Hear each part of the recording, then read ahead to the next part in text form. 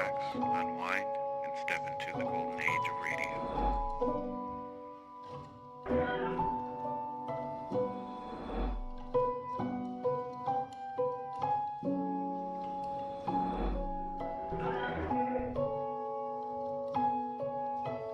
You're now listening to Golden Radio Hour.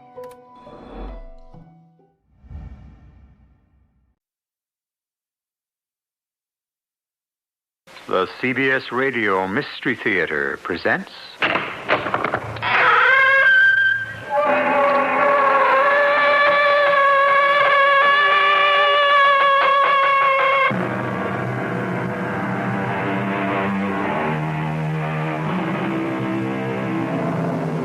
Come in. Welcome. I'm E.G. Marshall. What lovers say to each other should be written on the wind and in running water. For love talk flows smoothly and flows freely. Most people are experienced enough to take it all with a wink or a grain of salt. However, here and there, now and then, you find someone who takes it seriously.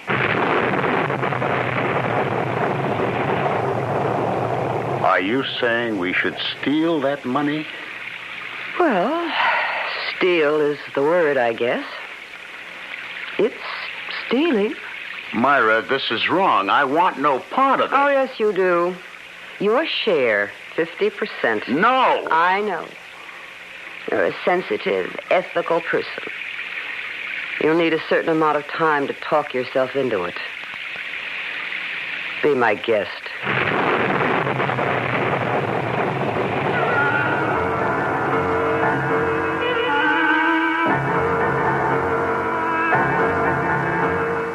Our mystery drama, The Blood Red Wine, was written especially for the Mystery Theater by Sam Dan and stars Joan Lovejoy and Ralph Bell. I'll be back shortly with Act One.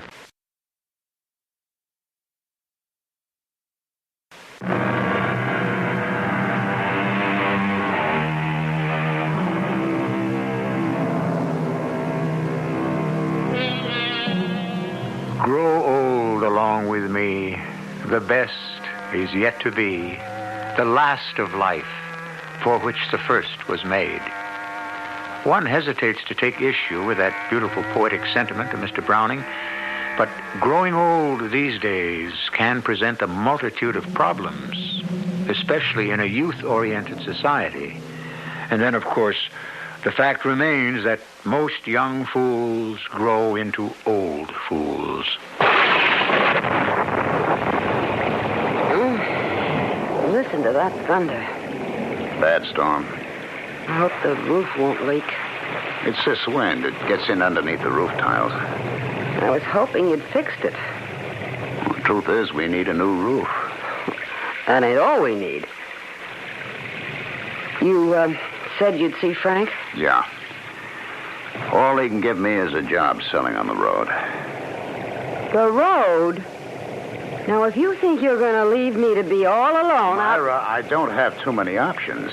You mean he's got nothing else? Nothing else I can do. Look, Myra, I belong on the road. Then why did we buy this old farmhouse? Well, I thought maybe I could paint. Yeah. It turns out I'm all right, but not good enough. Okay. So what happens now? I go back to doing the only thing I'm really good at. At 52, it's back to the road, huh? Back to traveling with all the pressures. Oh, it's not that bad. After all you've done for Frank, he can't find anything else? Anything else would be charity. When do you start? Anytime the rain stops and I can get on a plane. Well, if that's what you want to do. I don't want to do it. Oh, sure. I don't know how to do anything else well enough to get paid for it. Well, at least if you got paid well enough. Myra, I'm lucky to have the job. Well, when you're in New York, you can bring my sister the pictures I promised her. I won't be in New York. What do you mean you won't be in New York? New York and New England. That's your territory. Well, the last couple of years, Frank had to put a new man on it. But that's your territory. Those are your accounts. You built it up from nothing. That's where all the money is. Frank would like to expand in the South. I see. And old Joel here's just the man to open it up. Myra, it was that or nothing.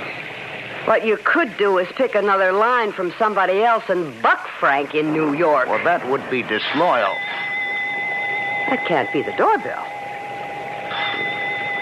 Why would anyone... Well, I better answer it, I guess.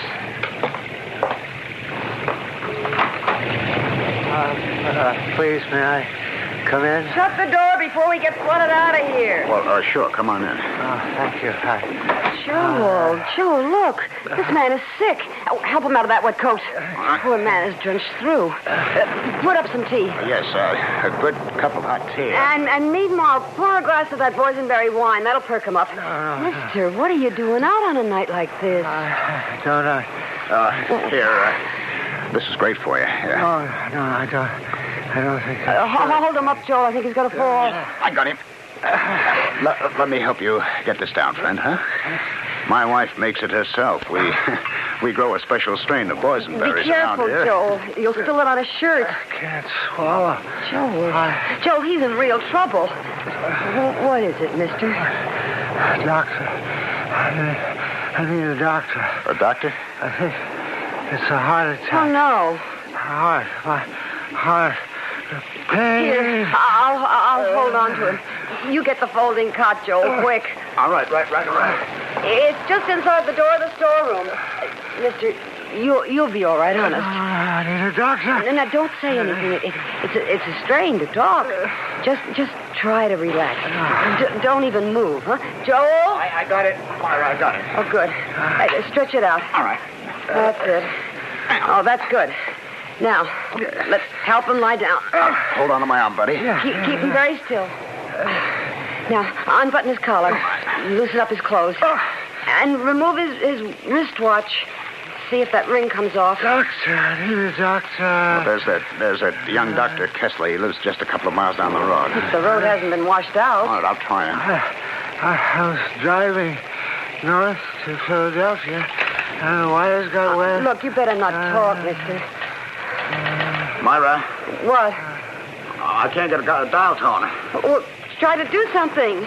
Well, what can I do? The phone's dead. The lines must be down. What are we going to do about him? I couldn't just sit there, so I got out and started to walk. Look, just try to lay perfectly still, huh? And suddenly, this awful pain in my chest. Myra, isn't there anything we can do? And the pain kept getting worse. And then I saw your house. I could go for a doctor. You'd never get there. Well, we got to do something. I don't know what to tell you. Listen. Look, mister, you mustn't strain yourself. I'm being punished. What'd he say? I stole the money. The money in my attaché case. The money? Money? Please, will you return the money to Phelps? Look, don't say any They more. can never trace it to me. Weeks or months before they even know the money's gone. Return the money to whom? $250,000. Now, bring it back to Phelps. Oh, sure. Sure we will. Now, look, please rest. And tell him J.B. Lucas was a fool, but J.B. Lucas could never be a crook. Look, if you stay absolutely still... Never be a crook.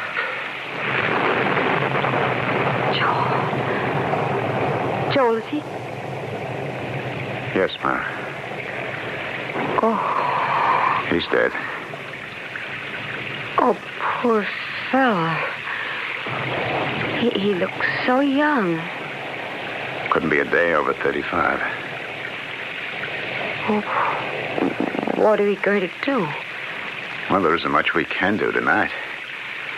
If the storm lets up, we can phone the sheriff, or I can go get him if I have to.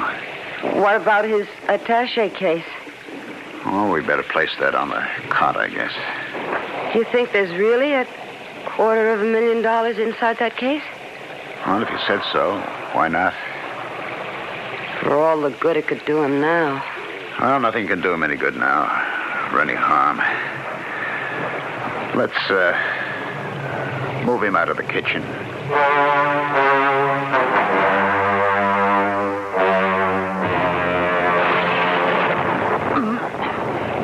Myra? Ooh. Oh, boy. That one sure woke me. Myra? Yes. Did it wake you, too? No. I've been up. What are you thinking about? Nothing. Oh, yes, you are. I can tell. You get that quiet tone in your voice. You thinking about him downstairs on the cot in the storeroom? Maybe. J.B. Lucas. Isn't that what he said his name was? Yes. He's better off out of it. Myra. At 35 or somewhere around there. He made his move. He decided to gamble. All or nothing. Go for broke. He lost. But he also won. If you look at it another way. Well, what did he win? He's dead. That's what he won. Myra, you all right? Yeah. I can tell you all about him. You never saw him before. You know what he died of? Well, obviously, his heart just... Sure. But I'll tell you what helped it along. A guilty conscience. Which means he wasn't a professional crook. He had a dead-end job. As a clerk. How do you know? He saw his chance to get out of it. To be free. To come, go, have money. And everything money can give you. And he took that chance. And he lost. Yes. He lost. Because he made his move too late.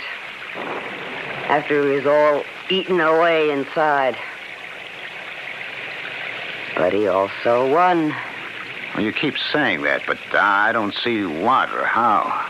Because he doesn't have to put up with 30 more dull, drab, hopeless years. He doesn't have to feel frustrated and cheated. Empty. I think I know what you're going to say. You have a talent for painting. But not quite enough. You have a talent for selling. But you don't know how to turn it to your own advantage. The result is... you make other men rich. I guess I'm not lucky, that's all. But you are lucky, Joel. You are. Everybody hits the jackpot once in his life. Well, I guess I'm still waiting for it to happen to me. You don't have to wait any longer. It just happened. What just happened? Downstairs, lying on a dead man's chest, is an attaché case with $250,000. What are you saying? We should steal that money? Yes. Myra. Steal is the word. Oh, I suppose we could dress it up by calling it something else, but it wouldn't change anything.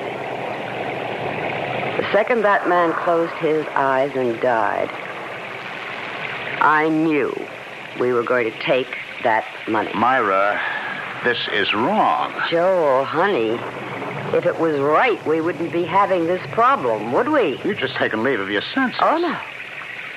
No, not just. I took leave of my senses 30 years ago. On my wedding day. I was 17 and stupid. Oh, no. I never had an education. I didn't even finish high school. And you were so smart. Oh, to think a college boy like you could fall for an ignorant little nobody like me. You were never a nobody. So anything you did was all right with me. And as the years went by, we didn't have an awful lot. Well, we always lived well. We should have lived much better. You should have made 3, 4, 5 times as much money. Oh, now, it's Myra. true. All you had to do was stand up to Frank Desmond, but you were afraid. Things were very complicated. No, they were very simple. You wanted Frank to have a good opinion of you. You thought you'd alienate him by standing up for your rights. And I paid for it. Myra. Joel, that money downstairs, that's your chance. Your only chance. What do you say?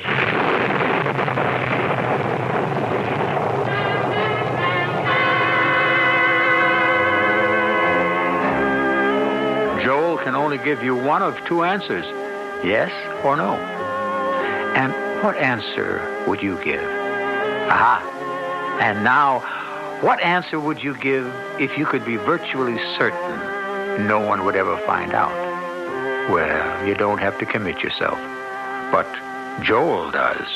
And he has to do it when I return with Act 2 shortly.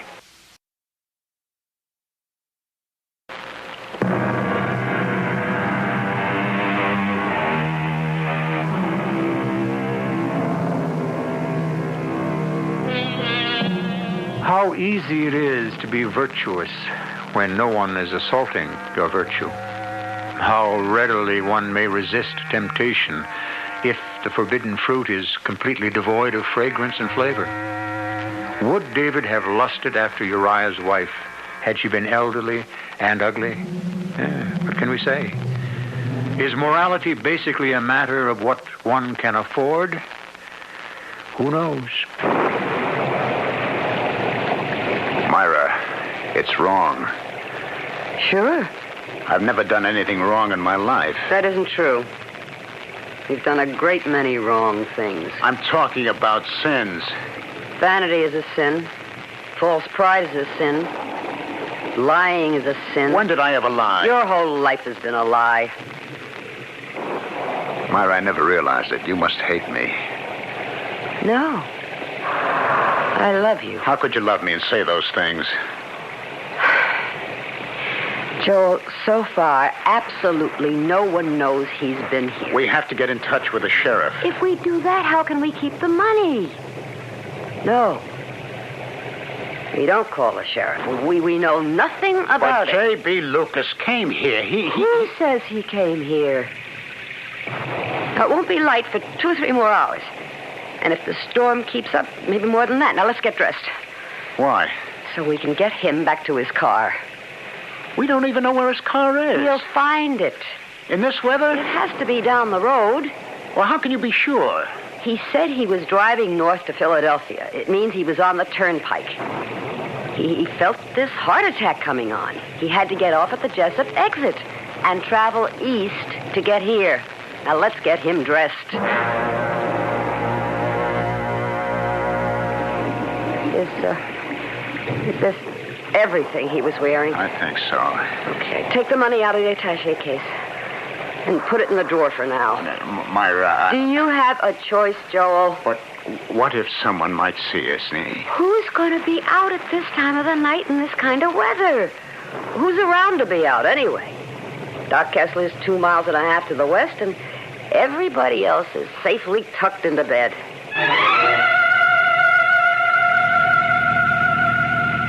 Hold it. There's his car. Now, just pull up.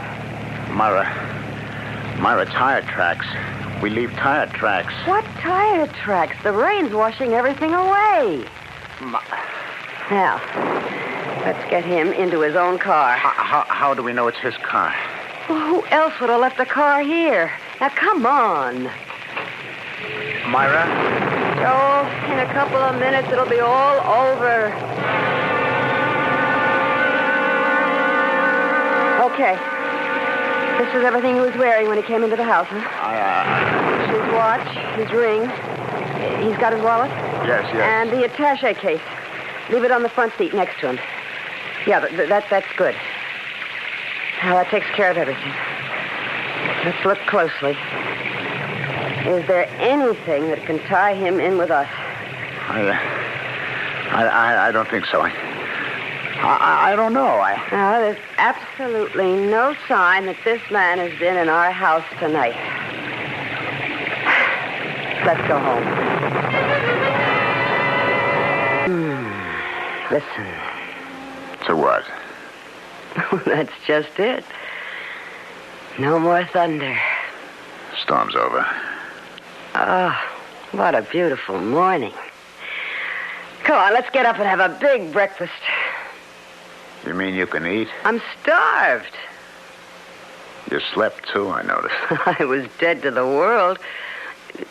Didn't you sleep? No? Why not? Myra, you and I, well... You and I...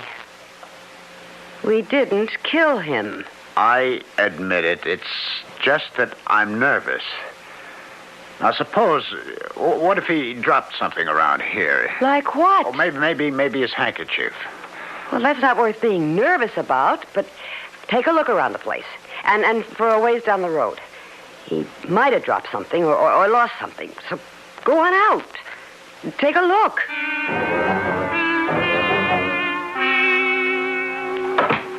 I didn't see a thing. Well, that's good. But that doesn't mean there's nothing. What could there be? Oh, some little clue there always is. Oh, come on, Joel. It's over and we're out of it. Are we? Yeah. Now let's start to live. His car is gone. So? I drove down to where we found it and left him. It's gone. Somebody must have found him. Yeah, I suppose. Look, Joel, we knew he'd be found. Did you drive into the village? No. Well, it wouldn't be in the papers yet. I didn't hear anything on the radio. Well, now, what's the first thing we should buy ourselves? We won't be able to spend much for a while. Why not? We'll have to lie low. For what reason? Till it blows over. Till what blows over? Look, a man has a heart attack, dies at the wheel of his car. If it turns out that some money is missing, what does that have to do with you and me? Now, I'm right, Joel, and you know it. Yes, you're right. It's just I just hope we didn't overlook anything, that's all. We overlooked nothing. Now, do you want to feel great? Open the dresser drawer and take a look at those beautiful $20 bills. You mean you left it in the dresser drawer? For now. Well, that's crazy. Suppose they search the house. Who is going to search the house? Why should anyone search the house? It ought to be put in a safe place. Okay. Find a safe place and put it there. Now, you want to feel terrific? You want to do something you should have done 25 years ago? Go call Frank and tell him where to head in. I told you, we have to proceed cautiously. The fact that we're broke is pretty common knowledge, you know. I mean, the storekeepers in town know it, and Hedrick at the bank is aware that we're usually late with our mortgage payments. So? So? How would it look if we suddenly started to flash a lot of money around? Who said anything about flashing money? Well, just being able to pay your bills when you have no visible means of support. Well, everybody knows I can't sell any paintings. Oh, why do you always try to make things so complicated? Complicated? It's common sense. So if I just worked for a while for Frank, it could be blind to account for where our money's coming from. And in a couple of weeks, a couple of months, this money, this fellow Lucas will be ancient history. Come on, let's do it my way. Why are you stalling? Anna, who's stalling? You are. What are you waiting for? Things are not that simple. Things are never simple. Well, for all you. I'm saying is we have to be extra... Who's that? Well, go see. The money. You said the money was in the drawer. See who's at the door. And don't act so nervous. Well, all right, but... Open the door. Hiya, Joe. Sheriff? You mind if I come in? Oh, sure. Well, not at all. Come in. Oh, Myra. Hello, Sheriff. Cup of coffee? I never said no to a cup of coffee. Sit down. Thank you. Well, what can we do for you? I don't know. Oh? You know the storm last night? Do we ever? I thought it had washed the house away. Yeah, well, this morning, Jess Fallon finds a car parked alongside the road, a mile and a half from here. The fellow's behind the wheel looks awful still. Well, he should have been. He's dead. Dead? From what? Jess notifies me, and I put in the call to Doc Kessler. Doc says man died of a heart attack. Oh, that's awful. What happened was the fellow run out of gas. Poor guy. Yeah, in that storm. Why is this a job for you, Sheriff? Well, I don't know if it is or it isn't. Doc thinks the fellow got out of the car and went for help.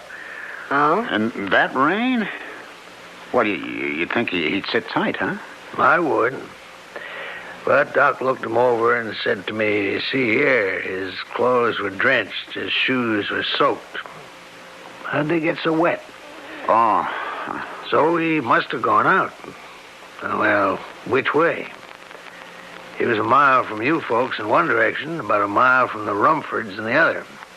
Which way did he walk? Well, did you ask the Rumfords? They've been away the past 2 weeks. I guess the poor fella headed that way and couldn't get into the house. Knew there was no point going further in that direction because it would take him to the turnpike. Isn't that right, Joe? Yes, I would suppose so. So he must have made his way back. By the time he got to his car again, he just didn't have the strength to go on. He managed to get inside where he... Yeah. Well... Oh, could I have a spoonful of sugar? Sure. Oh, thank you. We don't think he went towards the Rumfords. No? No. He got out of the car and headed in this direction. Oh, how can you know that? Just 50 yards or so down the road from you is where the county's building that culvert. You know, over the creek. Yes. A lot of that bottom yellow clay's been washed over on the other side of the road. And Doc Kessler, he said to me, hey, look, see? It's on the edges of his pants. Oh. So, that means he must have come within, 50 yards of your house. The poor man. And we didn't even have our lights on last night. Oh, he must have just got discouraged and turned back. He was so close and so close. Yeah. Yeah. I have to ask a question. Well, it's kind of a stupid question, I admit, if it's got to be asked for the sake of the record. You mind? Well, what's the question? Did you see this fellow last night? Now, before you even answer it, I know it's an unnecessary question, because if you had seen him, you would have asked him into the house. You would have helped him, naturally. But, as I say, for the record, did you see this man last night? No.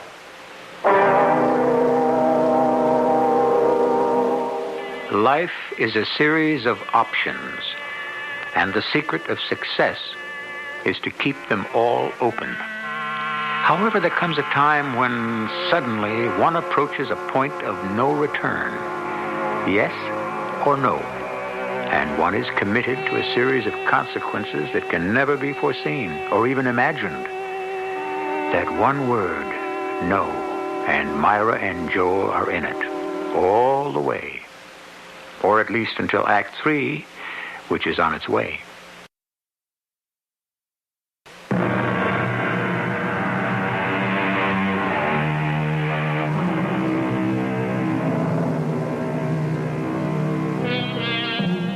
They say you can't cheat an honest man. I don't know what that means, because millions of honest men and women are being cheated every hour on the hour. Perhaps the implication is that we all have a little larceny lurking somewhere inside us. Perhaps we do. The question is, how much is a little? You didn't see this fellow last night. No, Sheriff. Well, I guess that takes care of that. You mean he could have been within 50 yards of the house? So near and yet so far. Yeah, it's tragedy, ain't it? Excuse me, Sheriff. Hello? Yeah, he's here. Hold on, please. It's for you, Sheriff. Oh, thank you. Hello? Yeah. What's that? Who? She is? Well, I guess this places a new light on things, don't it? Yeah. All right. I better wait for her here. Well, now, how do you figure this? What is it? This whole thing just got kind of complicated. What do you mean? Well, this fellow Lucas, a dead man, his wife drove in from Philadelphia as soon as she was notified and insisted on seeing me right away. Jim told her where it was, and so she just flew into her car and took off. Oh, poor woman. She wouldn't even wait for me to get back to my office. I wonder why. Well, Jim didn't say. She happened to mention something about money. A lot of money. Oh? Yeah, Jim said he never seen a woman so nervous and upset in all his life. Well, the strain of her husband's death. What money was she talking about? The old man had was $50 in his pants pocket. Jim asked her to wait, told her I'd be back soon, but she said, no, it couldn't wait. She had to see me at once. And she was out of that door like a shot. But why? Well, it shouldn't take more than a few minutes for her to get here. Hope you folks don't mind. Mind? Why should we mind, Sheriff? Now, please, Miss Lucas, try to be calm. But there had to be $250,000. A what? In his attaché case. $250,000? Sheriff, J.B. is dead, and he's going to be dead for a long time. Now, I could cry for him later, but now I have to work for him, for his name. I wish you'd just tell me what this is all about, ma'am. What it's all about? Where do I begin? J.B. worked for Phelps Company. J.B. made that company, but he never got any recognition. And then last month, Phelps promoted a man with about half of J.B.'s ability over J.B.'s head. And J.B. didn't say anything. Well, I was afraid he might do something crazy, but Oh, now, ma'am, you just take it easy. Here, drink this, well, dear. thank you. He didn't come home for dinner last night. And I was starting to worry that he might have done something foolish. He did something very foolish. Because about 10 o'clock, the phone rang. And I'm in Baltimore. Baltimore? Why? You didn't tell me you were going to... J.B., are you crazy? I was crazy, Lorraine, but not anymore. But why? Lorraine, I took $250,000 from that safe. You stole $250,000. I said took. It's my money. No, it belongs to the firm. I know, legally. What are you going to do with that money? Run away. I'll send for you later. Oh, J.B., you can't. I know Listen. that, and so I'm over it. I'm over a lot of things. I want to live, Lorraine. You come right home. Yes. And I'll put the money back in the safe, and no one will ever know I took it. And then I'll quit Phelps forever. Oh, J.B. And I bet I'll stop getting these pains in my chest. What pain? Forget it. I'm on my way home. Your office sheriff called me, and I rushed down here. The attaché case, it was empty. The money was gone. Ma'am, nobody touched that case. But that money, oh, don't you understand? The $250,000 is gone. Yeah, but nobody knows anything about it. Well, who was the first person to... Who discovered my husband's body? It was Mr. Jesse Fallon. All right, then I demand that he be brought... Ma'am, he's a preacher. I don't care who he is. Now, look, Miss Lucas, you're excited. Well, what do you expect me to be? So why don't I just give you a lift back to I've got town, my own huh? car. Who's the mayor here? Is there a district attorney? Now, ma'am, you don't want her to go... My husband's name, his reputation is at stake. Don't you understand? Ma'am, I'd like to help. Help, but you helped, all of you. You helped yourself to that money. You, that preacher, if he is a preacher, whoever he is, you're all in on it. Now, ma'am, you got no right to make such an accusation. Listen, I'm going to fight for my husband. I'll hire a lawyer. I'll call a governor. J.B. Lucas will not be disgraced for something he never did. I'm sorry that I was forced to make such a scene in your home.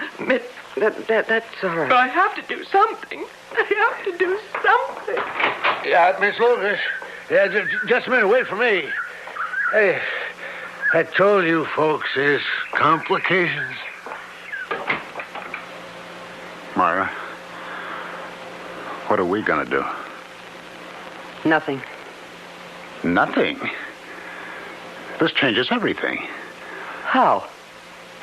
Well, do you want that man to go to his grave branded a thief?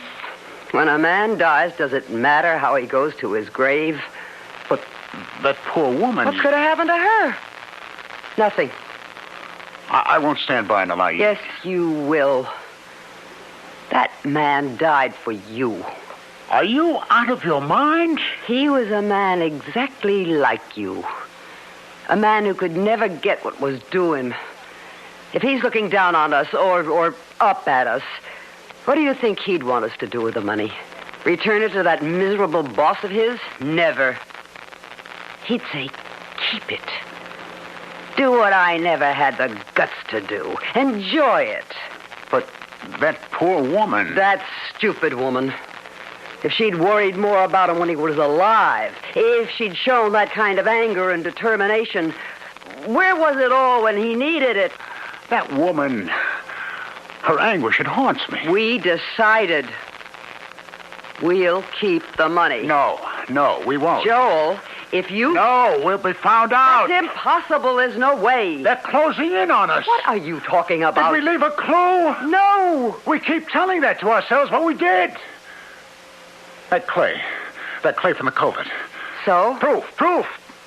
Proof that Lucas came this way. But not that he was in this house. Yes, there's a clue. What clue? I don't know. But there has to be a clue. The clay proves that he came this way.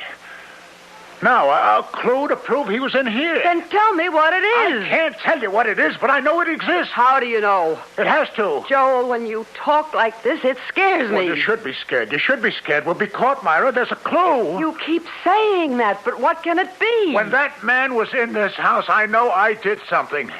I'm aware of having done something. There is a clue, and I know it. Oh, get hold of yourself. I'm trying to. No one can prove Lucas was in this house. There is no way to prove we took the money. Now, let's forget about it. Forget? I'm not a man who can steal, Myra. All right. Then die like he did, of a heart attack the way he did, among strangers the way he did. Myra. This man Phelps killed Lucas the way Frank Desmond will kill you. You'll die in some little southern town with your sample case. Please, Joel, there's nothing more to talk about.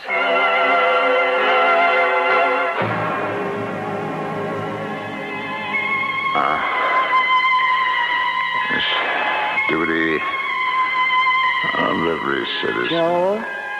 Duty to report. Joel?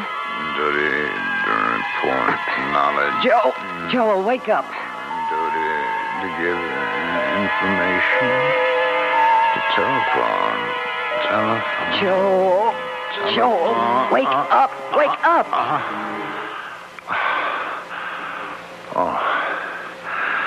I was fast asleep. Why'd you wake me? Do you know what you were talking about in your sleep? I never talk in my sleep. Who are you going to telephone? Telephone? What are you talking about? Joel, everything's gonna be all right. Everything. That clue. What clue? The clue that proves he was in our house. There is no such clue. Oh, there is. There is. Joel, go back to sleep. Forget it.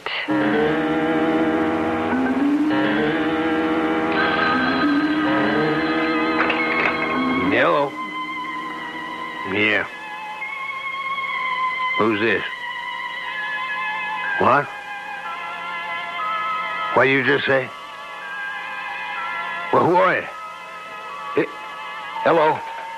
Hello? Hung up. What did he just tell me?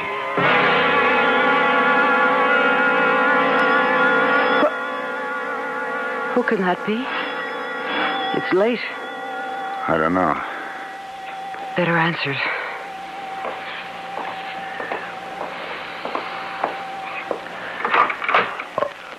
Evening, Joel. Sheriff? Look, I know it's late, but I have to ask you a very important question. What question? Or you can hand over the money, and there won't be any questions asked. We'll be smoothed over. Well, what are you talking about? The $250,000 J.B. Lucas had in his attaché case. You see, he did come into your house. He died here. And we can prove it. I can prove it by that bottle of your boysenberry wine, Myra. Oh, good Lord. That's the clue. Now I know. That's Joel, the clue. shut up. Well, that don't matter. You offered him a drink, and it spilled all over his shirt. Doc Kessler analyzed the stain. That's what it is. He could have had a drink of wine anywhere. No, Myra. Not with this much sugar, nor this red. You grow them berries special, Myra. Now, look, there's no permanent harm done. You just hand over the money and nothing will happen. You can't prove it. Myra, you can deny it, but you'll be watched and bird dog the rest of your life. Phelps will have private detectives. You'll never be able to spend that money. On the other hand, no one has to know anything. It's in the front room. It was you who called me on the phone, wasn't it, Joe? Me? You called me and tipped me off to the wine stain, didn't you? No, I didn't do it, Sheriff. Why would I do a thing like that? Why? If only I could answer that, Joe. If only I could answer that.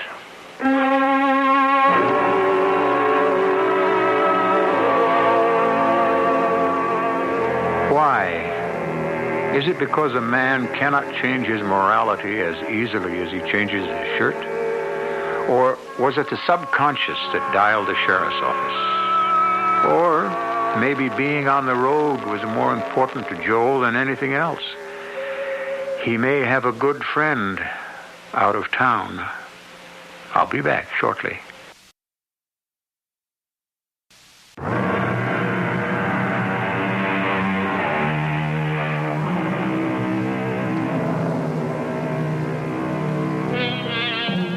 The leopard, as you know, cannot change his spots. The snake, however, changes his skin at regular intervals. Does that mean leopards are more trustworthy and constant than snakes? Do not pet either one. Who is to say that Joel's reluctance to take the money is a blow for honesty? He may have felt that he was getting a better deal from Frank. After all, money isn't everything. Our cast included Joan Lovejoy, Ralph Bell, and Marion Seldes. The entire production was under the direction of Hyman Brown. This is E.G. Marshall inviting you to return to our Mystery Theater for another adventure in the macabre. Until next time, pleasant dreams.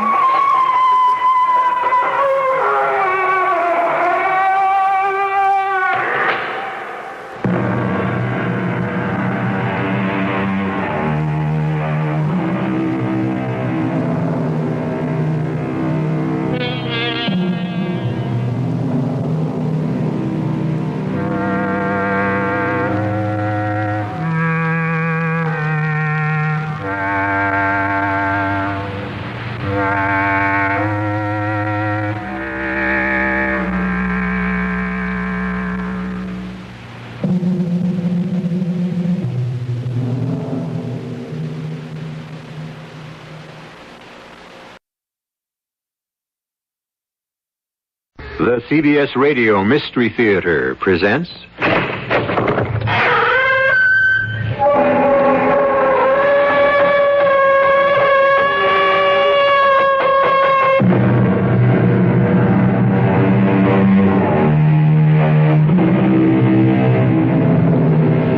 Come in. Welcome. I'm E.G. Marshall. You are standing in the doorway of the diabolic, the dangerous, the deadly. And in a minute or so, you will hear one of the strangest tales we've ever told. A story unlike any we have ever poured into your willing ears. Because this is a story about a man you knew only too well. A man who personified the diabolic, the dangerous, the deadly, to an entire generation. A man the world will never forget or forgive. We're pumping too fast, Doctor. Look at his skin. He's turning purple. Wait another minute. We must improve his heart action. You'll kill him this way. He's too old to stand this. Look. He's trying to speak. Yes. Yes. Yes, my Führer. Yes, I know. You are tired, my Führer.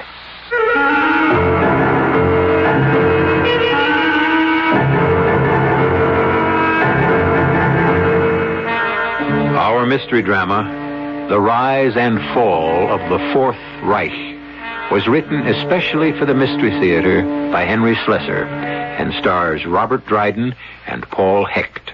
It is sponsored in part by Buick Motor Division and Uncle Ben's Long Grain and Wild Rice. I'll be back shortly with Act One.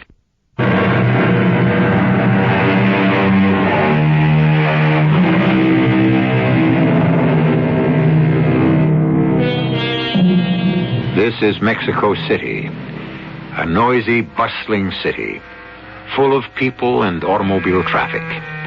Right now, we're standing at the intersection of the Paseo de la Reforma and the Avenida de los Insurgentes. We're watching a black Thunderbird make its way down the avenue and then turn into the narrow, crazy quilt streets of the makeshift neighborhood they call the Ciudades Perdidas, one of the lost cities built by the squatters. There are two men in that automobile. One of them is a man of 71 years, and his name is Dr. Hans Bunderschoff. The other is a man who has many names, so we'll let him introduce himself. You can call me Gunther. When I lived in London, I used the name George Brighton. When I lived in New York, I called myself... What's the difference? Now I'm in Mexico, and my name is Gunther Binder. And that's good enough.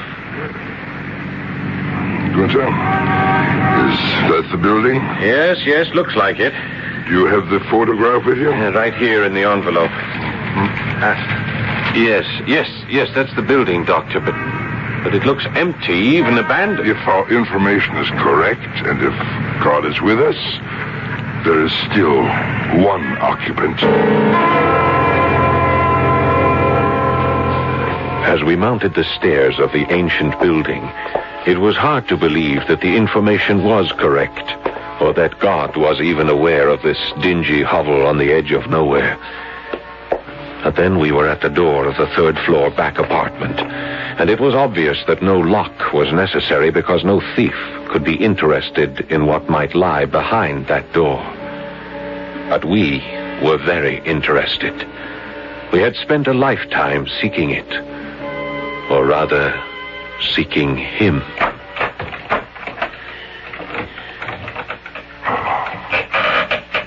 Gunther, look. Dear Lord.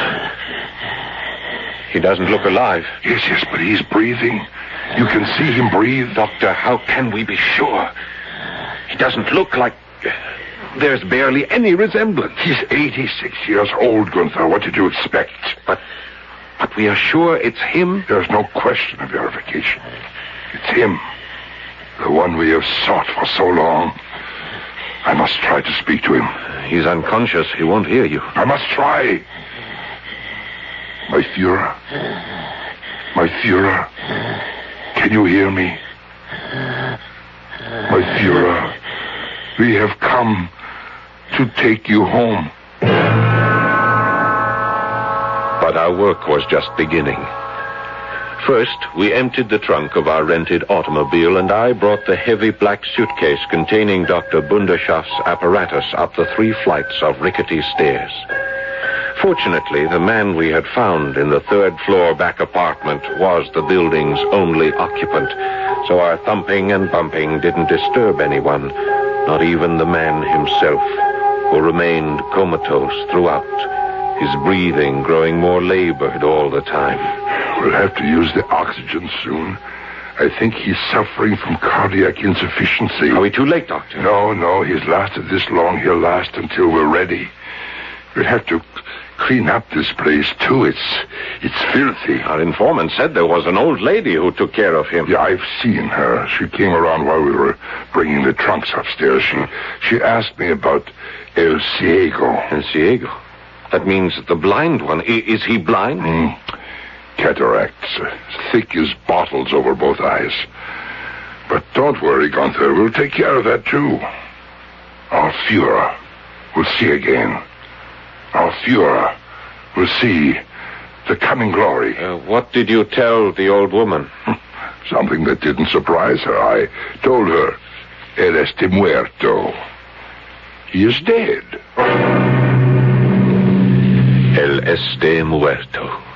Yes, of course, the old lady believed it, and so did the rest of the world. Because our Führer had arranged it that way, in one of the most subtly conceived and well-executed deceptions in history. A plan formulated long before the first excavation of the Führer bunker below the Chancellery. I remember that day in Berlin, when the operative we called Leopard came up with the exciting news. I'm telling you, it's true. I got the information straight from the engineer in charge of the construction. But what happened? How did they find the tunnel? They were making a foundation for a new apartment building in the Hansa Quarter, and the whole thing collapsed. That's how they uncovered it. 6 miles long, Gunther, leading straight from the Chancellery to what must have been a secret airfield. That's just speculation. Hear the rest of it. There's a barn at the site, or what's left of a barn. But there isn't any loft or stables or anything you might expect to find in a barn. You mean it was used as a hangar? Nobody wants to believe it. Not officially. Or they'll claim that Hitler never carried out his escape plan. But you think otherwise. What I believe is the Führer confided his true intentions only to Bormann and Goebbels. All the others in the bunker were kept in the dark so they could testify to the authorities about his so-called suicide and Viking funeral. Good Lord. But the body in the blanket, the body that Heinz Linger burned. It was a corpse that he burned, but not the corpse of Adolf Hitler. I simply can't believe it. You remember Bormann's statement that the face had to be covered because it was disfigured? Yes. Gunther, the face was covered because it was the face of some orderly, not the face of der Führer. And now that face was in front of me. His face. The little square mustache gone. The black hair with its slanted lock across that famous forehead gone. The lips that had once blared out martial music loud enough to stir the world had vanished into a black, toothless hole. The eyes that had given hypnotic guidance to millions looked out blindly through thick, gray windows. I stared at that face, and I turned to Dr. Bunderschaff. Doctor, is it really possible? Can we make him smile again? It is possible, Gunther. We can make him smile and feel happiness for the future. But first, we must make him understand. Shall I increase the pressure, Doctor? Yes, slowly. He doesn't seem to respond to anything. I'm not a physician. I know my opinion doesn't matter. He's not in coma, Gunther. This condition of his is more resignation. He has stopped caring about being alive. His skin color is changing. More pressure, Gunther. The needle is near the danger mark now. More pressure, I say. We are pumping too fast, Doctor. Look at his skin. He's turning purple. Another minute. We must improve his heart action. You'll kill him this way. He's too old to stand this. Look. He's trying to speak. Estoy cansado. What's he saying? Quick, kill the pump. Cansado. It's not German. No, Gunther. It isn't German. But don't forget he's lived outside of Germany for 30 years. What does he say? He says that he is tired. Very tired. He wants us to leave him in peace. My Führer, listen to me. Do you think he hears you? Look at his eyes. He's blind. He knows someone is here, Gunther. My Führer. Estoy cansado. Yes, my Führer.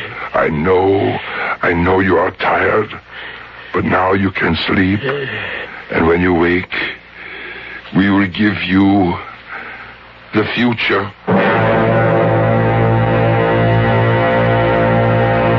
It was another 24 hours before Stiller arrived. Stiller was a doctor, too, but he was able to do something that Dr. Bunderschaff could never do. He was an ophthalmologist, and he would apply his surgeon's skill to the cataracts that prevented our Führer from seeing the men who had come to restore him to power. I'll do what I can, Hans. But don't expect me to perform miracles. Well, why not, Stiller? We have performed one. We have found him. It's not enough simply to remove the cataracts. He'll need to be fitted with special glasses. Perhaps not. Not after our endocrine treatment. Hans, you still persist in this dream. I know what I have accomplished before. I know what I can accomplish now. But this challenge is too great. A man of his age, in his condition... I will need your assistance, Stiller. Gunther is a fine young man, but he lacks professional skill. I'm an eye doctor, Hans. I know nothing about glands and hormones and all your other mysteries. Please, Stiller, help me. Help me make it worthwhile for those eyes to see again. All right, Hans. If you can believe in miracles, I suppose I can, too. The operation was performed. From Stiller's point of view, it was a success. The gray clouds covering the old man's eyes were lifted, but it was only after new strength was pumped relentlessly into his bloodstream, after stimulants had excited the action of his heart and liver and pancreas and nervous system, did we see any reaction or result. And then the moment arrived. The moment when Adolf Hitler opened his eyes and spoke to us. Who are you? Did you hear me? Who are you? What do you want of me? We are your subjects. What? Your subjects, my Führer. You are mad. You are all mad. I am no one. Let me alone. Let me die. No, my Führer. You will not die. Stop calling me that. My name is Marcus. Please, listen to me carefully, my Führer. My name is Hans Bunderschaff. I am a doctor, an endocrinologist. I served your cause for many years. I have performed thousands of experiments on behalf of the Reich. Experiments probing into the very core of life itself. Yeah, please. You must stop this. I will not hear more of this talk. These lies. I am nothing but an old man. My Führer, please hear me out. While you were bringing Germany victories on the battlefield, I was seeking victory in the laboratory. I failed, just as we all did. Failed? Failed? We were betrayed. Yes, betrayed, of course. And out of that betrayal, we were defeated. But out of that defeat may now come victory. Victory? What are you saying? He speaks the truth, my Führer. Who are you? I am Gunther Binder, your subject, too. This is madness. I know that I was too young to serve your cause when you first brought glory to our nation, but my father served it and died for it, and now I want to be part of the new glory. New glory? What are you raving about? Lunatics! Tell him, Doctor, please. No, Gunther. You tell him. All right, I will. My Führer, we have come to restore you to power. As you can see, we have found ourselves in the middle of a horror story. A nightmare made all the more terrifying because of the reality that inspired it. But can Dr. Hans Bunderschoff make good on his incredible promise? Can a handful of men, even with the decayed body of a former tyrant, create a fourth Reich in the world? We'll be back shortly with Act 2.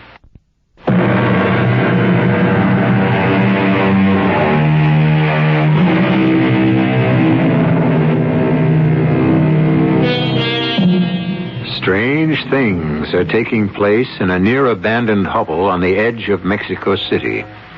The third-floor back apartment has been converted into a clean white box of a room filled with gleaming chrome apparatus and the smell of strong chemicals. But there is something more than medical progress being discussed. For the men who have gathered in this room are discussing surgery on the world. Don't misunderstand, my Führer. We are not men of politics. We know there are others who can guide you better than we. Politics? I know nothing of politics. Why should an old man know anything but the water he drinks, the food he puts into his mouth? But you remember this much, my Führer. You remember that politics is power. Nothing more. Power? And is that what you offer me? Are you my army? My legions? Is this my new chancellery? But we speak of a different power now. There is only one power. Strength. And I have none. Look at me. I am old, dying. But the power we are talking about is strength. Strength, life, youth. Youth? Now I know you are mad. You would make me young again? Yes, my Führer. We can give you back the years that were lost in Germany when you so wisely escaped from Berlin. We don't know how many years we can promise you or how much vitality we can restore. But it will suffice for your return to the fatherland. Hans, look at him. His eyes. Madness. All madness. It is enough for now, Hans. Let him rest. You've troubled him enough. We must make him understand it's no good unless he realizes. No. Stella is right. He has stopped listening to us. We will speak to him again later. It was later, all right. Almost 2 weeks later before we heard the voice of Adolf Hitler again. But Bunderschoff was a busy man during that 2-week period. I had expected him to begin the testosterone treatments first, but instead he chose to administer massive doses of vitamins. And then he began a series of amphetamine injections whose effects he watched with concern for the stamina of Hitler's heart. But the Führer survived. And then Bundeschaft began the critical phase, the hormonal injections which he had used to restore temporary youth to gray-haired rodent veterans of the laboratory. Stiller and I watched the procedure in awe and skepticism. A man isn't a rat, Hans. It's simply not the same thing. We have had similar results with primates, Stiller. Don't tell me now that a man is not an ape. I still cannot believe in this miracle of yours. But he is stronger. You can see that for yourself. He grows stronger every day. But will he grow younger? We'll soon know. And then, on the night of the 10th day, we were awakened by a horrendous cry. My God, what is it? It's him. The Führer must not be bound by existing legal regulations. The Führer is leader of the nation, supreme commander of the armed forces, head of government, supreme executive chief, supreme justice, and leader of the party. He's out of his head. Yes, my Führer, please, easy. Lie back and relax. I must conserve my strength. Yes, that's right, you must. My strength is the strength of Germany. Seems to have gone back to sleep. Yes, he sleeps. And this time, his dreams are brighter. Much brighter, Günther.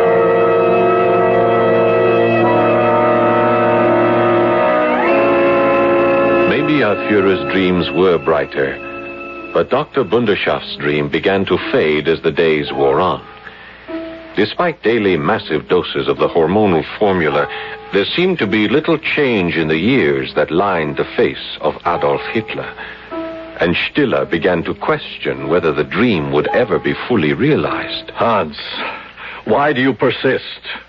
I was never convinced that your primate experiments were valid. Everyone has been skeptical. Most of all myself. But I know it is true, Stiller. You should have conducted other human experiments first.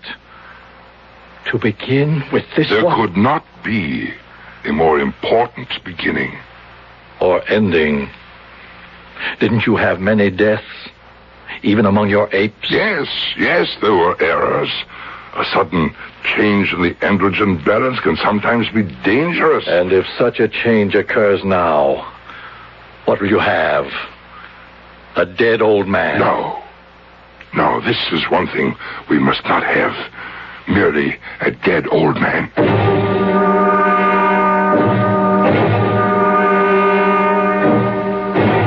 And so the experiment went on day after day, until finally some improvement began to appear. Blood pressure? Almost in the normal range.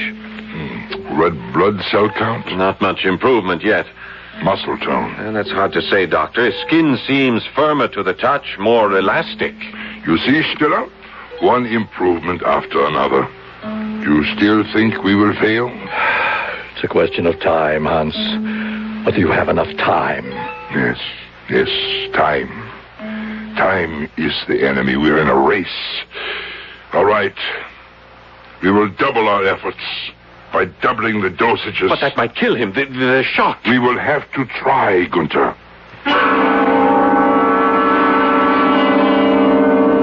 So we doubled the dosages. The risk was great, but Dr. Bundeschaft was encouraged by Hitler's ability to withstand the initial treatment. There was only one problem. The increased dosages seemed to affect his mind, and days of delirium followed. They're fools. All fools. Our enemies are enemies of themselves. What is he saying, Günther? I can't make it out. Britain is a dying empire, dying. America is trying to be its heir. Russia wants the Balkans, deprive them of the belief that victory is certain. We must show them that they can never reckon on our capitulation. Never, never. Doctor, don't you think this is dangerous? No, let him carry on. Smash the Americans. 45 German divisions. His voice grows stronger. Get me General Culler. He may be unhinged, Doctor. Then all this would have been for nothing. We must wait and see. There must be no holding back now. No commander must hold back his forces. Disobedience will be punished by death. Culler, I hold you personally responsible. Do you understand? What is he saying? Who are those people? He commands generals who are gone. I say that he's mad. I say this whole experiment is mad. No, Stella. The Fuhrer only dreams. He must dream of yesterday before he can dream of tomorrow. The second miracle took place that same day. Here, careful. Yeah. Lift him carefully. Here, Doctor. Let me help you, sir. Are you sure it's all right to do this, Hans? Yes, I think we can. All the life signs are encouraging. His pulse, his color, his blood pressure. Even his eyes seem to be in better focus, Doctor. I think he's beginning to see us. His lips are moving. He does see us. My Führer, can you hear me? Can you understand what I am saying? My Führer. Who are you? I told you my name. It is Bunderschaft. You are German? Yes, I am German, and I am a physician. Why are you here? What is your purpose here? My purpose is reincarnation, my Führer. There is no such thing. Then I will use the word rejuvenation. You can make people young again. It has been my goal for all the years of my life. And where were you, Doctor, during the war? I was assigned by the SS to Dachau to participate in the noble experiments of racial hygiene. But I convinced my superior, Dr. Sigmund Roscher, that I would be better utilized in research, which would uncover the mysteries of the aging process. I know of no such experiment. It was to be Dr. Roscher's surprise present to you, my Führer. A gift such as no loyal subject had yet given you. The secret of eternal youth itself. And so, what became of this gift? Dr. Roscher abandoned the experiments after our early failures. Like Steinach and Voronov before us, our efforts produced only short-lived improvement in the aged. We were forced to conclude that the testes of man were useful only in the formation of spermatozoa and the secretion of hormone. Yeah, I understand nothing of this. That even the synthesis of testosterone was of no great consequence, although testosterone was one of the chemicals I still employ in the process. What process? The process I developed in Stockholm, where I worked after the war. It is no magic formula, my Führer. It is a synergistic group of chemicals which I believe will eventually lead to an acceptable method of human rejuvenescence. Is it true? Is what you say really true? It is all true, my Führer. You can make me as I was? We can do only so much. But it will be enough for the cause. Enough to make the world tremble at your resurrection from the dead. The world? And when you make your reappearance at the proper time, in the proper place, it will be like a lightning bolt illuminating the planet. That is our hope, my Führer. We wish it to be your hope, too. Hope? But I had abandoned it 30 years ago. But we bring you hope again, my Führer. Hope for a new beginning. The beginning of the next 1,000 years. Tell us your thoughts. Tell us what you wish. Very well. I will tell you what I wish. I wish for something to eat. And with those words, we knew that it was going to work. That our Führer was back among us again. That the day of the Fourth Reich had dawned.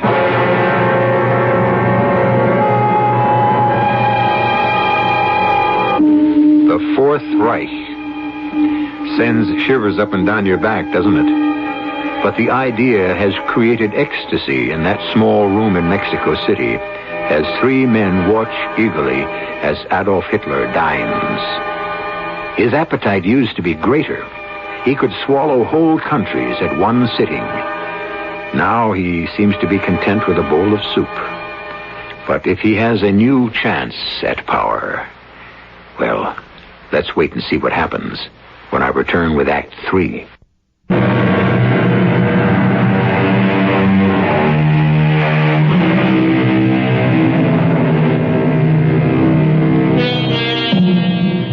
There are still exciting events occurring for Doctors Bundershoff and Stiller and the young man who calls himself Gunther.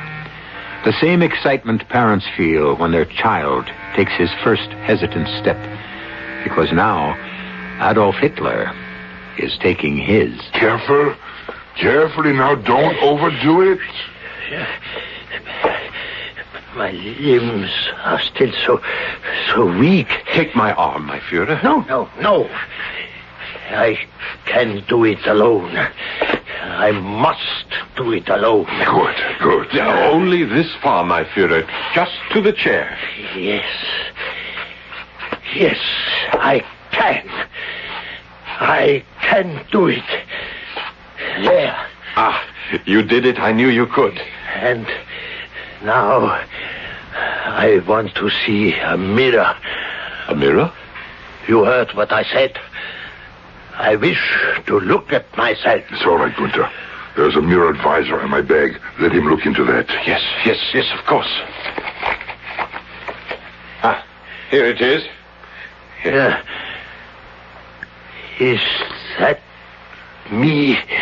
Yes, my Führer. You can see how much you have changed since our arrival. How much firmer your flesh has become. How much improved the color of your skin is. But I am still hairless. Yes. The hormonal treatments cannot restore your hair.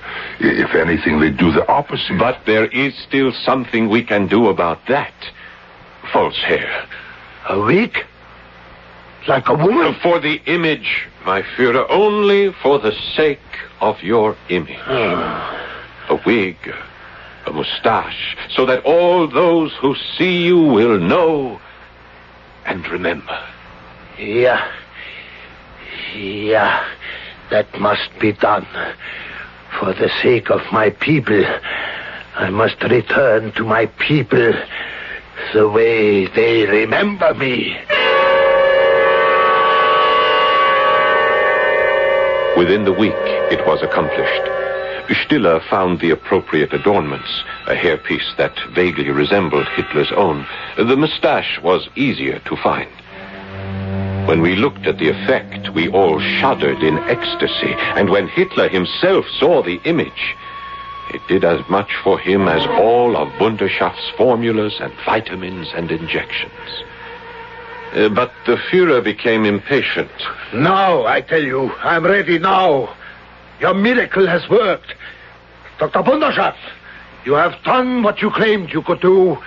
Now I am ready to return to my people, to my country, to the world. There must be no undue haste, my Führer. The timing of your appearance must be right. Tell him, Gunther. It's true, my Führer. The entire movement must be carefully prepared for the putsch that will bring you back to power. Then prepare them. Tell them I am here. I know they have been waiting for me, as I waited for them for long, empty years after the war. And they never dreamed that our Tag would be led by the beloved Führer himself. But now they must know. They will, my Führer. In time they will. But the world has changed since you went into exile. Fool! Do you think I managed to live to this age of mine? An outcast? A useless derelict? By feeding on the past? No. No, what sustained me was the future. Always the thought of the future. That was wise. For years after my exile, I considered the means whereby the Reich would rise again. I knew the day of great land armies was over and finished, of armadas and armor and massive bombing. I knew that victory was now determined by a handful of excited atoms. Yes, you are quite correct, my Führer. That would be my plan of conquest for the Reich. My warriors would be atomic guerrillas. Please, don't excite yourself. Then tell them, Bruderschaft. Tell them I am ready. Yes, my Führer. We will communicate with the Vaterland and tell them.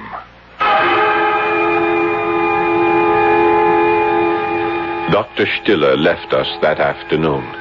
He had a serious operation to perform on the retina of a close friend. It didn't matter, however, his part in the experiment was over. Mine, though, was still important. I left the small room on a series of errands, shopping for the vegetable staples which constituted the diet of Adolf Hitler, buying pharmaceutical supplies and picking up a large, flat box at a tailor shop whose proprietor seemed mystified by what he had just delivered into my hands. Here it is, Doctor. Yes, it's perfect. Exactly what we wanted. And now to find out how well it fits. 20 minutes later, Adolf Hitler was in full uniform. He stepped out in front of us, a willing model, turning to give his audience the full benefit of the effect. His right hand was on his hip. The left, still useless from the bomb damage that had destroyed his nerves, was held rigidly at his side. An iron cross hung from the breast pocket, and there was a black, white, and red armband circling his left arm, the sign of the broken cross. But there was one other thing in the image before us, the most electrifying sight of all. Adolf Hitler was smiling.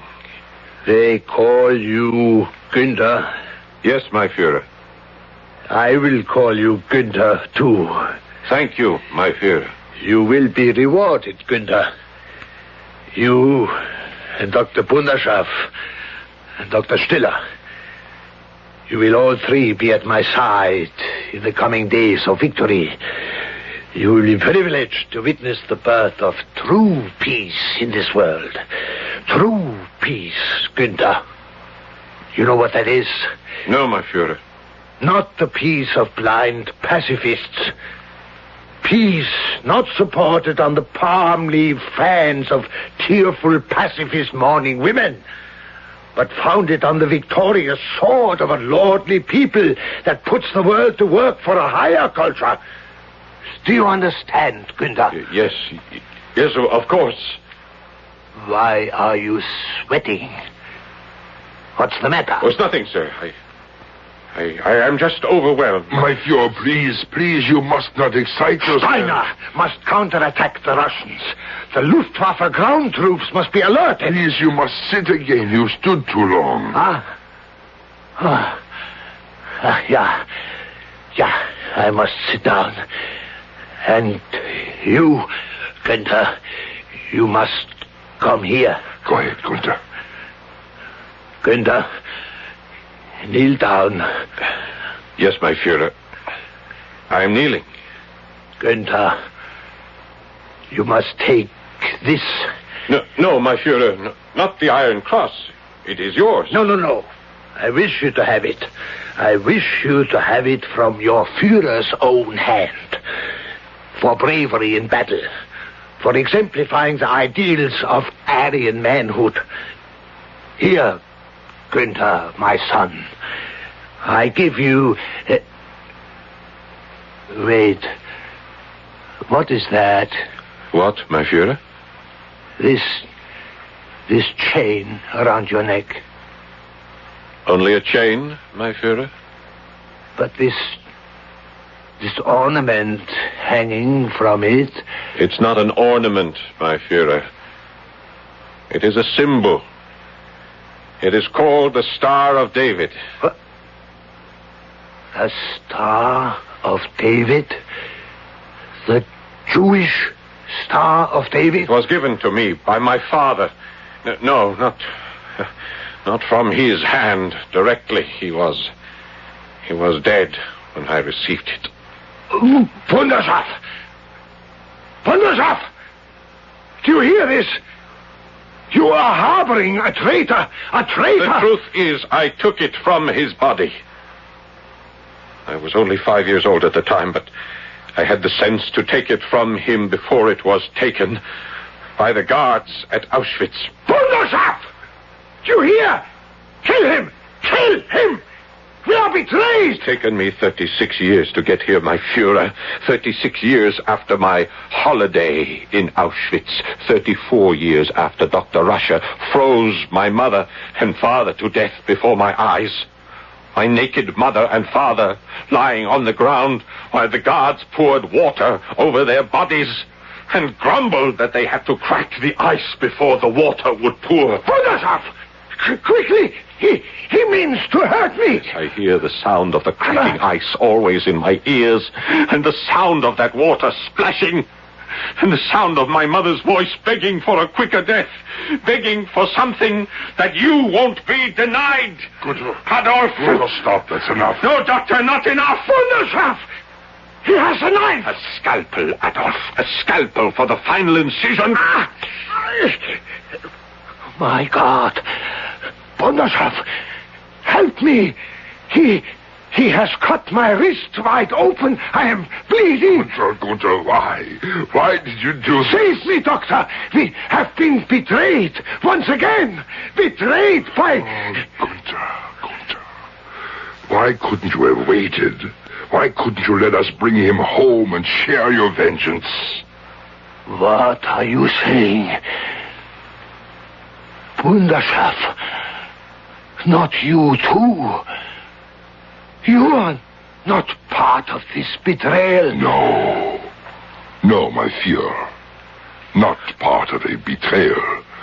Merely part of a revenge. But I thought you were a good German. A loyal German. Yes, I was that, my Führer, until I was brought to your service in Dachau and learned what loyalty meant to those who served depraved animals. The bleeding. Hey, stop, please, the bleeding. No, Doctor, let it happen here and now. But why? Why did you do this? Why did you give me back my strength, my hope? I was a dying old man. Why did you make me into this? Only to murder me. You don't know. You don't understand, my Führer. No. Why? Why? Tell him, Gunther. Who cared about destroying a dying old man? What good was our vengeance unless you had strength and hope? Now, do you understand, my Führer?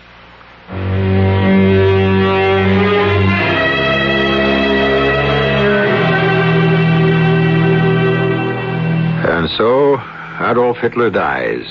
Not in the bunker beneath the Chancellery in Berlin, but in a dingy, deserted rooming house in Mexico City. There will be no Viking funeral for him this time. No obituaries, no mourners. Just a memory. A very bad memory. But one which no man can ever afford to forget. I'll be back shortly.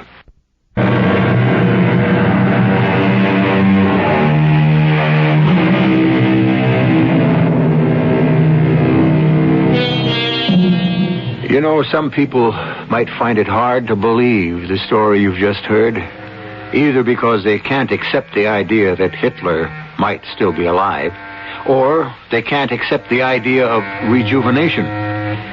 Well, I can't prove the first part, but I think I can support the second, because I know a prime example of rejuvenation. It's called radiodrama. We hope you agree. Our cast included Paul Hecht, Robert Dryden, Joe Silver, and Ken Harvey. The entire production was under the direction of Hyman Brown. And now, a preview of our next tale. I'm a very busy man. And prefer to spend as little time as possible in the company of anyone as vicious and depraved as Guy Richards. Yes, I know. But that's exactly why I asked you to come and see me. Warden, before very long, you're going to be spending all your time in my company.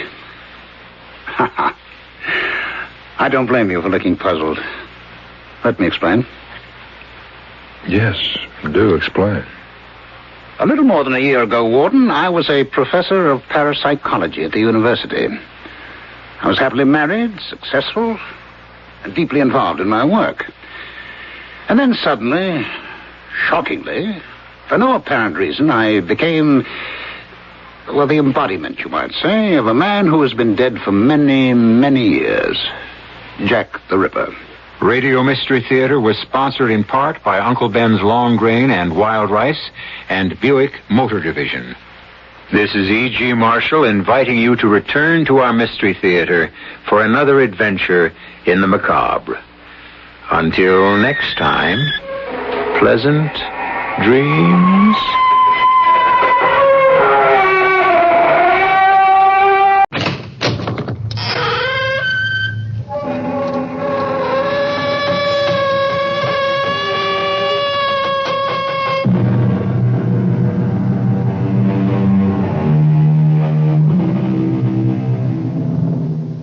Come in.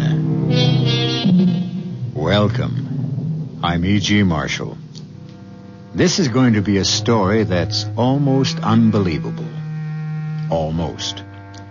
A thing will happen which people, scientists included, will tell you cannot possibly happen. As your parents or grandparents were told that radio could not happen. Television, heavier than air flight, and space travel could not happen.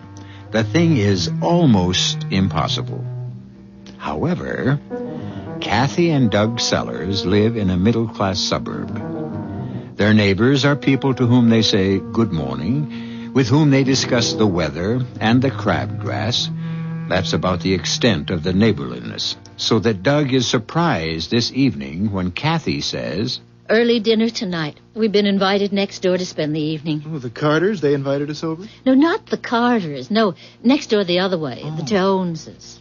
Well, they just moved in yesterday. I know you wouldn't think they'd be ready for guests so soon, but they're completely settled in. I never saw anything like it. How come you saw it in the first place? Well, I went over there. She's such a little thing. I just thought I'd go over and see if I could help. That was neighborly of you. Well, but there wasn't anything to help with. You like her? She's nice, yes. Her name's Tootie. Tootie? I said we'd come, okay? Oh, sure, of course. He's kind of funny looking. Well, they're quite small, both of them. But he's got a big head. I know they can't help it, but somehow small people with big heads put me off.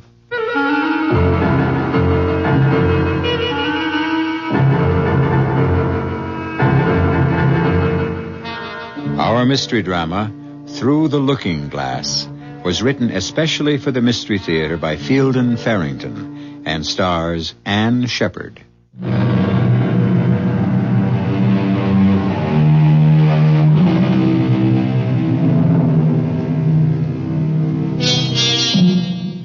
There is a certain excitement in meeting new people who may or may not turn out to be friends.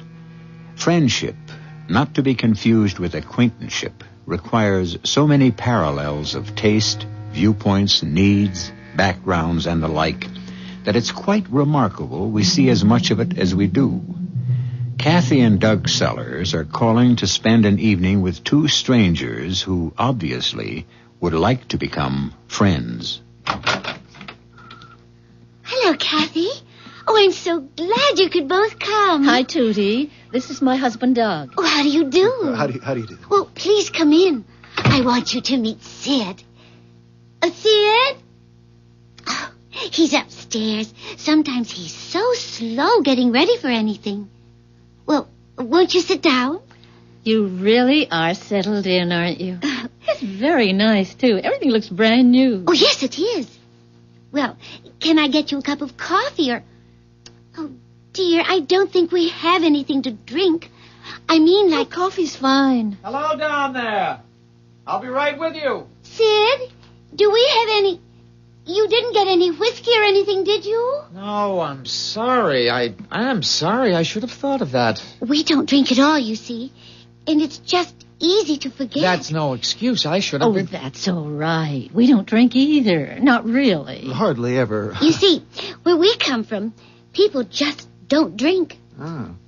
You must come from a far distance. I'm trying to think of a place where nobody drinks. Well, things are very different here. We're really very...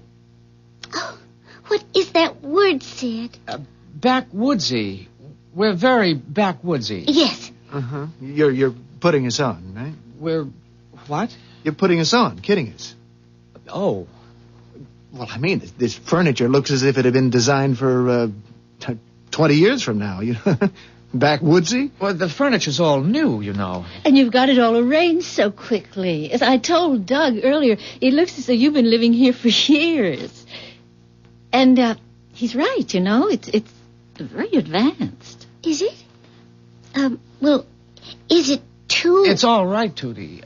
She's so afraid we're going to seem, you know, different.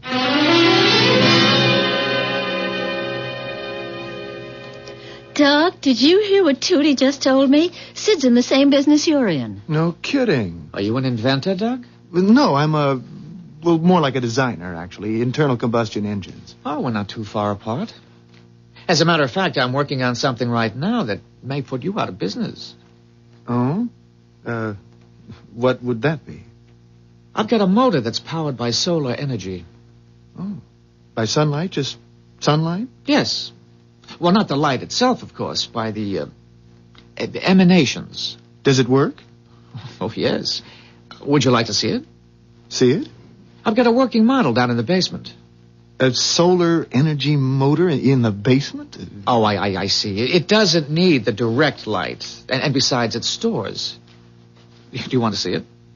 Aren't you afraid I'll steal it? I mean, if you've got a solar energy engine that really works... No, I'm not afraid. Now, please don't be offended.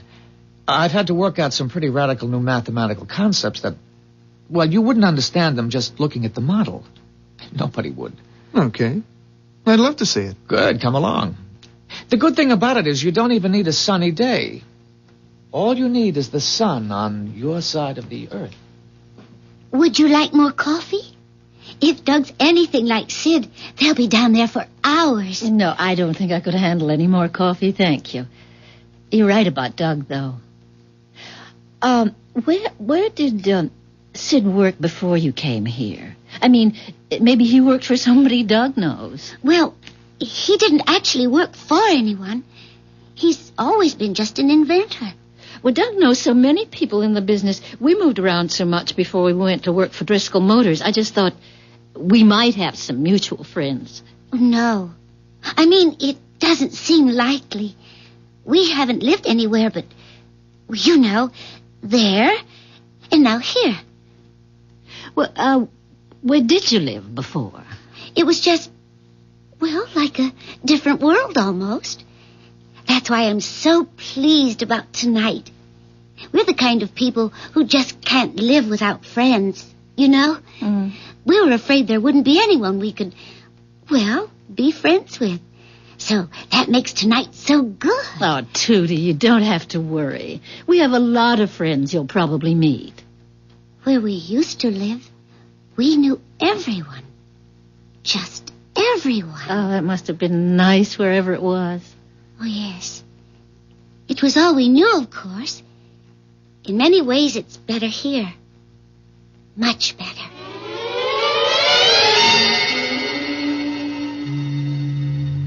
It's so quiet. How can a motor with any guts to it be so quiet? I've heard cats purr louder. Well, there's nothing to make noise, actually, except the friction. And there's very little of that. It's beautiful. How big would it have to be to power, say, an automobile? How big? Well, this engine itself would pull a freight train. So 12, maybe 15 cars. That little thing? Energy doesn't come in sizes, Doug. With refinements I'm not tooled for here, a motor like this could supply all the electricity a medium-sized city would need. You're kidding. It has implications, as a matter of fact, that could lead to the obsolescence of electricity itself. Man, you are talking revolution, you know that? It would be a tremendous step. Yes, it would almost certainly entail some dislocation. Dislocation? It would bomb out just about everything our society is based on. Well, the short-term adjustment would be severe, I don't deny that. Temporary chaos. The gain would be long-range, not immediate. Ooh, scares me. No kidding. You don't know what you've got here. Oh, yes, I know. What I have here is a device, a ridiculously simple little device which would make the air we breathe sweet and pure again. Make the oceans, the lakes, and the rivers habitable for marine creatures. Put an end to nervous breakdowns from the sheer clamor of civilization. As you say, destroy everything today's society is based on. Well, today's society isn't exactly utopia, I know that, but, Sid, it's the only society we've got. Would you like to see the design on paper? Talk about the math involved. Well, you said I couldn't understand the math anyway. No. I said you couldn't understand it simply from looking at the motor. Actually, like the motor, the math is quite simple. I can't tell you how glad I am that you could come over and just, visit. I'm afraid I've talked too much shop to Doug, though. Huh? Oh, no, not at all. I'm sorry. I guess I'm sort of preoccupied. Dinner next time, all right? Okay. I'd love to watch that gadget of yours turn out a whole dinner. Let's go, Kathy. I mean, I do have to get to work early tomorrow. I'll be in touch, Sid, okay? Good night. Good night. Good night, and thanks again. Disapprove neighbors? What did you say, Tootie? I say disapprove. Oh, I'm sorry. We agreed not to speak that way, not even when we're alone. Oh, I keep forgetting. Did you approve of the neighbors? Yes. On the whole, yes, I think so. What did you think of her? Well, it's hard to get used to these big, clumsy people, But I rather liked her. She's a little inquisitive, but I guess that's natural. It's nothing I can't handle. He's a good man. He does have that stupid short-sightedness they all have. But I think he'll do.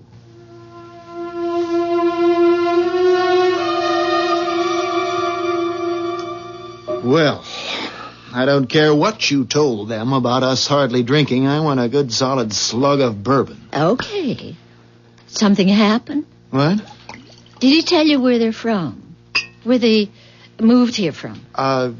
No, I don't think so. Well, she's a pretty close-mouthed one. Aren't you even going to put any water or anything with it? He's quite a guy, that Sid. How do you mean? But when Tootie... what kind of a name is that, anyway? Anyway, when she called him an inventor, she sure wasn't kidding. Did she say anything about where they came from? I told you I spent the whole evening trying to find out where they're from. But she's slippery as an eel. I didn't get to first base.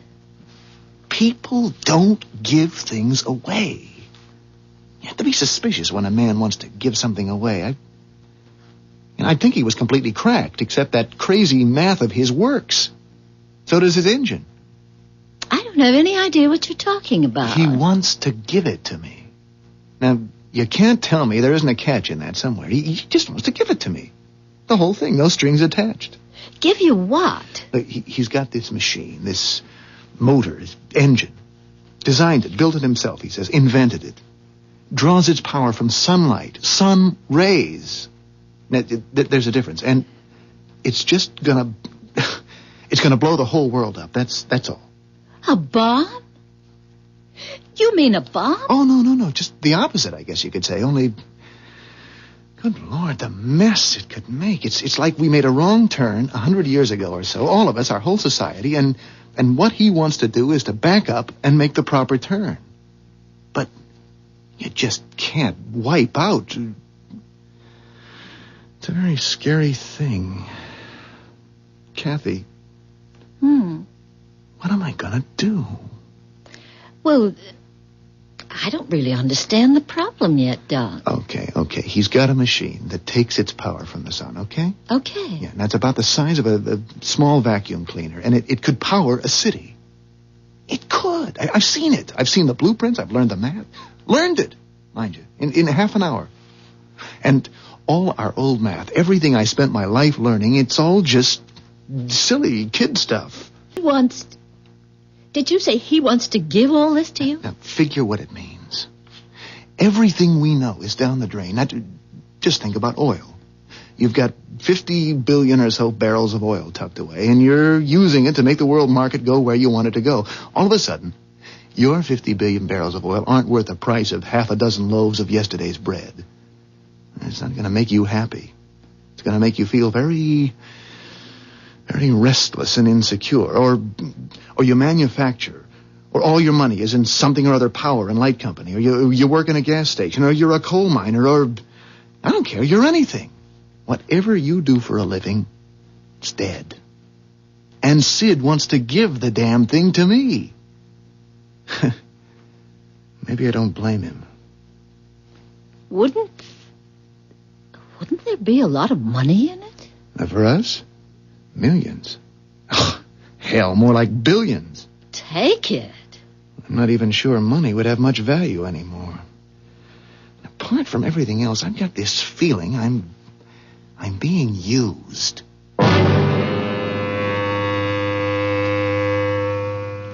There's a very good chance that Doug is being used. In a good cause, perhaps, but used all the same. There's a worn-out old cliche that says you can't make an omelet without breaking an egg. All well and good. But what if the egg that's getting broken is the world you've grown up in? The only world you know. It could make you feel pretty uncomfortable. I'll be back shortly with Act 2.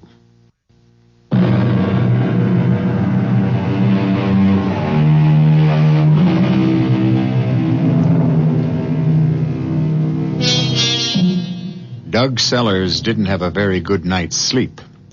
He and Kathy spent most of what was left of the night talking about their new next-door neighbors, Sid and Tootie Jones. That is an odd name, Tootie, isn't it? At any rate, Doug's mood isn't the best this morning. I'm going to have a talk with old Driscoll today. About Sid's gadget? The solar thing? About how hard the guy's working trying to give it away. There's something spooky about that. I don't like being spooked. You said Sid's crazy to give the thing away.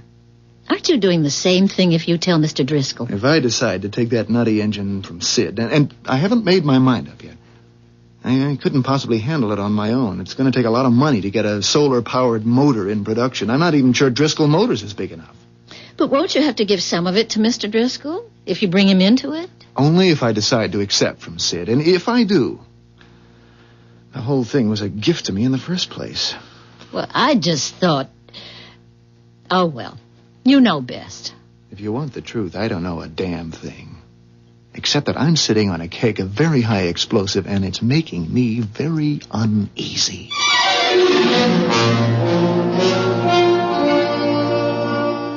So, that's it, Mr. Driscoll. The motor works. I saw it work, and it's just... You wouldn't believe it without seeing it. I studied the engine, too, and it would be simpler to make than most of what we're doing now. Simplest thing you ever saw, really. Except it's based on a completely new concept. My first reaction, Doug, is nonsense. Sure, that'd be anybody's first reaction. But not yours? Well, mine at first, yes. But then I saw the damn thing, Mr. Driscoll. I saw it. No doubt in your mind now? No. I'm as skeptical by nature as you are, but the thing works. And it's going to knock everything we know right out the window. Well, that won't be permitted, of course. Now, what I'm interested now is... He offered you all rights? Yes. You sign any papers, either of you? No, I said I wanted time to think it over. You say this thing works, and I'm prepared to take your word for it. I want 50% of the rights. Straight down the middle. You agree to that? Well, sure, I'm going to call Al Dobson. He can get the ball rolling faster than anybody I know. I'll get Ed Cahill moving on it, too. And, when can you get this, what's his name, the inventor in here? Look, Mr. Driscoll, all I wanted to do was to tell you about this thing and ask your advice. Now, as You've told me, and I'm advising you. Now, you pass the ball to me, and I run with it, right? Mr. Driscoll, I don't have a ball to pass. If you don't have a ball, we know where it is. Your inventor has fumbled it, and we'll take it over. He's no businessman, Sid. Would he have offered to give you a thing like solar energy if he were a businessman? Well, the thing is... maybe we don't actually have the ball yet, but we... Look, Mr. Driscoll, you said... What was it you said? I told you it was going to knock everything we know right out the window, and you said that wouldn't be permitted. Now you talk as if you want to go ahead with it. It'll be suppressed. Don't you worry about that, Doug boy. They'll buy us out. Oh. You think the oil industry would let a gadget like this go on the market? Not in a million years. And the auto manufacturers? Good Lord. Think what it would mean to them, just the retooling alone. Don't you worry about it, Doug. They'll buy us out. I don't think Sid Jones will go along with that. He'll go along. I told you, he's fumbled. When you fumble, you lose the ball.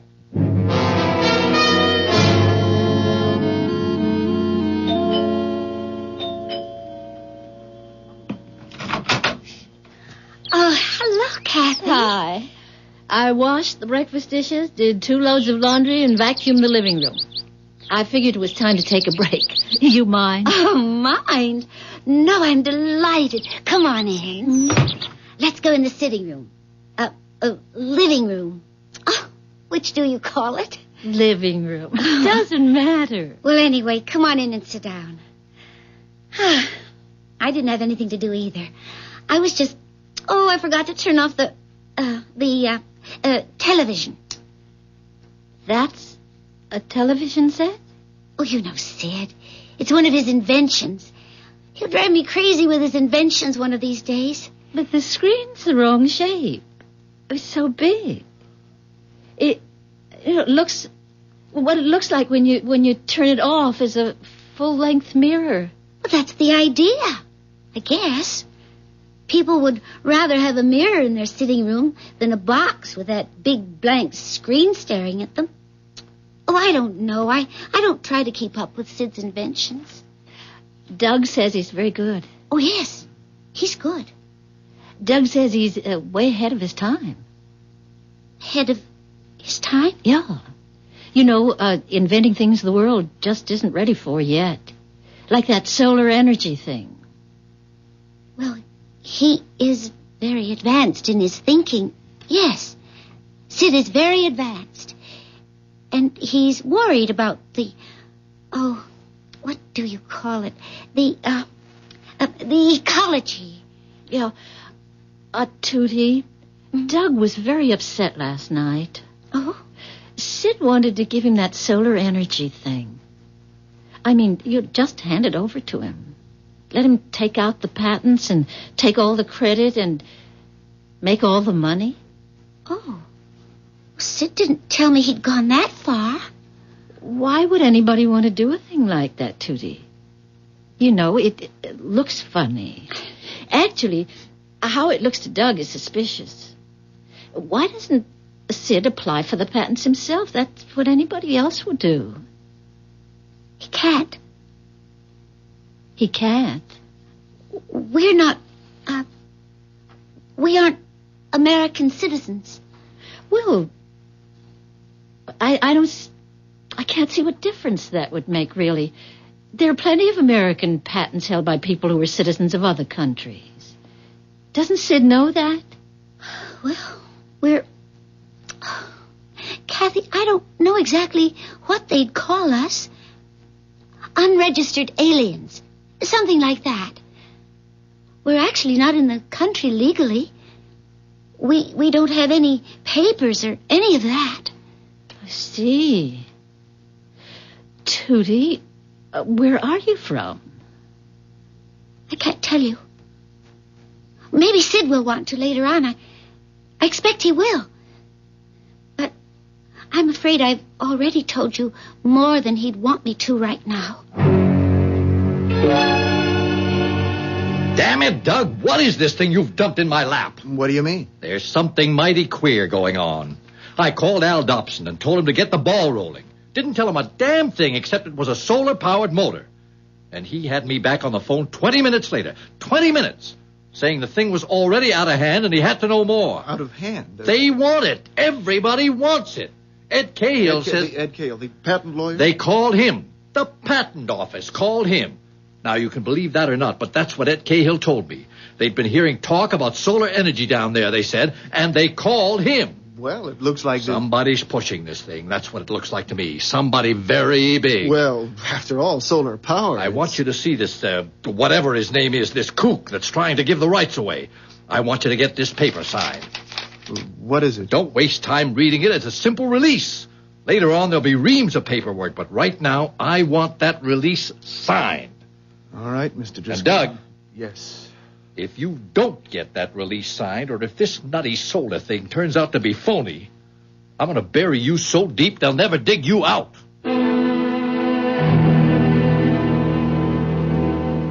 I should never have talked to Driscoll about Sid's invention. What happened? Oh, hell broke loose. As nearly as I can figure, Driscoll's committed himself in 2 or 3 places without having a damn thing to deliver. Everything's moving so fast, it's a mess, that's all. Dear. I talked to Tootie this morning, like you said. Hmm? You find out anything?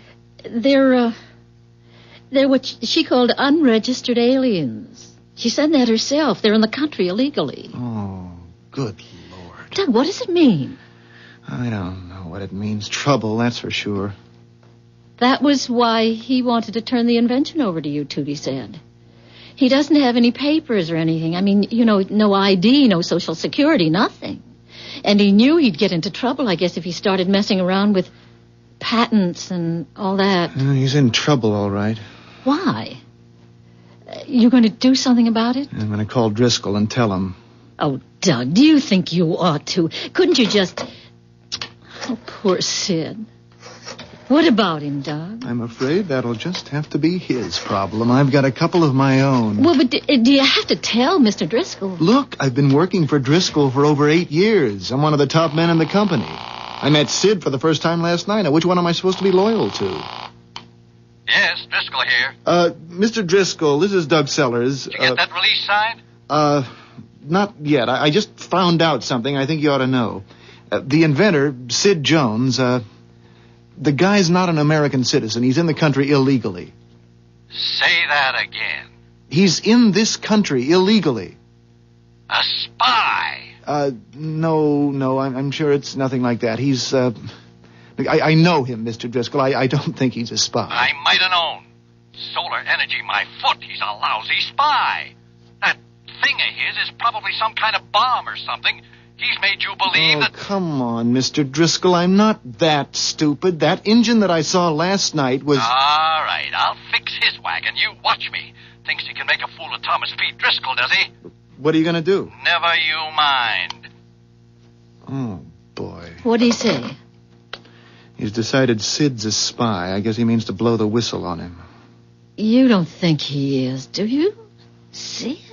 A spy? No, I don't know. I don't think so. Shouldn't we go over and tell them? I mean, after all, if they're in trouble, it's our fault, too, isn't... Well, at least it's partly our fault.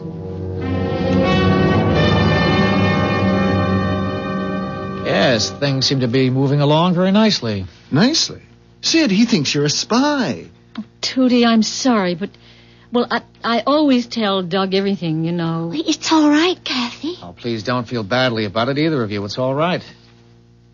The patent office was interested, you say. That sounds very good. Don't you think you ought to... Look, I mean, old Driscoll is going to do something. And that's for sure. And if you're not in this country legally... It's all right, Doug. Really it is. Did you say this Mr. Driscoll gave you a paper he wanted me to sign? Well, yes. Do you have it with you? Yes. Sid. Hmm? there is something very odd about all this. I mean, you're giving away... Sid, do you realize what you're giving away?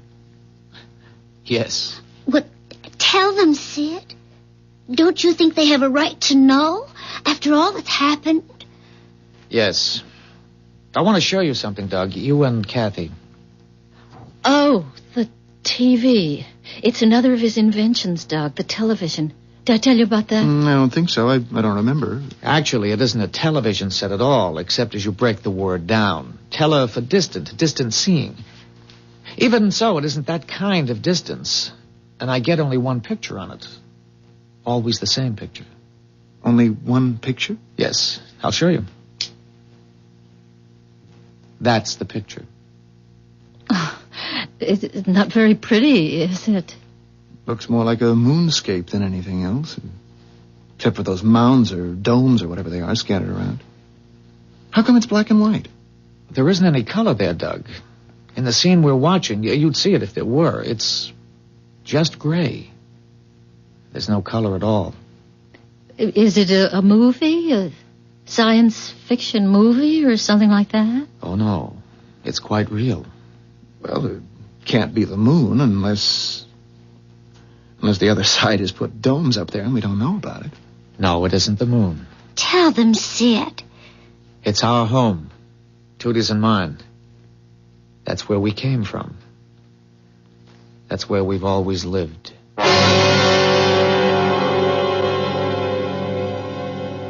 An alien world, old enough and weathered enough to look like our moon. Well, we've all heard or read stories about such places. That was fiction, of course. But it hasn't been so very long since it was only in fiction that men put on spacesuits and blasted off from Earth and later walked on the moon. Today's science fiction has an unsettling way of becoming tomorrow's fact. I'll return shortly with Act 3.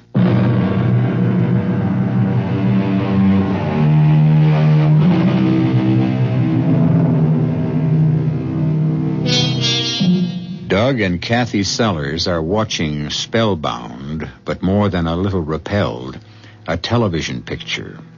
Something like a television picture, at least, on a screen that becomes a full-length mirror when it's turned off. The picture is a dismal one. A bleak landscape, gray, rocky, and barren as the moon's surface, except for several dome-like structures placed here and there at apparent random.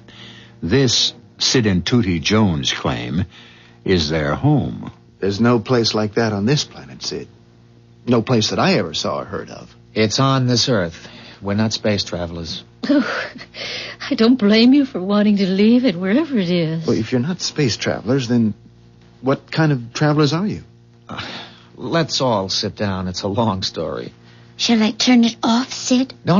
Leave it on. Somebody might come out of one of the domes. They'd be interested in that. What kind of travelers, Sid?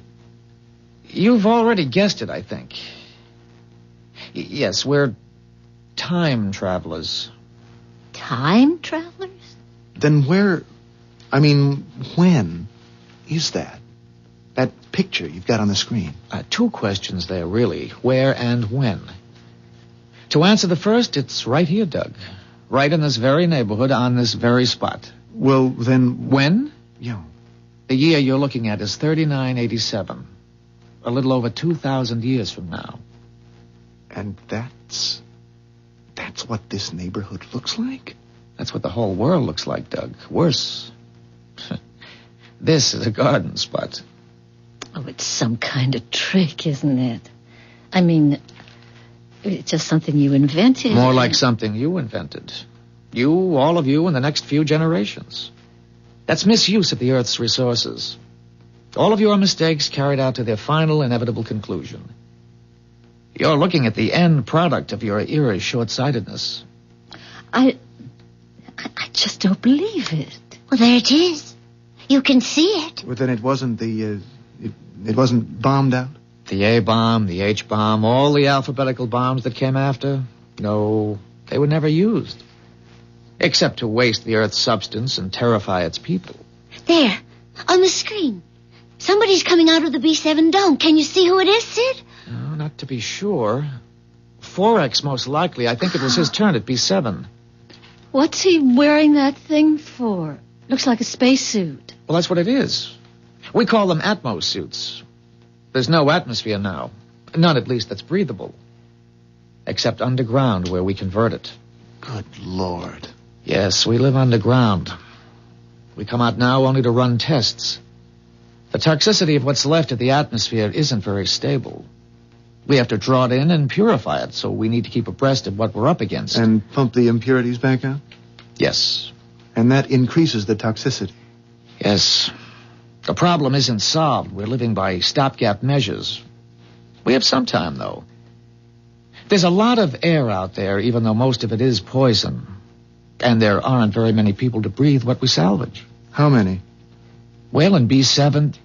Oh, no, you mean worldwide? Yeah. Oh, around 700,000. Between 7 and 8. In the whole world? Actually, that's a lot. It was down closer to 100,000 when we finally got the underground communities established. We were that close to extinction. We're the only survivors. Everything else is gone. We're here on a mission. You must have realized that. What kind of a mission? A very simple one. We're here to save the world.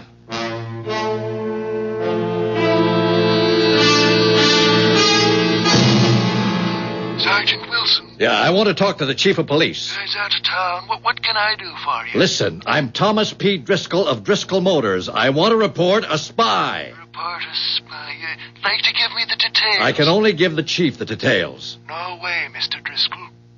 I offer you a spy, a genuine spy, and you won't put me up. All right. I'm coming over there. By God, I pay my taxes and I'm entitled. I'll be over there in 10 minutes. Did you say save the world? You're here to save that world 2,000 years from now? That world, which of course is simply this one grown old. That's a dead world. It's beyond saving in our time. We have a few 100,000 people living inside it. Like people on one of your life rafts. If the people on the raft aren't rescued, they'll die. The same with our people. They'll die, or their grandchildren will, or their grandchildren.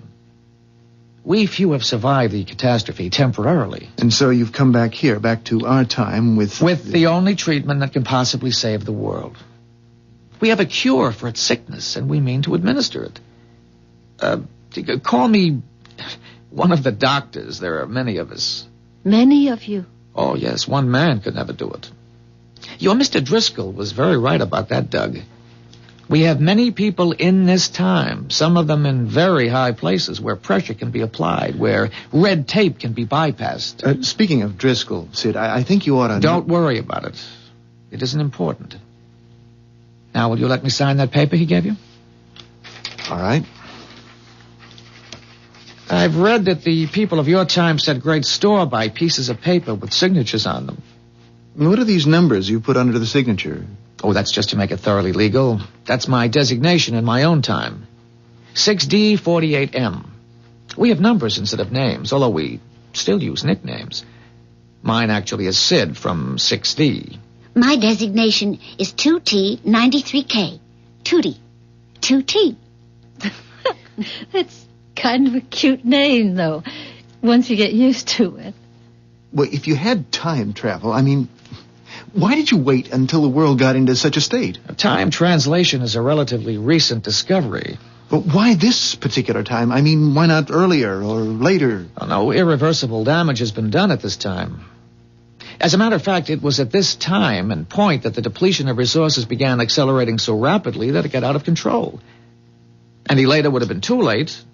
Well, much earlier, you wouldn't have had the technology needed to use what we wanted to give you. I hope I haven't spoiled it for you. For all of us. No. If it doesn't work, it's nobody's fault but my own. I made the decisions. It was my assignment.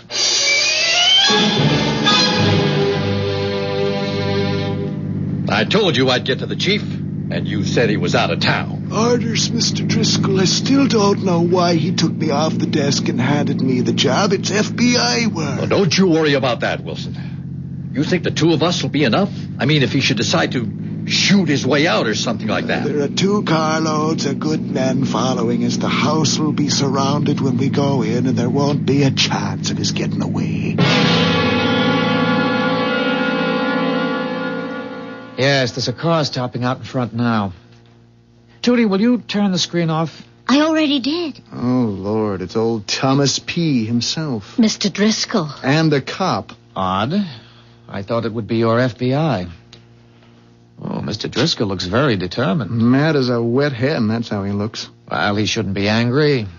He may make a great deal of the money you people prize so highly. Oh, you will too, of course, if things work out. How can things work out if they're coming to pick you up? There are many others, as I told you. My being found out shouldn't affect anything. Maybe you could still get out the back way, Sid. Oh, I'm sure we're surrounded. Oh, people are very impatient in 1975. I'll let them in. Is your name Sid Jones? Well, that's what I'm called, yes. Won't you come in? Put the cuffs on him, why don't you? He's your spy. What are you waiting for?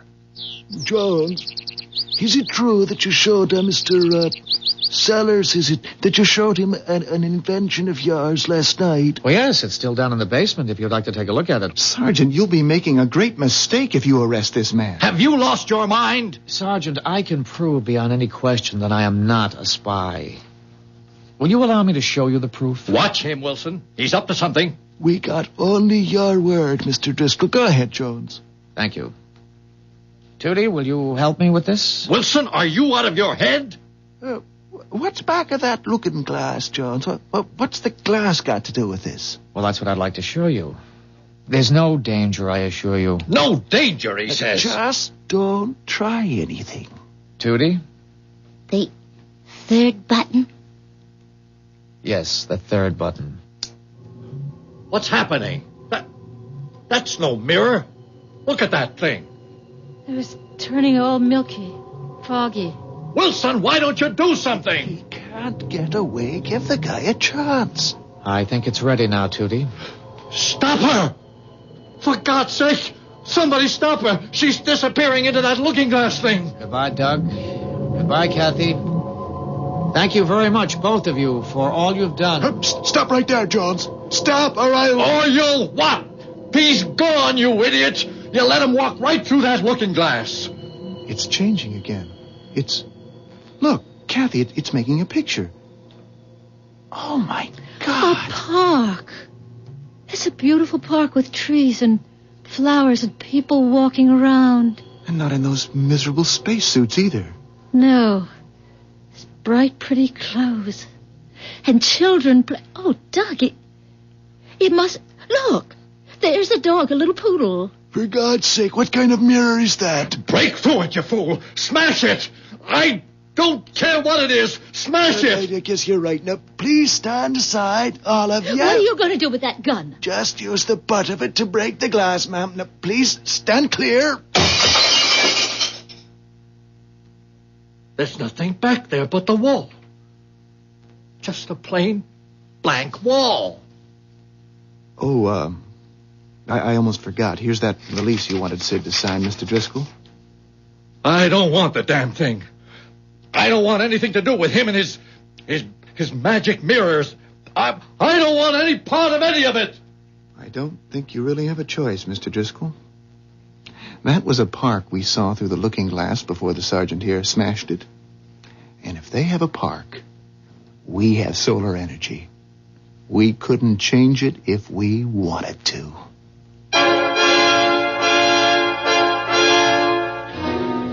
A park where there was a desolate wasteland only a few minutes ago. But wait, it wasn't a few minutes ago at all, was it? It was over 2,000 years in the future. And what this implies is that there are at least 2 quite different futures, both possible, which in turn implies that we have, at this exact point in world history, reached a crossroad. I'll be back shortly.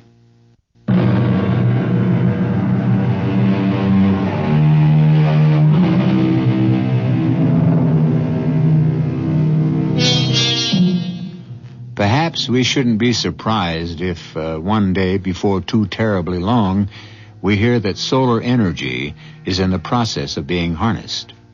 In any case, I believe that 6D48M, alias Sid Jones, has given us something to think about. Let's hope the right people do the right kind of thinking. Our cast included Ann Shepard, Jack Grimes, Evie Juster, Russell Horton, and Ken Harvey. The entire production was under the direction of Hyman Brown. This is E.G. Marshall inviting you to return to our Mystery Theater for another adventure in the macabre. Until next time, pleasant dreams.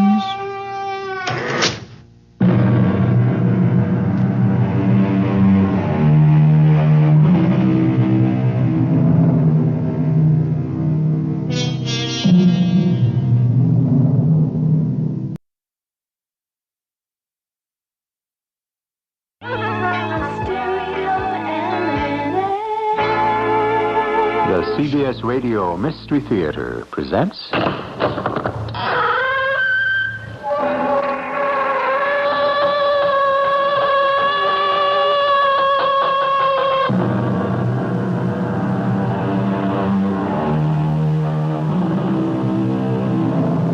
Come in. Welcome. I'm E.G. Marshall. Did you happen to come across an item in the paper recently that read, Underground Nuclear Test Held, Yucca Flat, Nevada?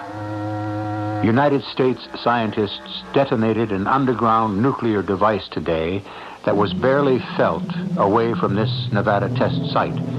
Spokesman for the Energy Research and Development Administration said that the test was a success and that no radiation had leaked into the atmosphere. I tell you this because that's not the whole story. That blast set off a series of reactions, incredible reactions, about which you'll be hearing more in a moment.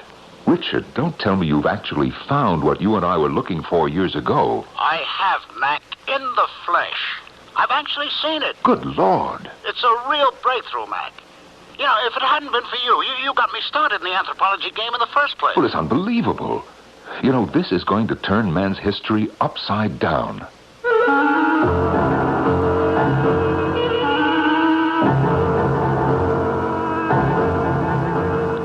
Our mystery drama, Yesterday's Giant, was written especially for the Mystery Theater by G. Frederick Lewis and stars Norman Rose. I'll be back shortly with Act One.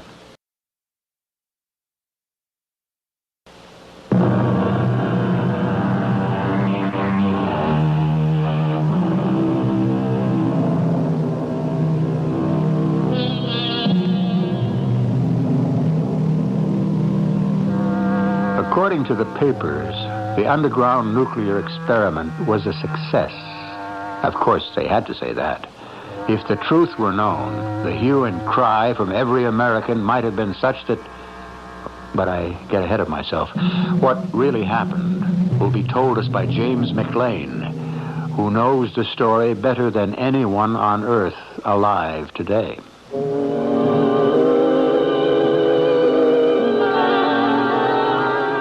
I'm James McLean, explorer, naturalist, sometime geologist and anthropologist, and author.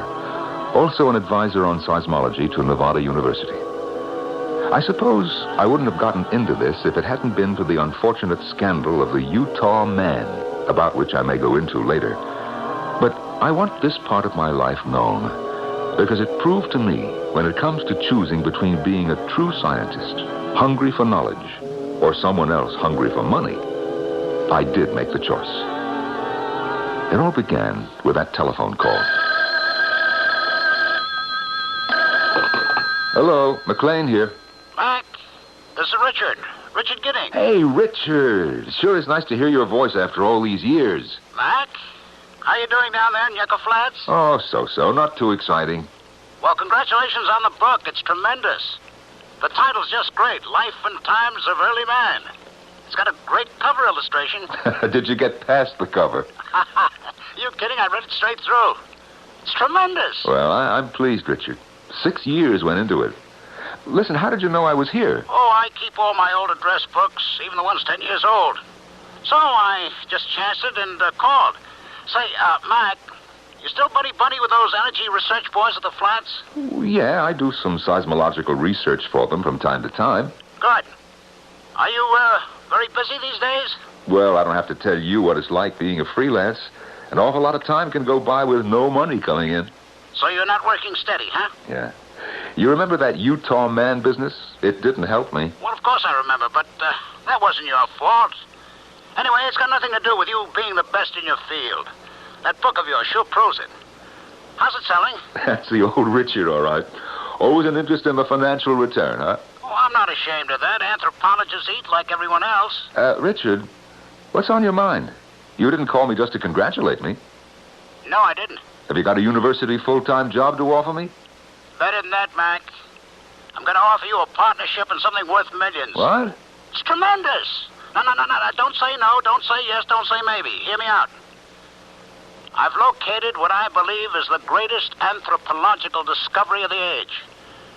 What you and I suspected 10 years ago. Now, wait a minute. I can't believe it. You got a car? Yeah, I have. Good. Listen, you leave tomorrow morning. How long does it take you from where you are up to, say, Carson City? Oh, about 18 hours. Is that where you are?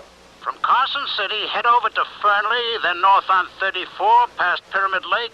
Take a right on 49. Richard, don't tell me you're back in our old town of Sulphur. I sure am. Same old boarding house, Mrs. West's. Will you start in the morning? Mac, this is what we were looking for 10 years ago. Tremendous. I've seen it with my own eyes. It's alive, Mac. What? You heard me right. Alive. Good Lord. I had to let you in on it.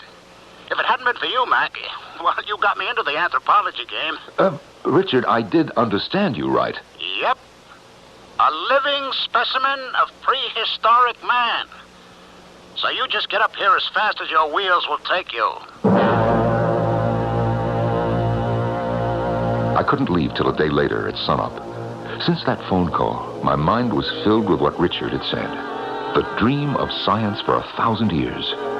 I remembered the tours, years ago, smitten by the great Huxley, searching for any evidence of prehistoric man in northern Nevada. Well, I went to Utah and did find a skull they called the Utah Man, and that was something that I'd like to forget. Hey, Mac, you're looking tremendous, buddy. Welcome to old Mrs. West. What kept you? You're not married or anything, are you? No. Took a little time to get my gear together. Well, I'm glad to hear it. That means you plan on staying. Richard, tell me about it. Just that I found a live, prehistoric Neanderthal specimen. And not only the male, but its mate, and 2 offspring. Good Lord. I'd say he was of a mixed type. Part Neanderthal, part modern. Well, you saw him walking? He walked right into my tent with his mate. It was later I saw the offspring.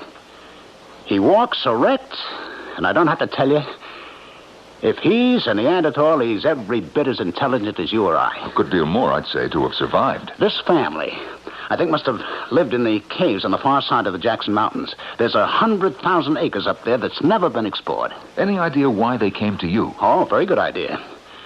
And that's why I need you. Last month, your ERDA people down in the flats set off a nuclear underground test. My guess is the shock waves ran along for 300 miles in the substrata and jolted those caves. And these guys probably came out to see what was going on. Yeah. Well, where are they now? Last Monday, they disappeared. Not a sign, not a trace of them anywhere. I searched as much as I could above Massacre Lake. Vanished. All right, now what do you want me to do? Find out when the next nuclear test is going to be held. When we know, we go up to where I was last time, make camp, and wait. You know, I might be able to get that information. Remember Arthur Fairchild? Yeah? He gave up geology, joined the Army. Now he's an important wheel at Yucca Flats. Oh, sure, I remember Arthur, but... now, look, don't say a word about what I told you. Don't worry, I'm not talking. I've gone out on an anthropological limb before. I'm not making that mistake again.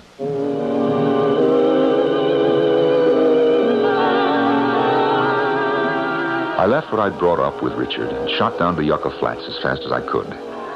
Since I'd done some observations for the ERDA, it was no problem to get to see my friend, Captain Arthur Fairchild. Mac, I appreciate the seismic report you're handing me. But on someone else's say-so, no instrument readings? I don't know. Richard Gidding is as reliable as they come. If he tells me he observed shock waves that far north, why should I disbelieve him? As far north as the Jackson Mountains? Mac, this is our second year with these tests. We've never had a report on effect to surrounding terrain. Well, maybe the seams are giving way. We know there's a fault that runs north diagonally from here. Anyway, Mac, what difference does it make? I mean, if you like, we'll give you the instruments and you can go up and record. What do you mean, if I like? I put it badly. Of course, anything to add up to our store of information, we naturally appreciate. Okay, agreed. Now, when is your next explosion planned? Mac, you know I can't give out that information. Oh, come on now, Arthur. What am I going to do, sell it to the Russians? That's high-priority, top-secret stuff. Yeah. So you want me to go up there with all the measuring gear, and I'm just going to sit around with geophones on my head week in, week out, waiting, huh? I'll have to clear giving out that information. Besides, I don't think you could get set up there in time anyway. Well, you'll grant me it's damned important. Certainly. If there are weaknesses that run along, say, a fault for hundreds of miles, sure we ought to know about it. I wish I had verification before next Tuesday. What? Oh, next Tuesday. That's the date, then, huh? I never said that. No, I know you didn't, Arthur, and I appreciate it. But if I just happen to be 300 miles north of here on Tuesday, and energy research lets loose another test blast, and I just happen to record the seismic reactions, well, it'd be criminal if I didn't let you have the results. I wouldn't say you are devious, James McLean, but you sure know how to get what you go after. Arthur, you make me ashamed. And after all, the way you went to bat for me on that Utah man business, I don't know why I was hesitant in trusting you. There are P and S waves, and I'll record them. But there's more to it. Gidding thinks that he's discovered some very primitive ape man, or perhaps even primitive type Homo sapiens. Oh? How complete are the remains? Arthur, listen to me, not fossils, alive. Now, it seems that your last test caused quite a tremor up there, and these creatures came out. So that's the truth. Why, I had to know when your next blast was due. I felt better about taking Arthur into my confidence, and I was sure that Richard would understand. Arthur was one of the few people who was all for me, and he realized if I made any verified anthropological discovery now, it would help me get back some of my professional status. I pushed the car to the floorboards, made it back to Sulphur in record time. Next Tuesday, huh? Well, that's better than I could have hoped for. Where do we make camp? I'll show you. There's one thing I haven't told you, Mac, and I've been sort of hesitant until I was sure that you were all the way gung-ho on this. Of course I am. I don't have any reservations. I'm not quite sure when you say that this discovery would be worth millions. What I haven't told you, Mac, is that this Neanderthal head sits on top of a 9-foot giant. Oh, your Neanderthal is 9 feet high? A living Gigantopithecus? On the hoof. He squatted on the floor of my number 12 space tent right under the awning. All 700 pounds of him. His wife, alongside. She probably weighed close to 500. That's incredible. Then Weidenreich and von Königswald were right. But to find them here, living. Not just some enormous molars and skull fragments as they did in China and Java. My idea, Mac, is when that Tuesday test explosion goes off, we carry on like ordinary campers, keep our eyes peeled and cameras ready. I'm setting up 2 cameras with Tri-X film, one in a tree and the other in the tent. Once triggered, they'll automatically shoot an entire magazine load of pictures. I brought a camera, too. Listen, have you been communicating with your Neanderthal giant? That's going to be your department. You wrote the book. I can have a go at it. But trying to become acquainted with any untamed, uncivilized specimen is risky. He was very quiet and peaceful when he dropped in. So was his wife. I gave them food. They let me follow them back to where their offspring were. 2 7-foot offsprings. You know, there's no guarantee. They may take it into their heads that I'm an enemy. That's what this is for. A revolver? With special bullets. What they use to tame elephant bulls. Knock them out. Shoots a tranquilizing drug. There's no need to tranquilize them. I'll just run. Can't have them doped up. We want to make careful notes, observe them, study them. That isn't exactly my idea, Mac. What? I'm going to capture this prehistoric man and his family alive and exhibit them.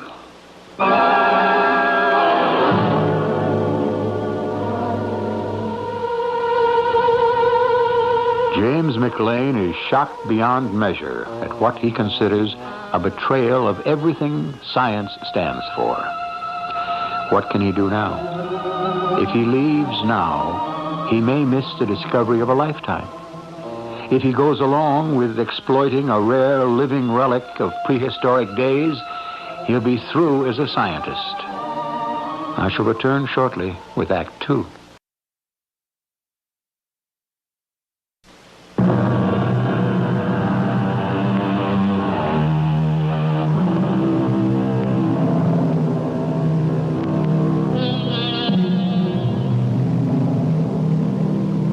Sometimes man will move in one scientific direction and quite unexpectedly, something quite unforeseen will result. Call it a fluke of fate, but certainly the nuclear energy test in southern Nevada, triggering the discovery of an extinct species of man, is proof the unpredictable can happen. To say nothing of the pairing off of two men of totally different values.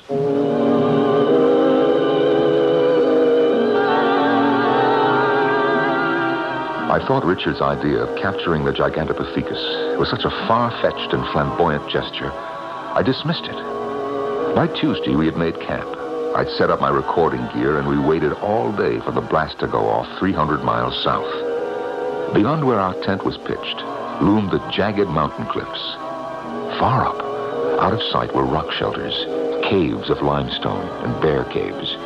In one of these, we hoped, lived our Neanderthal family of giants. What time is it?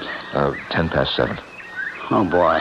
It's like waiting for the end of the world, isn't it, Mac? Yeah, more like the beginning of the world, Richard, if we see them. Mac, it's one thing to write a book on the social behavior of primitive man like you did, but it's quite another to see it in action. You're going to have material for a real on-the-spot prize winner this time. Who knows, maybe a Nobel Prize. Well, I don't expect to get more than one visit or two with this creature. Books are written out of a lifetime of study. Mac, you heard what I said before. You'll have a lifetime of study right in the cage with him if you want. I hope you're joking. I am not. Here's a chance to have my cake and eat it. It's tremendous. I wouldn't stand for being mocked like you were over that Utah man business. Somebody planted that skull in your digs, you know it. Well, it's all past and done with now. I'm talking about the purpose of this expedition. Richard, why did you want me? Because, old friend, I may flush him out of his hole. But you're going to tame him. Wow. There she goes, the nuclear test. They've done it. We're going to be rich.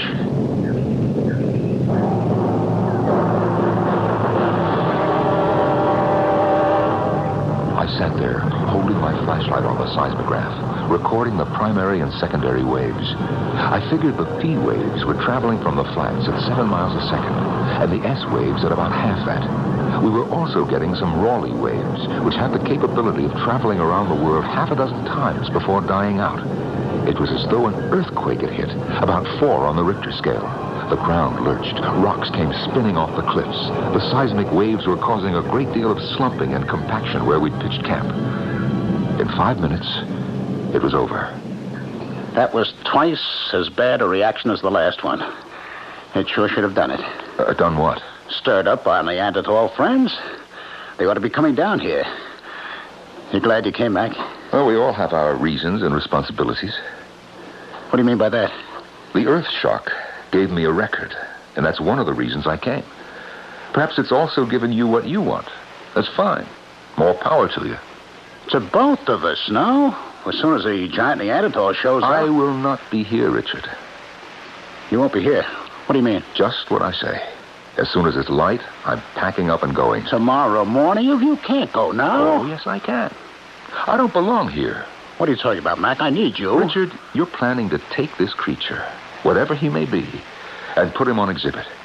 You don't care if it's a primitive man or a giant gorilla so long as it's marketable. Now, what are you talking about? Of course I care. And the pity of it is, if indeed you've made this unheard-of discovery, and it is a Gigantopithecus, Richard, it's a prize of the world. The possibilities What did I tell you? But it needs to be observed carefully, examined by scientists in its native habitat, cared for, and above all, respected. Well, who says he won't be? I know what the possibilities are. They're tremendous. I'm not going to exhibit this guy in a carnival circus atmosphere. What do you think I am? I've got big plans, buddy. I'm going to have an entire building constructed for it and its family. Once it's captured, I'll be in touch with every state in the Union. See who'll make the best offer. This can be a one-of-a-kind attraction. Tremendous. A 200,000-year-old fella for the year 2000. I'll have engineers come up here, the best there are, get pictures from every angle. I want to duplicate the exact habitat, the actual caves this giant's family lives in. Get experts on feeding, run in a sound system so that to his ears, it'll be like he never left home. I've given a lot of thought to this, Mac. Now, of course I respect the animal. What do you think? But for money. Not for science. For both, you square egghead. Why are they mutually exclusive, huh? Now, all I'm saying is, for the trouble I'm taking to preserve this thing and make him and his wife and kids happy, charge a little admission. What's so terrible about that? Perhaps to you it isn't. But to me, Richard, that is not how a scientist goes about his work. It's not first to make a buck, and second, to add to the world's knowledge. Mac, I can't do this without you. You're the expert on communicating with primates. Well, I'll get you another man. When? I need him now. As soon as I get back home, Richard. Are you serious about this? Checking out in the morning? I was never more serious about anything in my life.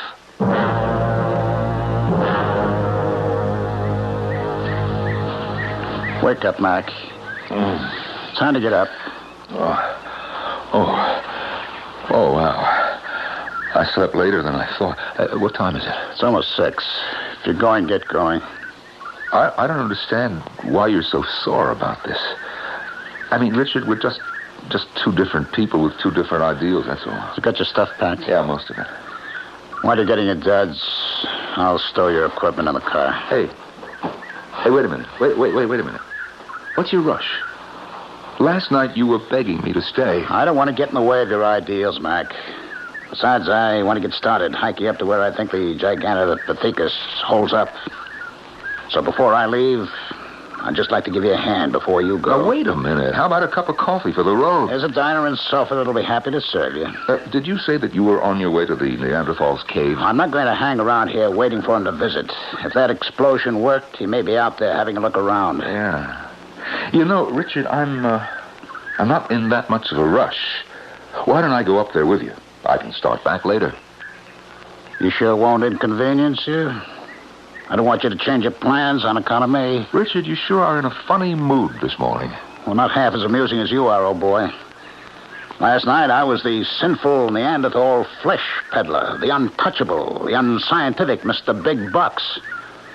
And this morning, please, can I come along and see? I'm curious. I don't deny that. Good Lord, any scientist worth his salt would have his tongue hanging out if what you say is up there. Is up there.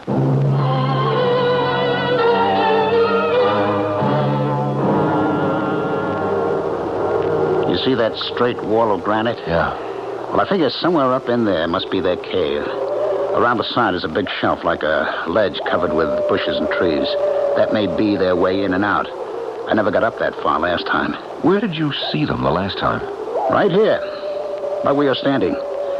This is where Mr. Big led me, and his mate behind him. And over there were the two younger ones, sunning themselves. Wait a minute, you were hoping the explosion had an effect. I can see fissures in that cliff from here. I'll have a go at the climb then. But I'll need both hands to hold on, so would you take my gun and wait here? Where's that knapsack of fruit? Here, take it. Now, listen, are you sure that you want to climb up there alone? Well, I think it's smarter that you wait here. I mean, in case of trouble. In case of anything. To come up here is my decision and my party. And I've got enough bananas and apples and dates in this bag for quite a wingding. All right, here goes.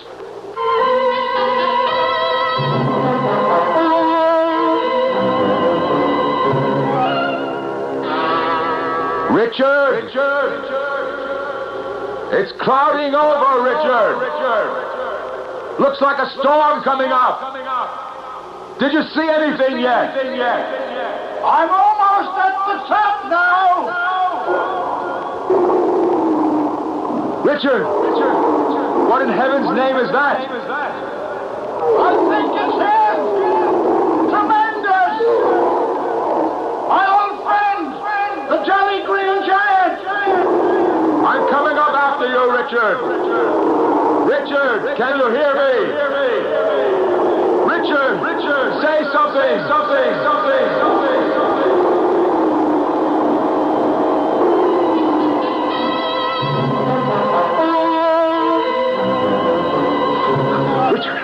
Richard. Mac, be quiet. Are you all right?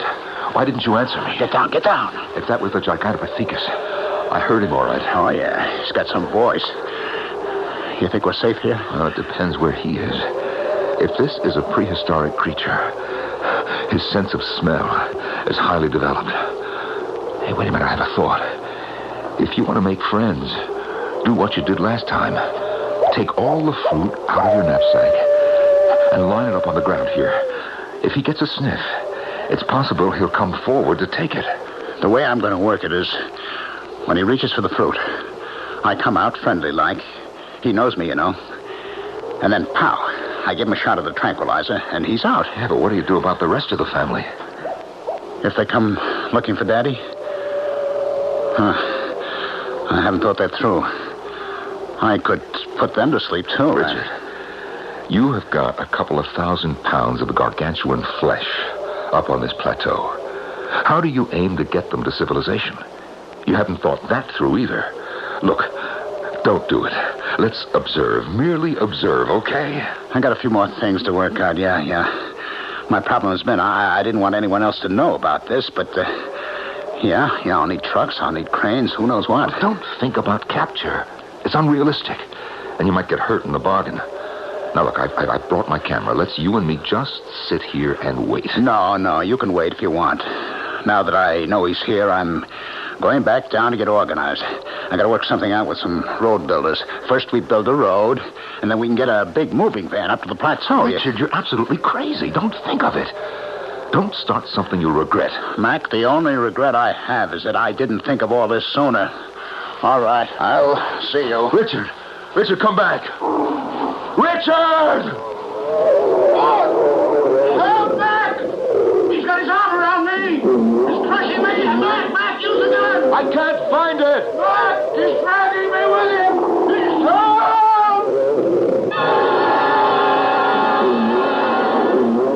For that fleeting instant before the creature disappeared, I realized it was true. It was one of the giant species of Neanderthal, well over 9 feet tall.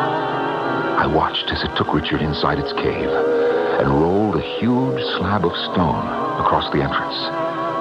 Now was the time to put to practical use my theoretical knowledge of how to communicate with a primitive brain. One thing was certain. If I wanted to get Richard out of that cave, I'd have to go in after him and get him.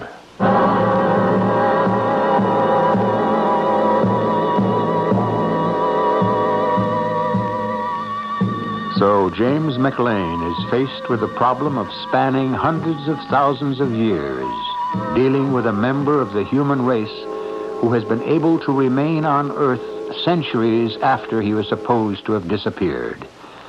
And were there more giant Neanderthals up in those Nevada mountains? If so, how many?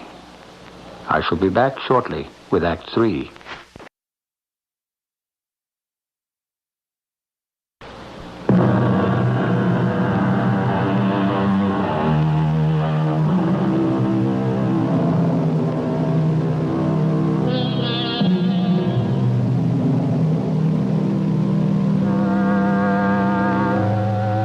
In the northern part of Nevada, the largely unexplored mountains are rocked by seismic shock.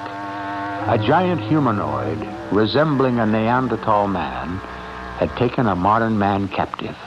Anthropologist James McLean is faced with the problem of rescue.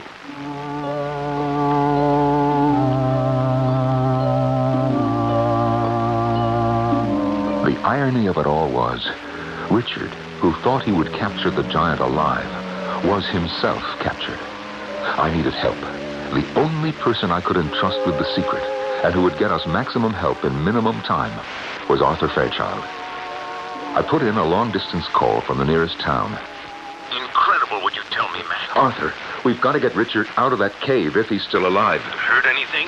Seen anything? No, not since yesterday. This morning I climbed up there before phoning you. The cave is still blocked off. I better come up with some Army sharpshooters. No other way. Or blast them out with dynamite. Sharpshooters? Dynamite? Arthur! Listen, there's got to be a way to do this without killing anybody. Look, can you come up yourself, alone, and say, will you bring a couple of bushels of apples and as many bunches of bananas as you can lay your hands on? Let me get this straight. You want me, apples and bananas, but no guns, is that it? Please, Arthur, use your head. There's got to be a solution that keeps everyone alive, and we've got to find it. I had a frightful nightmare last night. I lived it again. The entire episode of finding that skull in Utah, staking my reputation that it was a Cro-Magnon fossil, only to find out I'd been hoodwinked by someone. Thank heaven I woke up before the dream got to that awful meeting of the National Academy, being accused of trying to get rich and famous at the expense of science. The disgrace of it. Oh, I woke up in a cold sweat. Arthur! I had no trouble finding you at all. You must have driven all night. And why not? You want some coffee, some breakfast? No, I've been nibbling on bananas all the way up. Well, let's get started. Where to, Mac? Well, did you figure out what we could do? The answer's here in the back of my car. You came alone, I hope. Do you see a troop of cavalry coming up the pass? Of course I came alone. What about Gidding? He's still in there? As far as I know. The poop is this. I talked to our engineer boys, and they advised, drill a hole and smoke them out. So I brought up all the equipment. Smoke? Look, I don't want them choked to death. It's a new kind of smoke bomb. It has just a reverse effect. It impels those who breathe it to violent action. Oh, I get you, sure. My feeling was, if this giant man or animal is strong enough to move a boulder to close the cave, with a little encouragement, maybe we can get him to open it. I know you said don't, but I also brought along 2 rifles, just in case. Arthur and I lugged the equipment up to the plateau. Generator, 5-gallon cans of gas, lights, a drill the size of a jackhammer. We had to make 3 trips. It was getting dark by the time we had everything connected and the generator ready to go. Give the starting rope a long, hard pull, Mac. The way you start an outboard motor or lawnmower so we can get some juice. I've plugged in the searchlight facing the rock so we can see what we're doing. Okay, here goes. Great. Lights, camera, action.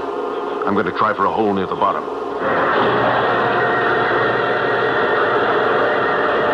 If you get tired, I'll take over. Hold it! Lord, what a racket it makes. Is that what it sounds like? Well, we can't wait for applause. Hold on, Arthur. I'm trying to figure this.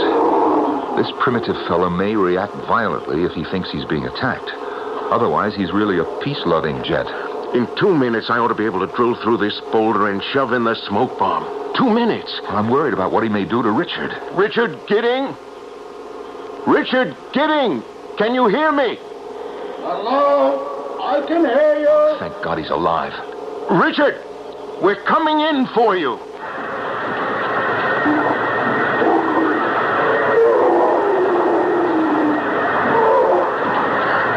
It's going through like butter. It won't be long. Hey! Arthur, stop the drill. Richard? Richard, are you okay? I'm all right. The Jolly Giant hasn't touched me, but it just took off with the whole family. What do you mean, took off? They're gone. There are passages back of the cave here, right through to the mountains. Oh, that's bad luck. He's gone. And we were counting on getting the Gigantopithecus so riled up with your smoke bomb, he pushed the boulder away.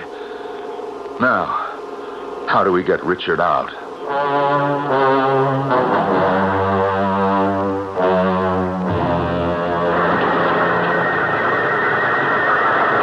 Very neat, Arthur. Very neat indeed. You've made a very good circle of holes. Okay, my turn. Don't you want the drill? What do you think you're doing with those rocks? I thought I'd try to crack the boulder between the holes you made. Now, stand aside.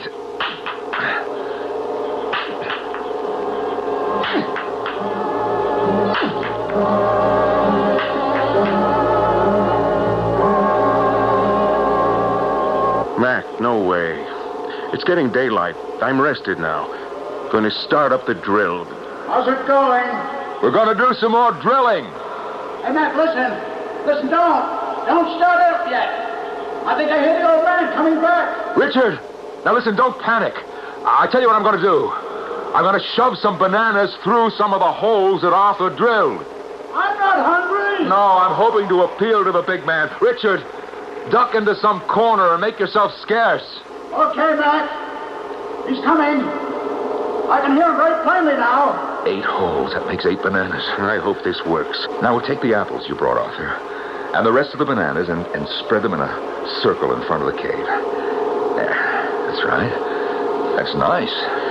You think that Neanderthal giant is going to open the cave and sit down with us for a meal? I wouldn't be surprised. I think I'd have a bigger appetite if I climbed up this tree. Do you mind? Arthur, trust me. Eating is second nature to every living creature. It's rare indeed that any living thing is attacked while eating. Now, let's give it a try. We'll never get a chance like this again. Okay, you're the expert. Pass me an apple, will you? I knew I had to communicate with the giant creature. Reassured we meant no harm. Zaborowski and Houghton both agreed that Neanderthal was capable of articulate speech. Now, all the speculations, inferences, and theories would have to give way to the real thing, actual practice. I would have to reason with the Gigantopithecus, using my language to reach his understanding. The big boulder in front is moving. He's pushing. There, what did I tell you? He's coming out to get some more food. Great God in heaven! Will you look at the size of it? Look at that head. Those hands. Oh, my God. Hello, old man. Brought you some bananas and apples. Help yourself. Sure, take 2. Take as many as you want. I can't believe my eyes. It's sitting down with us. I'll tell you something, old man. All my life, I dreamed of going back in time to meet you. Yes, and I didn't have to do it. You came out of time to meet me. You know, I think he's really enjoying himself. Arthur, get up slowly, very slowly, and go to where we put the duffels. Now, in the one with the green stripe is my loaded camera. Will you bring it to me? Sure. What's he doing? He's getting up and taking a handful of fruit back to his family in the cave. Richard! Richard! When the old man's with his family, all the way inside, you come out.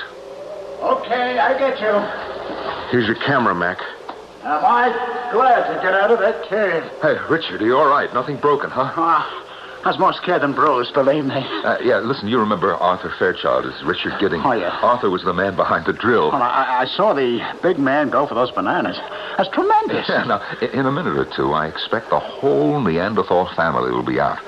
Now, look, there may be other families. Who knows how far the caves go? You know, the more I think about it, the more I believe Washington ought to set up some kind of special preserve here. Oh, wait a minute. Why cut Washington in on this? Like a wildlife preserve, is that what you mean? Well, isn't that what this would be, really? Here they come. Is that the mother? Yeah, that must be her 2 sons. It's a nice family group. Now, watch the birdie. Excellent. One more shot. Now, if Mac can get them all to say cheese, we'll have a family of Neanderthals, all smiling.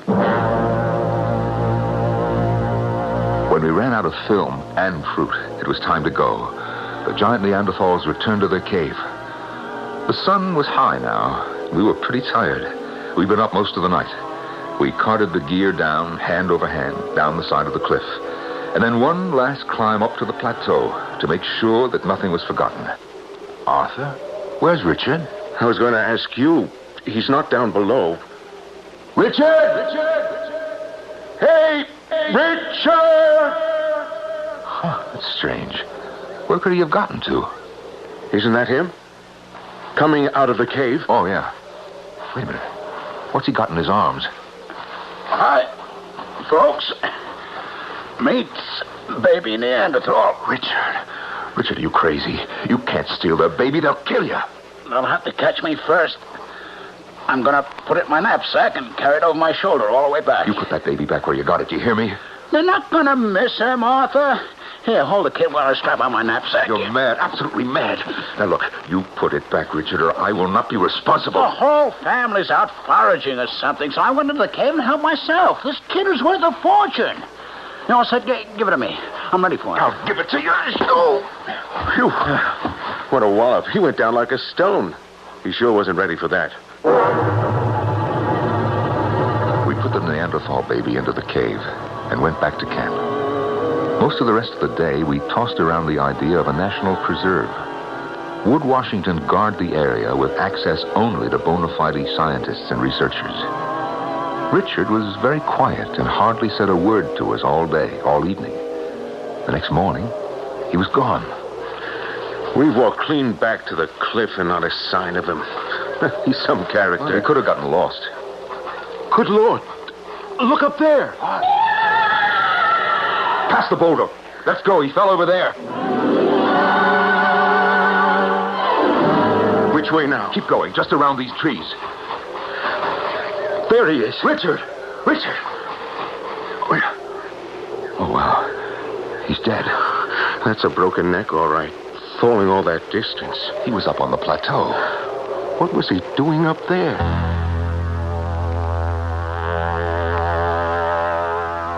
Was Richard trying once more to kidnap a Neanderthal infant that had gotten caught? Did he try to make a run for it? Escape back down the cliff, lose his grip, and fall? Or was he pushed? We never found out.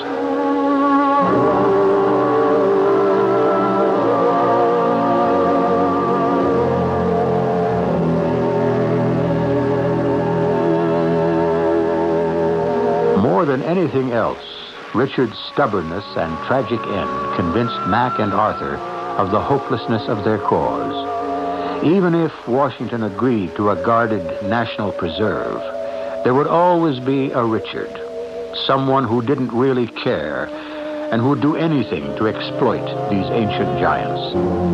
So, our two friends decided to keep what they had seen a secret, and that they would never divulge to anyone the road to yesterday's giants. I'll be back shortly.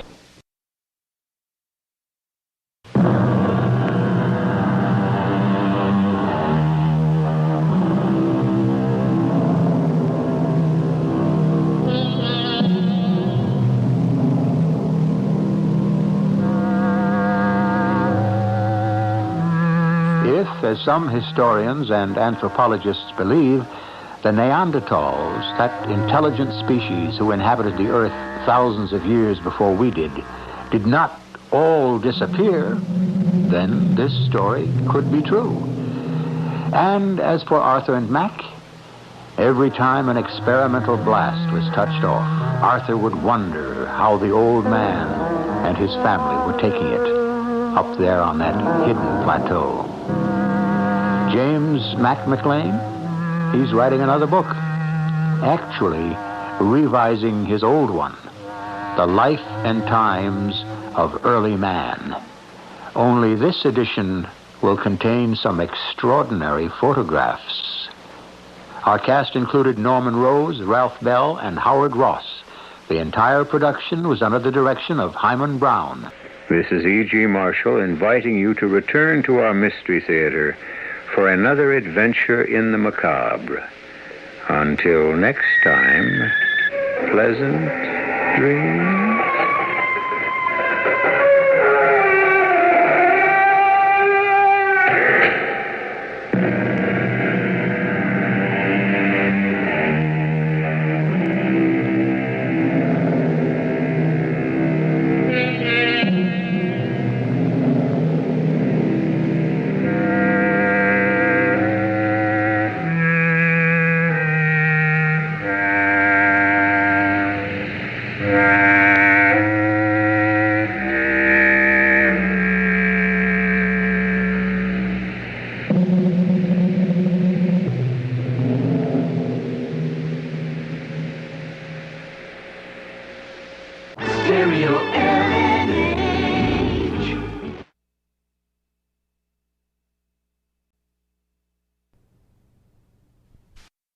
The CBS Radio Mystery Theater presents...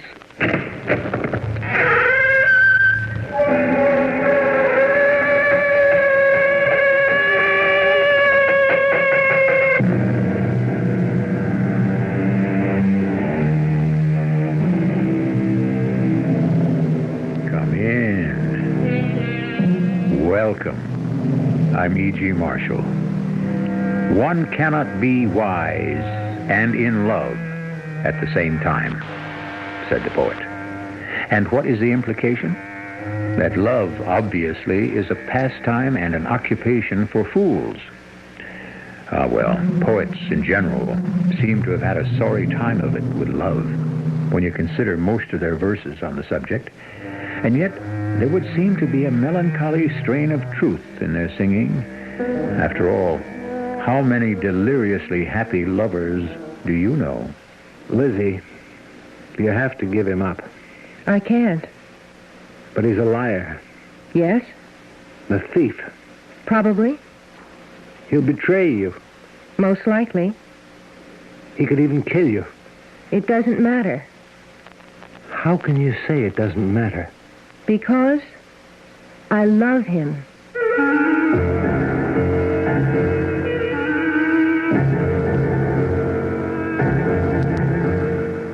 Our mystery drama, Just to Keep Busy, was written especially for the Mystery Theater by Sam Dam and stars Robert Dryden and Judy Lewis. I'll be back shortly with Act One.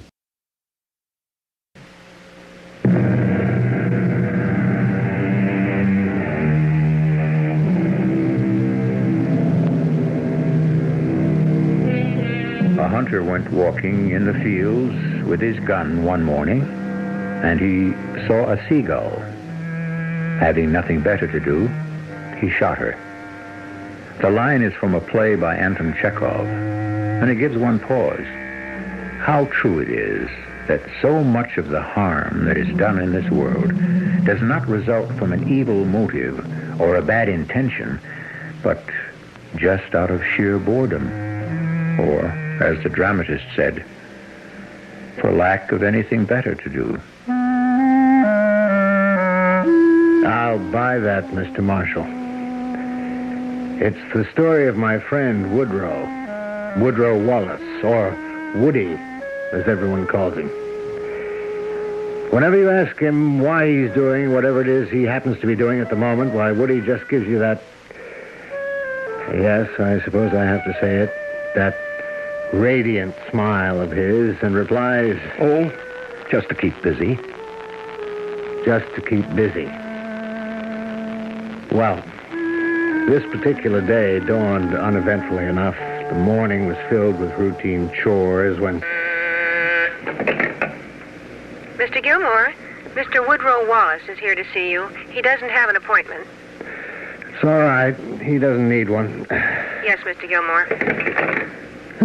Woody Wallace, just what I need to make the day. Franklin! As long as you're here, come on in, sit down. What kind of a welcome is that? A worn-out welcome. And I've come here to make you rich. Sure? Hey, now, where's that old spirit, that old get up and go?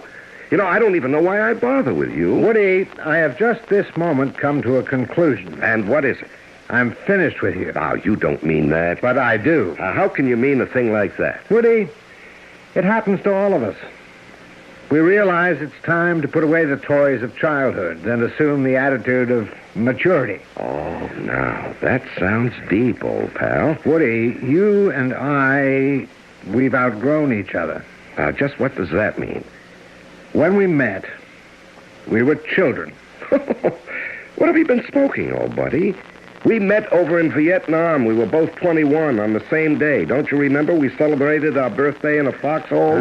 We were still children. We were soldiers.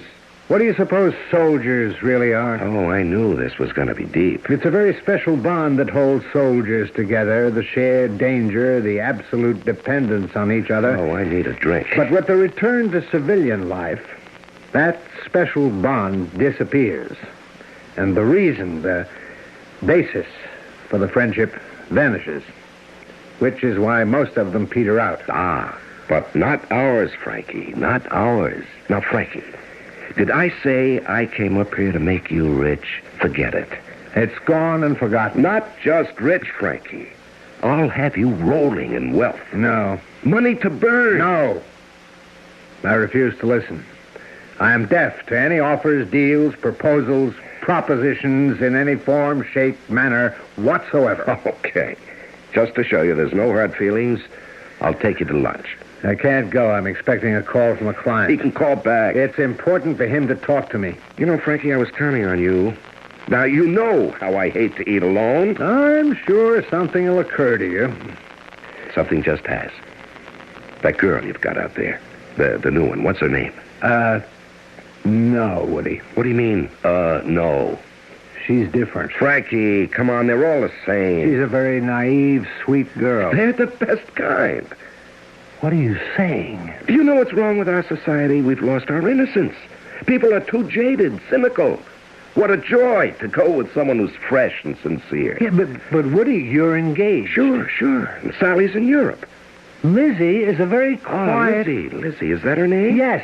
And what I'm trying to say is... I'm in love with the sound of it. She's a very quiet girl, Woody. Tell me, old combat buddy, have you got a little action going there yourself? Certainly not. Then I got me a clear field, huh? No, she's not your type.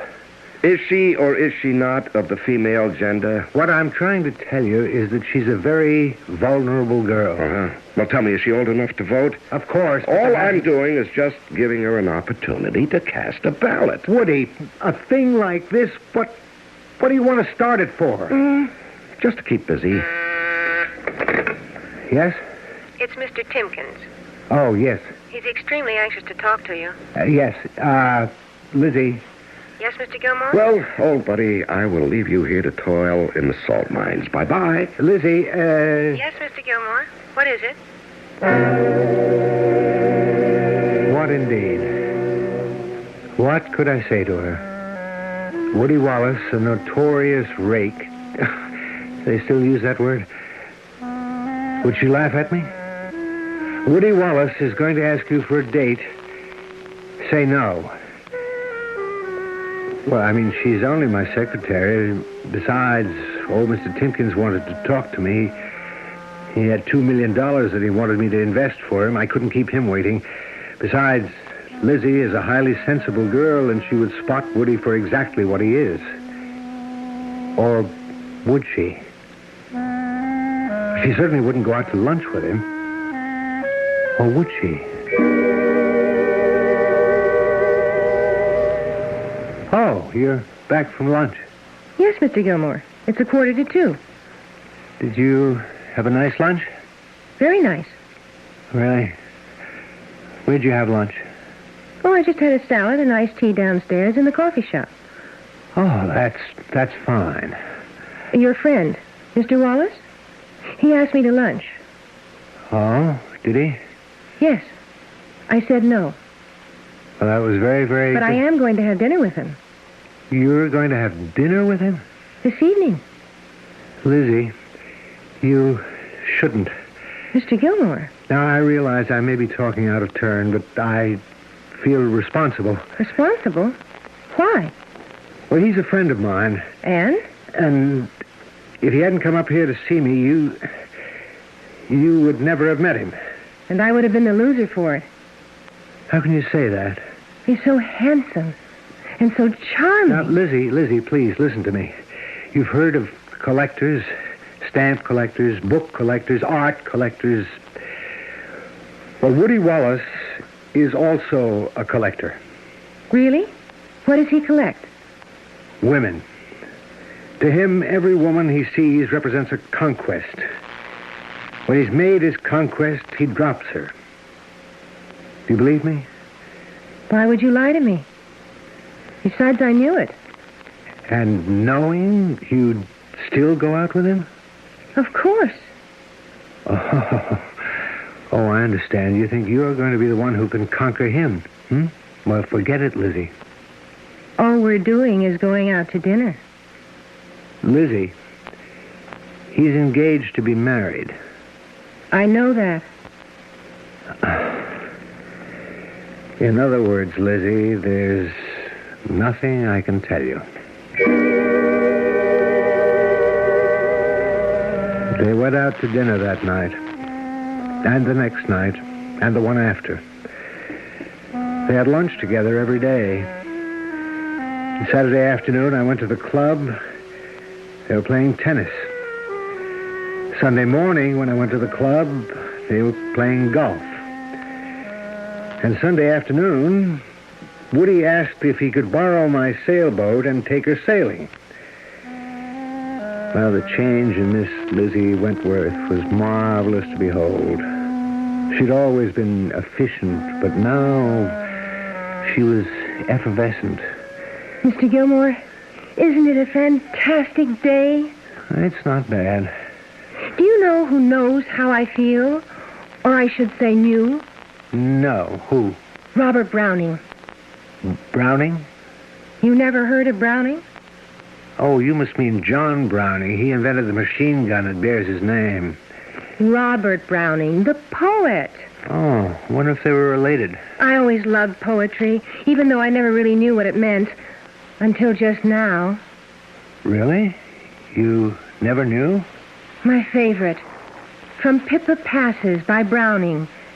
The years at the spring and days at the morn, mornings at 7, the hillsides dew-pearled, the larks on the wing, the snails on the thorn. God's in his heaven. All's right with the world. Well, it sounds very simple to me. Well, how can you possibly know what it means unless you're in love? In love? God's in his heaven. All's right with the world. In love? When you're in love, you know God's in his heaven and how absolutely right the world is. In love with whom? Why, with Woody. Woody? Oh, no. Oh, yes. And Woody's in love with me.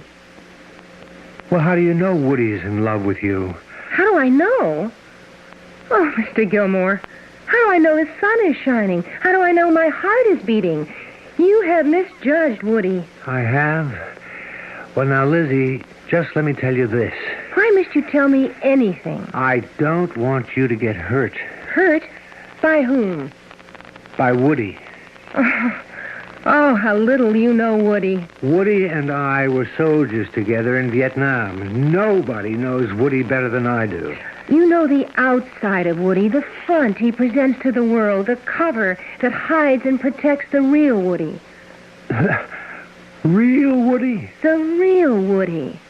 The shy, the timid Woody. The Woody who's frightened by the world about him, who desperately needs love. And I know it, Mr. Gilmore, because I'm frightened of the world myself. Woody and I recognized we were kindred spirits. We planned to be married. Married? Well, yes.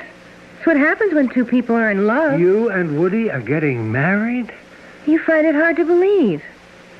After all, you have so much invested in the Woody you thought you knew, it's hard for you to admit you were wrong. I'm so glad I was wrong. I'm so happy for you. Could I ask you a favor? I don't have any family. Would you give the bride away? Lizzie, I would consider that an honor and a privilege. Oh, Mr. Gilmore, I'm so happy.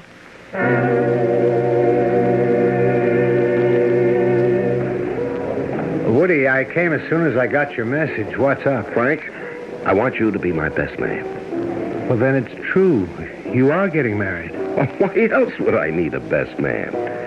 Well, I'm not sure I can be your best man. What do you mean? You're my best friend. How can you turn me down? It's not that I don't want to be. It's just that, well, I'm wondering if you're allowed to do both.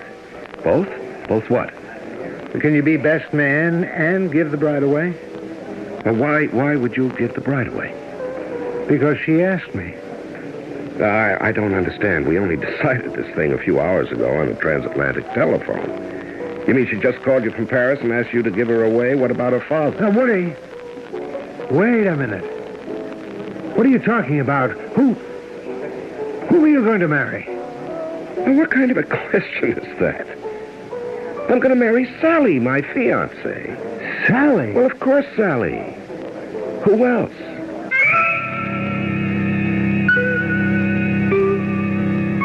Who else? Didn't he promise to marry Lizzie? Well, wait a minute. In the interests of strict accuracy, we did not hear him promise with our own ears.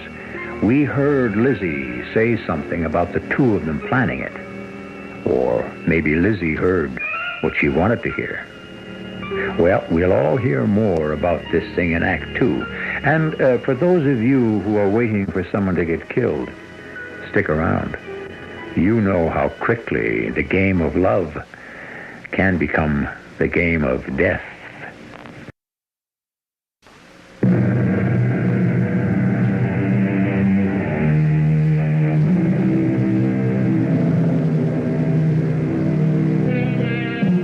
It's an old story, as old as love itself. And as long as love lives, we shall hear it again and again.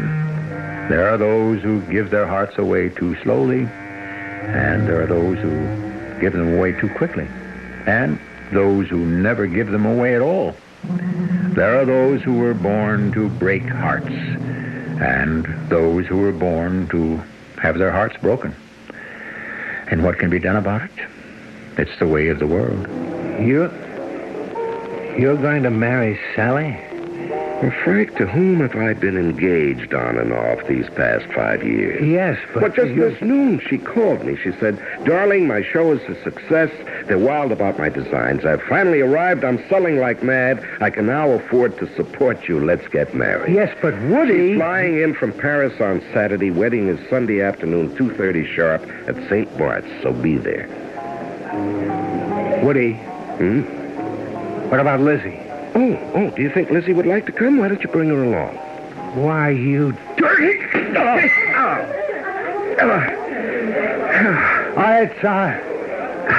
It's quite all right, ladies and gentlemen. It's just two old buddies having a difference of opinion. Okay, Woody. If you want to take a sock at me, let's go outside. Now, what got into you, Frank? Of all the cold, callous, insensitive things to say, invite her to the wedding. I know you don't have any morals, but can't you at least have some taste? Now, what are you getting all worked up about? Do you know what you did to Lizzie? Oh, it's Lizzie. Well, let me set you straight, Frank. You're going to set me straight? Now, you don't live in the real world. I don't live in your world, that's for sure. There is only one world, Frank. And you've been fighting it all your life. It's the world of take what you want. It's the world of, how else can you say it? The world of eat, drink, and be merry because tomorrow... But there is no tomorrow. And once you're gone, who knows? Who cares? What will it have mattered? I think it will have mattered. Frankie, it doesn't mean a thing. The rain, it falls on the just and the unjust alike. What does it have to do with the fact that you broke an innocent girl's heart? Innocent? Come on, Frank. What are you going to tell her? What do I have to tell her? That you're going to marry Sally Schaefer? She'll read about it in the paper, won't she? Mr. Gilmore, the Timkins file is up to date, and I finished all your letters. I have one or two little things to do, but I won't take a lunch hour. Why? What's up? Woody told me. Woody told you what? He told me you were lending him the boat, and it's going to be a great afternoon for sailing. Sailing? Yes, I thought if I could leave here at 2, we could make the tide at 3 o'clock. You're going sailing with Woody this afternoon? Well, I wouldn't ask for the time off if I didn't have all the work under control. But how can you go sailing with Woody this afternoon? Well, I know most people go on Saturday, but Woody says he has something else that he has to do tomorrow. That's what he told you? He has something else to do tomorrow? Yes. He said he had something to take care of this weekend, and so is it all right for me to take the afternoon off? No. No, it is not all right for you to take the afternoon off. But, Mr. Gilmore, I very rarely ask for anything. Oh, who cares? What's it to me what you do? You want to ruin your life? Go right ahead. But don't say that I didn't warn you.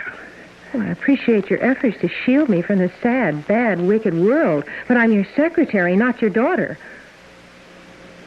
Excuse me, I should have said sister. That's better.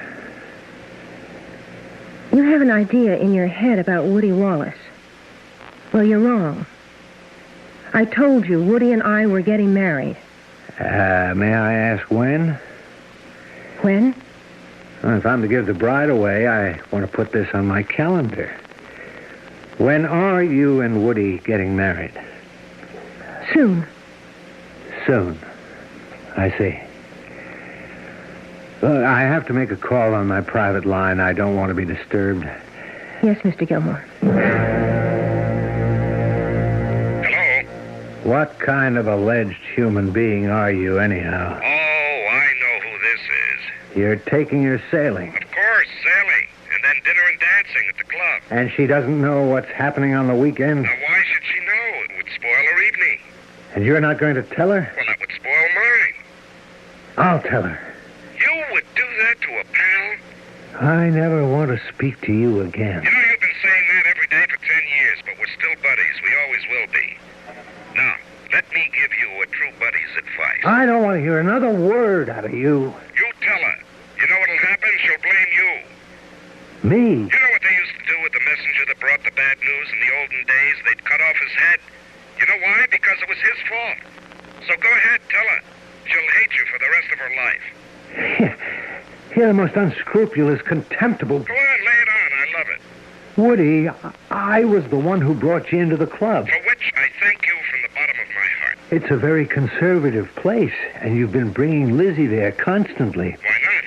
Well, everybody's gotten to know her and like her, and they think that you two are going to be married. Well, I can't be held for what other people think. But if the two of you show up there tonight, two starry-eyed lovers on what amounts to the eve of your marriage to Sally, what'll people think of you?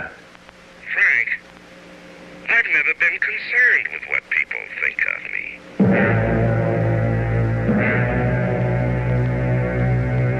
I was going to go out there and tell her. But then, what good would it do? He was right. She would always resent me for it. It's how people are. Sometimes the truth is so unpalatable we have to find a scapegoat.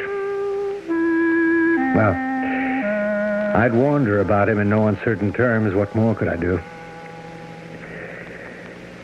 What you're about to hear now was told to me by Woody himself. It seems they were out on my boat, just drifting, a mile or two off the coast, listening to the radio, watching the sun set. See how the darkness slowly fills the water and how the sunlight seems to flee from it? You know, I never looked at it that way before. Oh, Woody. Does anyone have the right to be as happy as I am? No one has the right to be more happy. This is perfect, just being here. Is it also perfect for you, my darling? I have never been happier. Now the very last rays of the sun have gone until tomorrow. Oh, darling, I wish Frank Gilmore could see us now. Why? Where does he get his ideas about you? You know Frank. You're so sweet, so loving. You're everything a girl ever dreamed of. Darling, it's dark now. We'd better be heading in, huh? Oh, to think I won't be able to see you tomorrow and Sunday. 2 whole days without you. I don't know how I'll get by. Lizzie. What is it, darling? Is something wrong? You have such an odd tone in your voice. Must be getting a bit hoarse from the evening breeze out here. Oh, then let's head right in, right now. Take no time at all. We have a good following breeze. Now, where did you learn how to sail? My grandfather raised me. Oh? Yes, he was an old fishing boat captain. You would have liked him. He would have liked you. Could we name our first boy after him? Zachariah. Zachariah. I realize old biblical names aren't popular any longer, but they haven't been replaced by anything better, have they? And now it's time again for our special feature, Personalities in the News. Today we bring you tidings of one of America's most exciting fashion designers, Sally Schaefer. Do you mind if we turn that off? Oh, please, let's not. She's my favorite designer. We just made a taped telephone interview with Sally in Paris. Sally, can you hear me? Yes, Dick? I understand you had a great triumph in Paris. But I'm coming back to an even greater triumph at home. Are you? Yes. I'm flying home tomorrow.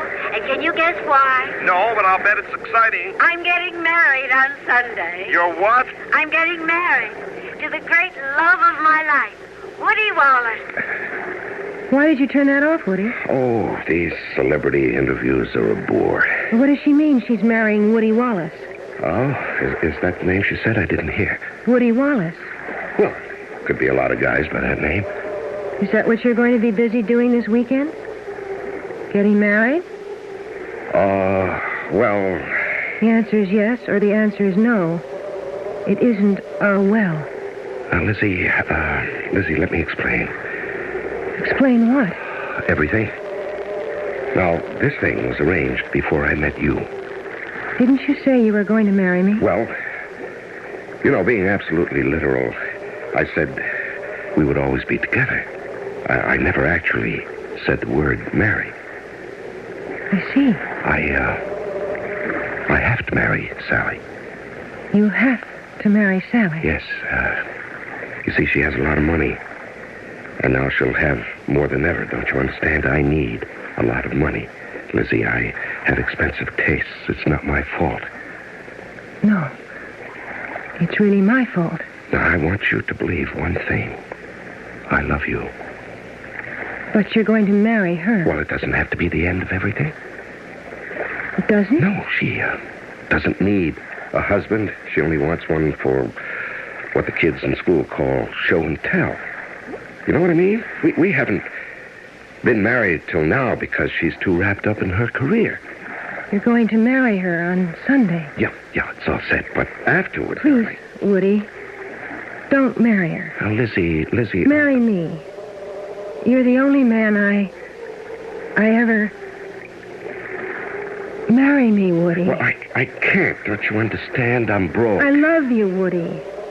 No woman can ever love you the way I do. That should be worth a fortune. Well, the fact is, I am not good enough for you. You're so beautiful and intelligent. You're soft and warm. Why, you're bound to attract somebody who's worthy of... Please, Woody, please. Lizzie, now look, we're both adults, and we should both realize that it was just one of those things. Lizzie? I'm sorry, Woody. I had no right to make things difficult. Under the circumstances, there's really only one thing I can do. And it's the only thing that makes sense to me. Excuse me. Lizzie, what are you going to do? I'm going to kill myself. Now, Lizzie, don't. Don't! Come back! Come back! Lizzie! Lizzie!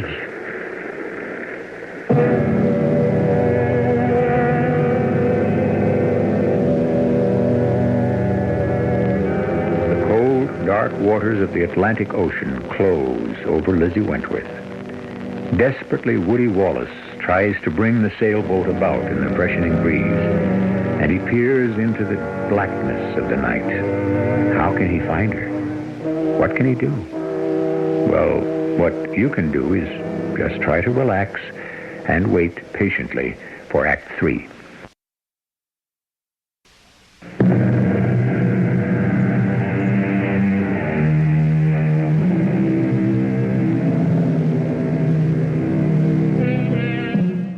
Shadows playing on the leaves. Love becomes a thing of light and dark. All at once, the doubts arise. Shall love emerge into the light or disappear into the darkness? Frank Gilmore is telling the story of Lizzie Wentworth and Woody Wallace. Well, the rest of it you might have read in the papers. He doesn't know how long he sailed about out there trying to find her. Finally, he headed back to the club. As he stepped off onto the pier, old Tom Higgins, the dockmaster, was there. Tom told about a very shaken Woody Wallace indeed. Evening, Mr. Wallace. Where's Miss Whitworth? Miss Whitworth, she's out there. In the water, I guess. You guess? What's she saying? Well, she fell out of the boat. Fell out of the boat? Well, I guess she jumped. What are we standing here for? We gotta get help. Get the Coast Guard. We gotta get moving. The Coast Guard turned out. So did small boats from all the neighboring towns. There must have been hundreds of craft searching intently all through the hours of the night and into the dawn. But there was no trace of her. I went out myself. But I didn't think we'd ever find her. Around the spot where she'd gone over is a current that sweeps out to sea. It didn't look good for poor Lizzie. And it was beginning to look very bad for Woody, too. He asked me to meet Sally at Kennedy Airport and explain. Oh, Frank. How are you, darling? Oh, where's Woody? Well, he couldn't make it.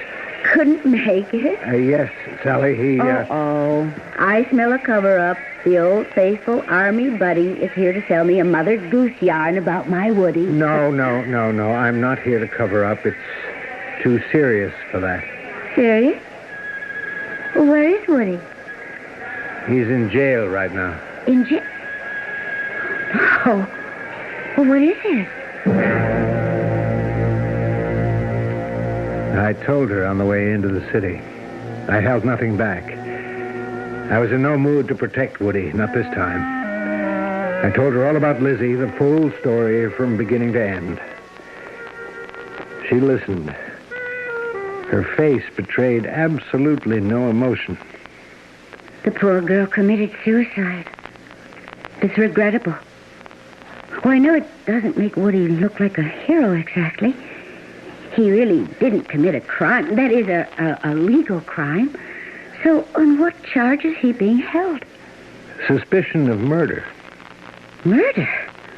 Well, the girl committed suicide. You just said she jumped overboard in an effort. I'm only saying what Woody said. But murder? A great many people refuse to believe she committed suicide. Why? Well, she was a likable girl. Actually, many people would find her lovable. Oh, yes? Well, go on. At the club, they impressed people as a very loving couple. Oh, yes? Most people didn't know that you and Woody were going to be married. I had just found out about it myself. Well, I still don't see where they can have a murder charge. They say he killed her because she refused to let go of him. She might have threatened to expose their affair to you and break up the marriage. But all this is supposition. Of course. But his reputation is against him. She was a lovely girl. Everybody thought she was too good for him. Everybody wants to believe he murdered her. Oh, but that's not justice. Woody couldn't kill anyone. They're obviously trying to railroad him. No, I don't think so. These people sincerely believe he's guilty. And many of them are powerful people, influential politically. And then we have Minerva Lewis. Who is she? Our brand new district attorney. First woman to hold the job. She thinks she can make this case go. I'll stand by him, Frank. What's true, without any doubt, is the affair between Lizzie and Woody. Well, that part of it is my problem. But I will stand by him now. They're going to claim that I killed her because she would tell you about our affair. No. You're admitting to me that you did have an affair. Sally, I'm sorry. It's just... Just what? Well, it's just that when you're not around, I get lonely. You see, I'm at loose ends. I just can't help it. It didn't mean a thing, but if you would do this thing for me, Yes? What thing? Say that you knew about it. Say that you knew I was having an affair. I didn't know you were having an affair. That would be perjury. But you knew that I was having an affair with someone. I did. Yes. In your heart, you knew there would be someone else for me until you got back. That would not be perjury, Sally. And it would get me off the hook. You want me to say, in a court of law, under oath, that I know the man I intend to marry has affairs with other women as a regular thing when I'm not around? Well, yes. Yes, that's what it comes to.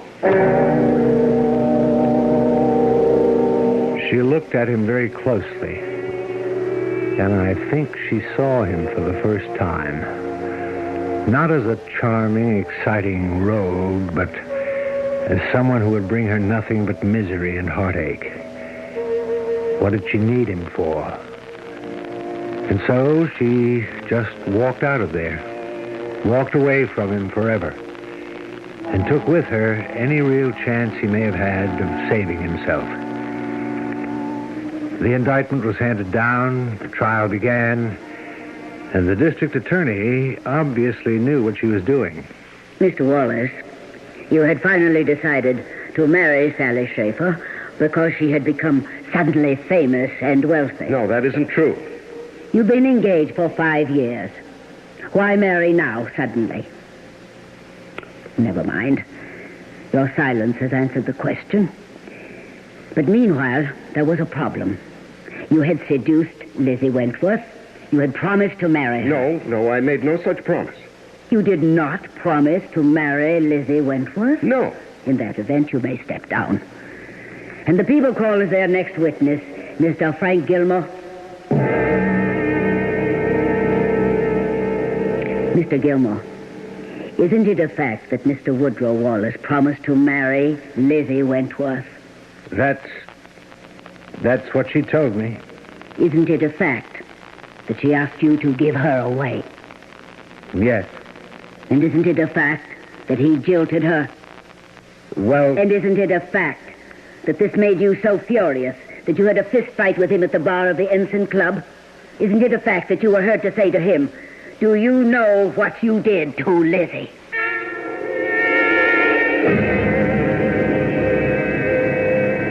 She was driving it home for all it was worth. I looked all around the courtroom at the spectators, at the jury, at the judge. The verdict was already in. Ladies and gentlemen of the jury, he lied to her, he seduced her, he broke her heart.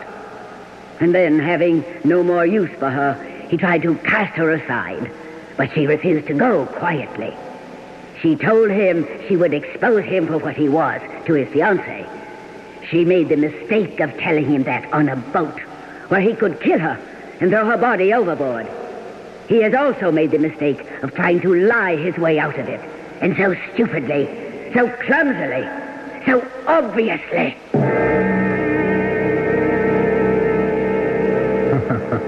Ironic, isn't it? That someone like Woody should be brought down by a woman. The jury stayed out for 2 hours. I think they did it so they could have lunch. The verdict, guilty. The sentence, life. Frank, I tell you, I'm innocent. I may not have been the nicest guy in the world, but I didn't kill her. She killed herself. Now, you got to help me. There's got to be justice. Yeah. You believe that now about justice and right and wrong. Now, don't lecture me. You're the only friend I've got in the world. Help me. But what could I do to help him? I tried to get some people interested in his case, but he was hardly a sympathetic character. And so the months went by, then a year, 2 years, and I would get notes from Woody. Frank, you got to get me out of here. I'll suffocate in this place. And I felt bad, but what could I do? Then one day I was on a business trip, and I stopped for lunch at a restaurant in a small southern coastal town. There was a girl sitting at the next table, and she was with a very tall, very handsome man. And she seemed so familiar. I must have been staring at her because she got up and came over to my table. Yes, Frank. It's Lizzie. Lizzie. But you're dead. I was almost dead. I wanted to die. But once I was in that cold water, I changed my mind. I struggled. I fought. I wanted to live for hours and hours. And just as I was about to give up, a man came by in a boat and he saved me. Well, why didn't you... I must have been in the water a very long time. I was sick. I didn't even know who I was for a while. But the man brought me back to health.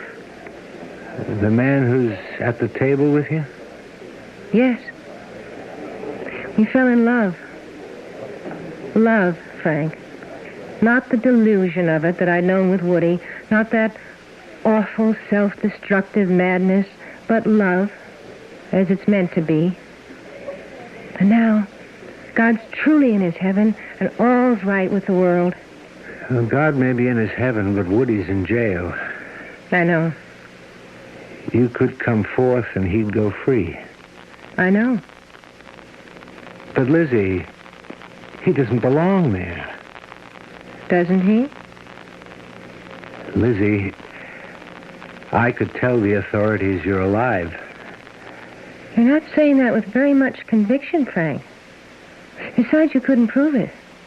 You don't know where I live, or what my name is now, or how to find me. Do you want to punish him?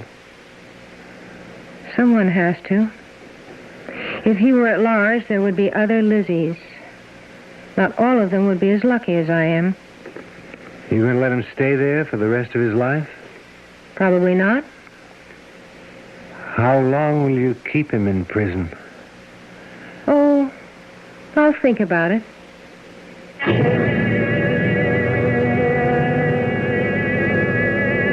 And as far as I know, she still is thinking about it. Now, you may say it's wrong for any person to use the criminal justice system for his or her own private ends. But life has its little ironies, doesn't it? There are many guilty people who really don't deserve to be in jail, and many innocent ones who do. And all we're doing is adding to the confusion. I shall return shortly.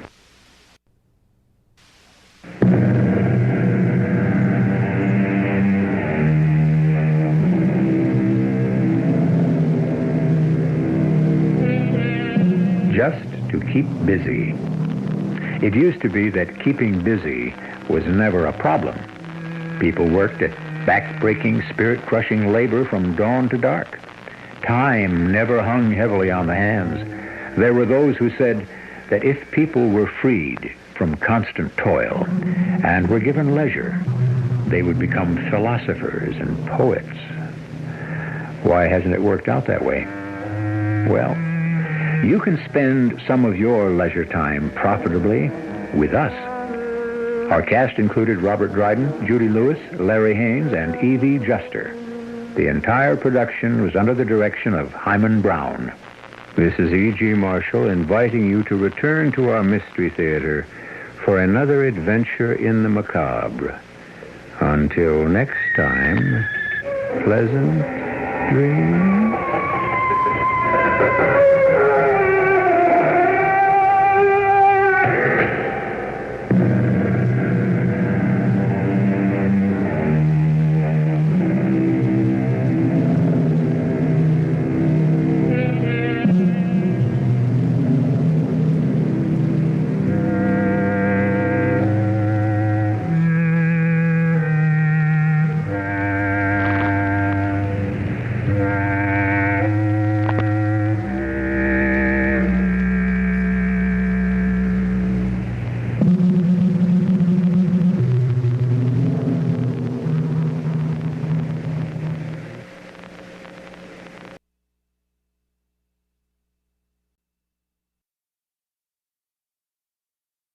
The CBS Radio Mystery Theater presents...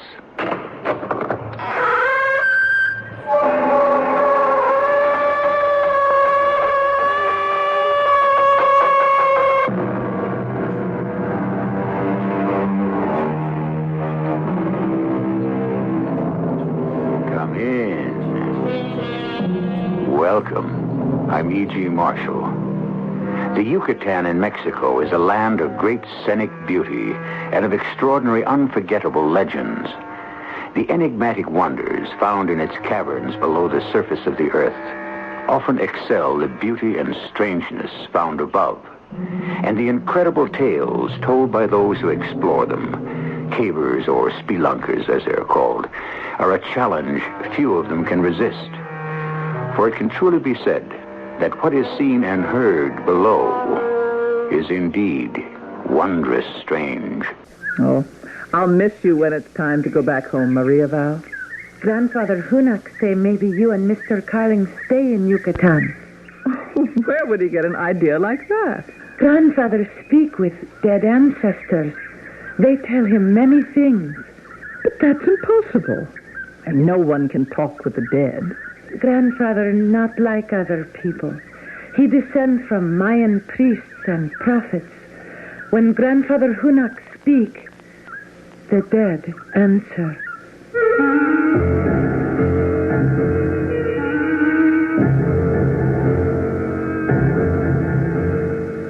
Our mystery drama, The Lost Tomorrows, was written especially for the Mystery Theater by Stella Moss and stars Mandel Kramer and Ann Williams. Back shortly with Act One.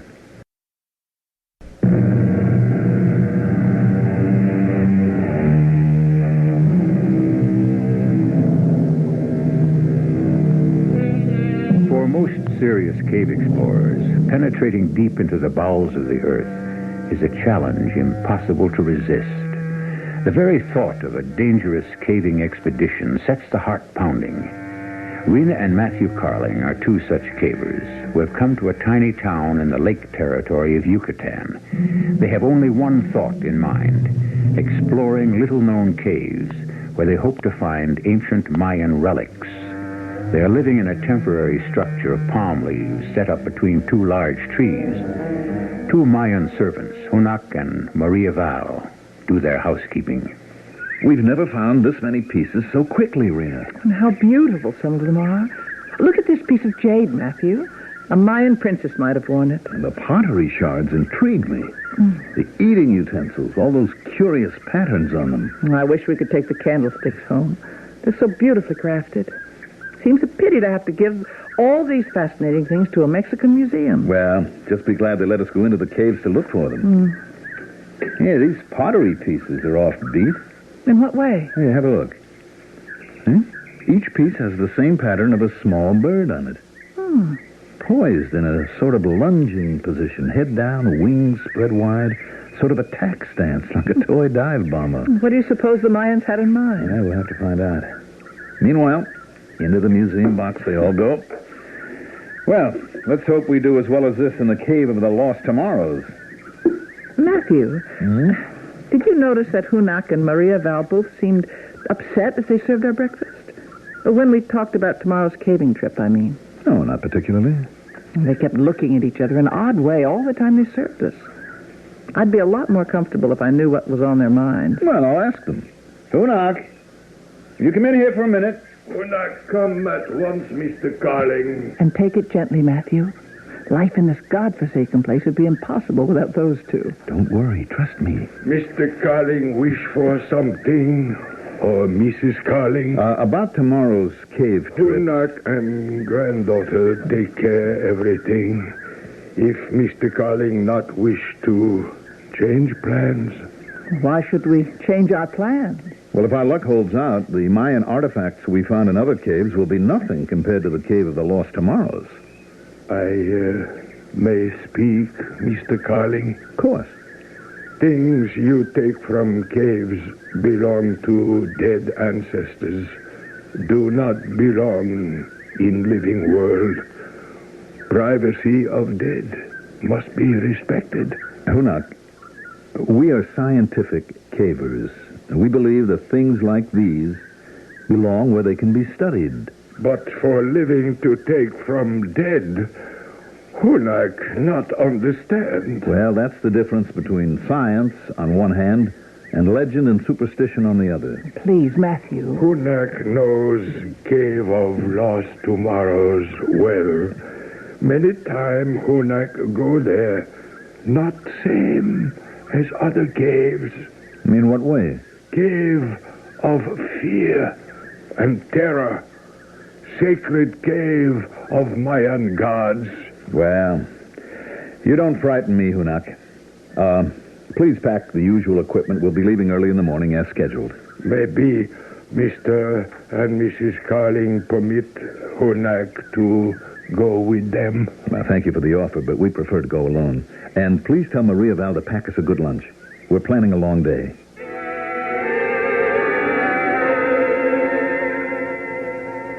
That lunch looks delicious, Maria Val. Many thanks, Mrs. Carling. Grandfather Hunak catch fresh fish this morning. I make for you and Mr. Carling. Well, that sounds fine. Also, you find sweet oranges in lunch basket and canteen filled from fresh, cool spring. I don't know how we'd manage without you. Unless you when it's time to leave Yucatan and go back home. Maybe you stay in Yucatan. No, not a chance. Grandfather say maybe you and Mr. Carling stay. Well, where would he get an idea like that? Grandfather speak with dead ancestors. Dead ancestors? They tell many things. That's impossible. No one can talk with the dead. Grandfather Hunak, not same as other people. In what way? He descend to this life from Mayan priests and prophets. Learn from them wisdom of 1,000 years. He speak, they answer. But how, Maria Val? How? What do they sound like? What do they say? Maria Val not hear voices. Only grandfather hear. Where is Hunak now? I want to talk to him about loading the Jeep with our caving equipment. Mr. Carling is anxious to get started. Jeep loaded, Mrs. Carling. Hard hats with lamp, first aid kit, pocket knife, flashlight, rope ladder. Grandfather... What I want to know is why he isn't here as usual to help us take off. Grandfather asked Mr. and Mrs. Carling please to excuse him. Ancestors wish to speak with him this morning about Mr. and Mrs. Carling. Well, I'll take the food basket and water, Maria Val. Mr. Carling will be getting impatient. Please, to let me go with you, Mrs. Carling. Maria Val know well Cave of Lost Tomorrows. First Hunak, now you. Why are you so anxious to go with us? Maria Val, Grandfather Hunak wish to speak to you. I come, Grandfather. Please not be angry, Mrs. Carling. Maria Val fear for safety of Mr. and Mrs. Carling. Tomorrow, 9th day of 9th month. What has that got to do with anything? Maria Val, what take you so long? I come, Grandfather. Please, Mrs. Carling. Foreign people not safe in Cave of Lost Tomorrows. Please to be careful. Please.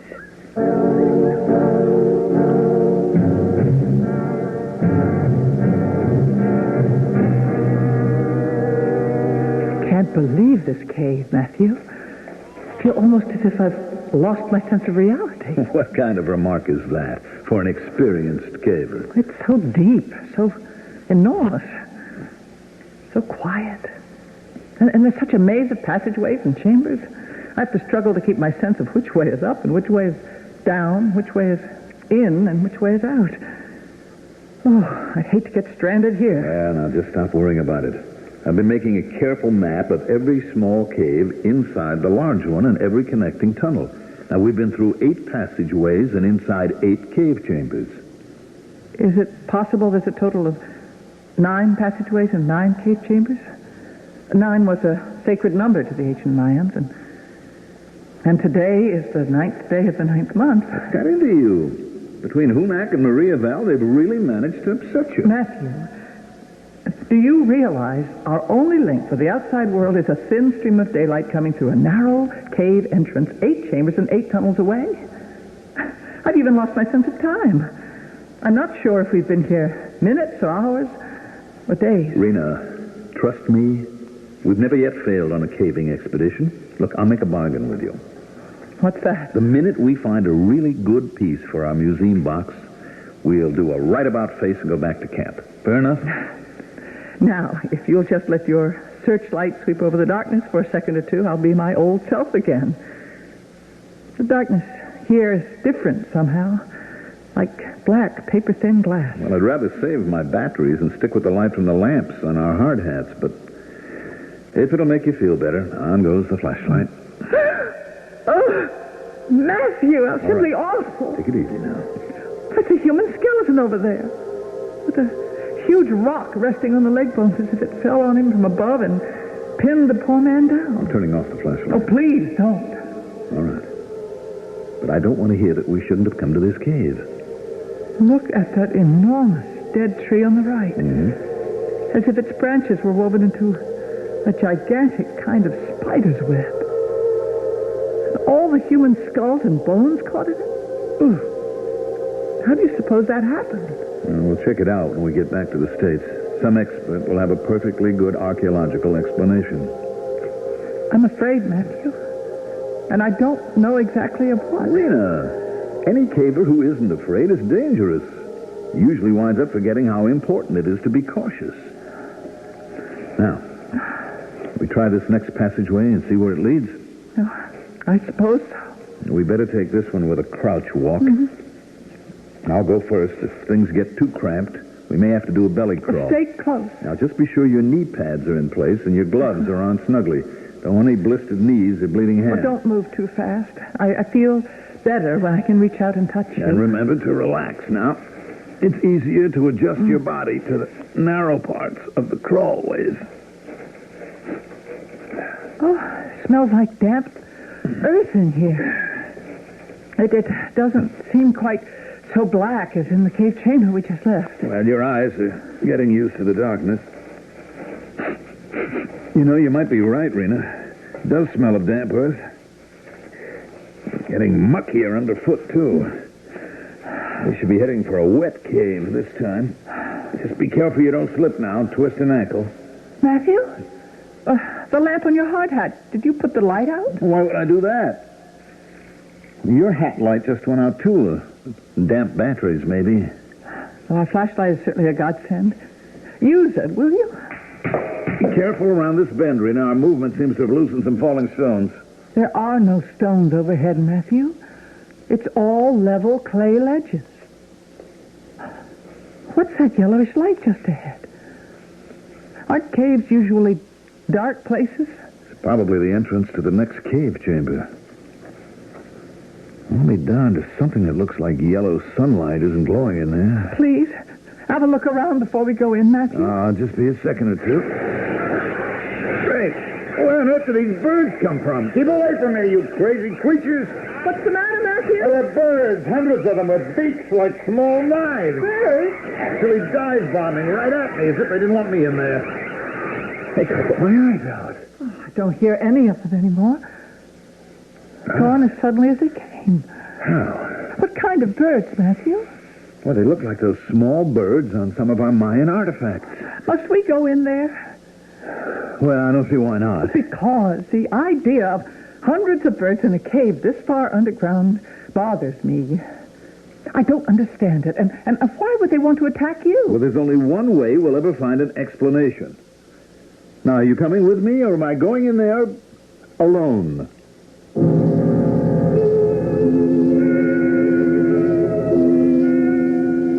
How to understand the mind, the spirit that compels a man to walk on the moon, to touch the bottom of the sea, or as in the case of Matthew Carling, to defy a long history of ancient superstition, to explore the dangers and mysteries of a multi-chambered cave in faraway Yucatan. Will Matthew's passion for caving bring him in touch with some explanation of the mysteries in the cave of the lost tomorrows? I'll be back shortly with Act 2.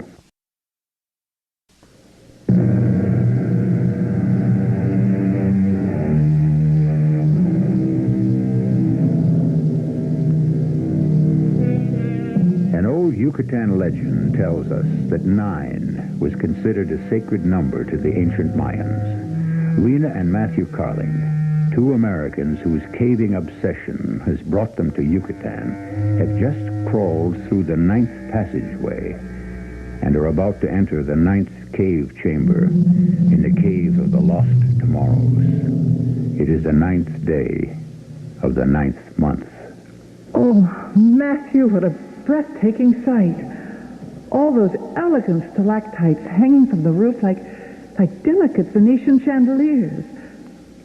They seem to be giving off a wet light. And the rock formations are spectacular.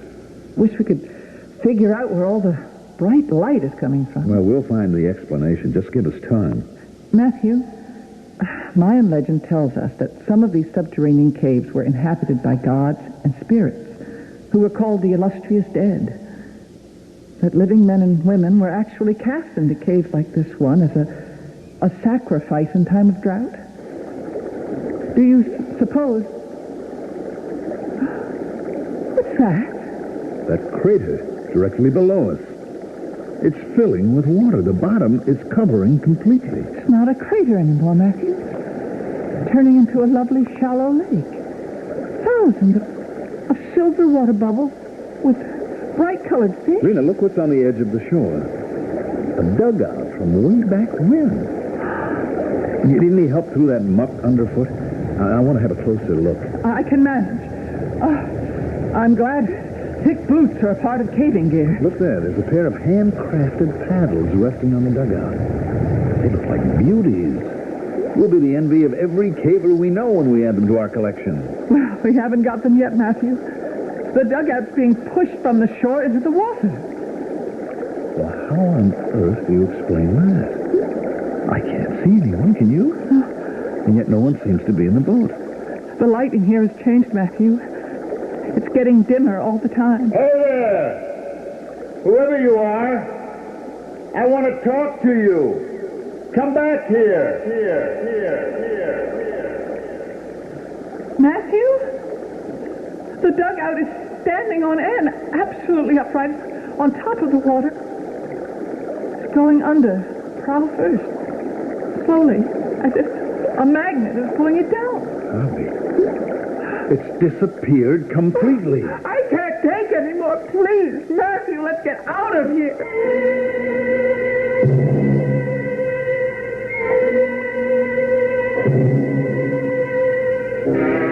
Few who visit Cave of Lost Tomorrows wish to return there.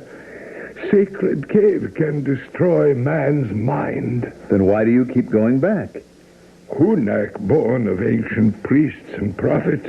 Hunak is living messenger of holy ancestors. No, next few days not good for caving. Well, thank you for the message. God say Mr. Carling must not make discord. Order you not to go Cave of Lost Tomorrows again. You expect us to believe that? Hunak say you must keep Mayan gods friendly. Strange underground sounds are not unusual in the life of experienced cavers, Hunak. And neither are mirages or extreme natural phenomena. And besides, my wife and I are almost as familiar with Mayan legends about gods and voices as you are. What you call legend, Hunak call truth. You and Mrs. Carling hear perhaps of ancient Compassionata cross? Of course, you and Maria Val have been wearing them around your neck since the day you came to work for us. Why do you ask? Hunak suggests Mr. Carling wear Compassionata cross. You're offering me your Compassionata cross? To protect me when we go back to the cave? Maria Val will give hers to Mrs. Carling. That's nice of you both. Hunak, look, I don't know how to make you understand this, but I just don't believe in protective talismans of any kind. Talismans exist only because people are frightened of things that they think cannot be explained. Some things are not to be explained. Please, Hunak hope for change of mind before tomorrow. Not a chance. Mrs. Carling and I will handle any situation that arises tomorrow. in our own way.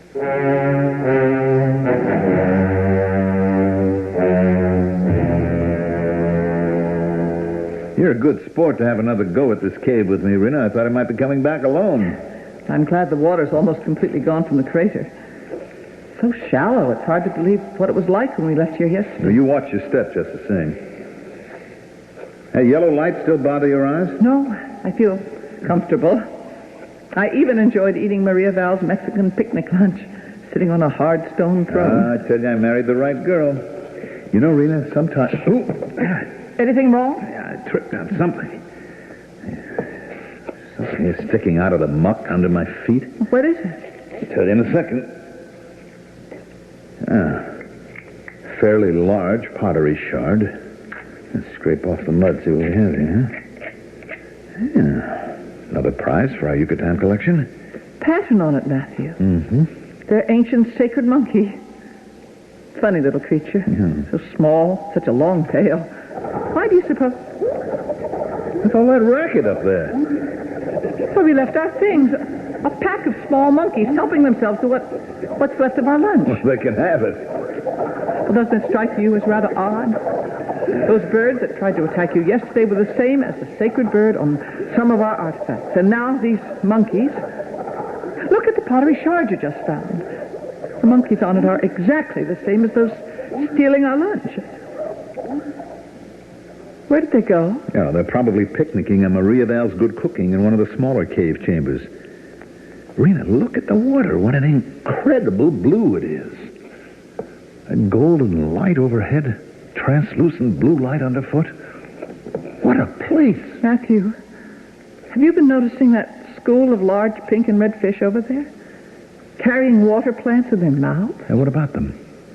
They all swim to the same spot and drop the plants there, as if they were trying to cover up something. Let's go see what they're up to. What on earth are these? 1, 2, 3, 4... 9 of them. Sticking straight up into the air out of the water. Matthew, these are crosses. Camouflaged by the water plants. 9 crosses as symmetrically laid out as in an old burial ground. Not only are they crosses, but... But what? Look, each one marks a grave. 9 graves. And the crosses themselves, can't you see? They're exactly like the ones that Hunak and Maria Val wanted to give us. Only these are much larger. You're absolutely right. Compassionata crosses 2 feet high. No wonder they wanted to keep us out of this cave. Why, to a museum or a private collection, these could be worth a fortune. You're not thinking of taking one, are you, Matthew? Why not? Because, according to the Mayan legend, no fisherman ever set sail without one. They considered them a talisman, a protector, in death as well as life. Rena, it's a legend. Oh. Remember? Now, come over here and help me loosen one of these. We're not going to go back to camp without one. I won't do it, Matthew. All right, I'll do it myself. What was that? Oh, it's probably some cave animal. You know, this isn't easy. Cross has sunk a lot deeper than I thought. I'll give it another try. Oh, give it up, Matthew, please. The lake's beginning to fill up again. One last try. I'll go without you, Matthew, please. You're not making sense. I got it, Rita. I got it. I'm coming. I'm bringing it with me. Compassionata cross for our collection.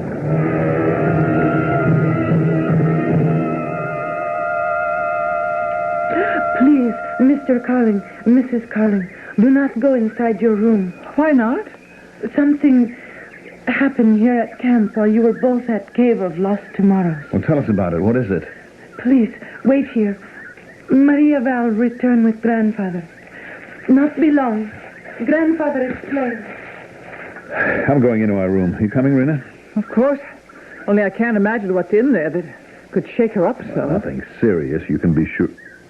What's going on in here?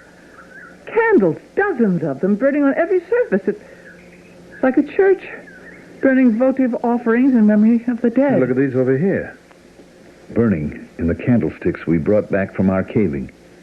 And these are now pottery pieces. And these are our glass artifacts, held in place by melted tallow. They've even turned the clapperless death bells upside down and used them to hold candles. Oh, here, too, they didn't light for some reason. Hunak! Maria Val, will you come in here right away, please? I don't understand why anyone would do such a thing. Oh, Hunak keeps insisting he's descended from ancient priests and prophets, doesn't he? He even walks around with jade plugs in his ears to prove it. Mr. Carling, call Hunak and Maria Val. Maria Val, stay here. I am afraid. Look, would you two be good enough to tell me why, when it is still broad daylight, there are dozens of candles burning all over this room?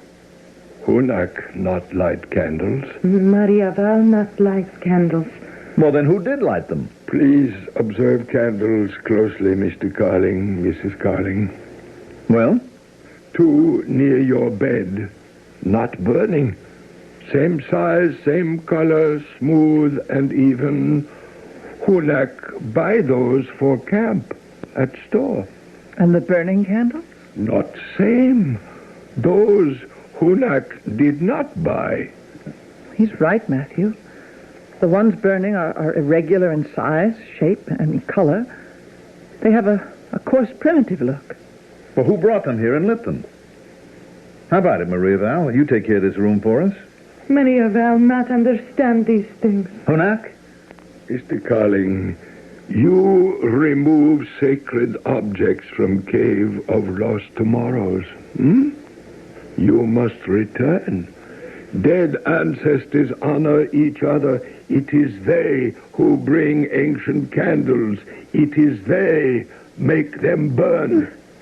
Do not weep, granddaughter. You actually expect us to believe this? If you do not return sacred objects, burning candles, only a beginning. Of what? Maria Val, put out the candles. You can both go. Maria Val will not touch burning candles. No. Mr. Carling, please. Please. Hunak, you put them out. Hunak, not offend world of departed spirits. Hunak, not put out candles. He won't have to, Matthew. Every candle in the room is flickering and going out. Someone is blowing them out. Look. One by one. Every single one of them.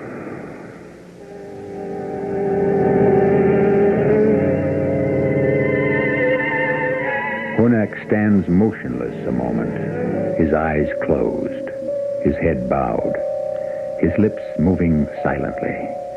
Then slowly he lowers himself to the earthen floor, lies flat on his back, and places his fingertips lightly on his moist forehead. Soft, archaic sounds form on his lips and fill the air, making a hypnotic melody. Matthew and Rena Carling watch incredulously as they realize that Hunak is attempting to communicate with his dead ancestors. I'll return shortly with Act 3.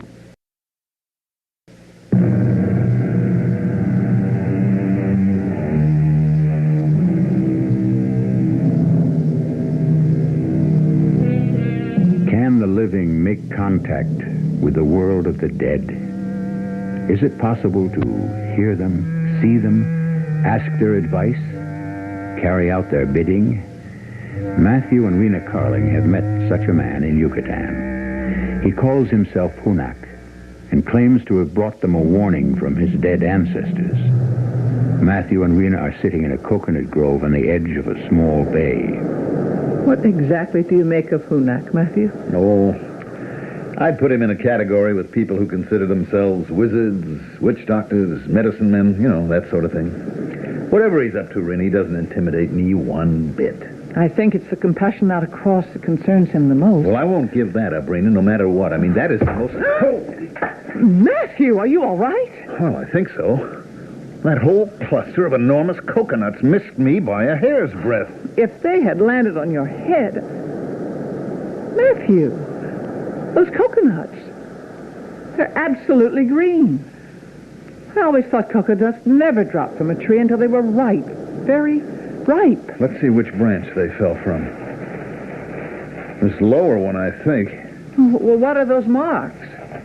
And machete cuts. Can you imagine that? Those coconuts were cut loose with a large machete knife. No one has been here. Well, we haven't even seen a bird or an animal. Let's go back to camp. Okay. We'll walk back along the bay. Pick up Hunak and Maria Val where we left them fishing. Please, Mrs. Collins, Maria Val does not wish to stay here. I wish to go back to camp. We were just going to pick you and your grandfather up. Not necessary be upset, Maria Val. Not necessary disturb Mr. and Mrs. Carling. What's bothering you, Maria Val? Something happened while you and your grandfather were fishing? Answer, Maria Val. I see strange things, Mr. Collins. What kind of things? Ancient small boat rise from beneath water. Not the dugout. No one in boat. Paddles move with no hands. You saw that too, Hunak? Yes, Hunak, see too. What else happened? Maria does not move. Just look. In bottom of ancient boat, Maria see fishing net. Fishing net was tossed from small boat to my shoulders, like beautiful shawl. Then small ancient boat moved swiftly from shore and disappear below surface of water. Is that not so? Please, take Maria Val back to camp, Mr. Collins. What did you do with the fishing net, Maria Val? Hunak has it. Would you mind letting me and my wife hold on to it for a bit? Hunak advised Mr. Carling, leave net with Hunak. I'm not playing games, Hunak. Let me have it. Thank you. We go back camp now, Mr. Carling. One thing more. You know quite a bit about coconut groves, don't you? Hunak lived all his life where are coconut trees. I suppose you have a look at the cluster of green coconuts lying on the ground on the other side of this tree. Nothing on ground, Mr. Carling. Nothing? Well, I'll be it. You carry a machete knife, don't you? Machete knife belonged to dead ancestors. Suppose I told you my wife and I found machete marks on the branch of this tree, and that the machete marks were exactly where a large cluster of green coconuts fell to the ground, missing me by a hair's breadth. Where, Mr. Carling? That first large branch, right above our heads. No machete marks there, Mr. Carling. Only many green coconuts waiting to be ripe. You see for yourself.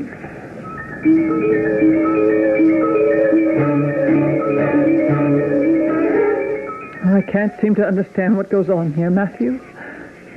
I feel as if my thinking is going native, or if Hunak and Maria Val are putting a drug of some kind in what we eat and drink. Let's change our plane reservations and go home. Rena, Yucatan is a once-in-a-lifetime experience. Now, I'm not cutting it short. Look, we'll both feel better after a good night's sleep. I don't even feel comfortable in this room we're living in anymore. Would you mind leaving a light on tonight? Somehow the idea of the dark bothers me. Oh, come on, you don't really mean that. Besides, you know I can't sleep if there's a light on. Oh, all right. Put it out. Sleep well, darling. I'd like to get a really early start in the morning. Did you hear anything just now, Matthew? What? Matthew? Rena. My throat. Something's tightening around my throat. What on earth's got into you? I can hardly breathe. And not throat choking Let me put on the light. There's no one here. You must have started to have a nightmare. Wait a second. What is it? Well, the skin on your throat is all red, and also... Also what? There are small, round marks on your neck. As if from a knotted rope of some kind. Oh, Matthew, I can't bear it anymore. I'm going to pack this minute and get ready to go home. Nobody could possibly have been in here without our hearing him. There's no sign of any knotted rope anywhere in the room.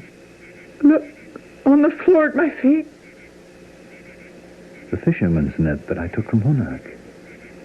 Someone was trying to strangle me with that knotted fisherman's net.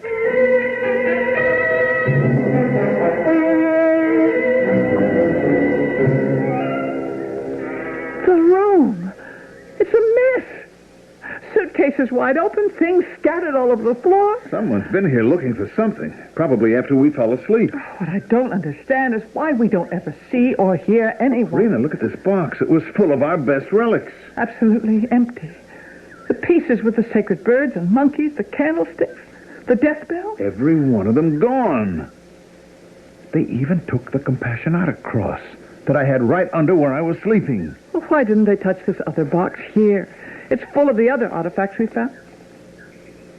Matthew, they only took the sacred relics. Oh, please, let's be satisfied with these and... Go home? Not on your life. Hunak? Maria Val? I'm going to tell them we'll leave. Those two are probably miles away by this time. We'll never see either of them or the missing pieces again. Mrs. Carling, call Maria Val. Just come in, please. Oh, yes. Come in, have a look around.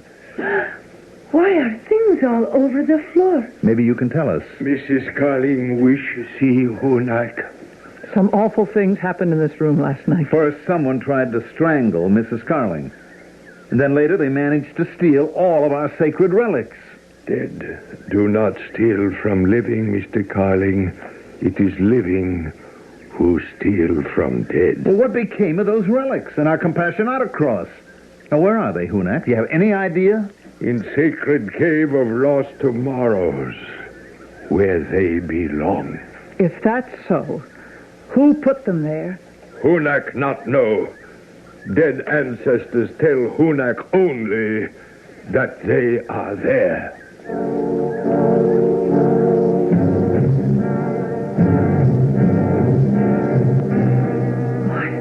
I don't know why I keep letting you persuade me to come back into this cave.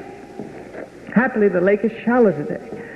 Sloshing through this muddy lake bottom in heavy boots isn't exactly fun. We're here in the burial ground, so we'll have some answers pretty soon now.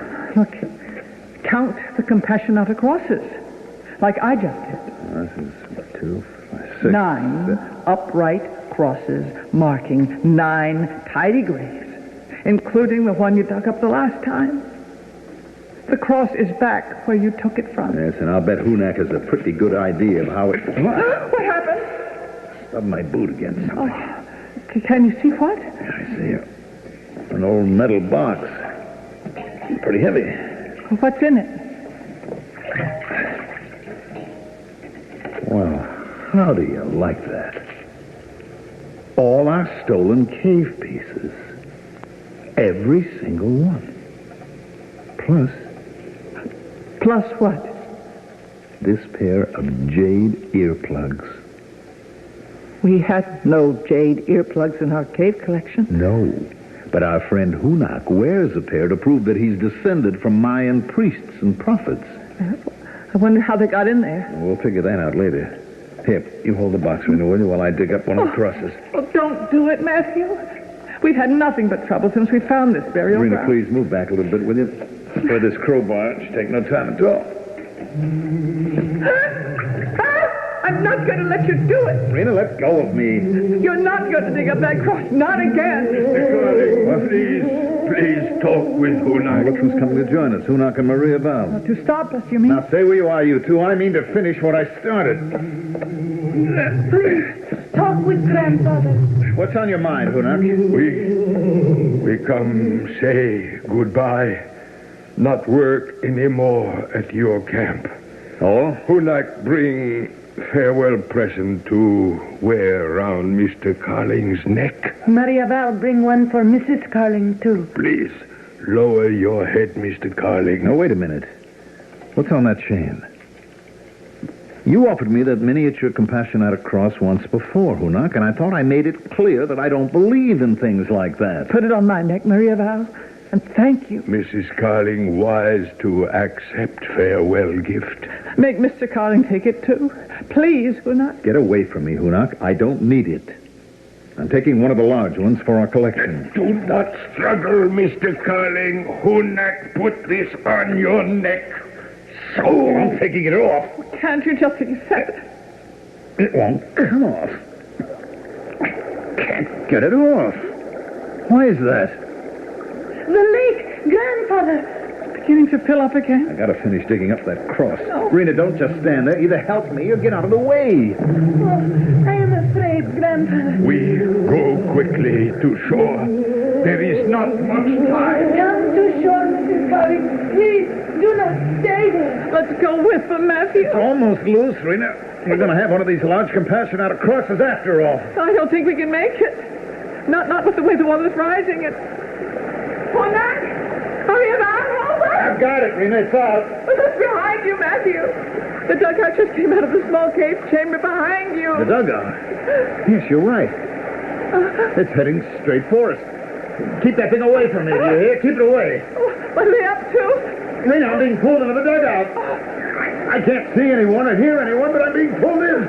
Let's go, me, whoever you are. Let's go. The lake is so deep now, so swift, like a whirlpool. Try to get to shore, Rena. Save yourself. The dugout. It's coming toward me now. Now get away. I can't. You're pulling me to the dugout, too. Why can't I see you? Touch. Why can't I see them? The prow of the dugout. What's happening? It's pointing upward. The lake is rising like a tidal wave. We've spun around. We're pointing downward now. Matthew, we're going beneath the surface. It's like being poured headlong into a powerful waterfall. Deeper and deeper. I'm glad I'm wearing Maria Val's miniature combustion other clothes. And that Hunak made you wear it. Rena, is yours still around your neck? Someone just took mine off, chain and all. Someone just took mine off, too. Listen! We're civilized people in a civilized world. Things like this don't happen to us. They just don't happen.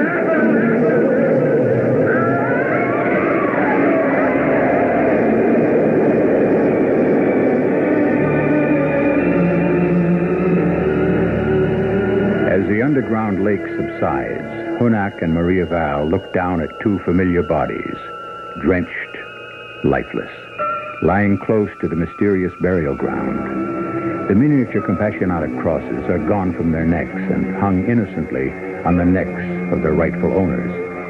In the burial ground, the large Compassionata cross stands upright in its place, one of 9, a sacred number to the ancient Mayans. I'll be back shortly.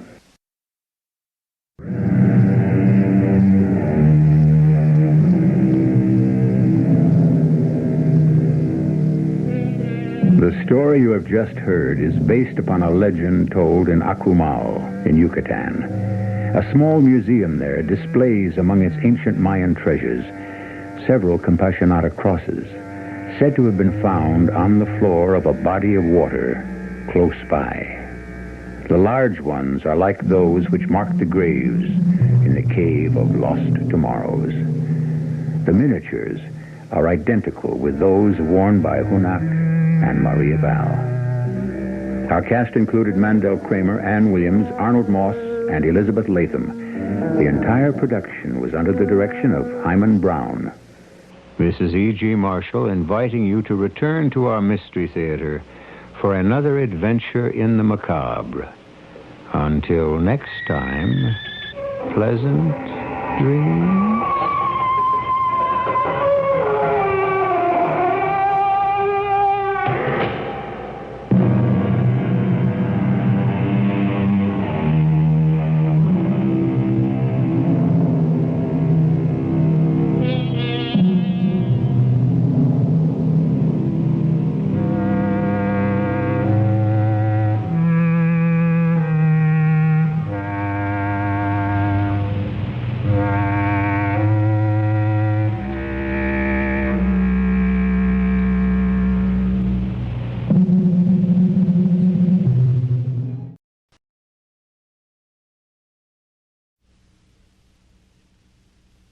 The CBS Radio Mystery Theater presents...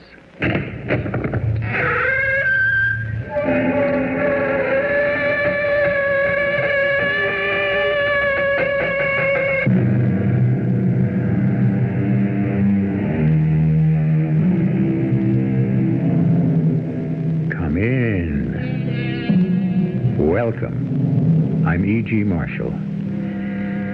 Wickedness, said Ben Jonson, is always easier than virtue, for it takes the shortcut to everything.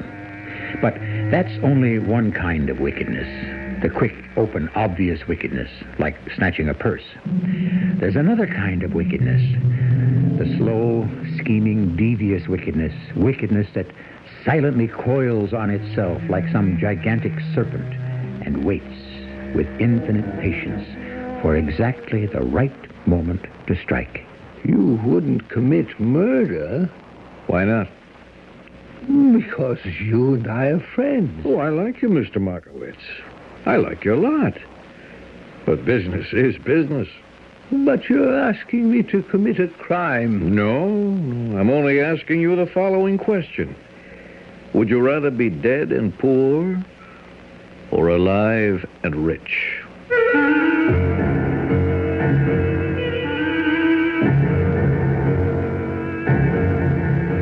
Our mystery drama, The High Priest, was written especially for the Mystery Theater by Sam Dan and stars Robert Dryden. I'll be back shortly with Act One.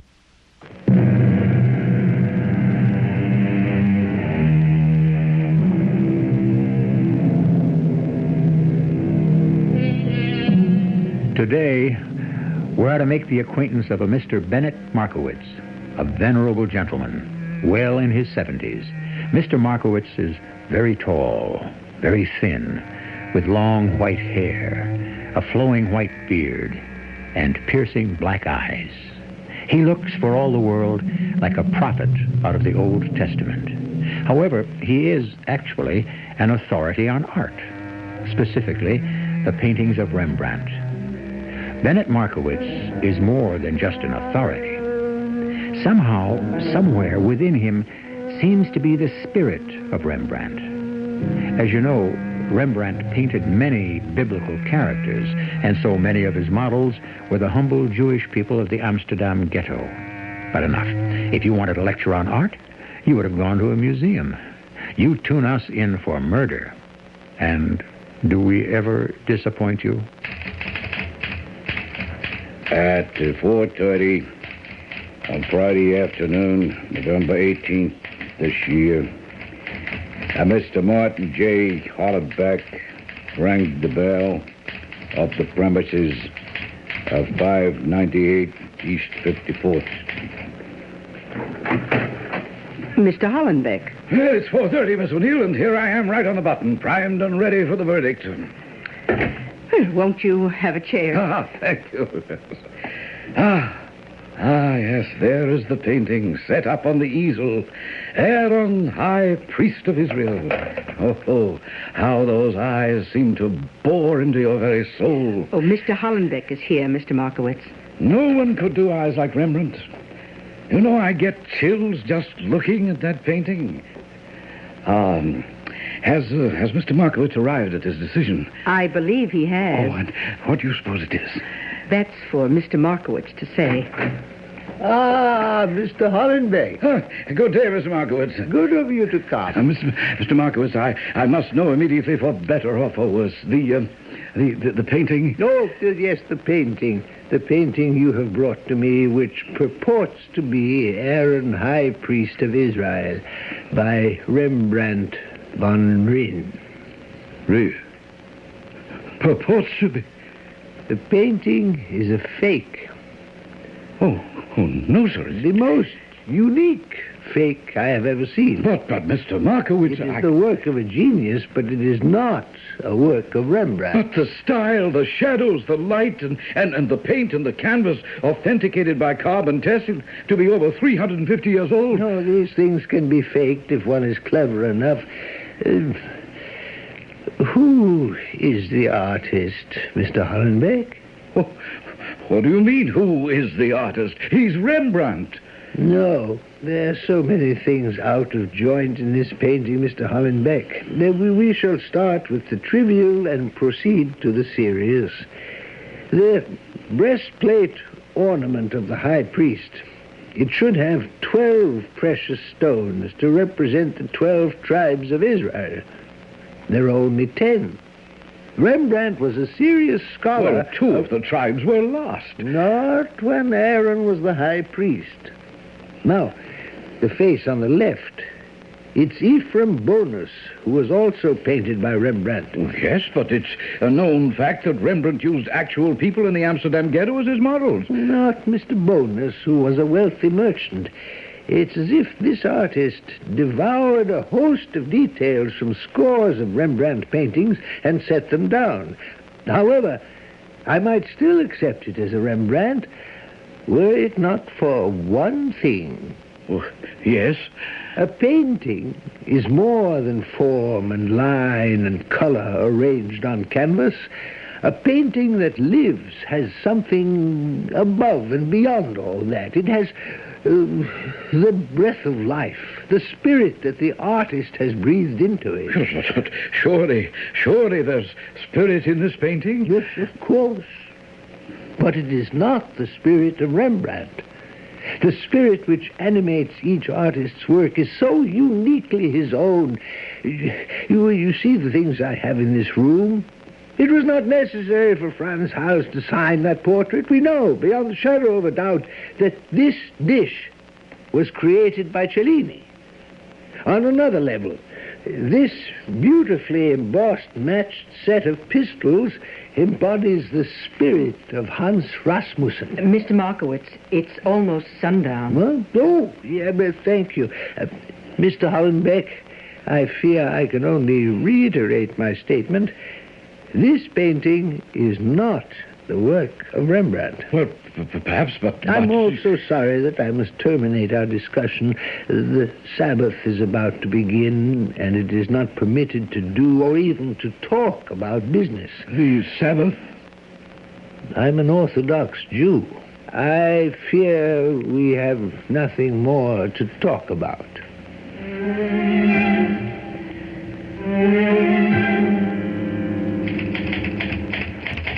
On Monday evening, at about 10 p.m., Mr. Martin Hollenbeck was sitting in Mary Mallow's piano bar on 3rd Avenue, near 64th, where he encountered a man named George Curly Peterson. Hello there, Holly. Oh, do I know you? You look at this bald head and you don't remember me? Why, it's Curly. Curly Peterson. Hey, that's right, Curly. Number 325289, and you were number 325276 when we were guests of the state. I never forget a number. What are you doing now, Curly? Oh, this and that. You? Me? I thought I was sitting on top of $1 million. A mill, huh? Now I have a painting. Could a painting be worth all that dough? If it's by Rembrandt. Is it by Rembrandt? It could be, but... Yeah, here comes Mr. Buck. Yeah, I'm going to lose out. Well, maybe you had no business in the fine arts dodge anyhow. Why not? I prepared myself. Oh, yeah? Well, I took courses. I went to adult education classes. I studied speech, diction, so I wouldn't sound like some illiterate mug. And art appreciation. Go ahead, ask me any question on the Renaissance. I wouldn't know where to begin. Well, I picked up all the basics, believe me. The patter, and, well, beyond that, it's every man for himself. Yeah, sounds to me like you set to pitch a no-hitter. No, I'm going to be knocked out of the box. Deal me in. I'll make it work. Ah, Curly, nobody can make it work. Come on, fill me in. Go back to ground zero. Ground zero. Okay, we have to start with the nut. Who's the nut? Oh, that's what I asked Gracie Petrosky one night. We're sitting around her apartment. Who's the nut? Holly, look at this $10 bill. What about it? Real? Oh, yeah. You sure? Let me really look. And? Yeah, it's on the level. It's queer. What? Hey, this is quality. Who's got him? It's a fortune. How much is there? This 110 spot is all there is. Oh, no. The last of the Mohicans. The plate was engraved for a friend of mine. But before he could get into production, the feds were tipped. They bagged him and destroyed the plate. You know, that plate was a work of art. I know the guy that designed the plate. Who is he? The Nut from Bakerville. Who? He's a nut, and he lives in Bakerville, Iowa. Well, would he make another plate? We could go there and ask. Have you got his address? Address? It's a broken-down farm in the middle of no place. No, Mr. Hollenbeck. I am not engaged in engraving at this time. But your plates could make us a fortune. Money holds no interest for me. You see, I'm a nihilist. A what? Nihilism. The word was coined by Turgenev. Oh, yeah, but I would like to make Nihilism is a desire to overthrow not just the government, but all organized forms of society. And I am intent on destroying art. Well, yes, sure, but... The art establishment, the tyrannical, dictatorial art establishment. This self-appointed elite that strangles all creativity. Look, just let me explain to you how we could go... expose them, lay bare their obscene corruption. You see? Now, look here. See? See what I have just finished. Yeah, what have you just finished? This canvas. It's a masterwork. This is a Rembrandt. Rembrandt? Where would you get a... Where, you fool, I painted it. Well, if you painted it, then it can't be... I shall convince the establishment that it is. It is. I am the greatest painter who ever lived. Okay, if you're that great, why don't you sell your own? Oh, there's a lot against me. A conspiracy. My life is in danger. Oh, yeah, yes. Is that a fact? Oh, they all hate me. Hate and fear me. All the other so-called artists. Because my work puts theirs to shame. Well, I can paint in any style. Rembrandt, Titian, El Greco, Michelangelo. Then there's a fortune. Fortune. That's the only word you know. I'll bring this painting, this Rembrandt, that I have titled Aaron, High Priest of Israel, to the attention of the art world, and it will be hailed as a genuine Rembrandt. You sure of that? Oh, it has to be. Look. Well, I will be offered millions for it. And then, when they have committed themselves, these thieving parasites, I shall laugh in their faces. Yeah, but why not just take the money and have a quiet laugh? No, money is evil. And that's the painting you're trying to fob off? That's the painting. Well, how'd you get rid of the nut? Oh, he died. I didn't know you were a muscle guy, Holly. Oh, no. It was an accident. Ah. Then what happened? Well, then, Curly, I did all the things I told you about.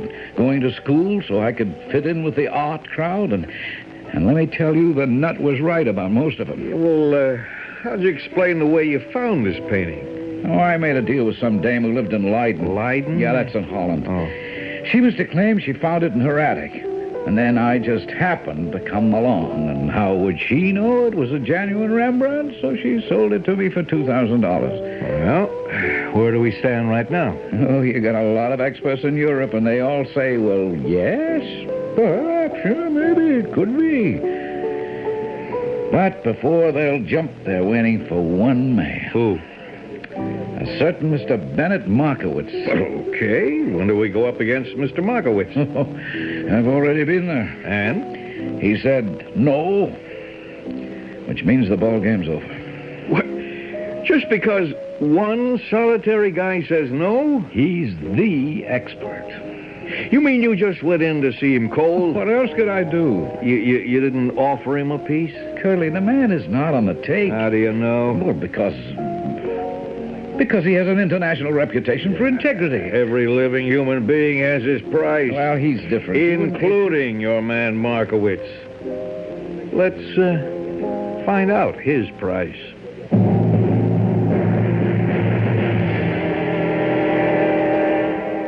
Does every man have his price? In the end, can it be said that people may be bought and sold, just like any other commodity? Or can it be said of certain human beings that they are incorruptible? I don't know. I just pose the question. Maybe we get the answer in Act 2.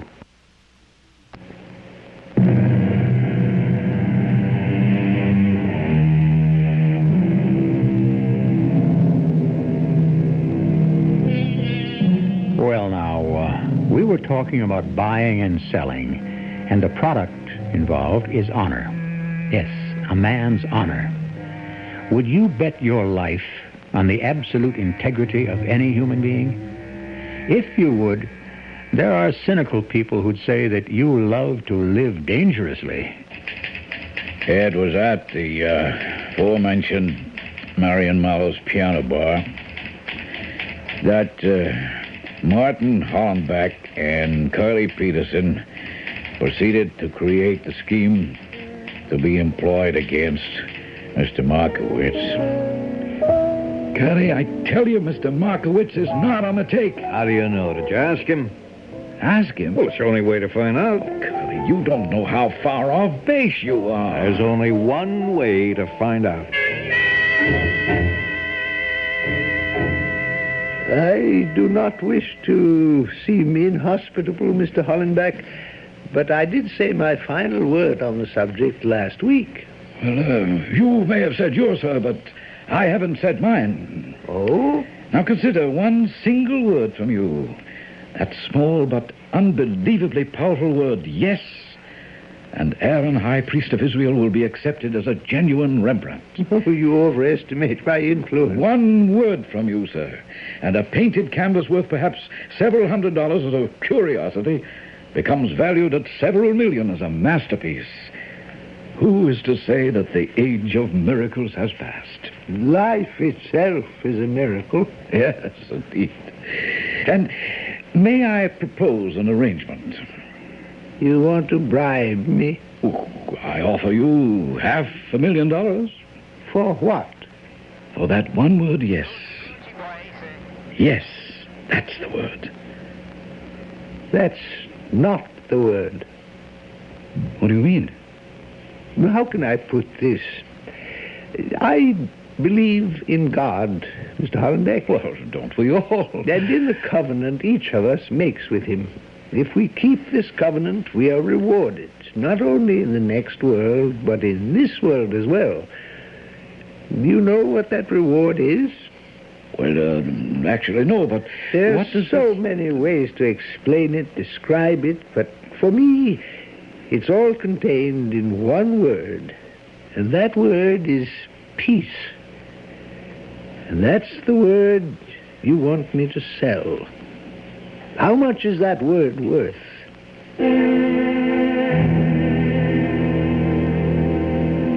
I told you, Curly, he's not for sale. Okay. What else do we know about him? What else? I'm looking for a way to get at this guy. Get at him? How? Well, who else was there? Well, the secretary. What's her name? Miss O'Neill. Miss. I mean, she's not married. What does she look like? I don't know. You were there. You saw the dame. What do you mean you don't know? Well, since she's not the kind I'd want to make a pass at, I didn't really notice. So she's not the kind guys want to make a pass at. Well, we may have something. How old? Well, she could be 40. Miss O'Neill, eh? I wonder what I could get out of Miss O'Neill. Nobody could get a word out of Miss O'Neill. Well, that would depend on the kind of words you're after.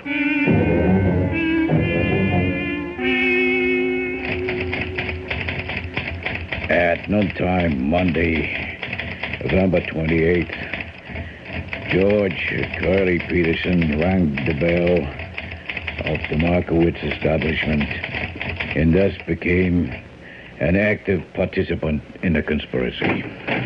Yes? Oh, how do you do? I'm working my way through college. I'll bet you are. You'd lose. I'm really trying to raise money to take a girl out tonight. Well, that's better. I'm selling these vacuum cleaners. We have a vacuum cleaner. Oh, you shouldn't have said that. You should have let me in and had your rugs cleaned free of charge. Well, I don't believe in leading gentlemen on. Oh, but I'm no gentleman. Huh? What are you? A seducer. Is that a fact? Of girls who are young, innocent, and pretty. Oh, well, I'm safe. None of those adjectives describe me. No, you're an even greater danger since you are mature, wise, and beautiful. Oh, but I'm in no danger at all since, with your kind permission, I intend to close the door. Oh, one question first. Yes? Will you have dinner with me this evening? No. The place is Houlihan's. The Irish stew is legendary. Now say no. No.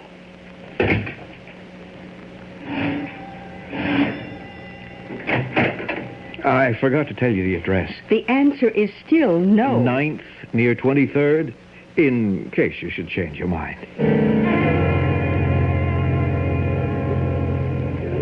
This is magnificent. I expected a little neighborhood bar deep in sawdust. Well, that's sort of the most expensive dishes, the best wines. Do you wonder why I'm here? I swept you off your feet. It's no great accomplishment. Almost anyone could do it. Well, then that's no compliment to either of us. Oh, I wasn't brought up on compliments. I was raised on the truth. The truth. I kept house for my father. Well, thus, the unmarried daughter had to stay home with the old folks. Yeah, which was a way to make sure she'd never marry. Well, my father was Sean Patrick O'Neill, the poet and philosopher. He died 10 years ago, so... Well, I went to work for his good friend, Bennett Markowitz, from one saint to another. Oh, indeed, I've breathed rarefied air all my life. What did you say your name was? Curly. Curly. Hmm? But there are moments, oh, not many, but some, and not all the time, but occasionally when I want to breathe this kind of air. Well, go ahead and breathe it. And this noontime, you caught me at just such a moment. Well, let's drink to that moment. And many others.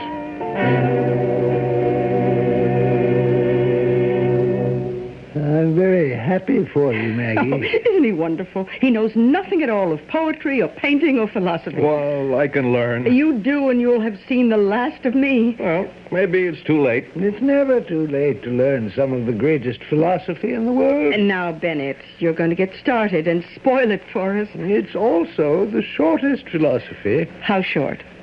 One of the great sages was once challenged to recite the wisdom of the Talmud while standing on one foot. Such a challenge would be more fitting for an acrobat. Well, he did it. He said it all comes down to this. Do unto others as you would have others do unto you. You mean that's all there is to philosophy? That's the kernel. Everything else forms the shell. Oh, excuse me. Hello? Yes? Who? Oh, are you sure? Well, yes, I suppose it must be true. No, I'll tell her myself. Thank you. I would assume that we have received bad news, my dear. Oh, Mr. Markowitz, this is awful. I don't know what to say. That was Mr. McHugh from the island. Oh, I hope there's nothing wrong with his cottage. Everything's wrong. It burned down. Oh. Something about the electrical circuits. Oh, that's too bad. Oh, is that all you can say? Mr. Markowitz spends a week alone at McHugh's seashore cottage every year. In December? It's a time for solitude and communion with the sea and the sky. Well, does Mr. McHugh have another accommodation? Nothing with heat, or as he puts it, winterized. Oh, Mr. Markowitz, I know how disappointed you must be. It is said man appoints, God disappoints, and for his own purpose. Perhaps it was ordained that I should not spend my week at the shore this year. I know you're putting on a good face. Would you mind if I say something? You talk about something being ordained. Well, maybe it was ordained that I should meet Maggie. For a lot of reasons. And one of them is that I would be here when you got that phone call. Now, what are you saying, Curly? Well, don't you see? Mr. Markowitz, I could be talking out of turn, but would you maybe consider spending a week out at my place? Your place? I have this cottage on the South Shore, right on the beach. Oh, well, I couldn't impose. It's just what you want. It belonged to my folks, and they died. I never used it. There's just an old fellow up there, old Frank. He takes care of the place. It just goes to waste. Is there Any reason why you shouldn't go? You want me to rent a beach cottage out on the South Shore? Why? Because Mr. Markowitz is going to spend a week by himself communing at the shore. He will return home, and he's going to invite some critics and other highbrows to his place, where he will make the following announcement. Ladies and gentlemen, I have been haunted. Is that a good word to use? Curly, I don't know what you're driving at. I have been haunted by a painting called Aaron, High Priest of Israel. I am convinced, beyond a shadow of a doubt, it is a genuine Rembrandt. He's going to say that? I guarantee it. But how? That's the plan. What plan? What plan, indeed? We have seen that bribery is futile. Muscle? We'd be inclined to doubt its effectiveness in this type of situation. And yet, Curly, who is apparently an extremely resourceful gentleman, seems supremely confident. What is the plan? Well, you know perfectly well you'll have to wait for Act 3.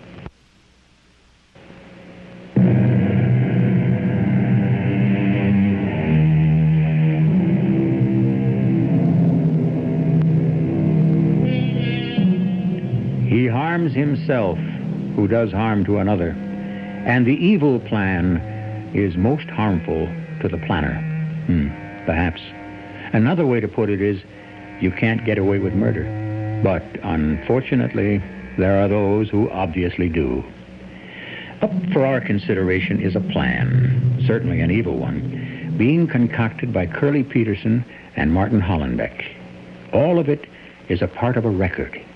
A police record.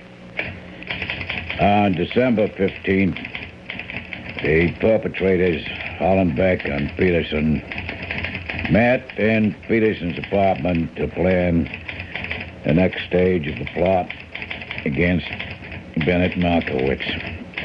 Here, for the first time, we meet the third member of the group, Mr. Frank Leroy. You mean Markowitz is going to come back from the shore and say the painting is a Rembrandt? Absolutely. Well, you've got to show me how. Sit still for a moment. Won't you come in, sir? Why, it's Mr. Markowitz. See? It works. I don't understand. Suppose I said, I know a guy who could be the spitting image of Bennett Markowitz. You'd say, it's impossible, it won't work. But you see, I spring him on you and you just naturally accept it. You mean this isn't... Suppose I said to you, remember a pen pal of ours who used to be an old-time matinee star and was doing 30 years for killing his wife? No, wait a minute. Suppose I said to you, we could get Frank Leroy to impersonate Bennett Markowitz. You mean this is Frankie the actor? If I said that to you, you would say to me, never, no way, it couldn't work. What do you say now? I can't believe it. You're Frankie. Nothing to it, Holly. Point the nose a bit, build out the chin, some slight shadow under the eyes. And I'm Markowitz. Yeah. Only, that's not Markowitz's voice. Nah, I can get his voice. He'll spend a week with Markowitz in the cottage as Frank the handyman. Give us a little apple knocker there, Frank.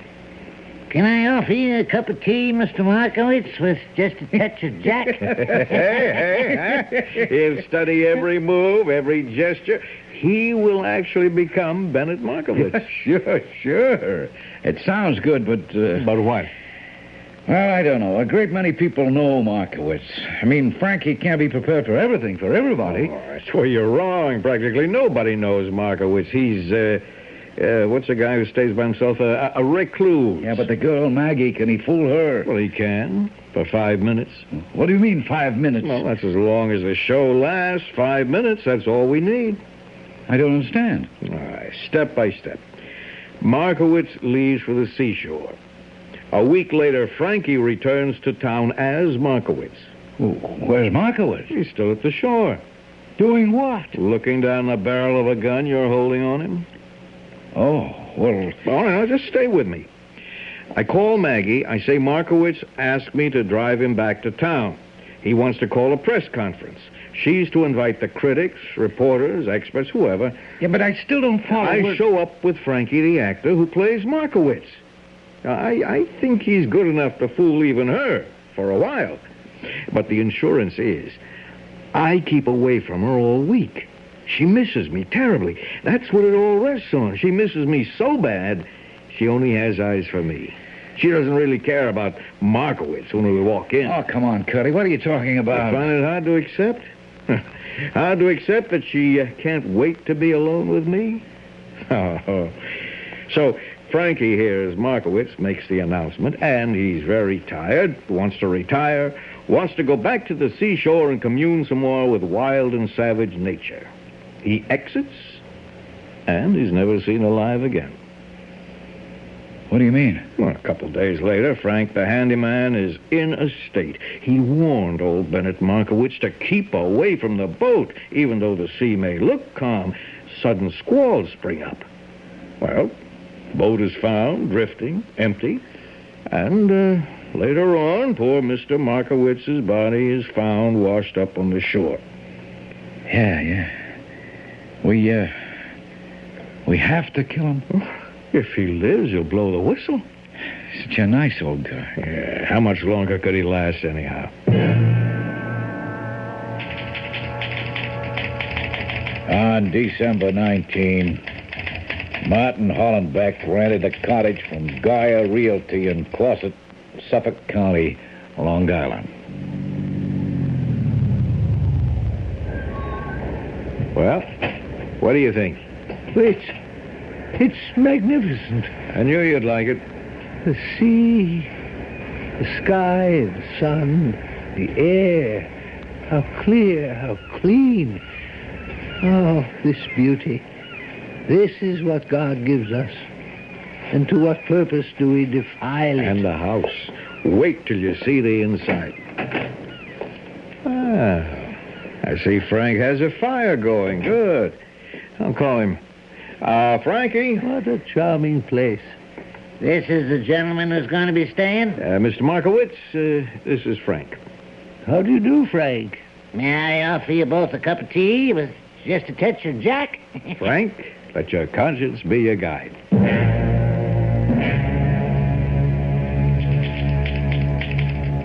Late that afternoon, Caddy Peterson returned to the city. 4 days later, he came back to the cottage to check out the progress of the plan. Mr. Markowitz, are you home? Be with you in a moment, Curly. How do you like me as Markowitz?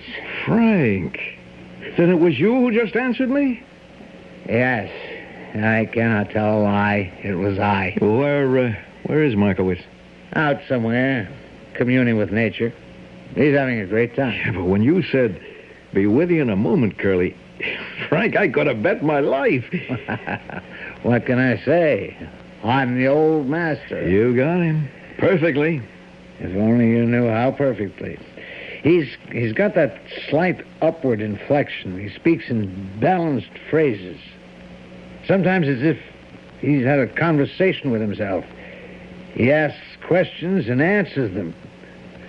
What is art? The imagination of God. We pursue it in vain. It eludes us always. That's him. Frank, I look, I listen, I get chills. That's the secret of acting. Art, acting, philosophy. What's a mug like me doing on such an intellectual caper? Kelly, you're the brains.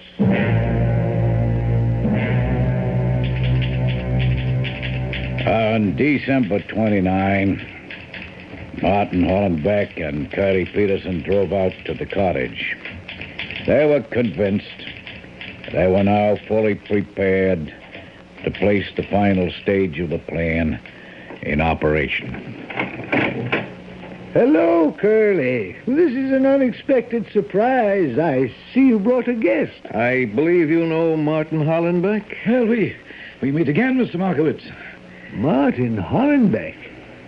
What are you doing here? You'll need a companion for the next few days. I'm afraid I don't understand. Maybe you never will. Frank, come in here. Now, Mr. Markowitz, do us the kindness to remain seated. The chair is comfortable. Well, Frank?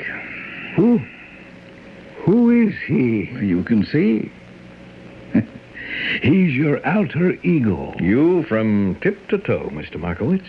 Oh, I see. Oh, now, Mr. Markowitz, you haven't seen anything yet. Well, here's where we find out. This is it. Pick up the phone and dial the number, Frank. Just remember what you have to say. I never forgot a line in my life. Hello? Maggie? How are you, Mr. Markowitz? Oh, fine, my dear. Maggie, I've been thinking. Perhaps it was the sky, the colors of the clouds, the tones of the sea. Suddenly, I realized a great truth in a magnificent burst of insight. What was it? I know now that Aaron, high priest of Israel, was painted by Rembrandt. Are you sure? My dear, this is not mere knowing. This is the feeling that resides in the heart. The painting is real. Oh, that's wonderful. Another Rembrandt. I shall return tomorrow. Call the newspapers, the magazines, and so forth. I will hold a press conference at the house at 2 in the afternoon. A press conference at 2? Curly has kindly consented to drive me into town.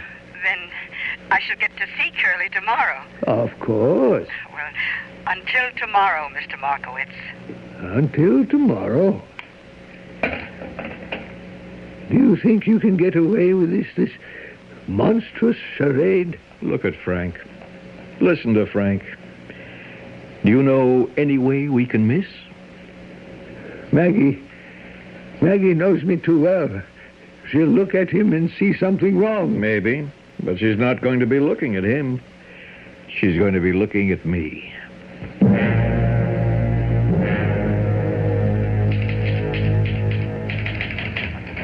At 1:45 on the 28th, Frank Leroy, perfectly disguised as Bennett Markowitz, accompanied by Curly Peterson, drove up to the Markowitz house.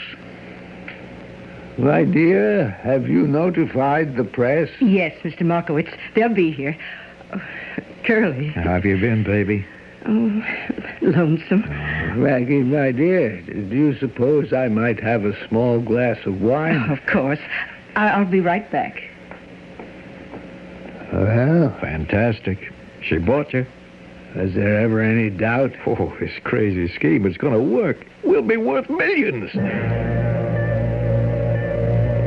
And so, therefore, ladies and gentlemen of the press, there is no doubt in my mind that Aaron, high priest of Israel, is an authentic Rembrandt.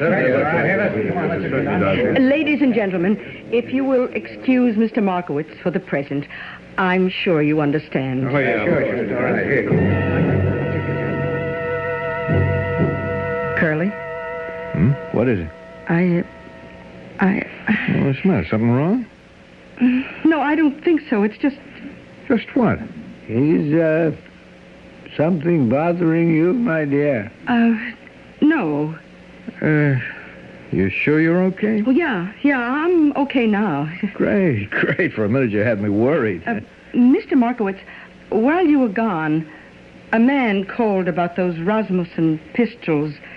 Yes? He wanted to know if they were in working order. And, what did you tell him? Oh, that they worked perfectly, and I even put cartridges in them. Oh, they work. Look at the ceiling. Maggie, what the... Now that you know these pistols are loaded, raise your hands. Maggie, have you taken leave Keep of your mouth shut and your hands up while I call the police.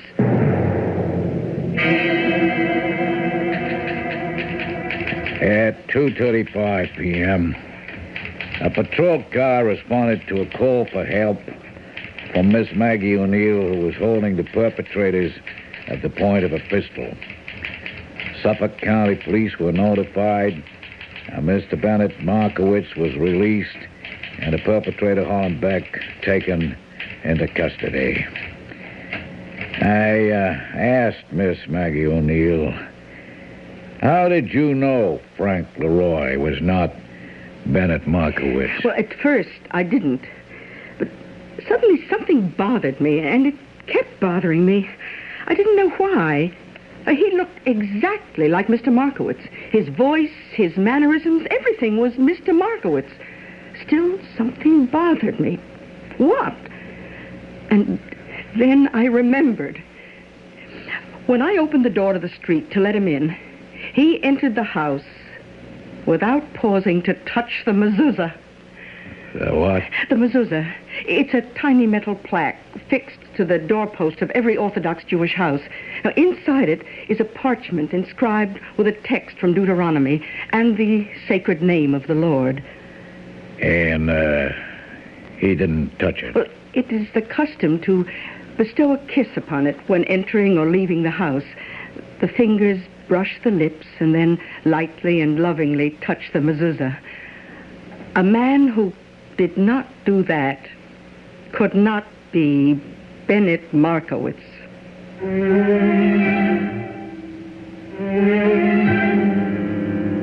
And so it is with every counterfeit. No matter how careful and competent the forger, he must make his mistake. Because all he can hope to capture is the substance. It's the shadow, the all-important shadow that always must elude him. I shall return shortly.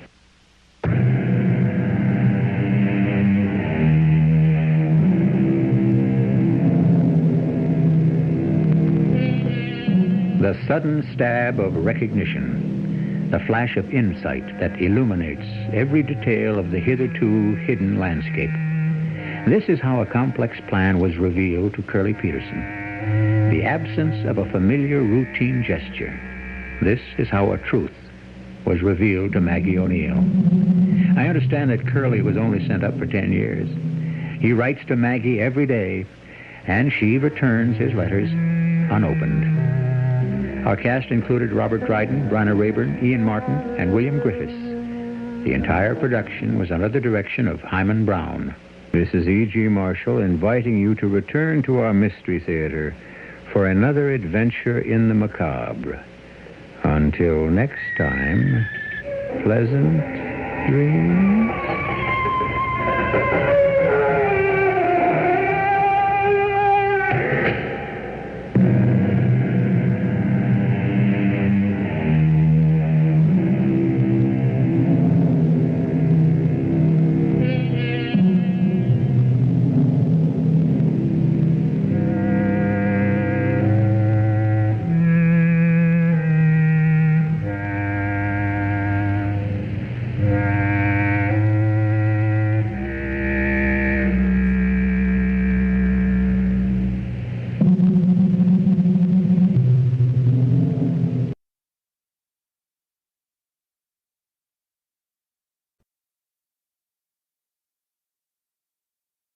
The CBS Radio Mystery Theater presents...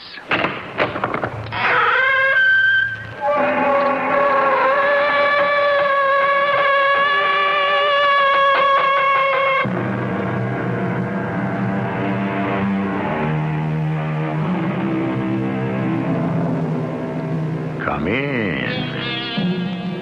Welcome. I'm E.G. Marshall.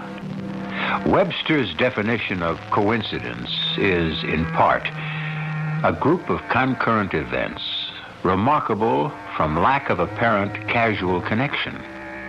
That's quite a mouthful.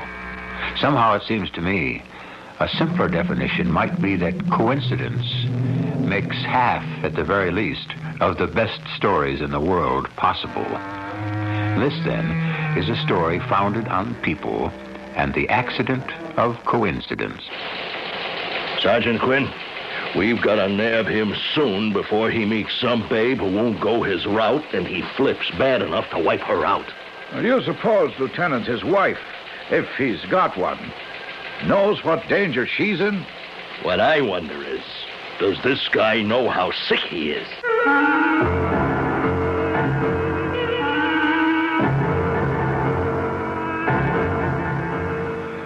Our mystery drama, A Model Murderer, was written especially for the Mystery Theater by Ian Martin and stars Larry Haynes and Marion Seldes. I'll be back shortly with Act One.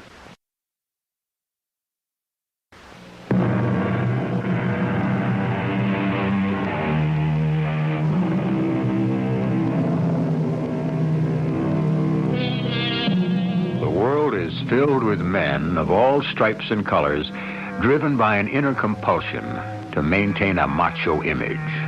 Not so much for the world at large, but for themselves. Such a one is Lou Richmond, appliance salesman. At first glance, not such a glamorous business.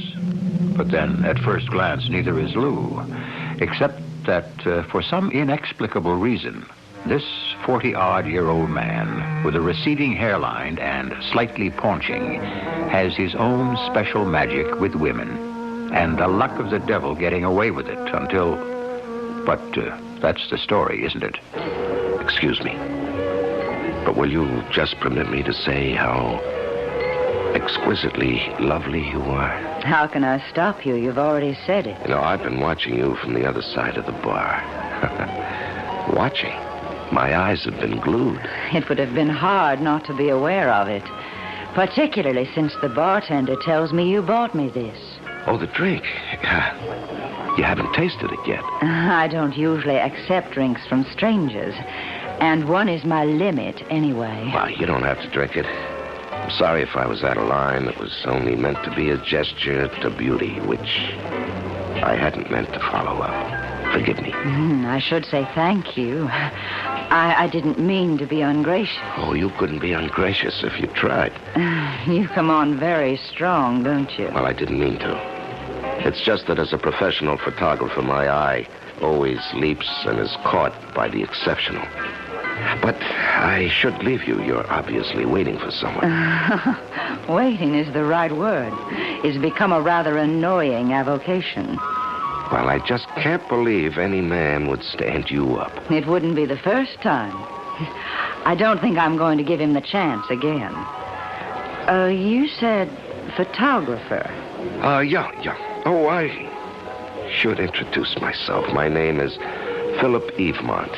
The Philip Evemont? Well, I guess so. No, I really am flattered. I mean, my name is Christine Pollock. Won't you sit down? Well, if you're sure you want me to. I'm the one who has been stood up. I don't see why you should be, too. And I'll drink to you, to your matchless beauty. Now, don't say anything. Just accept, like any goddess, your due. You're a bit much, you know. Trouble with honesty, no one believes the truth. Now, wait a minute. I've heard some expert lines in my time. No, it's no line, Miss Pollock. Except my lifeline. You know, without subjects to bring it to life, my camera is no more than an object. I risk anything to give it the opportunity to live. You think of me as a model? Well, what else? You know, I could make you the #1 model in the country within 6 months. Oh, I'd like to believe that. Oh, you can. What do you do? Here in Washington? What else? I'm an executive secretary. Yeah, but you have modeled. You can't tell me you haven't. That's right, I have, but I didn't quite cut it. Well, that's because you didn't have the right photographer. Would you, like to take another whirl at it? Why, yes. Anything rather than what I'm doing now. Would you like to, talk it over as a business proposal? As a business proposal? Mm-hmm. Yes. Good.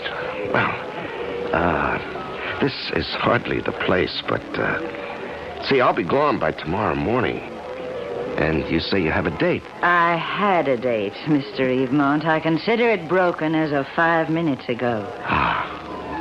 Well, then, suppose we go up to my room and, discuss your future. Your room? Yeah, as I said, this isn't the place, and you know who I am. Yes, sir.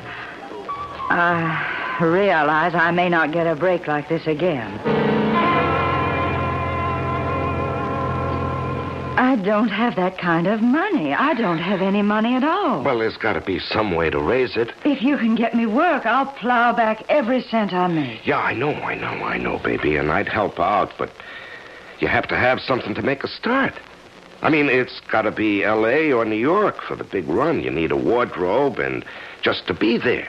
Now, I'll spring for film and studio, but I can't run it all. I know. I couldn't expect you to. But I just don't have the money. Yeah. Well, it was a good try. Well, does that have to be the end of it? No. Not as far as we're concerned. We can talk it all out again tomorrow. Meantime, we can have a ball together and live it up, huh? Well, not just a minute, Mr. Edmond. Now, let's make it Philip, Let's huh? make it nothing. This was strictly a business proposition, you said. Yeah, that's right. Don't! Look, I'm not interested. Yeah, but I am, so let's get with it, huh? You let me go, or I'll scream. Not. Better not try that, kid. I could mess you up. I could break your arm. What are you talking about? You and me, and while you're here. Now, shut up if you know what's good for you. From now on, I call the turn. I'm in charge.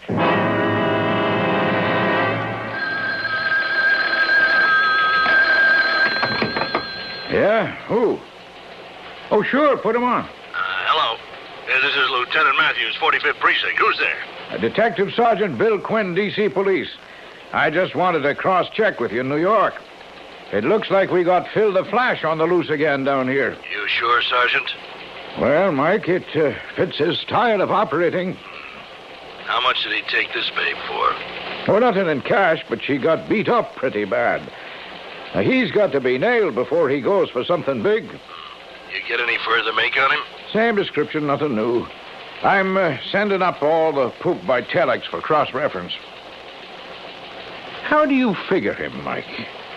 You think he's some kind of a kinky sex fiend? Well, I'm not all that big in psychology, Bill, but I don't figure him that way at all. You see, I see him married and henpecked. You know, something pegs him down at home, so he moves out to prove he's a man, not a mouse. What kind of weirdo you figure him married to? Oh, no, not so weird. Just strong. Too tough for him to crack. Strong? How? Who knows? Mentally, I doubt physically. Maybe she holds the purse strings. Well, so what's the answer? Just that we gotta nab him soon before he meets some babe and he flips bad enough to wipe her out completely. I wonder if his wife, if he's got one, knows what danger she's in. What I wonder is, does this guy, whoever he is, know how sick he is?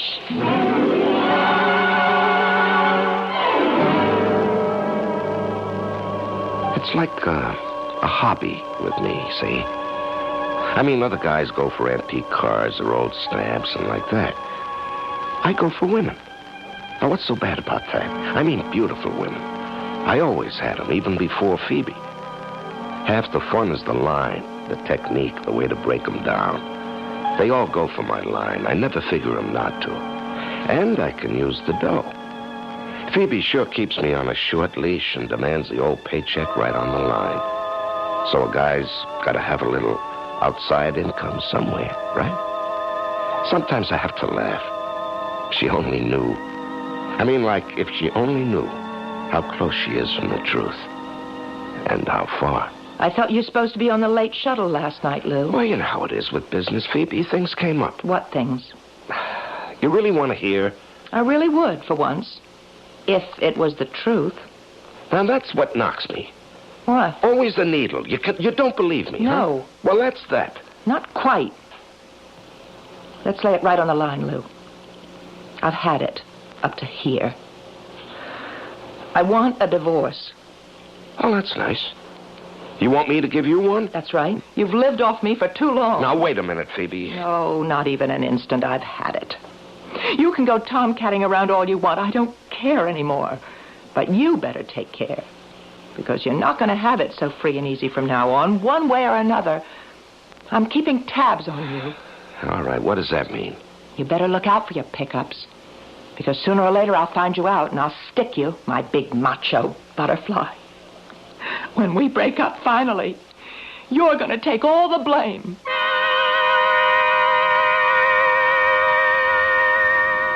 I didn't have any particular answer, except to coast. Phoebe is independently wealthy, and it's a wise man who knows which side his bread is buttered on. Except, who could have figured Athena?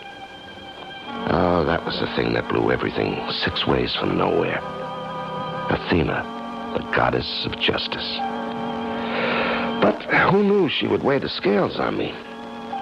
It started out just like usual. Excuse me. Would you just permit me to say how exquisitely lovely you are? Should I? Just because you tried to buy me a drink? No, the drink was a gesture. My statement was a compulsion. After all, I am at best half a man. How is that again? Well, the other half of me is my camera. Insatiable, demanding, never satisfied with anything less than perfection. So, when I see it with both eyes... Are you trying to tell me you're a photographer? I am. Well, it's a small world. I'm a model. Oh, really? Professional? Of course. Well, not quite yet. It's a little difficult in Youngstown to get started. That's why I came to New York. Perhaps I can help. May I introduce myself? We've gone this far. Why not? But my name is Philip Evemont. Yours? Athena Blackwell. I mean, that's the name I'm going to use when I... Evemont? Not the Philip Evemont. Well, I suppose I'd have to say yes to that. But you're one of the most famous photographers in the world. Well, I've been very lucky. Because I know how to pick the right subjects to make me look good, to make me successful. Like you. You want to photograph me? No, not only to photograph you, to create you. Create me? Yeah. Well, that was a clumsy way of saying it. What I meant is, I want to evoke your personality so it shines with your beauty. I see you in ethereal creations, the sheerest of satins and silks, molding you and yet concealing you. Why? I mean, there's so much expense involved, isn't there? Well, would it be too much to pay to become the top model in the country? I could make you that in 6 months. The top model? Mm-hmm. Well, I have a little money saved up, but I don't think it would be enough. Yeah, how much? It's so expensive to live in New York. There isn't so much left. About $3,500. Well, we'll just have to make it do. Where are you living now? Oh, I have a furnished room in Queens. It isn't the best place, but it's reasonable. Yeah, now, look, we've got to move you out of there right away. We'll check you into the Savoy Regent. Address is very important. Now, we've got to start creating a wardrobe for you tomorrow, and I'll help you shop. And then we'll see about building you a portfolio. But look, this is no place to talk business, is it? Why don't we go up to my room? Oh, I don't know. This is moving awfully fast. Well, that's the way with success when you get a chance to grab it. How do I know that? I mean, I may have been alone at a bar, but I'm not a pickup. No, we're talking about a career. Or don't you want one? Yes. Well, let's forget any personal relationship, okay? Let's just consider how lucky it is we ran into each other and what a huge business success. If we handle it right, we can make together.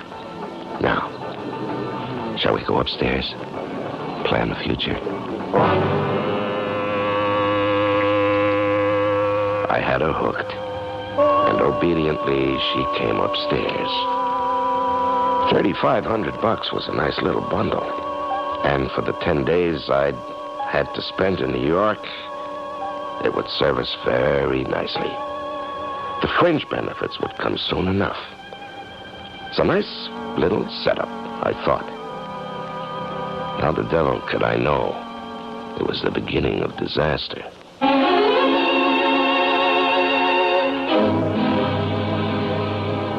Oh, what a tangled web we weave when first we practice to deceive, said Sir Walter Scott. He might have had this whole affair in mind For what has happened so far is simple compared to what is to come. And with those further revelations, I shall return shortly to bring you Act 2.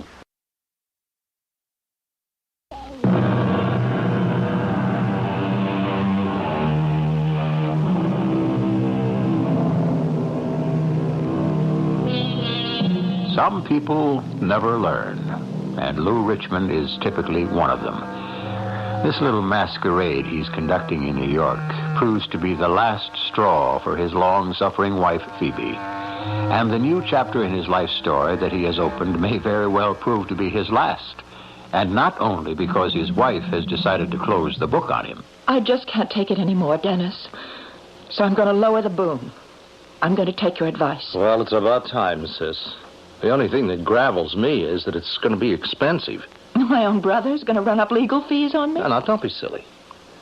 But your little brother, Dennis, can't afford to go skip-hopping around the country like the crumb you married. Well, his firm pays for that. Yeah, but they won't pay for me to keep tabs on him. They don't care what else he sells as long as he moves their merchandise. And the expense I'm talking about is private detectives. Oh, do we have to use those? I hate anybody else knowing any of my private business. Well, it's one of the things that heel Lou counts on. But if you want to nail him, it's the only way. Where is Charm Boy now? New York. You know where he's staying? No, he's careful never to let me know. Well, you can find out from the company he works for. I doubt it. They're all very buddy-buddy there, and the word seems to be out if any of the little women call, clam up. Anyway, it's too late to catch him on this trip. He's due back tomorrow. Well, when's his next one? I don't know. Well, let me know the moment you do, and I'll get a detective agency on his tail. Damn good thing I didn't know what was going on back home in Cleveland with my old lady, because I was sure having enough trouble on my hands with this babe Athena in New York. Like she acted dumb enough to have bells ringing in her head. The only trouble is, before she shelled out her dough, she wanted me to be listening to him, too. Plus, the entertainment tab was running up out of sight. And so far, that was all out of my pocket. Philip? Philip? What? What's the matter with you? Don't you recognize your own name? Yeah, of course. My mind was somewhere else for the moment. Tell me something, Phil. If I can. It's a bit late to be asking, but are you married? Me? You gotta be kidding. Oh, no, I'm not. Not one bit. Well, the answer is no, baby. And where do you live? Well, you know, a photographer's life, on the go all the time. I got a pad in L.A., the hotel suite here in New York.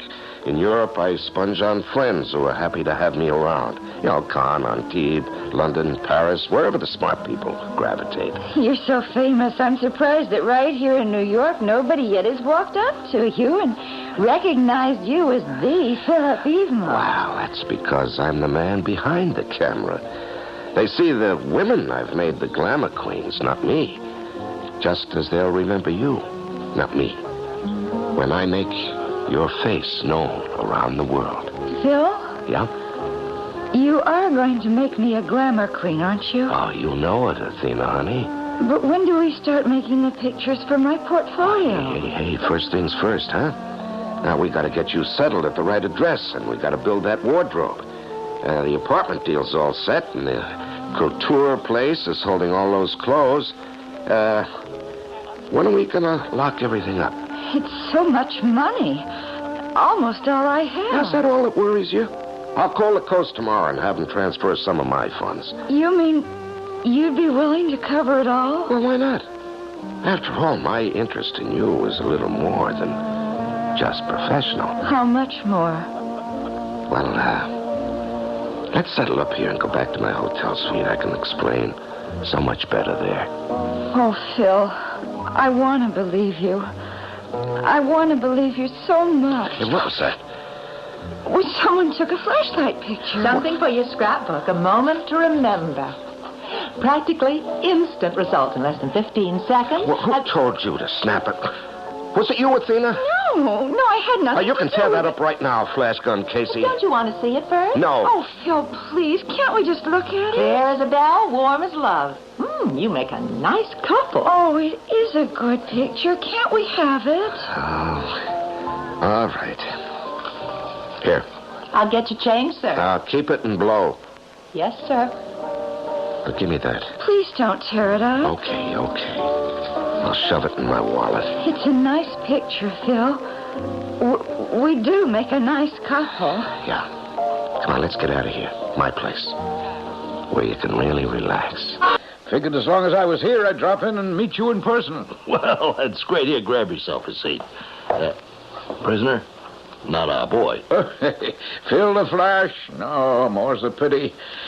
We ran into a complete dead end on him. Yeah, I know. Funny thing, coincidence, you know? I was just going over his file. That's one reason I dropped by to meet you. That guy kind of niggles around in the back of my mind. You got anything new on him up here? No. He just seems to be laying low for a while. Well, maybe he ran out of gas or got the call. Oh, no. Not this boy. He'll be back. He's like all of them. They get a good thing going, and they just got to run it into the ground. They never know when to quit. What's so good about it? He don't clean up that much. Well, he don't do so bad neither here. Let's see now. We've collated everything we've been able to off the wires. Chicago 74, Iris Coliseo, $1,500, and aggravated assault. 75, Marion Shettle, $500, no other charges. 2 ladies in 76, another couple of grand, and one assault charge. And Washington, you know the story. Oh, here, 7 separate complaints, civil and criminal. Add it all up, 17 separate females, and maybe a total of 35 to 40 grand. And these are only the ones who try to turn him in. Same line every time? Sure. Claims to be Philip Evemont. Doesn't even look like him. This guy's maybe 5'11". Evemont's 6, 7, or 8. This guy's heavy set, paunchy. His teeth are not so good. He's balding. But Evemont has a head of hair like a lion and a set of choppers like a movie star. How does he get away with it? You're asking me, Bill? Well, it's a crazy world. Just the same, I'd like to pin him down. Yeah, so would I. Just one break, I ask, before it's too late. Too late? You mean before he gives up the scam, huh? If I knew he'd give it up, I'd settle for that. You know what I told you over the phone? I'm afraid if he don't, it's going to back up somehow, real big. Well, like how? Well, one of these dames is going to see the light and realize what a ride she's been taken for. And she might just get hold of something lethal, like a gun or a knife. Put a couple of holes in him. Wouldn't you figure maybe he had it coming? Yeah, well, maybe. But what really worries me with this guy's history of assault and battery is what he might do if one of them tried to blow the whistle on him before he had a chance to duck. I'm afraid of how far he might go to keep his identity a secret. Hey, sometimes I think I'm getting old. My wife says even my worries have worries. Come on. Let's go hoist a couple of beers in the local pub and congratulate ourselves that as far as we know, old Phil the Flash is off the prowl. No, Phil, no. Well, why'd you come up here to my rooms? To get things settled, to find out just where we stand. Now, you know where we stand, Athena. I don't. I mean, first of all, I thought we had a business arrangement, but now... All right. Now what? Now it's something else. Something I'm just not ready for, Phil. Oh, come on, Athena. You've been building up to it all day since lunch, and dinner was the clincher. Now, why do you think I cut our night out short and brought you back here, huh? I thought at least it was to talk about my career first. You've been hinting at a lot more than that, not only tonight, but all week.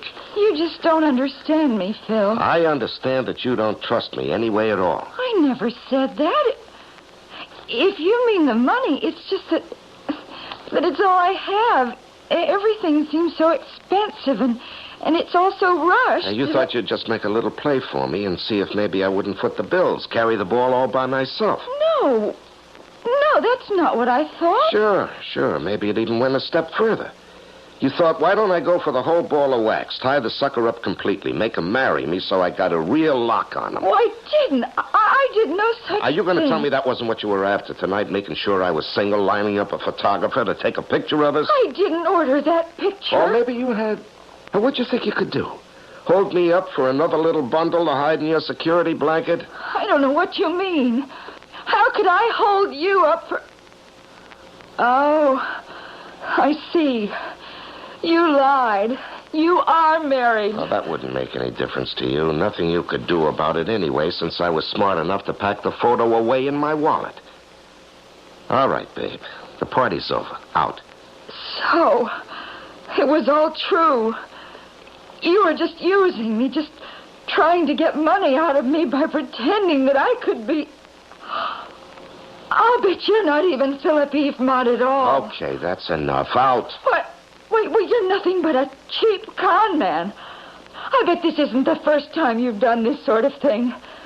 I ought to report you to the police. And maybe I just will. Now, wait a minute. Not on your life. I've seen all I want. No, Phil. Whoever you are, let me go. Not until I get my wallet back. What are you talking about? Now, you know what. Don't try to act innocent. Now, give me that handbag. No, I don't have your wallet. You put it on the high boy there. Yeah.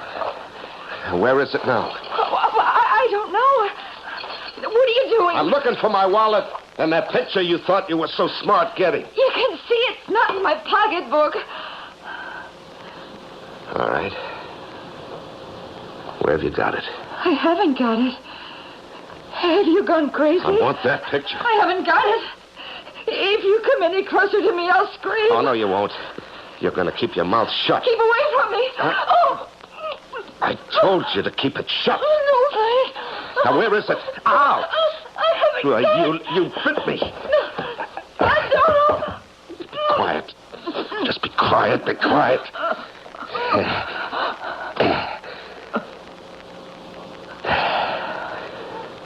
That's better. Okay, now come on. Don't try to fool me. Come on, where is it? Where's my wallet? Athena? Athena. Oh, no. Oh, good Lord. I can't have. You can't be dead.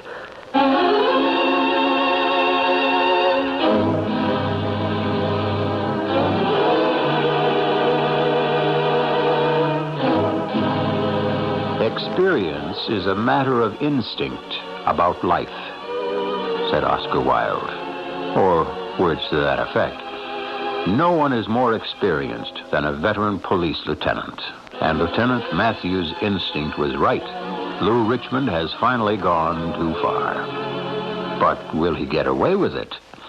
We'll find that out when I return shortly with Act 3.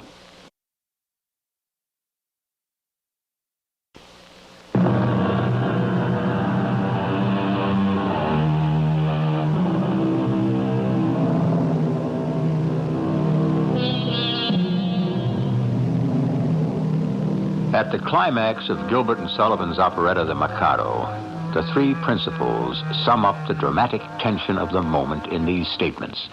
Here's a howdy-do, here's a pretty mess, and here's a state of things. Now, I don't think Lou Richmond could be so polite and contained in his quandary. It is, after all, one thing to have an angry, disillusioned woman on your hands, but quite another to have a dead one. Oh, wait a minute. Is she really dead? We didn't stop quite long enough before to find out, did we? I never figured anything like this to happen. I just never figured it. I didn't choke her all that much. Maybe when we fell, somehow her neck... Oh, what's the difference? She's dead. I gotta get out of here. No, wait a minute. Now, the wallet, that picture...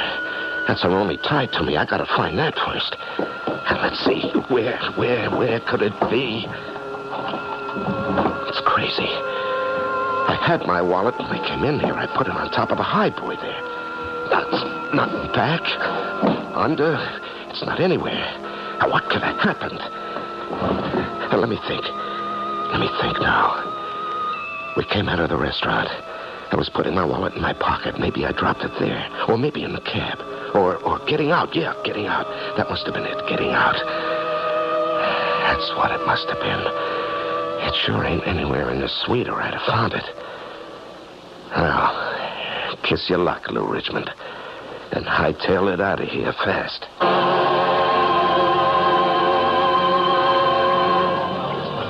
Shall I order the beers, Mike? No. Wait till I answer the phone. Lieutenant Matthews here. What? Where? Dead? Well, is there any idea? Adina Blackwell. Yeah, okay, I'm on my way. Well, you don't have to tell me, Mike. Forget the beer, huh? I'm sorry, Bill. My precinct, some dame. Homicide. No, you can't argue with the big M. You, want to see how we handle it in Fun City? Why not? I didn't plan to go back to D.C. until tomorrow. Busman's holiday, eh? Homicide's never any picnic. But, I got a funny hunch about this one. Maybe you ought to drag along. I knew it, Bill. I could just smell it. Here, you see this? The registration? Yeah. Guess who? No. Yep. Philip Evemont. Well, there's no chance it could really be... No. Not. I just checked the West Coast. Now, I knew he was there to accept an award, but, you don't take chances. I called and I talked to him. He's there. So this is our boy again. Our boy. Just like you pegged it. It got out of hand for him. Yeah, looks that way. You got any leads? No. Same description. He checked out a couple of hours ago. The night maid came by to clean up and discovered the body. Well, there must be some way to identify him. Fingerprints, the desk clerk, or something. Well, we'll try, but right now I can't imagine what we could dig up would ever put him on the spot.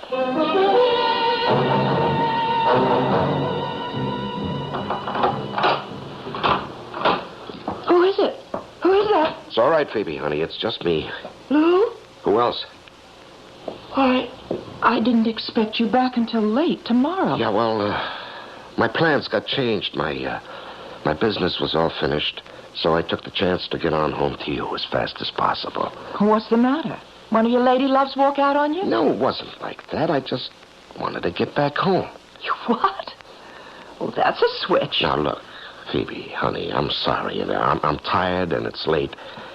Let's not have any go-rounds, huh? Give me a break. A humble Lou Richmond. What happened in New York? Something go wrong? No. It's just, I've been thinking, hon. Maybe I do spend too much time away from home. Tomorrow, I'm going to tell the office I've had it with the road. It's time I stayed home more, mended a few fences. They don't need mending, Lou. They fell down a long time ago. Well, maybe it's time you and me started rebuilding them. It's a little late for that. Maybe it is. I guess we have to wait for tomorrow and the future to find out, huh? But tonight, I am so tired, honey. I'm good for nothing. I just want to hit the hay and maybe never wake up. I slept like I'd had knockout drops and woke up feeling not much better than if I had. I grabbed some OJ and left for the office. But first, I headed for the out-of-town newspaper stand to pick up a News and a Times. The story was in both of them. Buried in the right-hand bottom of the Times' first page. It splashed all over the news with a picture of Athena they dug up somewhere. But only guesses about me. Nothing about the wallet. The next day, it was inside the Times, but still on page 2 of the news. No mention of the wallet. By the end of the week, the Times had forgotten it, and the news had a small squib that police had no clues. The wallet was gone, disappeared. My prayer had been answered. It's just that Lou's been so good to me the last few months, Dennis. Oh, come on, Phoebe. Now, look, if he has, there has to be a reason. That crumb Lou Richmond never stopped operating a day in his life. You mean you're giving up the idea of any divorce action? There's just no way I could go ahead with it now. What do you mean now? Well, in 3 months, he hasn't made a road trip. He's working right here at the office in Cleveland. I have his number. I talk to him every day, and he's home every night. Just like it was when we were first married. You're making a big mistake. Now, I can see the way you feel, but this guy hasn't changed. Why won't you give him the benefit of the doubt? Because that miserable phony never gave you a break, and he doesn't deserve one from you. I don't know what trimmed his sails, but you mark my words, he is ducking something. He'll only be on good behavior as long as it suits him. And then he'll be back on the prowl again, and I don't like to see my only sister taken for a patsy. All right, Dennis. I promise you, if the out-of-town trips start again or anything else, you can call in your bloodhounds. But until they do, I'm going to give Lou the benefit of the doubt.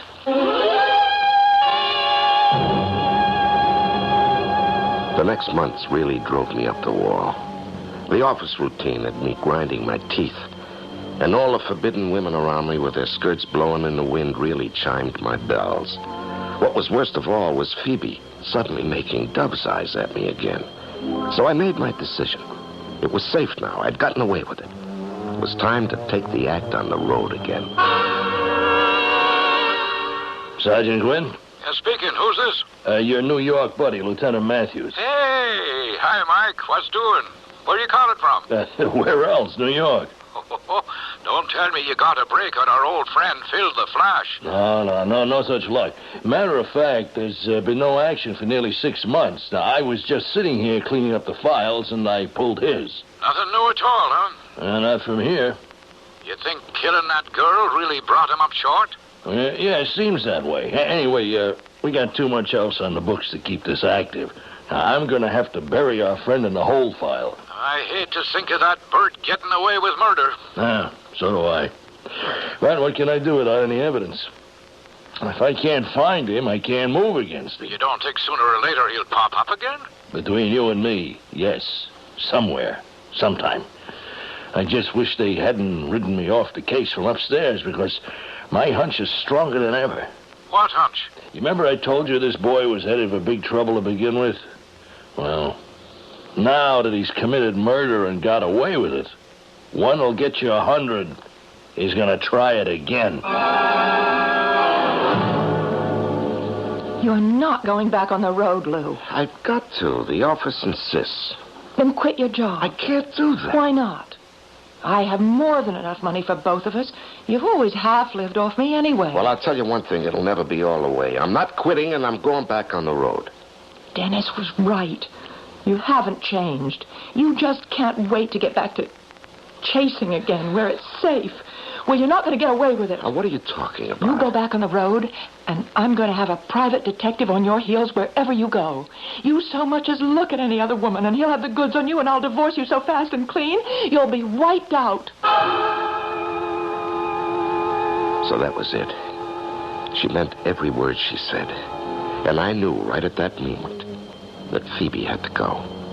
I'd gotten away with it once. I could do it again. It was just a matter of figuring out how. But Phoebe was as good as dead. No way anyone could stop me. And that's when the roof fell in. Answer the door, will you? Who is it? How do I know? Police, open up. Police? Come on, open up. We know you're in there, Richmond. And don't try anything. The house is surrounded. What is it, Lou? What is it? Well, I don't know. I just don't know. Well, we better find out. No, don't. We've got to, Lou. Excuse me, madam. Detective Archer, Cleveland Police. No, don't you move, Richmond. We got you covered. All right, put the cuffs on him. Handcuffs? What are you doing? Are you, Mrs. Richmond? Yes? I'm sorry, but we're arresting your husband. What's the charge? Suspicion of murder. How did you know? Lieutenant Matthews here from New York will tell you that.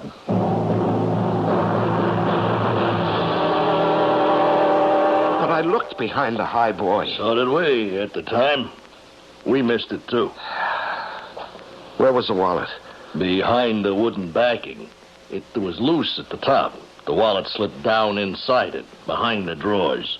The hotel just started to redecorate, and when the high boy was moved, they found it. Fortunately, the hotel manager recognized the girl in the picture as the one who was murdered and called the police in. We got your name and address from the wallet, of course. Oh, murder. No, it's exactly what it was, Mr. Richmond. And I'm sure glad we caught up with you in time to make sure you had no chance to do it again.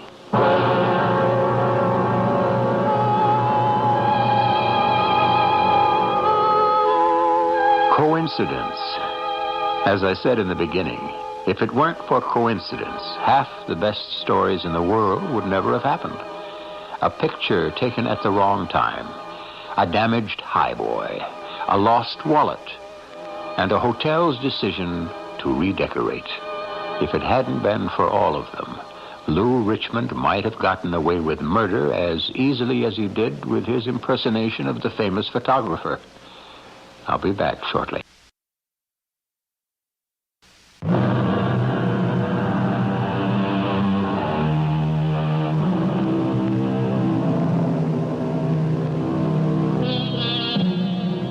A melancholy story.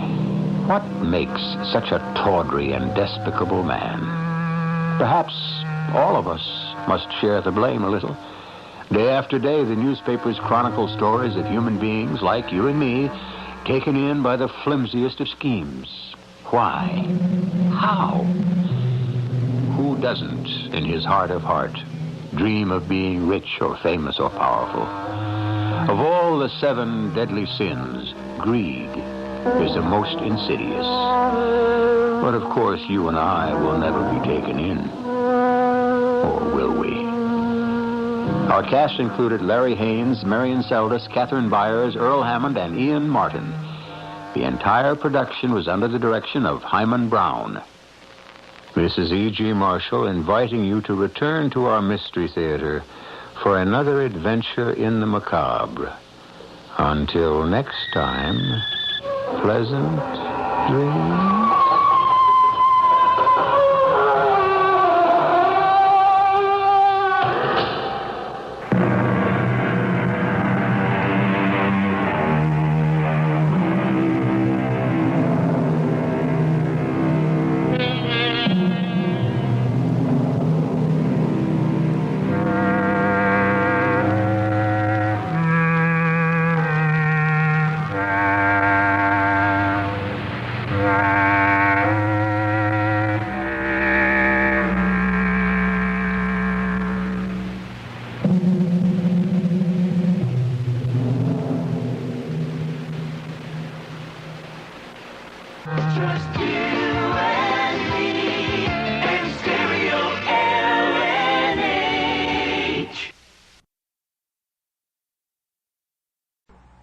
And now, Mystery Theater.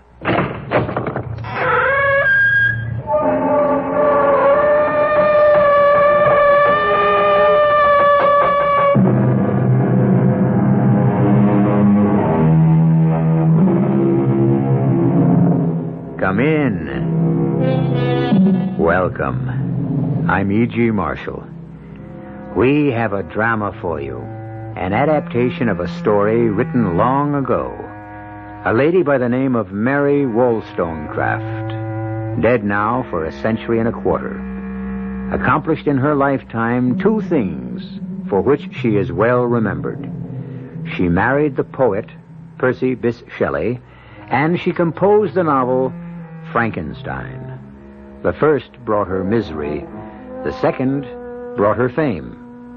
Though she never married another man, she did write other novels and a goodly number of short stories besides. It is one of these we bring you now.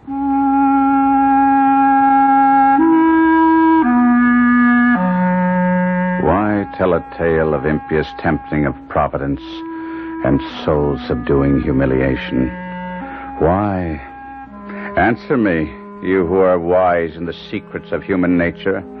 I only know that it is so. And in spite of strong resolve, of a pride that too much masters me, of shame and even of fear. I must speak.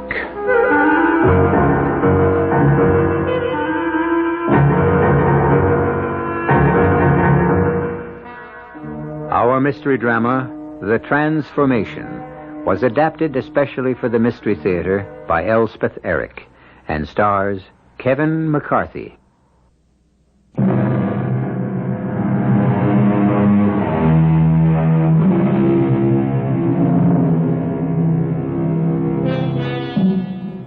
The background for our tale of horror is the proud and beautiful city of Genoa, which looks down upon the blue Mediterranean Sea where the northern coast of Italy curves toward France. It was in Genoa that our hero was born, and on the shore of that sea that his strange adventure, or should we say misadventure, began.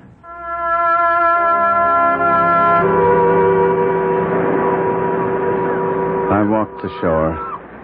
The waves sounded in my ears. The air was gray and dismal, and above the horizon black clouds loomed. The scene reflected my own mood, misery and desperation flooding over me, and a crushing sense of my own helplessness. Memories flitting shadow-like through my tortured mind. Memories of days past when I had lived with my father. I was born with, I freely admit it, a most imperious, haughty, and tameless spirit. The words of our confessor, Father Pellegrini, echoed in my head. Your father seems a tyrant to you, Guido. I know that. But you have no mother, and someone must check the wild impetuosity of your character. You must respect your father's wishes, Guido. But I did not. The only hope of my rebel heart was to be a man, free, independent, or, in better words, insolent and domineering. Ah, Guido, what is to become of you? My father had one friend, a wealthy Genoese noble, the Marchesa Torella, who, in a political tumult, was sent for a time into exile. Like my father, he was a widower with one child. A little flower of a child whom he left under my father's guardianship. You will take care of my precious daughter, will you not, Guido? You're several years her senior.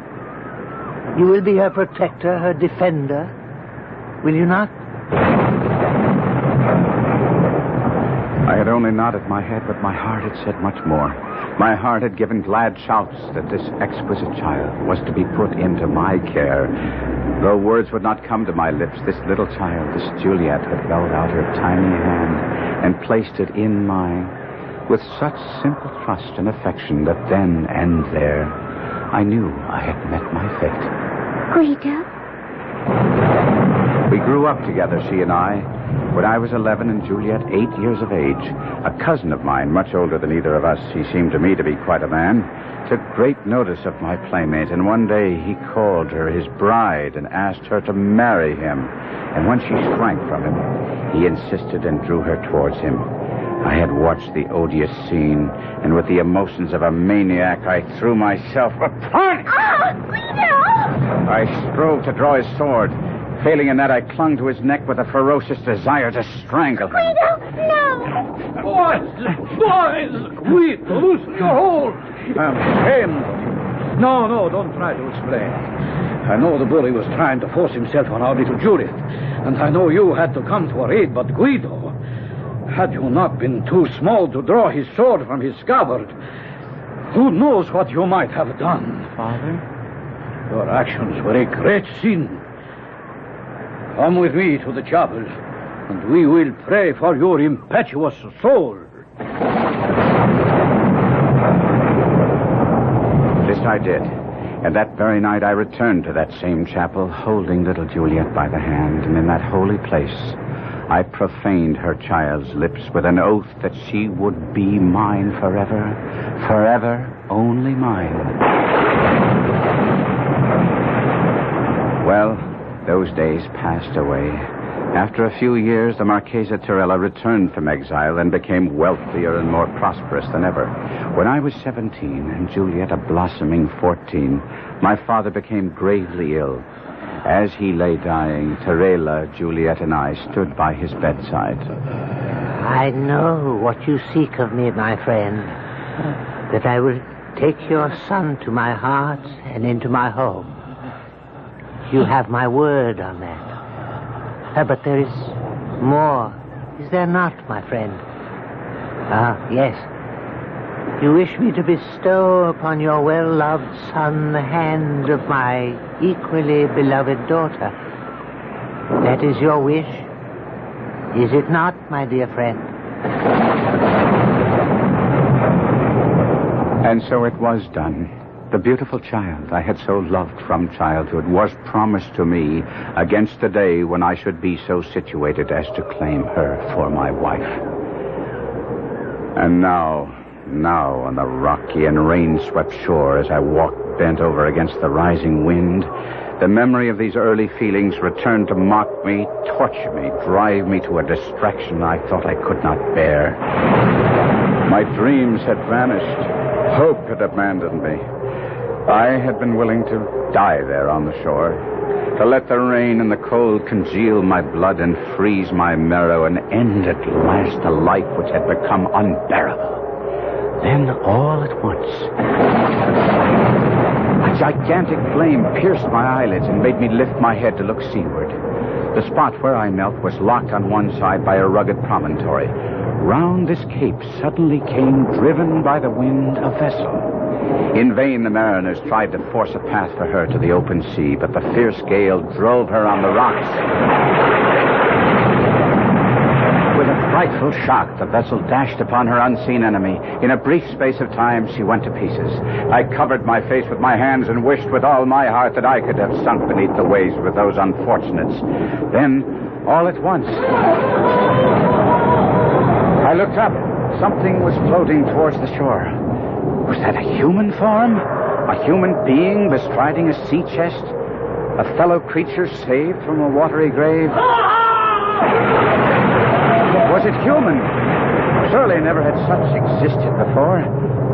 A misshapen dwarf, I could see it now, with distorted features, a torso as wide as it was long, legs thin as threads and extending an inordinate distance from his body. His arms were the same, and the hands that dangled were tipped with pointed nails that were black all over. By Saint Beelzebub, I have been well vested, and by the peace, here is another ally of the Mighty One. To what saint did you offer prayers, friend, if not to mine? Now I could see his face. God in heaven, his face. His head sloped back from his eyes so sharply he could be said to have no forehead at all. His hair was black, as were his eyes, but long and growing unevenly over his shriveled pate, and from the backs of his hands, from his legs, and even from the toes. What a noise the big ocean makes! The waves disturb me. I will have no more of my growing. Silence, winds! To your homes! Clouds! Fly to the antipodes! And leave our heaven clear! He stretched out his long, lank arms that looked like spiders' claws and seemed to embrace the expanse behind him. Was it a miracle? The clouds became broken and fled. The azure sky first peeped out and then spread a field of blue above us. The sea grew calm. Come! Don't be frightened, friend. I am good-humored when pleased.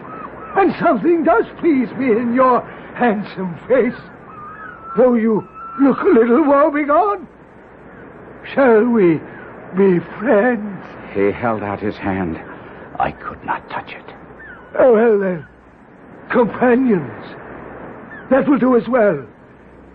And now, while I rest after the buffeting, tell me why you wander thus alone and downcast on this wild seashore. Have you no home? I have a home. Then why are you here? I dare not go there. Tell me, is it a woman? What? Did she throw you out? Did she betray you with another? She is the purest, the loveliest, the most faithful. She has done nothing but good, nothing that is not consonant with her noble nature. Then why in the name of the devil are you here? At first I could not speak. And then the words started to come, and soon they were flowing in a steady torrent. Before I could marry my Juliet, I must amass a fortune, and before domesticity claimed me, I must see the world, and see it I did. I went to Florence, to Rome, to Naples, and at long last to the bourne of my wishes, to Paris. Paris!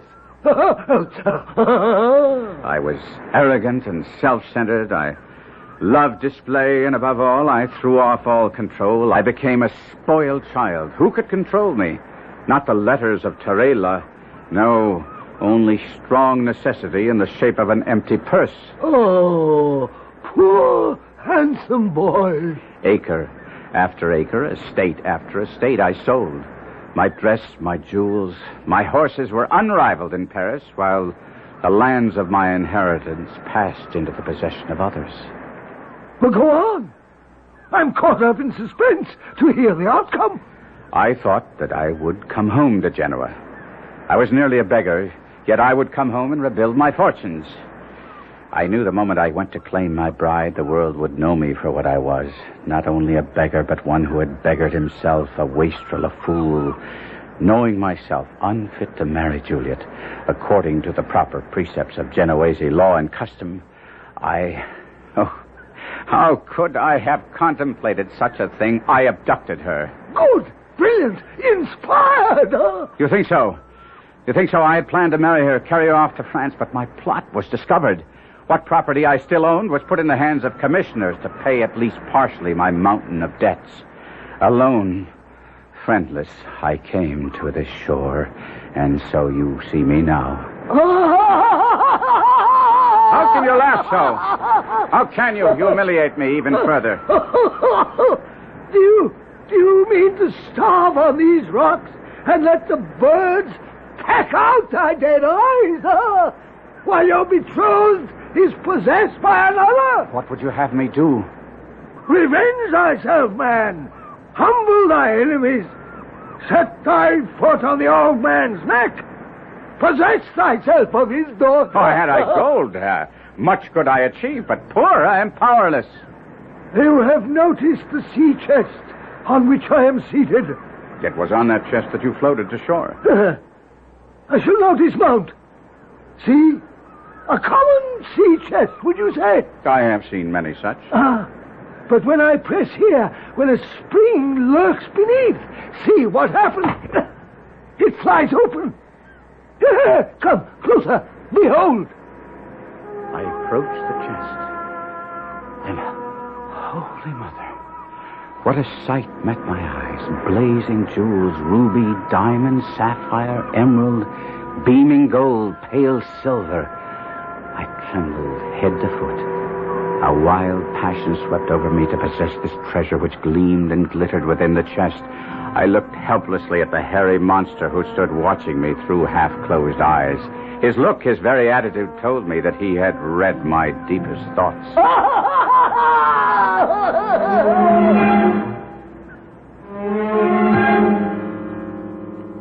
Can it be that from horror comes beauty? Can hope be born of despair? Even as the winds die down, the thunder ceases, the waves subside, and the wind quietens, there comes the suggestion, only the suggestion, mind you, of the sun's revival, the heralding of a clearer day and a fairer sky. We will be back shortly with Act Two.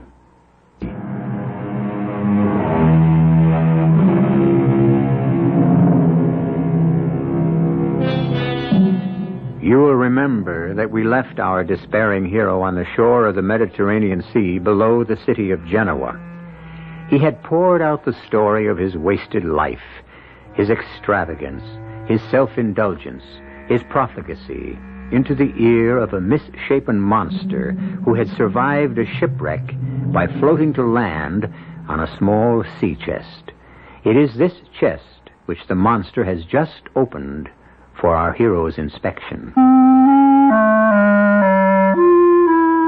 What a sight. Blazing jewels, beaming gold, pale silver. A mad desire to possess this treasure which gleamed and glittered within the chest was born of a sudden within me. Though I was trembling, yet I controlled my voice as best I could. Doubtless one so powerful as you could do anything at all? Nay, I am not so omnipotent as I seem. Some things I do possess, which you may covet. But I would give them all for a small share of what is yours. As nothing is my sole inheritance, what beside nothing would you have? Your comely face and well-made limbs. You cannot mean what you say. I ask for a loan, not a gift. Lend me your body for 3 days. Oh. You shall have mine to cage your soul the while, and in payment, my sea chest. Huh? What say you to the bargain? 3 short days. It may seem to you, listener, incredible that I should lend my ear to this proposition, but in spite of his unnatural ugliness, there was something fascinating in a being whose voice could govern earth, air, and sea, and I did feel the keenest desire to comply. For with that chest, I could command the world. You must realize that if you were to be faithless to our bargain, I would soon die upon these lonely sands. I shall leave you food for survival. But even should I survive, the limbs and body which are still mine would be yours forever. 3 days only. Look here. Huh? See the blue of these sapphires. See how the rubies glow, the diamonds flash and sparkle. And there is gold enough here for a kingdom, silver to furnish an army. I know little of black magic, for that is surely what you deal in. But I have heard that there must be a spell, and you must know it, whereby you, should you play me false, would be obliged to render up what you so unlawfully gained. I mean, my face and form. There is such a spell. And what is that? Your blood and my blood must mingle. Here is a dagger. Show me your wrist. Hold it out to me. I have drawn blood. Now, here is my arm.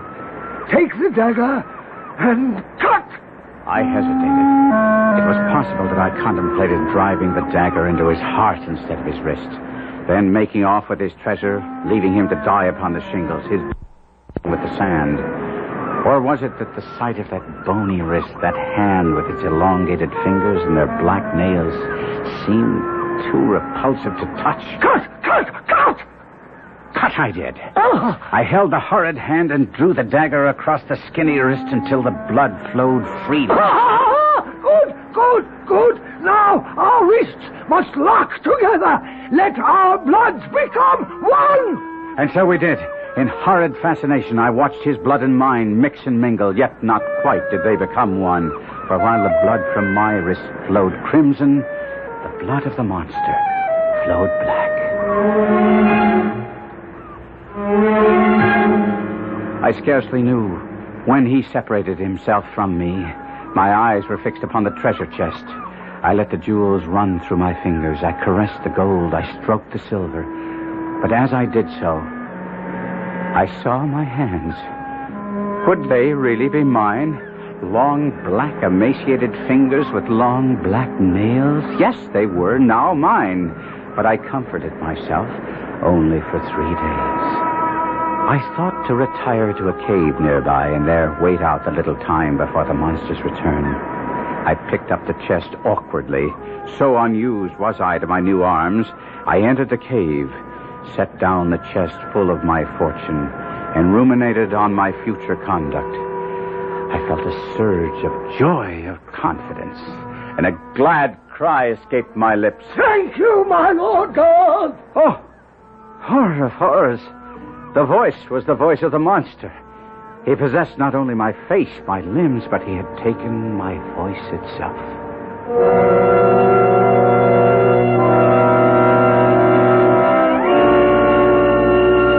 Two suns had set. The third dawned, slowly paced the bright orb up the eastern sky. Long it lingered in the zenith, and still more slowly wandered down the west. It touched the horizon's verge. It was lost. The evening star shone bright. I thought to myself, he will soon be here. And for the second time, I shouted aloud for joy. At last! At long last! But he came not. By the living heavens, he came not. Night dragged out its weary length, and the sun rose again on the most miserable wretch that ever upbraided its light. I dreamed that I was at Juliet's feet, and she smiled and spoke my name. Guido. Oh, Guido! She had seen my transformation. I awoke with the agony of the nightmare upon me. I would on the instant return to Genoa. That was my resolve.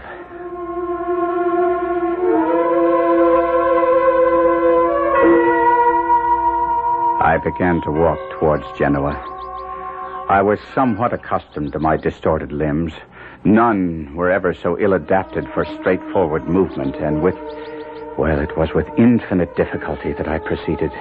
I tried to avoid the hamlets, for I was unwilling to make a display of my hideousness. But I was not always successful. What is that? Sweet Savior, what is crawling up the path? It's a spider! A spider the size of a man! Maria, get in the house. Quickly! Quickly! I had the wild notion that I might beg at her house for food, for I had brought none with me. But I understood immediately that there would be no food here. No help of any kind. Wait, Maria! Hand me my broom! Be quick! It's starting to run! Give me my broom! With my spindly arms wrapped around my tiny head and my long, crooked limbs carrying me away from her as fast as they were able, I escaped the enraged woman. I stumbled up the cliffs, searching for a cave where I could hide my repulsive body, and I lay panting on the rock. Below me, the splashing sea, the quiet sand, and above, the blue sky of heaven. Bruised in body and broken in soul, I slept.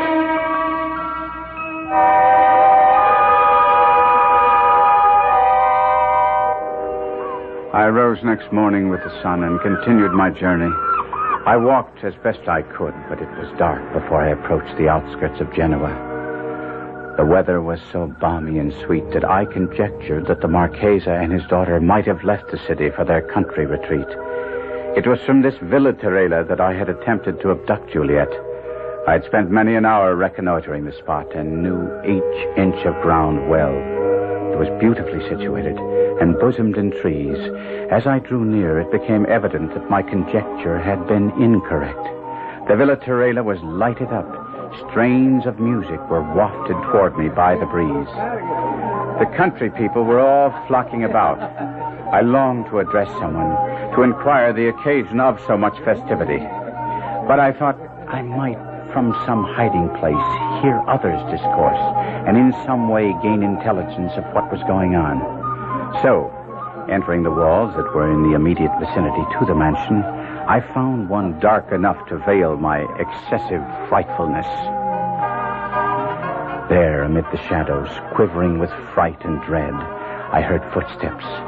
2 pairs of footsteps approaching along the gravel path.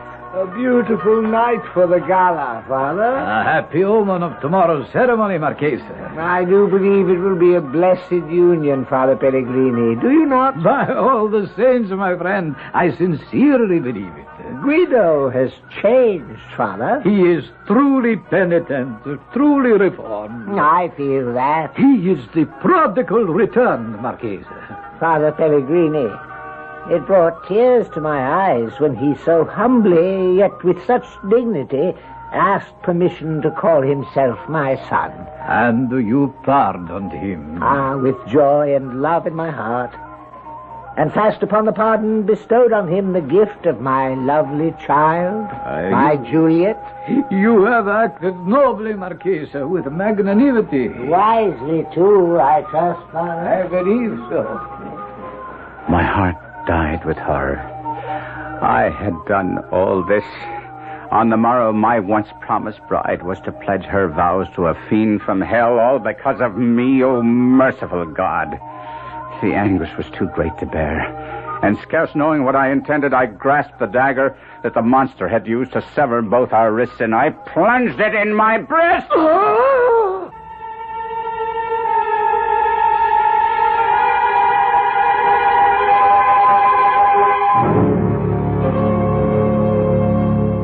Where does the devil live?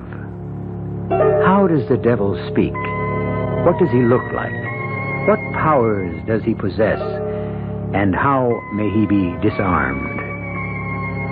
We know not neither his abode, nor his voice, nor his face or form. Yet, since the inception of the race, we have believed that by some supreme effort he can and must be driven off. We shall return shortly with Act 3.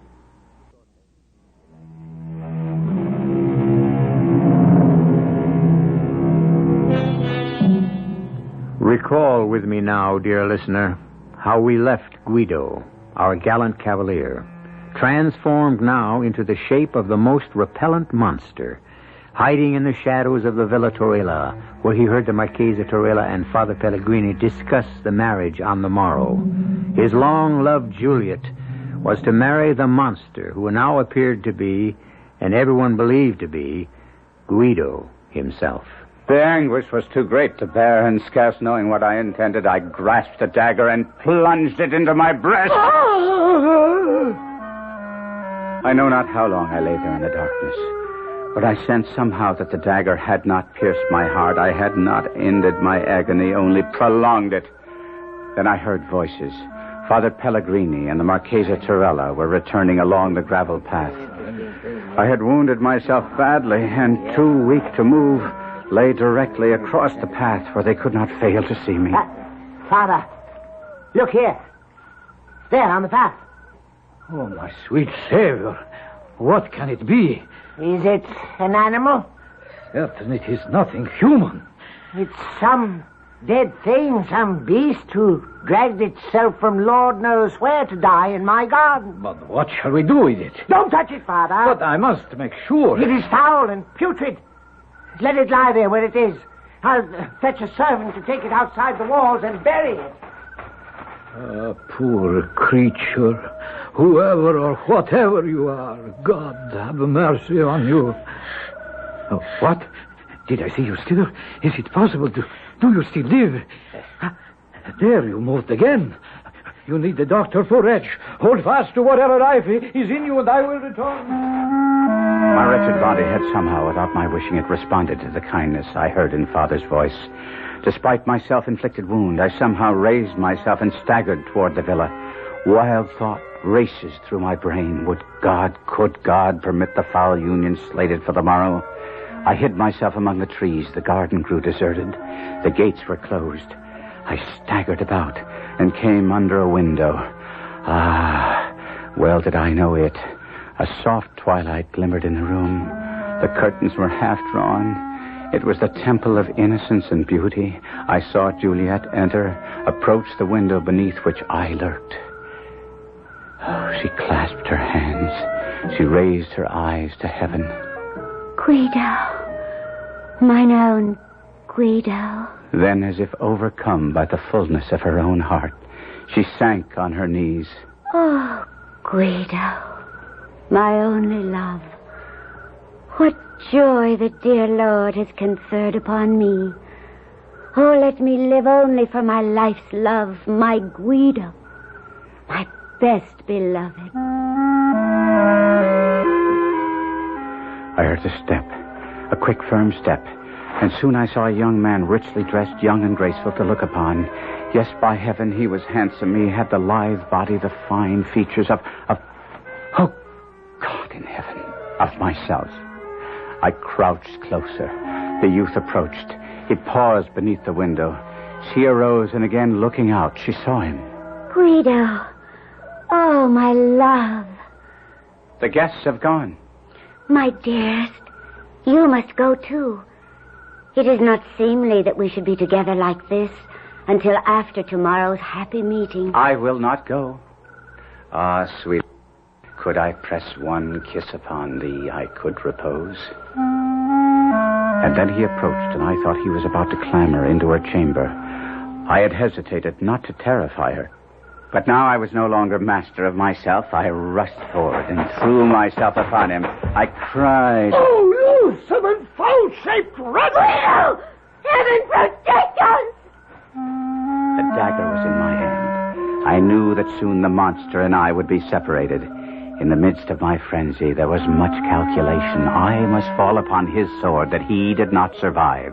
I cared not for the death blow he might deal against me. I saw his villainous resolve to do this in the sudden thrust he made at me. I threw myself on his sword, and at the same time plunged my dagger with a true and desperate aim in his side. We fell together, rolling over each other, and a tide of blood that flowed from the gaping wound of each spilled on the grass. And in the moonlight I saw that my wound shed blood that was crimson, while from the gash I had made in his side flowed blood that was black. More I saw not, for I had fainted.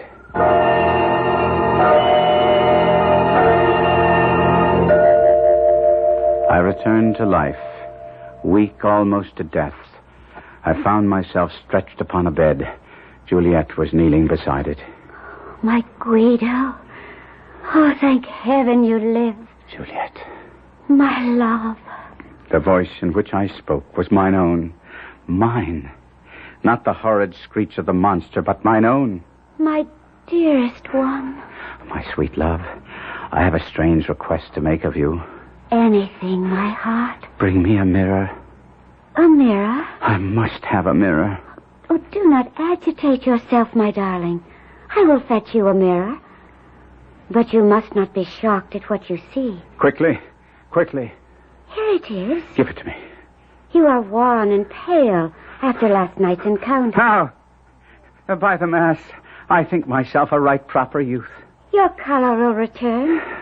Do not condemn me. No one knows better than I the value of his own body. No one, probably, except myself, after having had it stolen from him. Whatever are you saying? Are you feverish? Perhaps a little. I have endured much. Are you strong enough to see anyone? My father and Father Pellegrini are just outside the door. Ask them to come in. They are so happy that you are recovering. Do come in. He is anxious to see you. Guido, my boy. Marchese. You look well, Guido. A little pale, that's all. The doctor says that in a few weeks' time you will be up and about. And well enough for the wedding ceremony. Do you have any pain? None at all. Oh, hardly any. And what small pain I may feel, all is washed away by the happiness in my heart. The monstrous creature you killed last night. He is dead. We believe you mortally wounded. You believe? You do not know? There was nothing but a pool of blood. What color was the blood? What color? Why, scarlet red, like any blood. Why do you ask? No reason.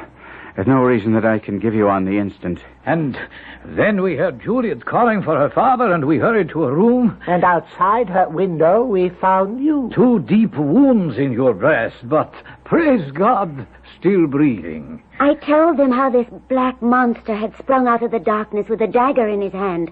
How you had drawn your sword. Wait, all of you. Where is this black monster now? Is he still beneath the window, or has he been carted away? We never found him. Never saw him again. Doubtless he crawled away to die outside the gates. None of the villagers ever caught sight of him. None. We have inquired of all who were there. Oh, Guido, my dearest, why trouble yourself? I wish to know that he is dead. But why, my darling? One day, when I am stronger, I shall tell you, and you too, Marchesa, and you, Father, all I know of the monster.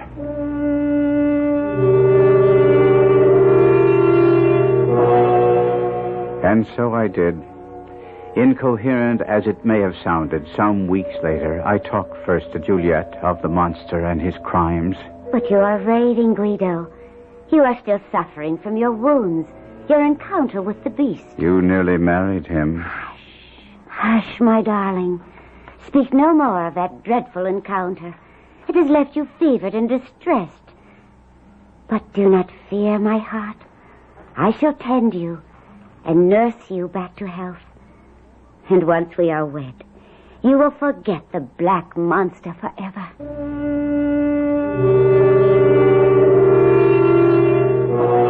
I did not forget so quickly. I talked next to my future father-in-law, the Marchesa Tarella, who gave more credence to my story. It was the fiend himself, Guido, there can be no doubt. Ah, what a trickster he can be.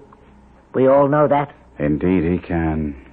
I find it credible, although I confess it stretches my belief, that he could steal your body from you and come here in your guise. He did, sire. He did. Yet he came so humbly, so penitently. He asked my forgiveness for his sins in such a straightforward way. I confess he took me in completely. Sire, will you believe me when I tell you that what he did is what I would have done? Once I recognized the folly of my ways, will you believe me that on that sandy shore I cursed myself 1,000, 1,000,000 times over for my overweening pride, for my insufferable vanity, for my stubborn egotism? Will you believe me, sire? My son, with all my heart, I believe you.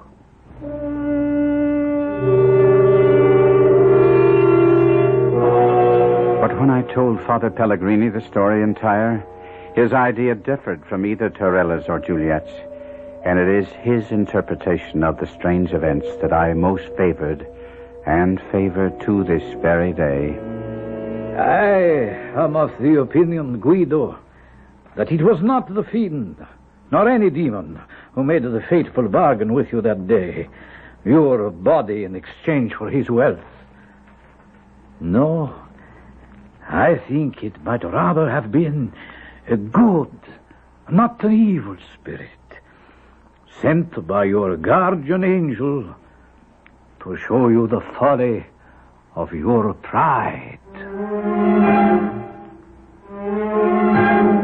I did not again visit that strip of sand where I met the monster, nor did I seek for the treasure. The work of my bodily cure and my mental reform went on together. I have never, it is true, wholly recovered my strength. My cheek is paler since, my person a little bent. My wounds still trouble me, and Juliet sometimes alludes bitterly to the malice that caused this change. But I kiss her and tell her all is for the best. I am a more faithful husband, and but for those wounds, never would I have called her mine.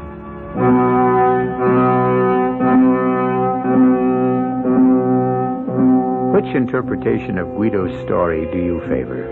Juliet's, the Marchesa Tarella's, or Father Pellegrini's?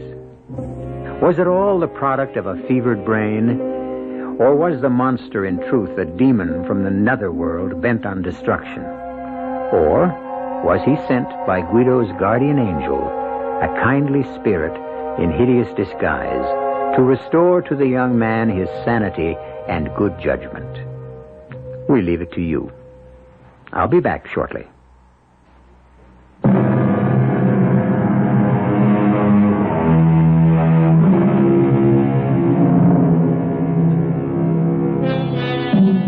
We have said that each one of you may opt for whatever explanation of our story you prefer. Was the monster a vision, a devil, an angel? There is a fourth interpretation which we offer for your consideration. It is from Joseph Conrad, the great Polish writer. The belief in a supernatural source of evil is not necessary. Men alone are quite capable of every wickedness. Our cast included Kevin McCarthy, Robert Dryden, Ian Martin, and Evie Juster. The entire production was under the direction of Hyman Brown. This is E.G. Marshall inviting you to return to our Mystery Theater for another adventure in the macabre. Until next time, pleasant dreams.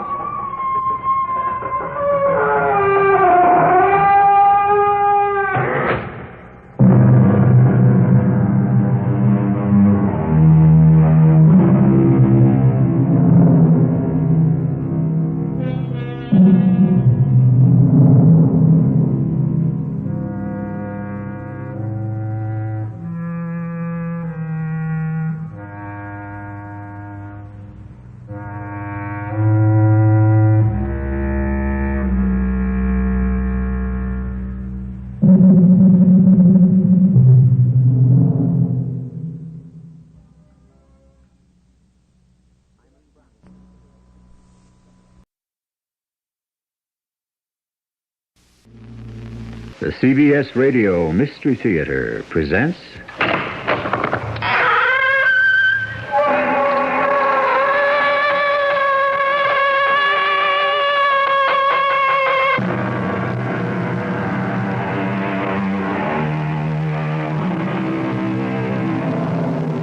Come in.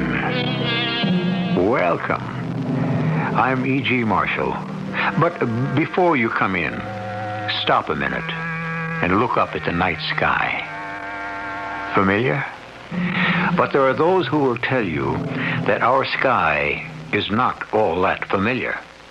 That more and more it is filled with unidentified flying objects, and they will offer you stronger and stronger factual proof that they are there. Is it true? Are they really UFOs?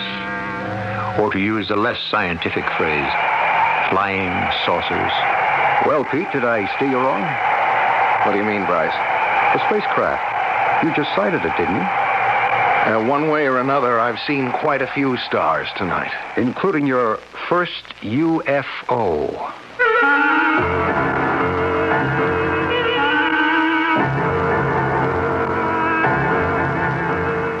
Our mystery drama, A Message from Space, was written especially for the Mystery Theater by Ian Martin and stars Tony Roberts. I'll be back shortly with Act One.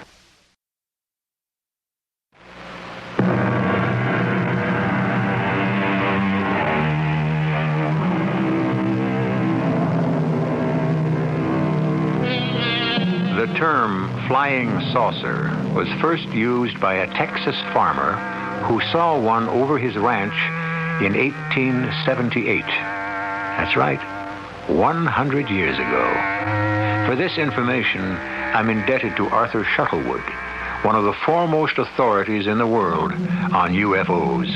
This is a story set down in the most part exactly as it was related by another recognized authority in the field, Bryce Bond.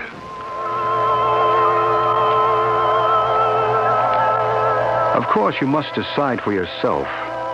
The mystery, which ended in Warminster, England, began in the office of the features editor of one of America's largest newspapers. It's open. Come on in. You wanted to see me, Prez? Come in. Come on in. Close the door. And don't call me Prez. Do I have to be that formal and call you Mr. Riley? I am your nephew. Well, you can call me by my initials like everyone else does. Well, I do. RX, prescription. Translation, Prez. All right. Anyway, you're not my real nephew, except once removed. You can't wriggle out of it, Uncle. They still grumble around the paper about nepotism because you had me promoted to your department. I grabbed you off hard news because you're a better feature writer. Now, I've got an assignment for you. Shoot. You ever hear of a place called Warminster, England? No, it doesn't spring to mind. That's in Wiltshire. It's one of the most ancient historical areas in Britain. Sitting right in the middle of burial mounds. They're called barrows. Some of them date back 45,000 years. Oh, it's a cozy little spot. Has it got any other claim to fame? Well, in this quiet little backwater country within the last 15 years, there have been hundreds of peculiar phenomena. Something cited, not by hysterics or nuts, reputable people, head postmaster, clerics, hospital matron, flyers, engineers, so on, They all bear witness to their existence, to say nothing of many photographs which have been subjected to rigid spectrographic tests and others. Yeah, to their existence. To what existence? The objects that have been sighted. UFOs. Flying saucers again? Visitors from outer space? Oh, you gotta be kidding. You don't believe in them? Of course not. Good. That's exactly why I want you to go to Warminster. Oh, wait a minute, Alex. Look, I'm no scientist. What am I supposed to do? Take pictures? No. I want a series of articles for the magazine section. You know, color stuff. Lay it on as thick as you like. Debunk the whole crazy business. Well, that's okay by me. But how do I go about it? Well, I'll give you some contacts. The rest you make by yourself. You have to get enough facts to prove the whole thing is nuts. It's duck soup. Thanks for the plum. At that point, of course, I hadn't yet met Pete Herron. But a meeting was to come shortly, at the beginning of the experience which was to change his whole life and lead to a sudden and breathtaking climax. I was on my way to visit an old friend of mine in Warminster, England, but the nearer I got to the town, the traffic became unbelievable. Stop and go in this quiet English countryside. A few miles short of the little town, I abandoned my taxi and decided to walk it. A decision I applauded myself for because the traffic had ground to a total halt. I'm afraid that's not going to do you any good. There's a little bridge up ahead. That's a complete bottleneck. If anything's stalled there, you're going to be stuck for a while. The ugly American. I should learn the virtue of patience. Particularly the British variety. When they put up with things, they don't gripe, they grin. Object lesson for this American. Noted. And we'll try to learn from example. So you're American too, aren't you? Guilty as charged. You're not guilty, you're just plain smart. I guess I should have had the courage and the good sense to hoof it, too. I can't claim either, only some prior knowledge. I had a taxi, but I bailed out when I saw the jam. I realized from experience it was one of those hopeless evenings. What do you mean? Well, it looks like it's going to be a good night. The low cloud cover seems to be lifting. And if you're sensitive, you can just feel the magnetism bristling in the air. I think you'll see a UFO tonight. What? Isn't that what you're here for? Yeah, in a sense. What are you, clairvoyant or something? I have no need of ESP or extrasensory knowledge to deduce that. What do you think all the rest of these people are here for? You mean all this traffic is just people who are screwy enough to think they might sight a flying saucer? That's right. Oh, I don't mean they're screwy. Just that they expect a sighting. And probably will get their wish. Who are you? Oh, excuse me. I didn't mean to be rude. I'm Pete Herron. I'm Bryce Bond. Well, I'm a newspaper man. Yes, I know. Hey, you made my day. I mean, I always hope somebody reads my articles, but I never expect them to remember the byline. What do you do, Mr. Bond? Let's just say for the moment that I'm in communications, too. Radio and other media. You're here to do an article or a series on UFOs. Yeah, that's right. That what brings you here? In part. I have been here before. Well, then clue me in. You ever see any action? Oh, yes. Many times. Oh, you mean you actually believe you saw something from outer space around here? I didn't say where they were from. Just that I've seen them. And so I'm sure have a good many of these other folks in the traffic tied up here. Oh, come on. Look, what kind of people fall for this malarkey? People just like us. You're staying at the inn when you get to Warminster. Yes. You? Yes. Listen, you seem tuned in on this whole deal. Could we have dinner together? Or on me, of course. I mean, on the paper. Oh, we'll have dinner together, but I'll pay my own freight. Oh, why? It's a justifiable expense. Well, I really have to move on. I have an appointment to keep. Can I say something? I don't know, maybe it's out of line, but... Well, say whatever thing you want. Well, you know, you're kind of an oddball, aren't you? I mean, look, just thinking back, things you said, they weren't questions. They were more statements, and I don't know. Like my byline. You haven't really read any of my stuff, have you? No. Well, then, how do you know so much about me? Why I'm here and all that? Right where you are, you're sitting in an electrical matrix of energy beyond belief, or most human conception. You'd be surprised to know how much knowledge and communication can be carried on its waves. Well, meet you at 6:30 in the common room at the inn. If you ever get out of the traffic jam.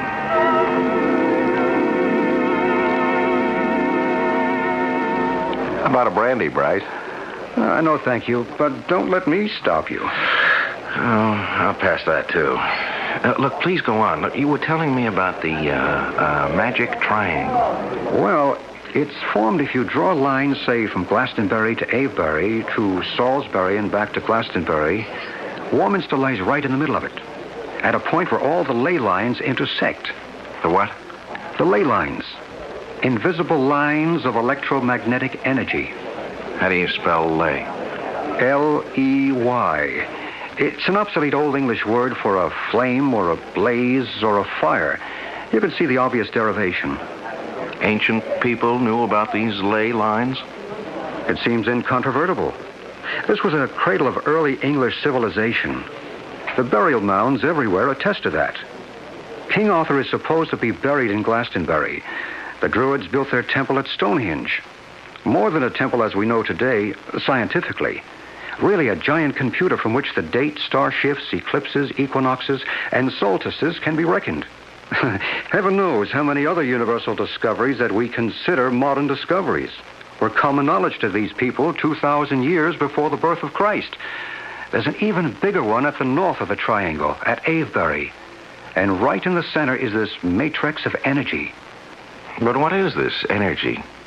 Electromagnetic, psychic, spiritual. Each man may have his own explanation. Well, why here? Why in this little dump? I suppose the best answer to that is why not? You're skeptical. Yeah, you're too darn right. Then it's time to go up to Cradle Hill and see for yourself. By the time you come down tonight, or tomorrow morning, you may have changed your mind. You want to bet? Perhaps I can't guarantee you a UFO, but I think I can guarantee you that you will see something that will change your mind. I went out into the soft but damp and chill English night with my new friend, Bryce Bond. Friend. There is something about him that's compelling. Some inner strength that kind of gets to you. We drove a few miles in my rented car and stopped beside a field. There was only one other car parked there. You can cut the motor, Pete. We'll go by foot from here on. Check. There's a flashlight in the glove compartment. Okay. I have one, too, but I don't think we'll need them. The moon's pretty bright. Shall I leave the parking lights on? Better not. We might be all night, if you're up to it. Oh, I'm up to it. Good. Let's go. Is there a gate or a road or something? We duck through the fence and across the fields. Well, the moonlight is pretty bright. Get through all right? Yeah. Where'd they all go, by the by? The crowd is over on Cradle Hill. This is Star Hill. Yeah, well, why'd you bring me here? It's a good question for which I don't have a definitive answer. In terms we both understand, can I call it a gut hunch? You got some antenna that sends you the message I might get to see something here? Give your own antenna a chance, and maybe you will. I think I'll let you climb the rest of the hill yourself. Then if anything does turn up, you'll know I had nothing to do with it. What's on the other side? Just some wheat fields and quiet, rolling Wilshire country. Plus whatever else you might see. You're on your own. The moonlight was bright, of course, but with that soft brightness that leaves everything just a little uncertain in outline. It was as if Bryce had walked away into water. One minute I saw him, and the next he was gone as the night swallowed him up. I walked on up toward the top of the hill with the corona of moonlight outlining it, and as I came over the top, I witnessed something which in all my dreams I could never have imagined.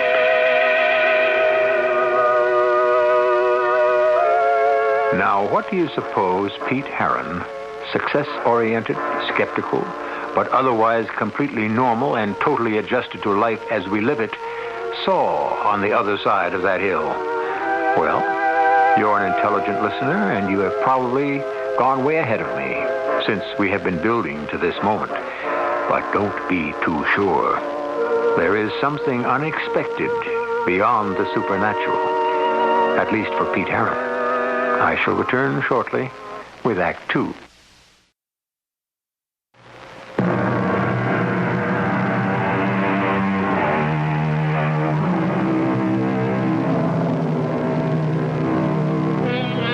Now let me see. Where were we? Oh, of course. Just coming over the brow of Star Hill in the moonlight, magically diffused through the damp, cool, early spring English weather. A healthy young skeptic, Pete Heron, sent by his newspaper to write a series of feature articles on the appearance of UFOs, seems about to meet the ultimate test, face to face. So, let's meet it with him. As I came over the brow of the hill, I'd been looking beyond to some gently rolling wheat fields, fading away out of the bright forelight to murky moon shadows. But in the middle of this dreamy landscape, below me and to the right, a strange thing was happening to the swaying waist-high wheat. Something like a giant fan spinning counterclockwise was laying a mirror image on the wheat below, which was blown back flat to the ground, trembling as if some whirling saucer from outer space was settling to a landing. And then it was there, circular, perhaps 50 feet across. Light slits like portholes shimmering till the craft, or whatever it was, stopped spinning and came to rest. And suddenly it was glowing so brightly I had to shield my eyes and turn away. And when I turned back and opened them, there was still rings of overexposure exploding in front of my eyes. And the craft was gone. But something else was there. Hello? Hello. Did you see it? What? The spacecraft. What would you like to call it? The UFO? I thought I saw something, but... Hey, did you see it? Of course I did. Hey, where did you pop up from, anyway? What do you mean? I came here just the same as you. You did? Oh, yeah, that's right. Yeah, I parked my car right behind a little blue hatchback. That must be yours, huh? Excuse me, I'm sorry. I ought to introduce myself. I'm Pete Heron, World Features. A reporter? Yeah, right. Well, sort of. Feature writer, you know. Human interest, color stories, tongue-in-cheek, or exposés, debunking the bunkum. Yeah, something like that. You must be in the business too, huh? Yes. You could call me a reporter. My name is Maru. Uh-huh. Who are you with? I don't think you'd ever heard of my outfit. Aren't you missing the real story? What? The thing. It was so bright, I couldn't look at it anymore. But, hey, it's gone. You mean you can't see it anymore? Yeah, if I ever did see it. I mean, self-hypnosis, induced delusion. You sure you saw it? Oh, yes. What did it look like to you? Just like all the others. All the others, huh? Oh, you mean you've seen spacecraft before, huh? Oh, yes. How many? I haven't bothered to keep a record. Too many to count, I should think. Here? Around here. And other places. What other places? Why should I tell you? You wouldn't believe me. Hey, wait a minute. Don't go. Why not? There's nothing more for me here tonight. There won't be any more. How do you know? I know. If you really want to write a good story for your feature editor, you'd better do a little more legwork. What do you mean? Go down and examine the field more carefully. Aren't you going down there, too? No. You see, I don't have to be convinced. You're the one who has to be educated. Hey, wait a minute. Don't go away sore. I'm not sore, but I have to leave. Well, I'll go with you. I prefer to be alone. But look, Maru, wasn't that it? Maru was the name I gave you. What's your other name? Why do you ask? Well, it would kind of help so I could get to see you again. When you want to see me again, you won't need a name to find me. Maru, wait a minute. I had started after Maru, but a root or a rock ledge tripped me and I fell headlong. I suppose I must have hit my head on something and been out for a while, because when I became conscious again, the moon had climbed to its zenith in the sky. I scrambled to my feet. There was enough light to see all the way down the hill to my car. It was still there, but the other car, the little blue hatchback, was gone. I turned back to where the illusion of the UFO had been and saw someone down in that wheat field silently surveying it. In the moon brightness, I could see it was Bryce Bond. So I went down to join him. Well, did I steer you wrong? What do you mean? The spacecraft. You sighted it, didn't you? Well, one way or another, I've seen quite a few stars tonight. Including your first UFO. No, that was just some sort of a hallucination. You still don't believe? Even with the evidence right here in front of you? What evidence? We're standing on the perimeter of a field of delicate wheat. From anywhere around the edge of it to the center, there is not one mark of passage. The wheat stands unbroken. But the center of it is one of a deep impression, with the wheat churned flat in a counterclockwise direction. The earth is scorched beneath it.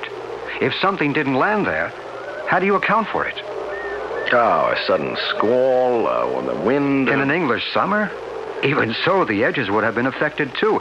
Don't you believe the evidence of your own eyes? I don't know. I mean, did you see the girl I was talking to? What girl? Well, she suddenly showed up on the top of the hill there. She said her name was Maru. I don't know anybody by that name. It does sound like a phony, doesn't it? It's just as phony as all the rest. Is that the way you really feel, Pete? Now, look, I'm sorry, Bryce. I don't mean to be a dog in the manger. It's just that I feel like one. Hey, I took a fall up there. Gave my head a whack. Well, let's have a look. You feel dizzy? No. Just, I don't know, a little woozy, I guess. We'd better get you back to the car and home to bed. Hey, look, I wouldn't kid you. I could use some shut-eye. I think I still have jet lag. I should have waited another day before I started out on my scientific explorations. You mightn't have been so lucky another night. Lucky? Yes. Whether you want to admit it or not, you did have some visions. I'm afraid in my book that's just what they were. My timing got out of sync. Maybe everything I saw was after I fell and hit my head. Including the girl? What did she look like? Oh, man, what a dream. Great violet eyes, skin like mother of pearl, long, dark hair, and she smelled like a mixture of roses and lily of the valley. Yeah, something like that. Like a summer garden. You have been fortunate. Well, yeah. At least I dream in Technicolor. You refuse to count your blessings. If that girl were for real, I might. I'll look for her tomorrow, but I don't even know her second name or what town she lives in. She was out of this world. Hasn't it occurred to you that is exactly what she must have been? I was too beat and my head ached too much to bother to reply or think about anything more. I let Bryce drive the car back to the inn and I hit the sack.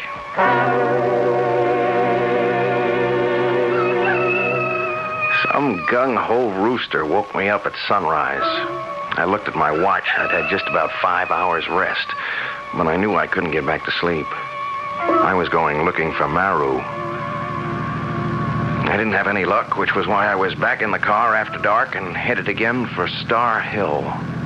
I'd avoided Bryce Bond all day, sneaked out of the hotel after dinner, afraid to admit that at least one thing he'd said had shaken me. Maru. Maybe he was right, and she was out of this world. But the drive, the need to see her again, was so strong, I was almost ready to become a believer. It was very peaceful on the top of the hill. The moon had risen earlier, and I could see the wheat field with the impression, that strange, inexplicable impression, still there. I had brought a sweater, and I was warm, and the last thing I remembered before I dozed off was Maru, and how much I wanted to believe I hadn't lost her forever.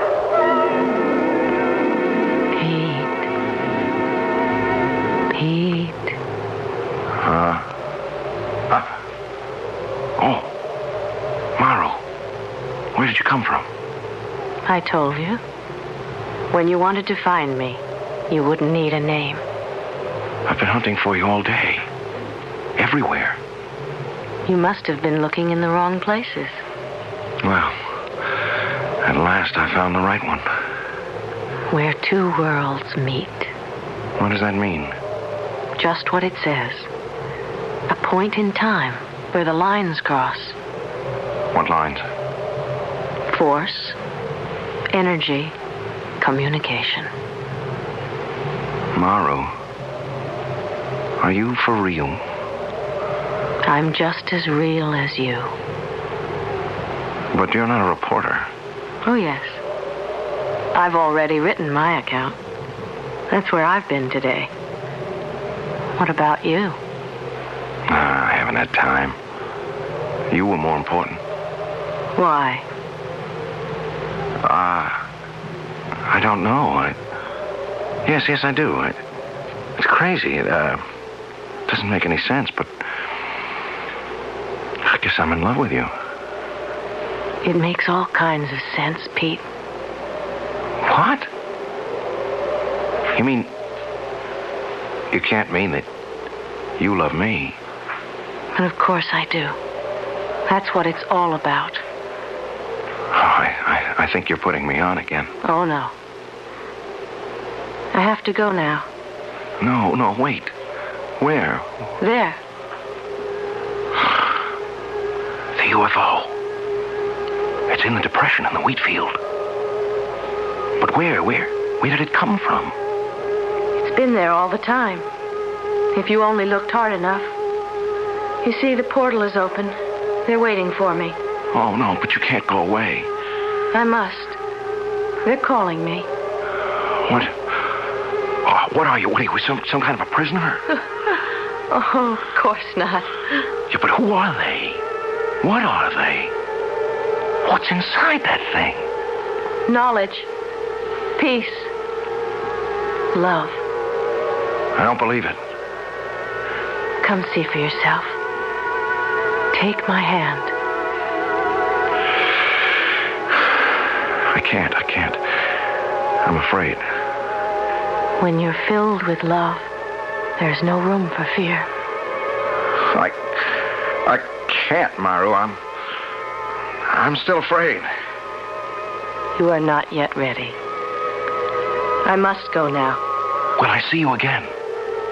That will be up to you, Pete. Up to you.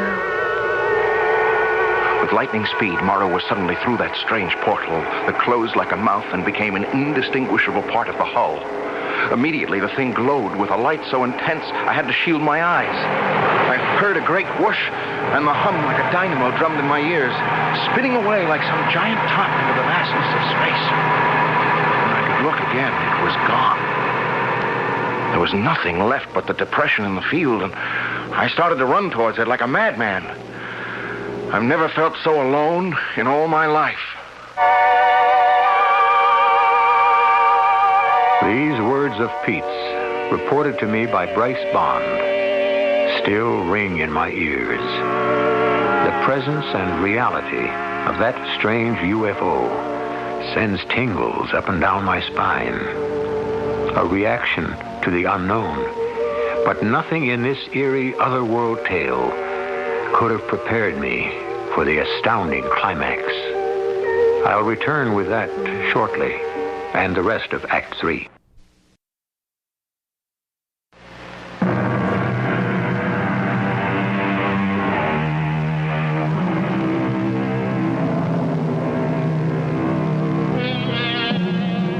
An Englishman named Arthur Shuttlewood, in his book, Key to the New Age, has said, "One must see one of these amazing phenomena to believe it, and there is no such thing as an expert in matters ufological. Individual experience is the key to all the answers." Well now, I've never seen one, and I'm sure most of you haven't either, so we certainly can't qualify as experts. The only person I know who even comes near it is Bryce Bond. So, let's turn this account back to him. I was concerned about young Pete Harron after that knock on the head. He had remained incommunicado all day, and I was busy myself. So when I returned to the inn and found he had gone out after dark, I suspected where he had left for. So I borrowed a car to drive out to Star Hill. I came over the brow of the hill by full moonlight to see Pete rush suddenly from the edge of the wheat field to that curious depression, only to stop suddenly, his shoulders drooping, forlorn. Pete! Yeah? Oh, Bryce. How long you been here? I just arrived. Then you didn't see it. A UFO? Yeah. No. Then you didn't see her either. You mean the girl you met last night, Maru? Yes. No, I didn't. I could have gone with her. Oh, what's the use? I didn't. I didn't have the guts. Come on, Pete, take it easy. How's the head? Solid bone, clean through. Why couldn't I have... Oh, you mean the bump last night? Oh, that's nothing. It's just a scrape. Sure you're all right? Yeah. I'm all right, except for... For what happened tonight? Yeah. You want to talk about it? Maybe I do. There's so much to sort out. Yeah, I do. But not here. I need a drink. Come on, I got a bottle in my room. Aren't you coming? Right with you. Yes, they've been here. I can feel the warmth. The electricity still pulsating in the air. And that smell. That glorious scent. Roses and lily of the valley. Yeah, that's her smell. It's the way they all smell, Pete. Come on, let's go talk.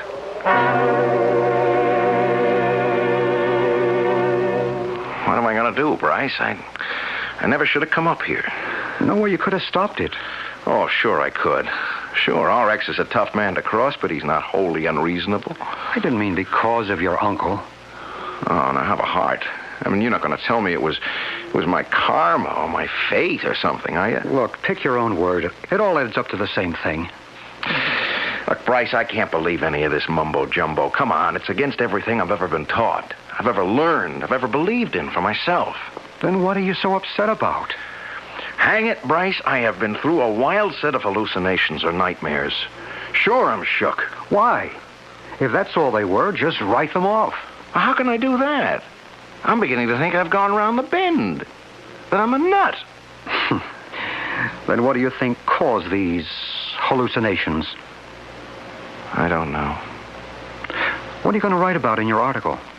You're going to poke fun at all us certifiable nuts who run around saying that we actually see just what you have? I tell you what I want to do. I want to put my tail between my legs and run. I would. If it weren't for her. Maybe that's why she was sent. Sent? To keep you from running. Obviously, they don't want you to. Well, why would they care about me? Hasn't it occurred to you that you may have been chosen? The only person I want to choose me is Maru. I don't care about them. Who the devil are they, anyway? People like you and me, a higher order, of course. Yeah? Well, where do they come from? From another planet. From another point in time. Perhaps they are right here with us, living in a world alongside ours, in a time continuum with us. But what do they want with us? To help us, to guide us. Why? I believe because they are extensions of us. Another evolvement in the pattern of life. Another step upwards on the road to peace and perfect resolution. Oh, not all this and reincarnation, too. Why not? Listen, I don't want to open that can of beans, huh? I have enough trouble swallowing the UFO business. Help me, Bryce.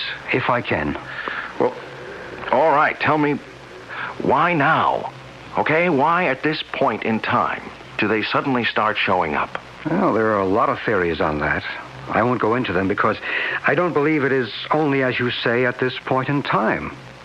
What about Elijah's fiery chariot, or Moses' burning bush, or Ezekiel's wheel within a wheel, or even the Star of Bethlehem? We know that no star could come into our system without overturning the axial tilt of the Earth, even a comet. So why not a UFO? You have eventually to take it on faith. It's a matter of what you believe. Well, I don't know what I believe anymore. Then stay. Write your articles. Once you start to put your thoughts down in black and white, I think it'll all come clear. So I stayed. Nights, I waited on the hill, but nothing happened. Days, I wrote my articles. And 3 days after I sent off the first one, another visitor from another world contacted me. Pete? Are you Pete? Okay, RX, you don't have to try to shout all the way across the Atlantic. I can hear you. What's all this gibberish you mailed over here for the first article? I'm only reporting the facts, RX. What facts? Were you drunk or something? All this gobbledygook about seeing UFOs? Well, that's what you sent me over here to report on, RX. Well, you sound as if you believe this hogwash. I just reported what I saw. Well, you couldn't have seen what you said you did. There ain't any such thing as UFOs. There just ain't any such animal. And that girl business. Look, I didn't ask you for a comic strip. Violet eyes. Hooey. I want the truth on this story. If you don't believe that's what I'm reporting, maybe you better come over here and see for yourself. Well, I might just take you up on that. You just stay put at that inn. I suppose I should have waited for the old boy, but I didn't know what plane he was coming in on, or even perhaps if he mightn't have changed his mind. Besides, when darkness came that night, wild horses couldn't have dragged me away from Star Hill, and the off chance that this might be the night for Maru's return. I left word at the inn where I'd gone, and Bryce was nice enough to say he'd keep an eye out for my uncle. I almost turned back at one point, but some inner voice drove me on. It was chilly and dark on Star Hill, and this night watch seemed interminable. Then, shortly after midnight, the air was suddenly warm and balmy, and the field below the hill was bathed in golden light, and the sound of it came. The strange portal in the spacecraft gaped open like a mouth, and from it, Maru came straight to me. We meet again, Pete. I thought you might never come. I hated to waste the time. What time? Till you believed. You believe now, don't you? Yes. Yes. Of course I believe. But I don't understand. You will. It will all be made clear to you. Shall we go? Where? To the craft. To meet the others. What do you feel? I don't know. The air is warm. You could bask in it, sunbathe in it. I feel alive, liberated, and yet at peace. Don't you understand? They're reaching out to you, communicating, telling you you are not alone in the universe. It's a message of love. Oh, I don't need them. Only you, Maro. You're the one I love. We'll have each other, my darling. But don't you see that is not enough? It's got to reach out, that love, and wash over everyone else. Till we are all one, as we are in our world. The perfect love.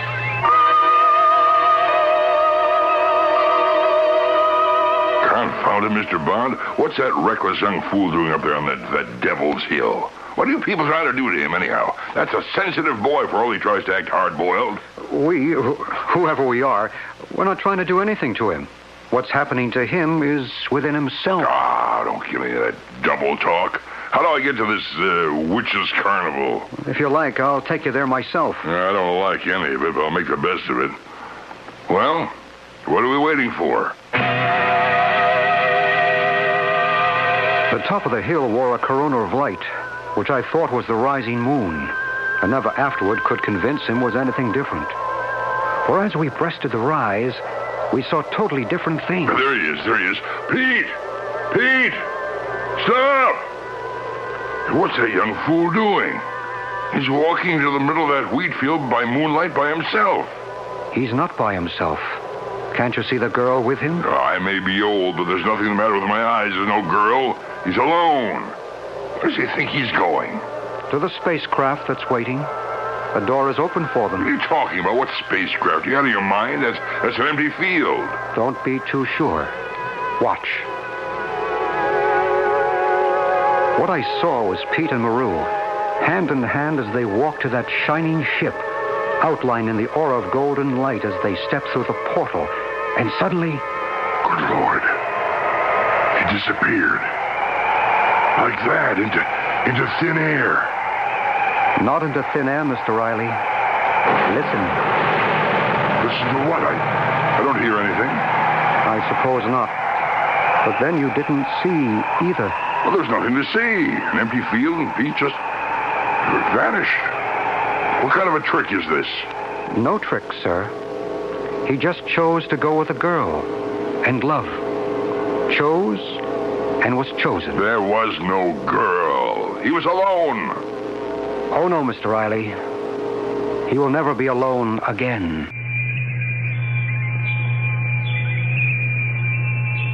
Impossible? Fantasy? If you wish. But within this same triangle, in a town named Shepton Mallet, with snow everywhere on the ground, a man once walked off his front porch and disappeared from the face of the earth, without, incidentally, leaving a single footprint. You see, nothing is really impossible. I'll be back shortly.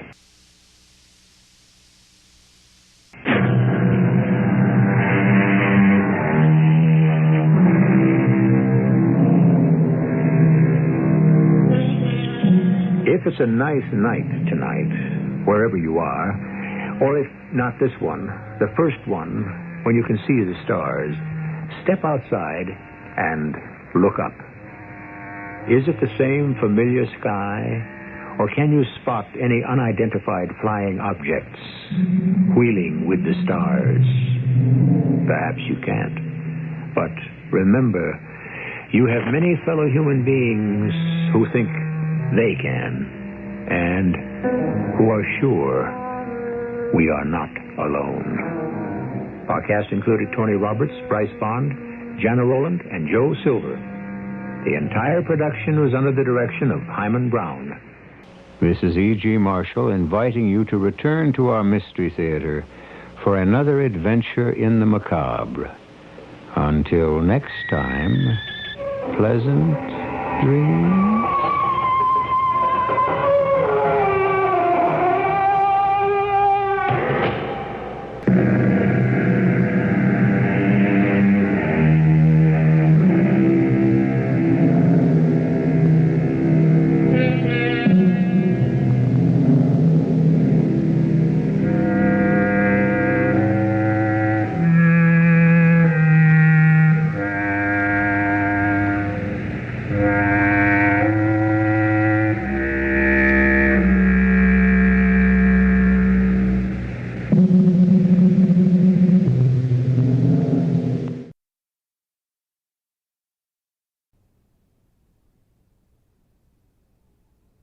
The CBS Radio Mystery Theater presents...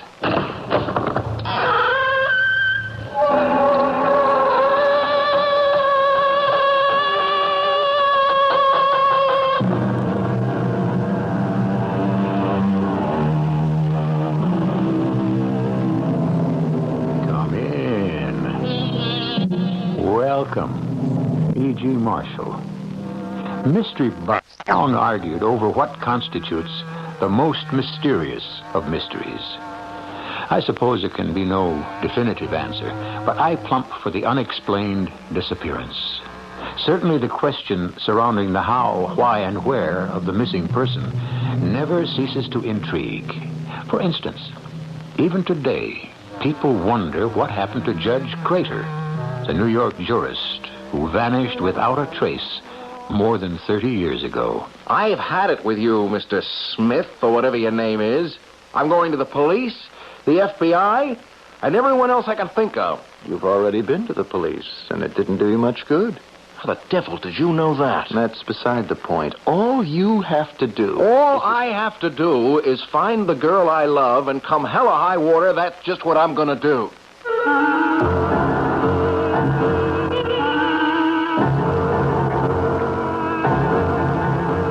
Our mystery drama, Vanishing Lady, was written especially for the Mystery Theater by Murray Burnett and stars Tony Roberts. I'll be back shortly with Act One.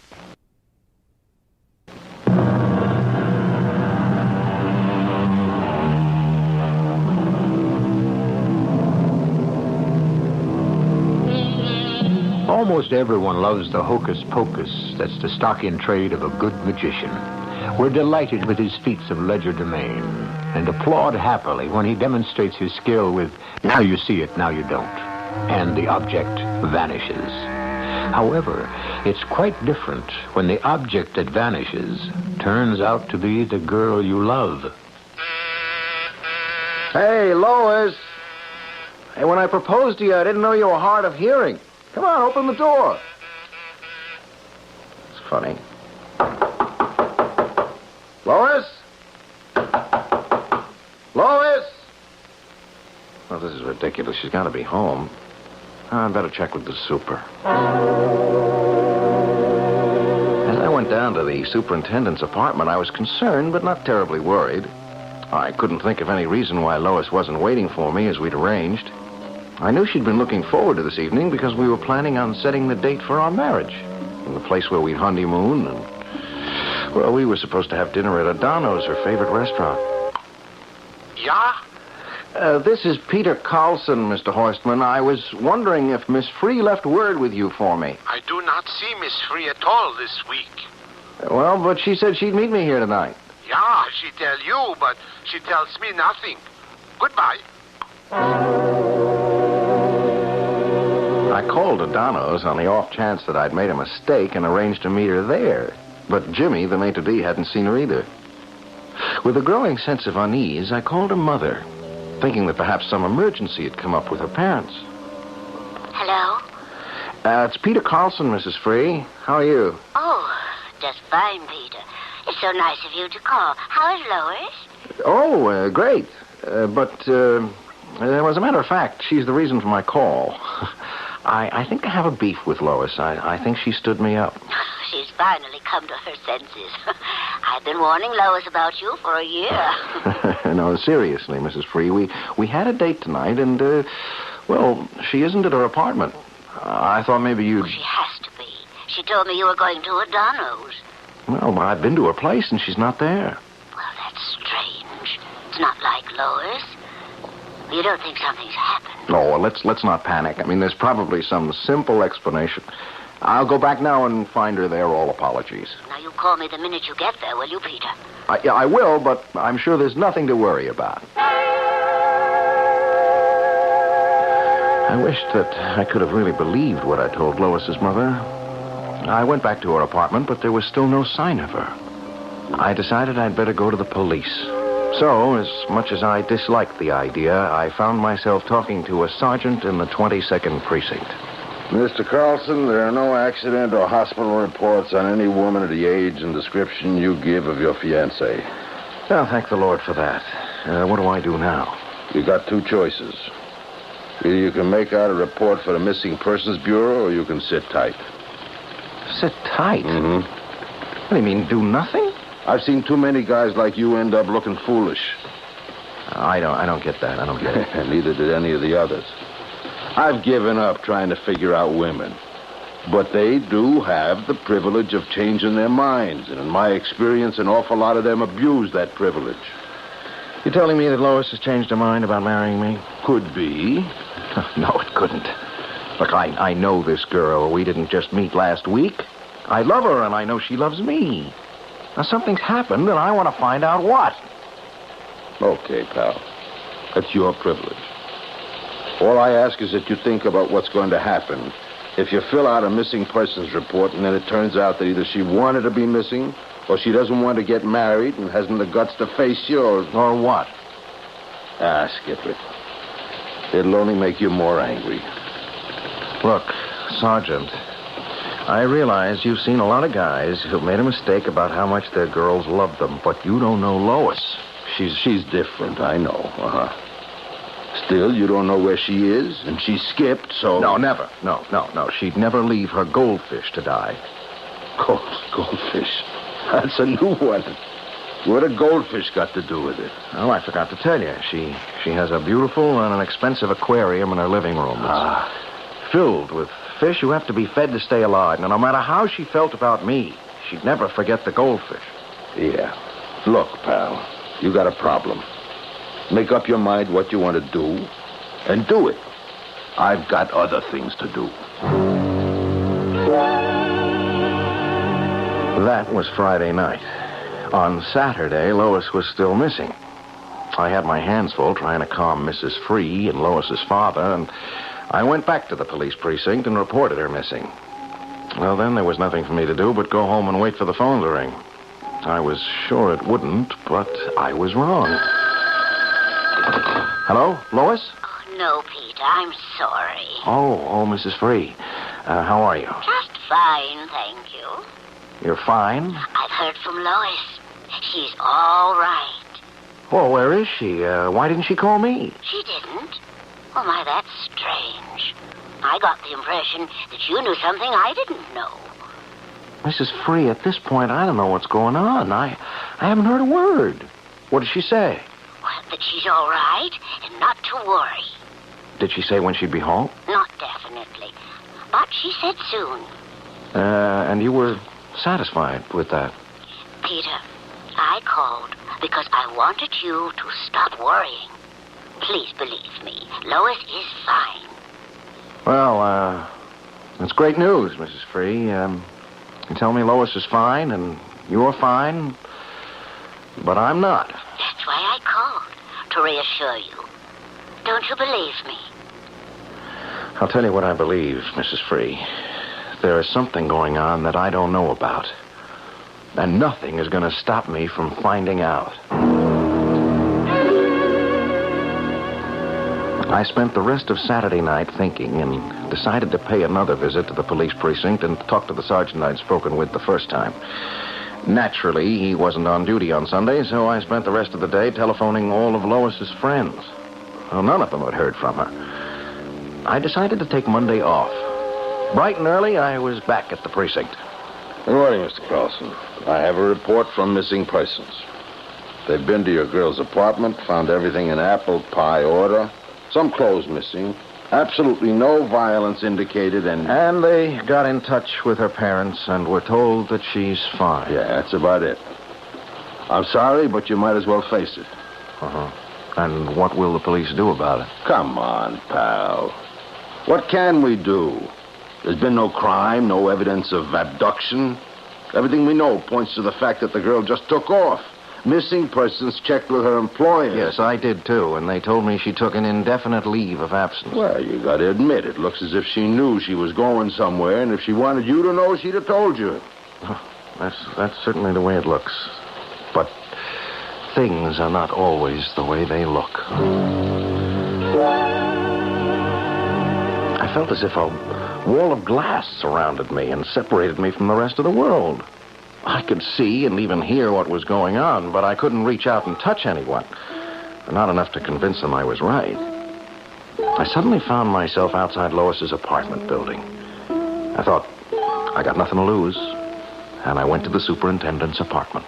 Miss Free is still not in her apartment. Yes, I know that, Mr. Horstman. I just want to ask you if you'll lend me the pass key. But you know I am not allowed to do that. Well, you can come up with me if you like and watch. I do not have the time for that, Mr. Carlson. But Miss Free might have left me a note or something, something to tell me where she is. I really should not give you the key. Oh, come on, Mr. Horstman. I give you my word I won't tell a soul, not even Miss Free. Now, that's a solemn promise. Well, now, you bring it back soon. Thanks a million. I won't be more than half an hour. As I went up to Lois's apartment, I really had no idea what I was going to look for, and I couldn't conceive how it could possibly take me more than half an hour, but I changed my mind when I opened the door and I saw a young man standing over the aquarium at one side of the living room. I stopped, completely flabbergasted. Hello? What are you doing here? Obviously feeding the fish. I promised Lois I'd take care of them.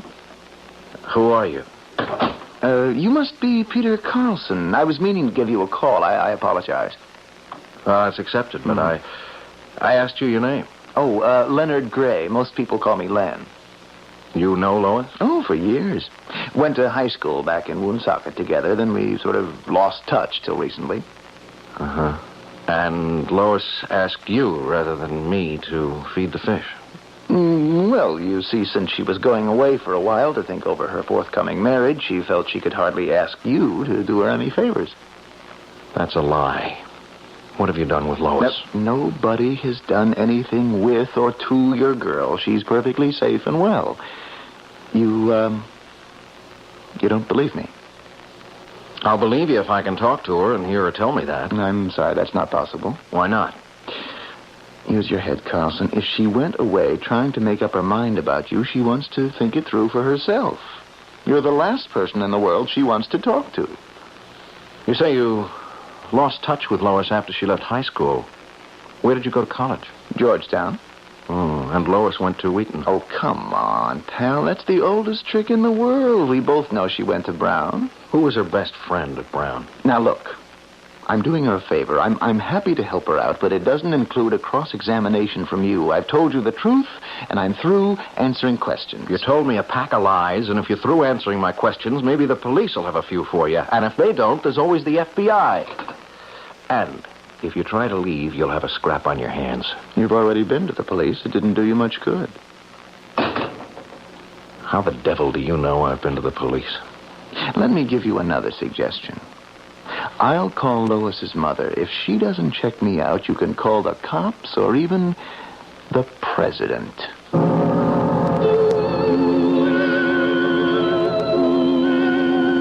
Ah, sweet mystery of life, goes the opening line of a famous old song.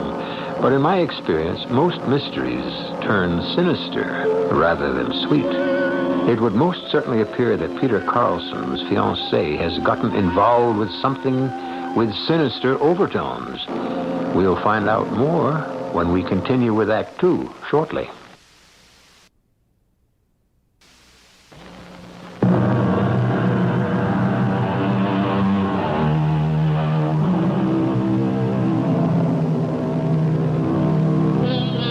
Mayday and SOS. are two of the most terrifying cries for help in the lexicon of distress signals. But as chilling as it may be to be forced to send out either of these distress calls, you still have the comfort of knowing that if someone hears them, help will be on the way.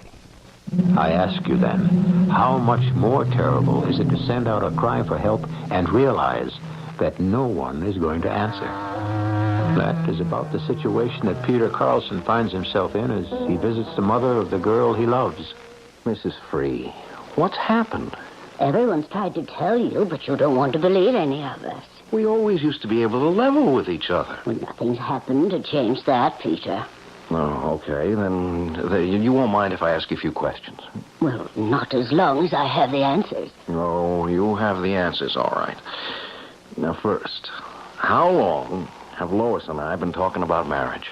Well, I don't know exactly. Sometime, I'm sure. Would you say at least a year? I suppose. About that. And in all that time, did you ever hear her express any doubts? I mean, the slightest indication of uncertainty about the idea of marrying me? Peter, this isn't doing either of us any good. You just have to accept the fact that Lois has gone away for a while. And who's Leonard Gray? An old friend. Well, Lois never mentioned him to me. But we've had no secrets from each other until now. Please, Mrs. Free, tell me the truth. You know there's something being kept from me. At least tell me what it is and why Lois feels I can't be trusted. Now, you mustn't think that. Oh, Peter, please. Please take my word that everything will work out in due course. Yeah, and how long is due course? Well, I'm sorry. I don't know. Well, it seemed I'd reached another dead end. And then I had a brainstorm. My old roommate from college was a reporter on a newspaper. I decided to call him and give him the story. I figured if they'd print it, I'd get some action. I did, but not the kind I expected. When I got back to my place the next day, Leonard Gray was waiting for me. Come on in, Carlson. I found your liquor cabinet, but I didn't want to help myself without your permission. Oh, you didn't think twice about breaking into my apartment? That was a necessity. If you'll examine the lock, you'll see I didn't break in. Don't tell me I gave you the key. Let's cut the small talk. You know, you're turning out to be a real problem. I'm glad to hear it. You really shouldn't have talked to your friend at the paper. The press doesn't like people like us much. They love to make problems for people anyway. Just who are people like us? Let's say I'm working for the government. Let's say I'm from Mars. Fair enough. Here's my identification. So just what department of the government are you with? You don't need to know that. You at least know that I'm not a thug and that Lois isn't in any danger. But she can't stay in her apartment or tell me where she is. Now you've got it. No, I don't. Look, you say you're working for the government and you do have identification. What kind of work could Lois possibly do for you? Something that might turn out to be of great value to this country. Oh, come off it. Obviously, you're connected with some intelligence department, but there's nothing that Lois could do to help you. She's not the type to become a secret agent. You evidently don't know the girl you're going to marry very well. You trying to tell me that you're using Lois as some kind of spy? All I'm saying is that she's doing some very important work for us. So important that I can't tell you what it is. Because I have no need to know. Carlson, I'm asking you to go along with us. I've told you all I can, and you'll have to be satisfied. Well, I'm not. And I won't be. I can't say that I'm happy with the way this Lois Free operation is being handled, Lenny. Well, I agree with you, sir, but I don't see what else we could have done. Weren't we supposed to have notified the mother, Mrs. Free, before she ever got a call from Carlson? Yes, sir. That is, Lois was going to call her, but you remember we didn't know exactly when we would get the photographs? When we called and told Lois we needed her immediately, she'd already told her mother she was going out that night with Carlson. She asked us to handle it. Well, why didn't you? Well, I did, but I had to escort Lois, and by the time I got to the phone, he'd already called. He was restless 15 minutes after she didn't show. He's still determined to make waves. What are the chances of throwing a blanket over him until we finish? Without telling him any more than I have? Naturally. 0. Okay. How much harm can he do? Well, that depends on how long we can keep a muzzle on his reporter friend's editor. Well, you've spoken with him, sir. What do you think? I don't like the odds. Even though I assured Derek no drugs were involved, if Carlson keeps talking, some circulation-hungry paper will pick up on it. But it'll be all over the day after tomorrow. Then they'll just look foolish. There's also Grantham to consider. He's already on record as opposing the project, and if any story breaks, no matter how wild or false, he's sure to point to it as being detrimental. And he'll have something on his side. We could arrange to see that Carlson keeps quiet for a couple of days. If you're suggesting what I think, forget it. That would only trigger a really big blow-up from the press. Maybe we should have let Carlson in from the beginning. Well, that's hindsight. The less people who know about this, the better. Whether it's a success or a failure. Then we have to consider Lois. She's been asking about Carlson. I've been stalling, so maybe it would be best if we took him in. Oh, that would probably upset her.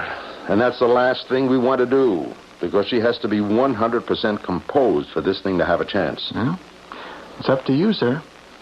Let's sleep on it. I'll make my decision tomorrow. I had an appointment with Jeff Leeson, my reporter friend, early before I went to work. And I was just about to leave when my door buzzer sounded. Good morning. Oh, it's you. I thought you'd use your key. Oh, no need. I knew you were in. Yeah, then you also know that I'm going out, and probably where. Right. But I think you're going to change your mind. Not unless you've something better to offer. Who would you rather see, your friend Jeff Leeson or Lois? You really mean I can see Lois and talk with her? You can. Only there are two conditions. I knew there had to be a catch. No catch. First, you'll have to have the day off. That's no problem. And you'll have to sign some papers swearing you to absolute secrecy. All right, if I see Lois, I promise. Okay. Let's go.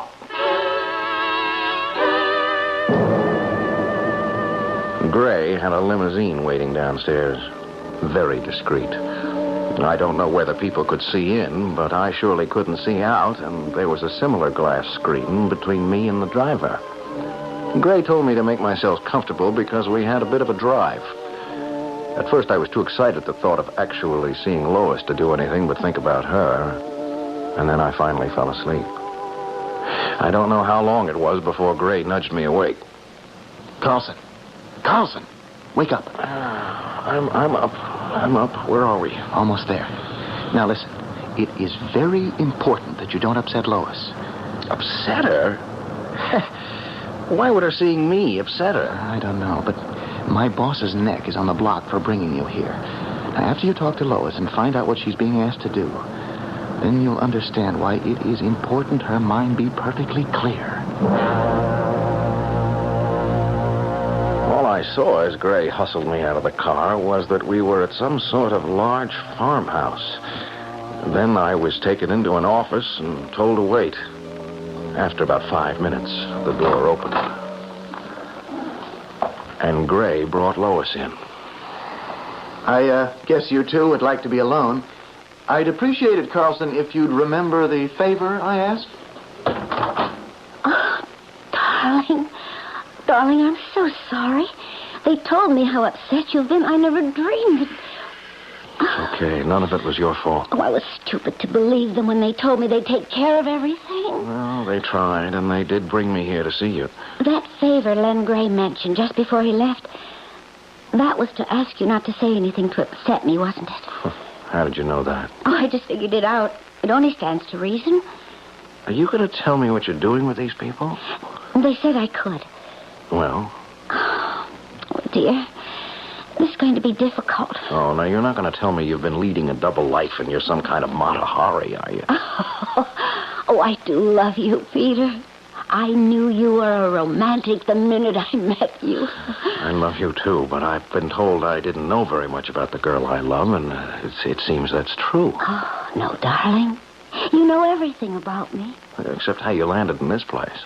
Well, simply because of this special little knack I have. What little knack? special insights about people and things and objects. I sort of see things that other people can't. Oh, boy, the girl with the crystal ball, huh? You mean you're one of those people who claim they have the gift of prophecy? Oh, no. I told you this was going to be difficult. Look, darling. You've heard of ESP, haven't you? Of course. Well, do you believe that some people are more sensitive than others? Of course. And that some people are able to tune into other people's thoughts and minds? You mean you can tell what I'm thinking? Mm-hmm, sometimes. How about now? That's easy. It has nothing to do with ESP. Yeah, well, let's forget about that other stuff for a minute, and you tell me what I'm thinking. Well, you're not too happy with what I've just told you. You're wondering now about how life will be with someone who claims that she knows what you're thinking. You're unsure, and you're disturbed. You're right. You're completely right. Oh, Peter, what I just told you had nothing to do with ESP. I wasn't reading your thoughts. It was just a matter of experience. Well, I don't understand, and I'm angry because you never mentioned it before. I mean, didn't you think it was something I should know? I didn't mention it just because of the experiences I've had. I know how people react, and, well, I guess I was just a little afraid of losing you. Oh, that was silly. Was it? Listen to yourself now. Well, there's a reason for that. Instead of you telling me calmly and reasonably about this, this knack of yours, I find out because you're involved in some kind of secret government operation. Oh, Peter, let's stick to one thing at a time. You've said that the idea of my sensing certain things makes you uncomfortable. I understand because that was a lesson I learned as a child. You mean you were born with this perception? I believe we're all born with it. Some of us maybe have a larger share than others. When did you find out about it? When I was 9. My mother and Dad were entertaining some friends. Well, we were having a dinner, and everyone was just talking, and, small talk, gossip, nothing really important. And then there was this moment of silence, a break in the conversation, and I spoke up innocently with a question. I asked my mother why it was that the husband, his name was Larry, didn't like Claire. She was his wife. Oh, I remember the moment of icy silence that followed my question. I was scolded, told to leave the table and go to bed. I should think so. But why did you ask such a crazy question anyway? 3 months later, Larry and Claire got a divorce. Wow. After a few of these embarrassing incidents, I learned that this gift wasn't appreciated. So I just kept quiet about it. I see. Yeah, but how did you get here? I mean, with the government. They think they can use this gift of mine to help them find out things they need to know. Things that other governments want to keep secret. I don't think that anyone would find living with someone who knew your every secret thought a pleasant or even tolerable situation. However, it's been said that love conquers all obstacles, and perhaps if your wife or husband only knew what you were thinking some of the time, it might work out. That is, if your mate picked the right times. We'll be back shortly with a final act.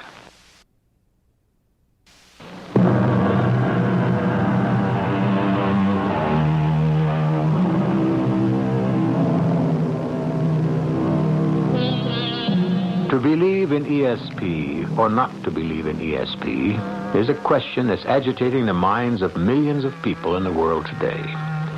The idea that certain people have developed powers of perception is well accepted. There's solid evidence to prove that spy masters have been doing a good deal of research in the use of just such people. But how would they be used? That's the question that troubled Peter Carlson put to his fiancée, Lois Free. I think I could get used to the idea that you have some sort of extrasensory perception, but I'm still baffled by what you're doing here in this secret government operation. Surely they don't expect you to read the minds of various heads of states of other countries. Of course not. You see, I wasn't exactly telling the truth when I said that I kept this gift hidden after I found out how people reacted. Wow, this has really turned out to be a day for revelations. When I went to Brown University, my roommate and I were complete strangers. We knew we had to get along, so I offered to help her unpack. And while we were putting some of her things away, I picked up a brooch from her jewelry case, found myself saying, "I'm sorry your mother died when you were so young, but it's nice the way your father and you handled it." And you got all that just from handling her brooch? It was her mother's. She was astonished. And then at parties, I found that it was a great game to play. Helen, my roommate, wanted me to show off, and I enjoyed it until I struck a couple of bad ones. Things that really bothered me, and I didn't know what to say. People pressed me, and it was then I decided to give it all up. Well, how did these people find out about you? From Helen. She works here in Washington. Well, what do they expect from you? I mean, how are you going to help them? I don't know that I can. But if you've been reading the papers, you must have noticed that there's been a lot of experiments conducted by almost all nations with ESP, trying to use it on people in intelligence. Yes, I vaguely remember something of the sort, and if I knew then what I know now about you, I'd have read it more carefully. Well, about 6 months ago, Len Gray called me. He told me that Helen had given him my name. He asked me to go down to Washington and take a test. Ah, and that's when you told me the company was sending you to the coast for a few days. And he also made me promise not to tell anybody. Oh, evidently you passed. Well, they didn't say anything right away. There were about a dozen of us. They just thanked each of us and said we could go back home. Honestly, Peter, I forgot all about it until a few weeks ago when Len called and said that I was one of the 3 people they wanted to continue testing. You mean this is something I'm going to have to live with for the rest of my life? I mean that they'll call you up and suddenly you'll disappear? Oh, no. I really don't know what's going to happen because, well, you see, Len's boss and another important man in the department don't see eye to eye about this. All I know is that tomorrow is very important. They want me to look at some pictures they've just gotten. Well, if they've got pictures, then why do they need you? Oh, Peter, darling, I've told you everything I know. Oh, look, I'll be home the day after tomorrow. We can talk some more. Well, I don't know. I think we ought to thrash this thing out right now. Oh, but Peter, it'll be so much better if we each have some time to think. I'm sure this has upset you, and I can understand it, but meanwhile, I'm supposed to trot back to New York like a good little doggy and sit around wondering whether I should start writing a book titled My Wife the Spy. You're not keeping your promise, Mr. Carlson. What? What are you talking about? You agreed you wouldn't say anything to upset her, remember? Sure, but how did you know we... You've had us bugged. You've been listening. They had me driven back to New York, and by the time I got to my apartment, I'd calmed down a little while. I was still angry that they'd bugged our conversation, but I was more concerned about Lois and what she was going to do tomorrow. I wondered just how it worked, and in my mind, I tried to picture the scene. All right, Bill. I'm here. Where'd you start before me? We thought we'd all better get our signals straight before we have her brought in, Grantham. Bill, I told you when you started this ESP hocus pocus what I thought of it. And if you can prove to me that it works, that the information obtained can be trusted, I'm with you all the way. But until then, I'll stick to my own opinion. This is a whole new area in our intelligence, and it's very delicate. Now, look, I have a 2:00 appointment. If you're going to lecture me... We know the Russians have been experimenting for a long time, And so far, they've come up with zilch. Well, we're not absolutely sure, Grantham. If there is anything to it, it depends entirely upon the impressions on the mind of the subject we're using. I know. And all I'm asking is that you don't do anything to disturb her thought processes. You know, I can't help thinking of those phony seances they show in the movies on TV where the medium says she can't get through because there's someone in the room who doesn't believe. All we ask is for you to keep your skepticism within bounds. Miss Free already knows you don't believe. Does that mean I'm not to ask her any questions? No, not at all. Just try to keep them neutral. Seeking for information. Don't adopt an adversary position. Okay. Put the photographs on the table and bring her along. Now, Lois, you already know Mr. Grantham. Here's what we want you to do. First, sit down and make yourself comfortable at that table where those pictures are. Thank you. Now, would it bother you if we sat around the table with you? Or would you prefer that we leave you alone with the photos? Either way is fine with me. Well, then why don't we all sit at the table? Go ahead, Bill. Now, these photographs were taken at very high altitudes. As you can see, they show a variety of irregular patterns and elevations, nothing very distinctive. We would like you to pick them up, feel them, do anything you want, and just give us your impressions, what you see in your mind's eye. I understand. Oh, there are quite a few of them. Mm-hmm. Is there any particular one you'd like me to begin with? Why not the one that says the most to you, Miss Free? All right. I think these were all taken at about the same time. Even though they appear different, they're all of the same place. As anyone can tell just by looking at them. But she's not looking at them, Grantham. She's just touching them. Her eyes are closed. I see machinery. Quite a lot of machinery. And tunnels. No, not tunnels. Well, more like underground passages. And lights. And machinery. Sorry if I don't seem to be making any sense. Do you have any idea what kind of machinery, Lois? Let me see.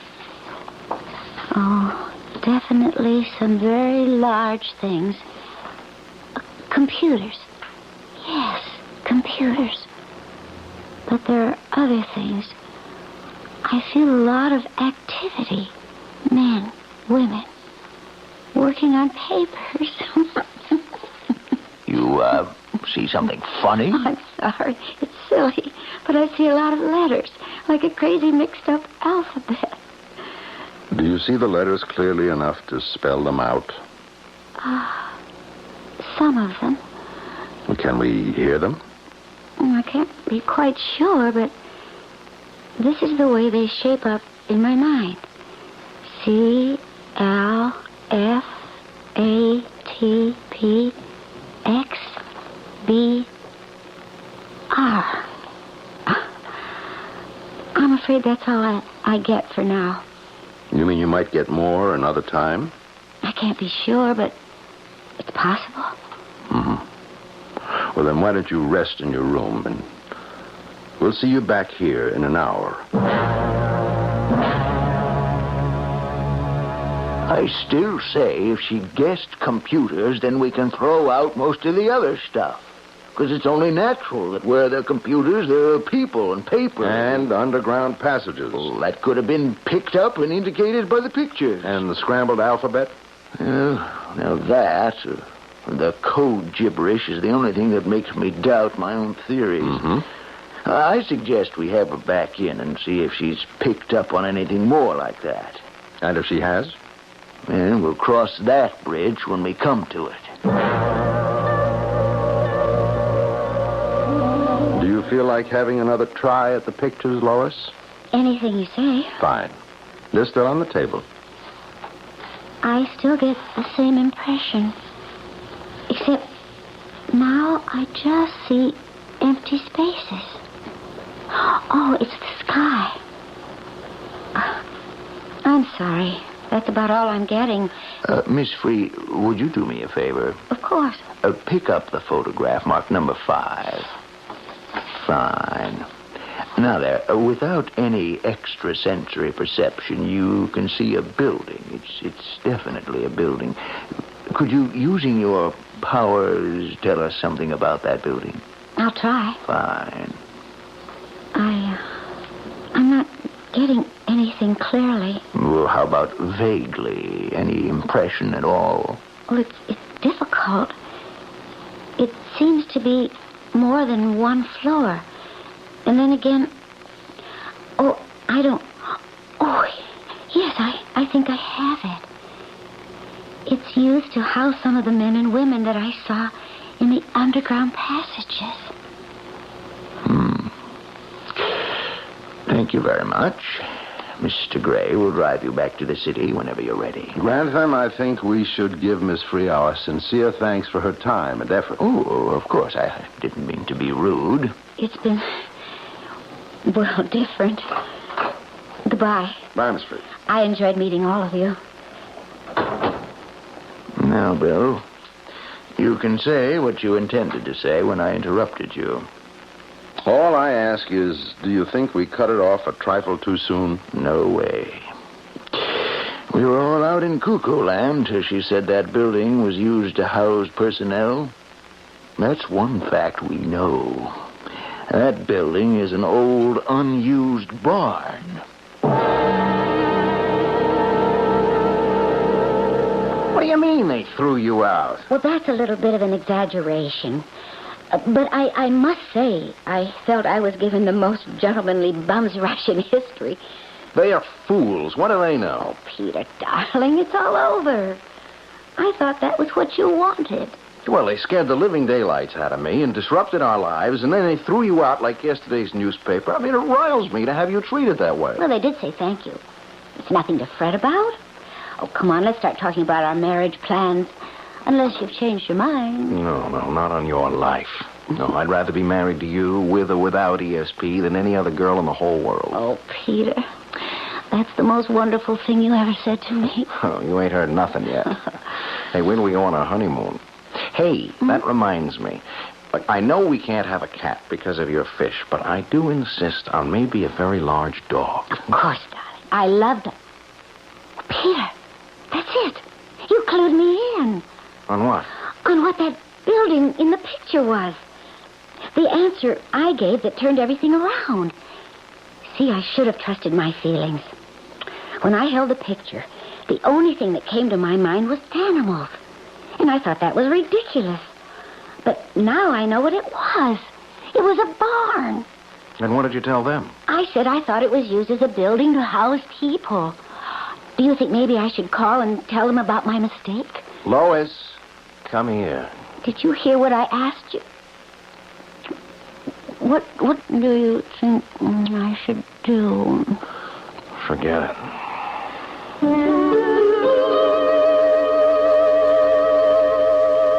It occurs to me that if there really is something to the theory of being able to use people with extrasensory perception to ferret out intelligence secrets without having to leave their own country on dangerous missions, whatever will happen to people like James Bond? Speaking as a reader, I, for one, will miss him. I'll be back shortly.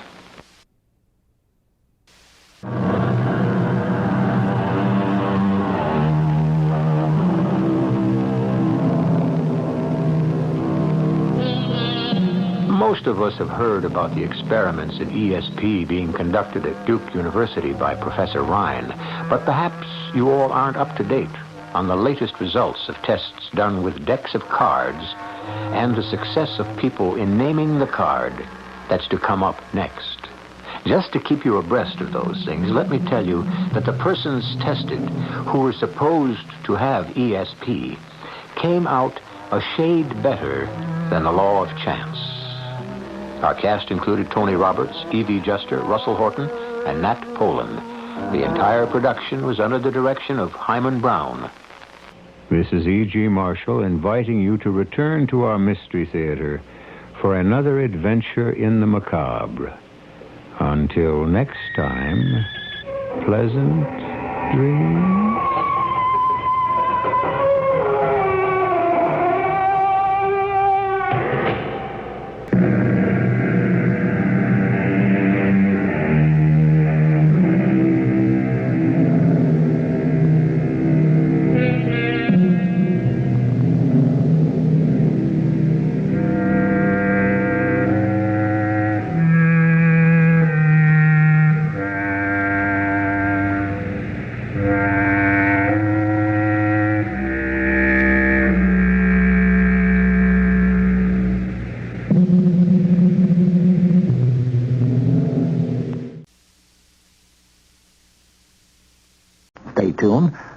Mystery Theater.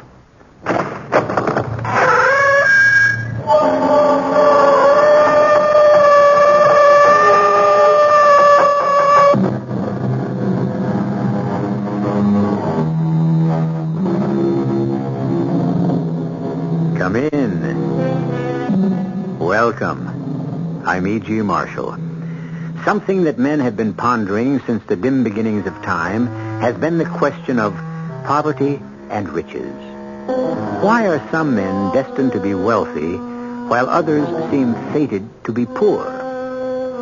Since it is easier for a camel to go through the eye of a needle than it is for a rich man to enter the kingdom, we may safely assume that the poor shall find greater favor in heaven. However, to make up for it, obviously, the rich have things much better here on earth. Our mystery drama, The Paradise of the Devil, was written especially for the Mystery Theater by Sam Dan and stars Larry Haynes. It is sponsored in part by Anheuser-Busch Incorporated, Brewers of Budweiser, and Uncle Ben's Long Grain and Wild Rice. I'll be back shortly with Act One.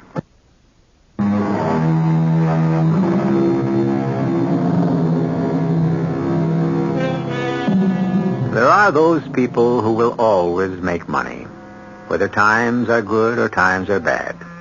Whatever they touch always seems to turn to gold. On the other hand, we have those people whose timing is always disastrous. Nothing works.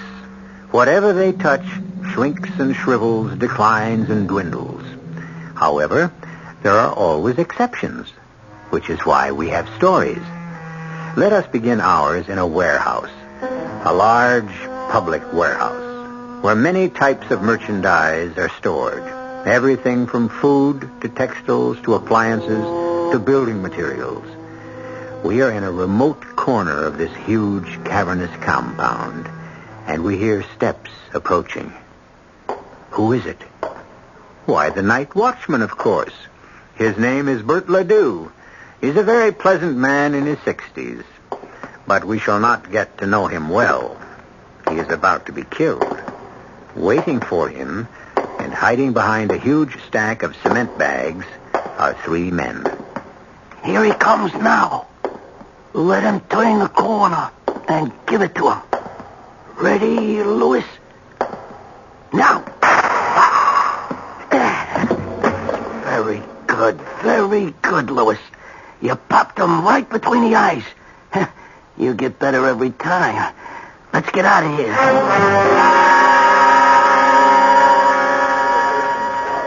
Yes, miss? You don't remember me, Sergeant?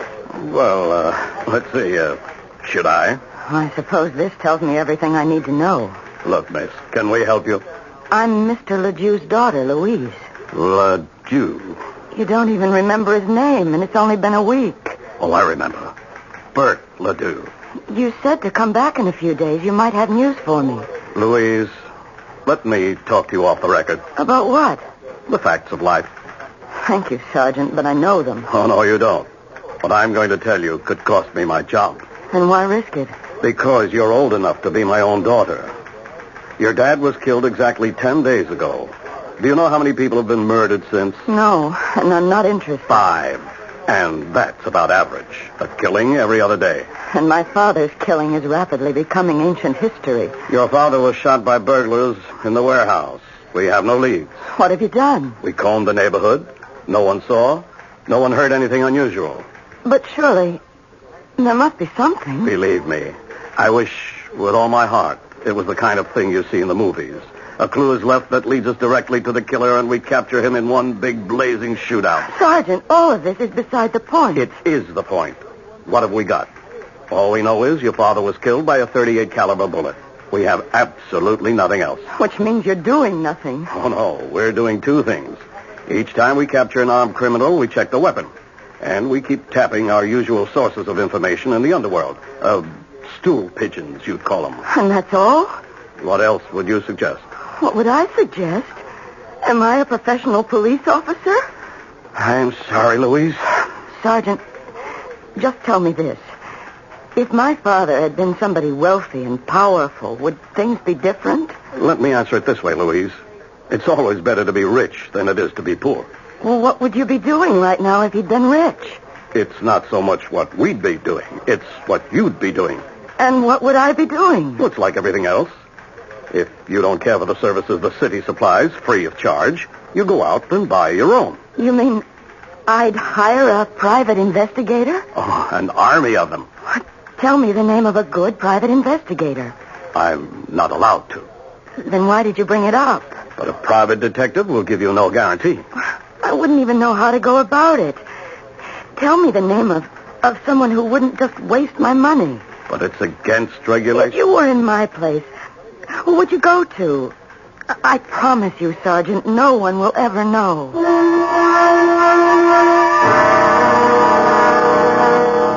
Well, if the police haven't been able to get me where, Miss Ledoux, what makes you think I can do any better? Well, because you think I'm smarter? I'm not. the police have the whole city to worry about. Well, I have other cases, too, Miss Ledoux. Oh, but at least you would... I would what? Well, take a personal interest in the case. Mm-hmm. Miss Ledoux, there are hundreds of killings, just like your father's. Random killings. Killings where there's no leads at all. Where the killers have vanished without a trace. Are you telling me that I must accept the fact that my father's murderer may never be caught? Yes, that's exactly what I'm telling you. If the killer is ever caught, it'll be because he was betrayed by a pal or a woman or arrested for another crime. We can't make those things happen. We have to wait for them. For how long? Well, sometimes forever. In other words, you won't accept the case. And then we have the question of money. Now, your father worked as a night watchman. He wasn't a rich man. And what do? I'm a secretary. Ah. Do you have any money? Oh, a few $100 in the bank. Well, I get $95 a day in expenses. How much of my time can you afford? How much do I need? Weeks, maybe months. How can I answer? Mr. Colby, are you familiar with the details of my father's murder? Well, I remember reading in the paper that a night watchman was killed, but that's all I know. Will you do something for me? Go down to the warehouse. Why? Well, do whatever you have to do to acquaint yourself with what happened. Why? Are you allowed to talk to the police? Of course. Well, find out everything there is to know. And after you do that, if you're convinced there's nothing more to be done, well, that's the way it'll have to be. But if you feel there's something there, anything at all, I'll raise the money to pay your fee. How? I said I would raise it.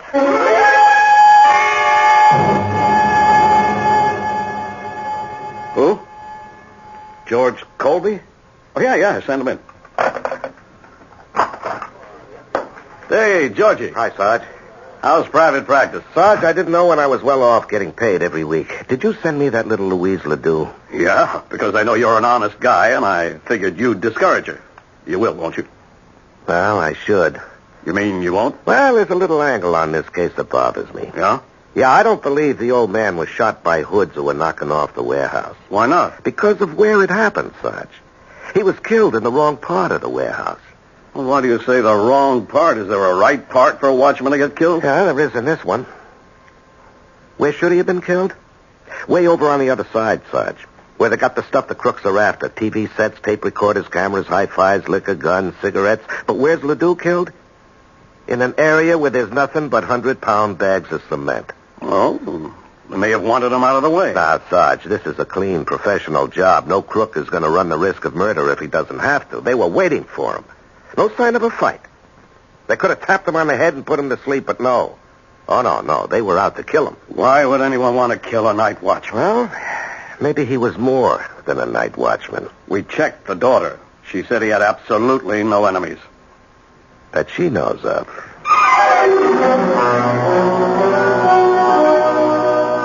But why? Why would anyone deliberately kill my father? He was the nicest, sweetest... Yeah, I know. To you, he was the nicest, sweetest guy in all the world. Other people may have held a different opinion. Well, talk to his friends. Talk to anyone who knew him. Tell me, had he seemed worried or unhappy? Well, not at all. Actually, it was the other way round. He was quite happy. As a matter of fact, now that you mention it, unusually happy. He kept saying to me, "My dear daughter, there is a law of retribution. Many a villain has been hoist on his own petard." So, but your father was an educated man? Yes. He'd been in business, but he lost everything. Oh. The watchman's job was the only thing he could get. But he was glad. He said it gave him time to think. Uh-huh. And you say he was unusually happy just before he died? Yes. And that's what makes it so hard for me to understand why he was deliberately murdered. Oh, I'm not saying he was deliberately murdered, Miss Ledoux. I'm saying I have strong reasons to suspect it. Well, what do you suggest is the next move? Well, you asked me to look into your father's murder, and I did. I don't think it's what it appears to be on the surface. On the other hand, you're not a wealthy girl. Your money could be down the drain. Well, suppose I could raise $10,000. Well, I still couldn't guarantee results. I couldn't pay immediately. I would have to wait for my father's estate to be settled. His estate? I thought he didn't have any money. Well, this is a piece of property. The only thing he left. I've already received an offer for it. Uh-huh. Well, I might go through every nickel and we'd be no wiser than we are now. I could be wrong. Mr. Colby, I'm sure you're an extremely ethical person, but isn't it possible for you to talk positively? Miss Ledoux, I don't talk positively and I don't talk negatively. I try to talk truthfully.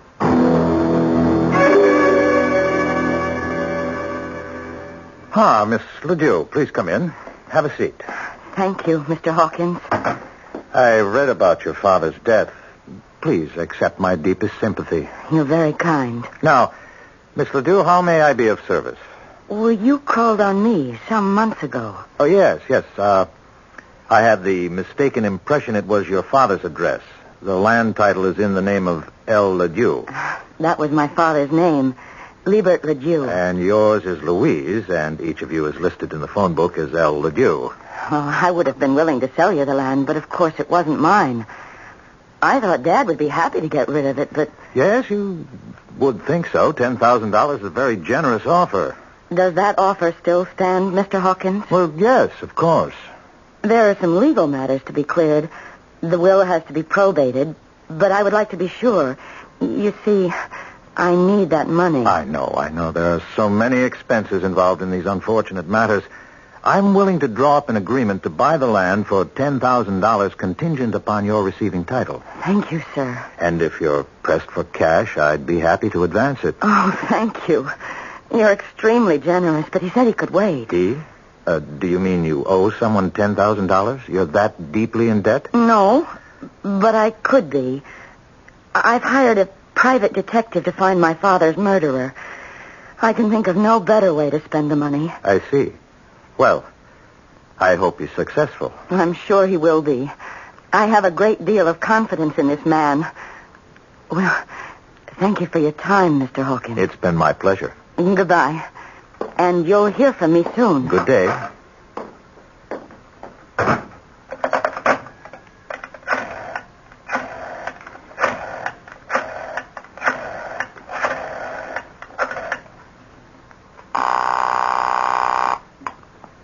Hello? Richie? Yeah, it's Richie. You promised me a clean job on Bert Ledoux. And I give you one. No, you didn't. You must have left a few spots somewhere. You may have to clean it up again.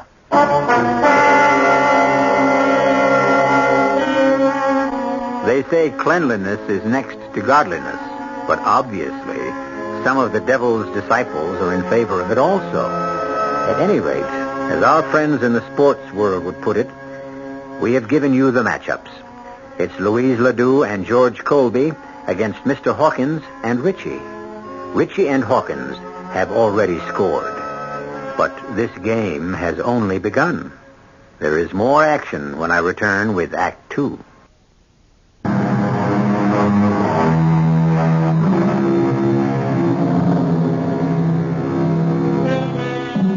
Why would anyone want to kill a night watchman? The obvious answer, to rob the building the man has been hired to watch. All too often, the usual answer is usually the correct answer. But Libert Ledoux, evidently, was not your usual night watchman. For one thing, he has a most unusual daughter. She is willing to spend her entire inheritance, if that's what it takes, to find her father's killer. But why do you have to look through all these papers? Miss Ledoux, if the police theory is correct and your father was killed by hoodlums who were out to rob the warehouse, then I have no business in this case. But if there was another motive, I have to look for it somewhere. Do you realize how much there is to go through? Why, there are cartons of old letters and documents and receipts and even poetry and short stories. He used to write those in his spare time. Is this all there is? Oh? Do you realize it can take you a week to look through everything in this room? Probably. A week at $95 a day? Is this all there is? Yes. Is this all you're going to do? Just look through this junk? Well, where else can I look? I have to work with what I've got. But what are you looking for? I really don't know. Well, then how can look, Miss Ledoux, this is not an exact science. And if you think I'm wasting your money... I didn't say that. In addition, I want a list of all his friends. But he had hundreds of friends. Oh, nobody has hundreds of friends. Well, he knew a lot of people. Well, we'll begin with those who are closest. Who's his best friend? Well, I guess you'd have to say it was Sid. Sidney Grossman. Grossman. Where can I find him? You can't. Sid's dead. Well, then why did you mention his name? He was only killed 3 weeks ago. Killed? Why? How? Does it matter? All right, tell me about Sid Grossman. He and Dad had a club. They called it the Underachievers Association. Why? Well, because they were both college-educated men, and neither of them ever lived up to his potential. Mr. Grossman had a civil engineering degree. He was a geologist, but he could never hold a job. Why not? He thought the object of life was to have fun. So did my dad. Work interfered with pleasure. Pleasure was the opera, ball games, fishing. So both of them took jobs which made no demands on them and left them free. I see. And Mr. Grossman was killed, huh? How did it happen? Well, I suppose he was mugged. It was very late at night, but they caught the mugger. Oh, they did, huh? Maybe that's why Dad was talking about retribution. Now, look, Sarge, 2 friends. Each dies violently within a 3-week period. Coincidence? We got the one who killed Grossman. Just a punk. He's got a record for assault and robbery. There is such a thing as coincidence. Yeah, I know. How do you know you got the right guy? He took Grossman's watch, ring, and wallet. He brought him to a small-timer named Legs Barry. Legs tries to be a fence. But Legs need a little favor from us, and you know how these things go. Yeah, I know. I also know these punks would frame their own mothers if they had to. Except Legs had the merchandise for us. Grossman's watch, wallet, and ring. He says he bought him from this hood, this Pete Lucas. Do you think Legs is telling the truth? Well, why would he lie?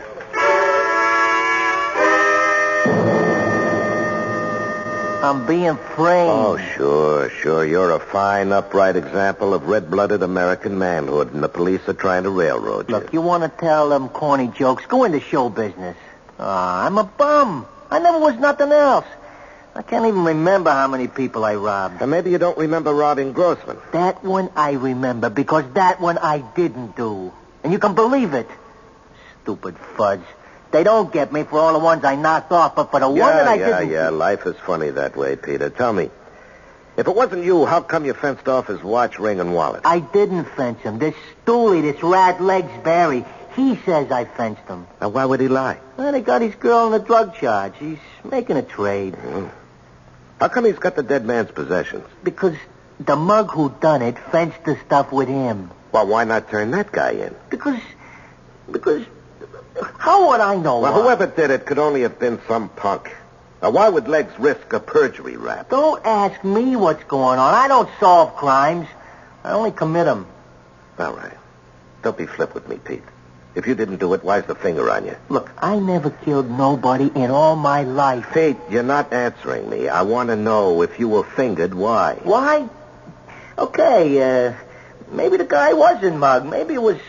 something else. Like what? Maybe they wanted to look like he was mugged, so that's where I come in. if you want to have everybody think it was robbery, then I'm the one who can make everybody happy.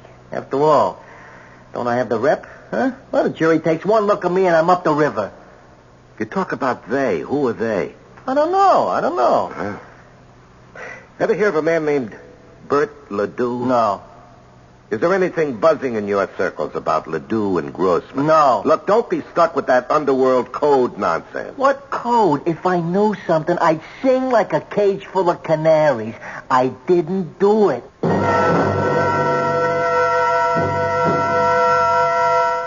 The last words I said to Sid. The last words I said to him in this world. You're crazy. Those 2 words. You're crazy. Yeah, well, I'm sorry, Mrs. Grossman. But it's true. He was crazy. Only a crazy person would go out 2:00 in the morning, and he had just come back. You're back from where, Mrs. Grossman? Do I know? Did I ever know? Him and that crazy Bert Ledoux. They were a pair. Yeah, where had he come back from, Mrs. Grossman? Only the week before. They came to me. These 2 heroes. They came to me and said they needed $250 for Sid to take a trip out west. Where out west? I don't know. Arizona, Nevada, Colorado, wherever the west is. Why? They said that for my sake they were willing to become rich, and Sid had to investigate something. Oh, what? I don't know. One morning he leaves. One midnight he comes back. He says, Ida, we are rich. Well, why? How? Tell me, I said to him. And he says, you must not be bothered with details. Your only job will be to spend the money. With that, he puts on his coat. Where are you going, I ask. I got something to tell Bert. Now? Right now, he says. It cannot wait. You're crazy, I says to him. You're crazy, but he was out the door. Well, what was it he had to tell Bert? I don't know. All I know is the last words I said to him. I said, you're crazy. Did he bring anything home with him from the trip? He brought me a box of candy and a flower. He always did that. But this time he was a little bit crazier than usual. In his suitcase, he had some rocks. What kind of rocks? Rocks. Some of them are just as big as an indoor baseball. Just plain, everyday, common, ordinary rocks. Could I see one? Sure. They're on the table. I keep them there next to his picture. Don't ask me why. Could I borrow one of these? Why? What could it mean to you? It's just a rock. Well, Doc, what's the verdict? Well, if this rock belongs to you and you've got a lot more like it, you are now eligible for membership in the Millionaires Club. Is that so? If it's yours, you are fabulously wealthy. Wouldn't you know it, Doc? It isn't mine. Well, when you brought it down here to the office yesterday, I could tell just by looking that there was a vein of pitch blende running through it, this grayish-black area. Pitch blende? It's the most important source of uranium. Uranium? We've never encountered a higher grade of ore. And it's valuable? If there's enough of it, and from this sample, there has to be. It's about as good financially as striking oil. And in this case, perhaps better. Better? Where you have this kind of quality, you're also not too far from other minerals. Gold, silver, copper. I don't know where you found this, Georgie, but I wish I owned a piece of it. Yeah, so do I, Doc. Well, thanks. Send me the bill. Huh? Oh, if you're headed downtown, I'd appreciate a lift. I'm about ready to close, and I don't have my car. Sure.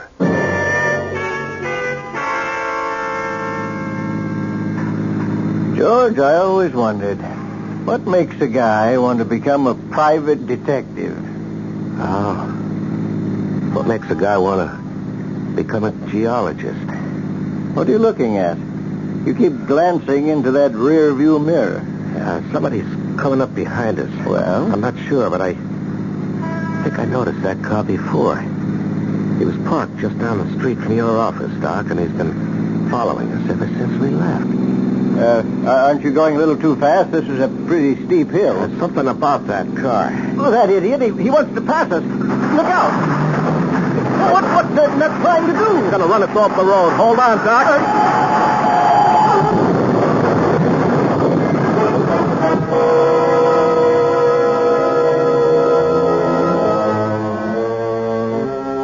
Do these things occur in series of threes?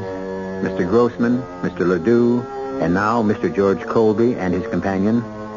First, it's something designed to appear as a mugging. Then, an incident to be considered a holdup. And now, an automobile accident. These things do happen. But we know better. I shall return in just a few moments with Act 3.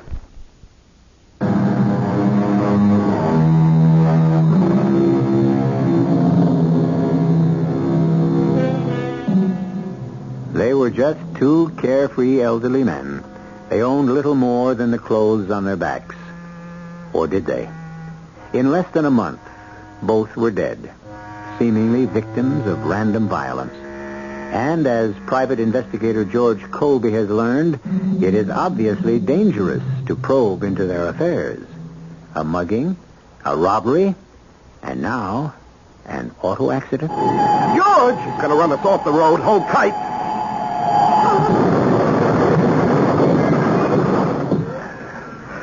Doctor, I think I'm okay. All right, take a breath. Try to move your arms and legs. Anything hurt? I think I'm okay. You're bleeding. Oh, I don't think it's bad. Can you move? Yeah. Okay, out of the car, quickly. Why? Because we have to burn it.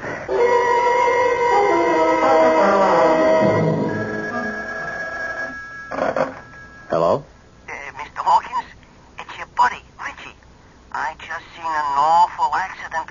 A car went off the road and into the side of McGregor's Hill. You know that steep one? Are you sure of him? Well, I seen the car. It had blown up, burning all over the place. Well, that's good. He ain't gonna bother nobody. It's a clean job.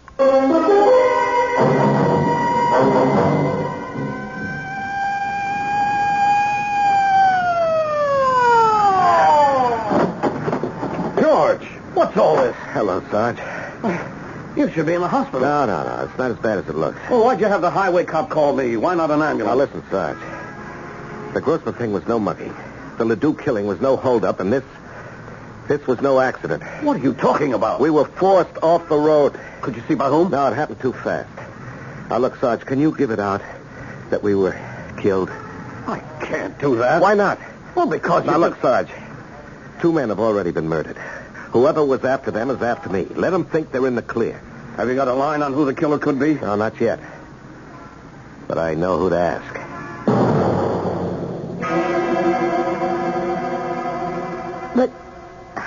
But you're supposed to be dead. Well, you can see for yourself. It was on the news. Private investigator killed in accident along with noted geologist. Uh-huh. And what did you think when you heard that news, Louise? What did I think? Mm-hmm. Well, I didn't know what to think. I thought about you, and I felt terrible. Did you stop to think that three people connected somehow with your father were now dead? Well, no. Well, you have a great deal to explain to me.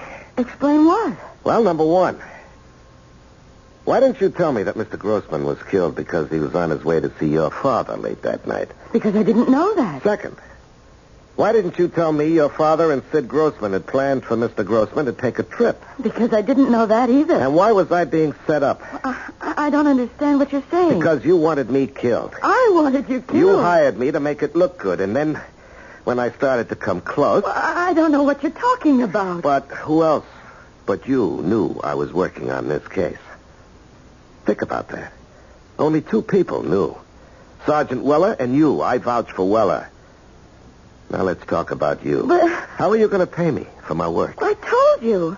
I'm waiting for my father's will to be probated. You agree? Yeah, well, let's talk about your father's will. What does that have to do with... Everything is tied to everything else. You said he owned property. Well, that's all he owned. Would it be out west? Yes, But it's worthless. You sure of that? Of course I'm sure. How could you count on selling it to pay my fee?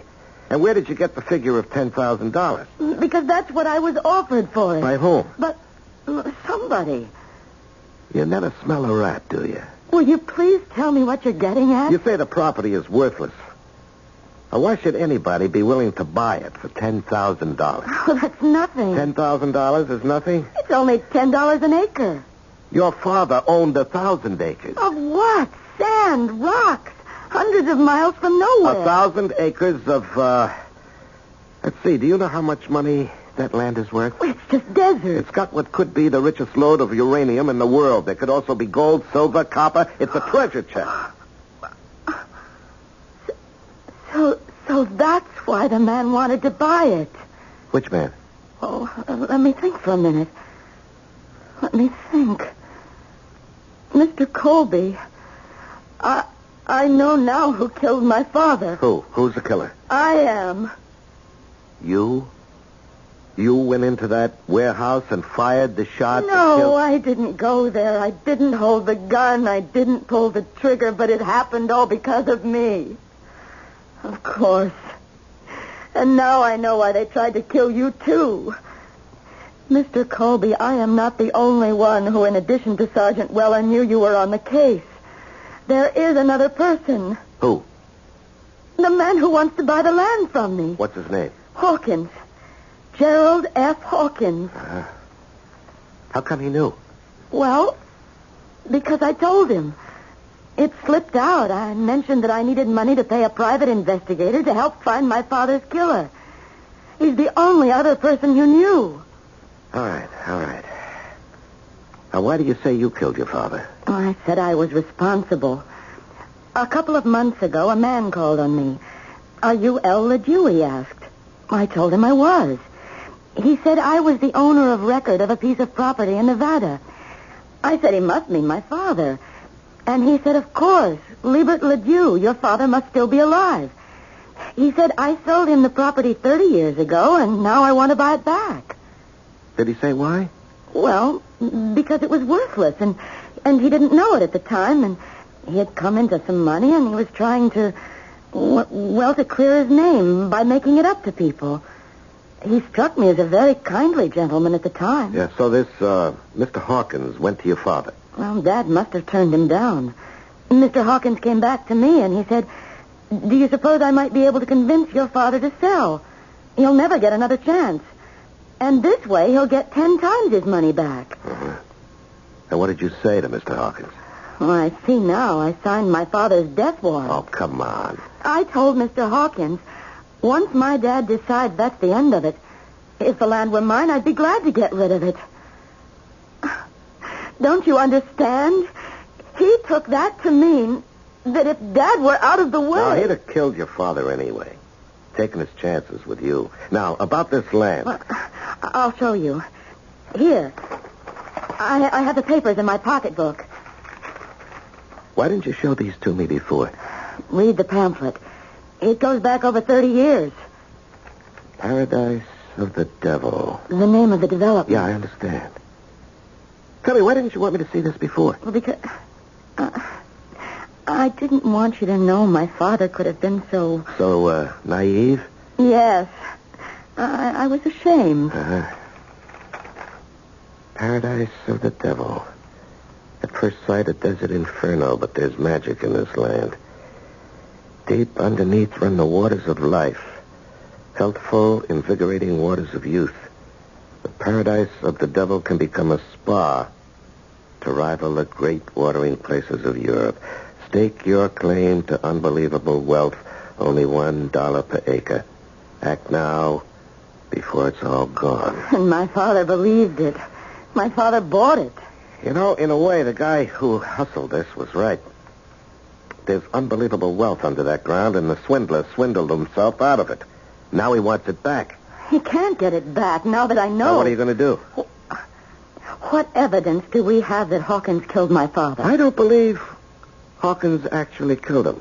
Hawkins probably bought the murder. I still don't think we have any hard evidence at all. Then there's a possibility that Hawkins can go free. Well, it's always that possibility. I hired you to find my father's killer. And I did. To my satisfaction. What about the law? Oh, well, for that we have to dig. Very well. You dig. Right now, I can afford to have you dig forever. What do you want now, Snoop? Some more information, Pete. You know, you could spend the rest of your life in jail. Unless you help me get you out of here. Why should you care about me? Oh, I don't, Pete. And the world would be much better off if you remained in the clink, but you're part of something else. Now, do you know a guy named Hawkins? No. Well, have you ever heard of a guy named Hawkins? That's different. Yeah. Yeah, I heard of a guy named Hawkins. In what connection? He would need a strong arm from time to time. He ever hire you? Me? Nah. Why not? I'm too nice for him. He uses Attila the Hun. Attila the Hun? His real name is Richie. Where can I find Richie? I don't know. Try a couple of joints along the strip.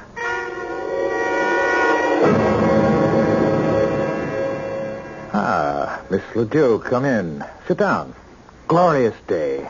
Must be a sign that... God's in his heaven and all's well with the world. Yes, quite. Now, as I promised you, I had this agreement drawn up, and if you sign it, you will receive the $10,000 for the property as soon as your father's will has been probated. Read it over. You'll see it's in order. Yes, I'm sure it is. I would like a few minor changes. Well, certainly. First... Well, are there many? I may need a fresh sheet of paper. That would be wise. Yeah, go right ahead.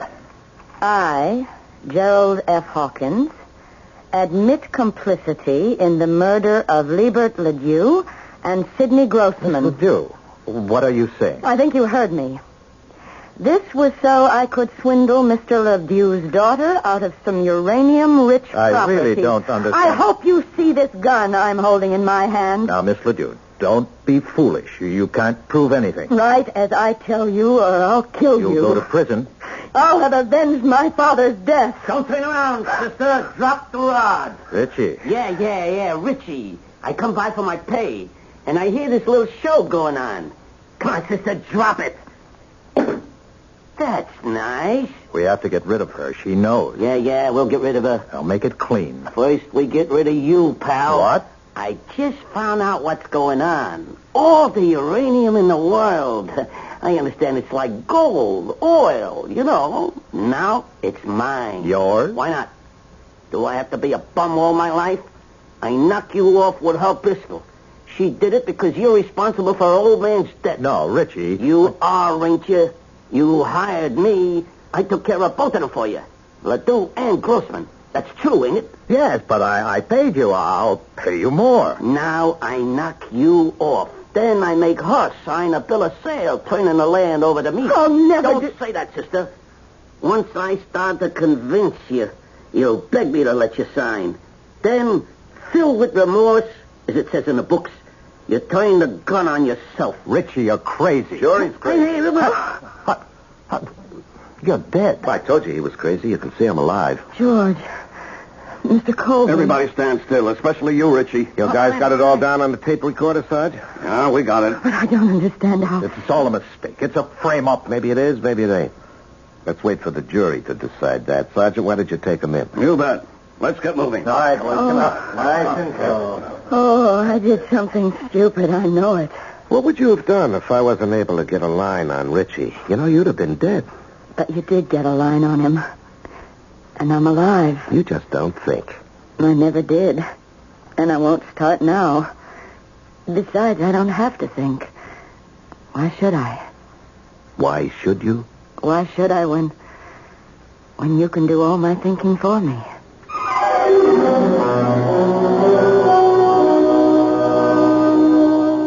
She was always quiet. A hard girl for her co-workers to figure out. So, they thought she was a little bit off. That's because she was poor and single. Now that she's rich and married, she's merely a delightful eccentric. I never told you the world was fair. All I ever wanted you to believe at this stage of the program is that I will be right back.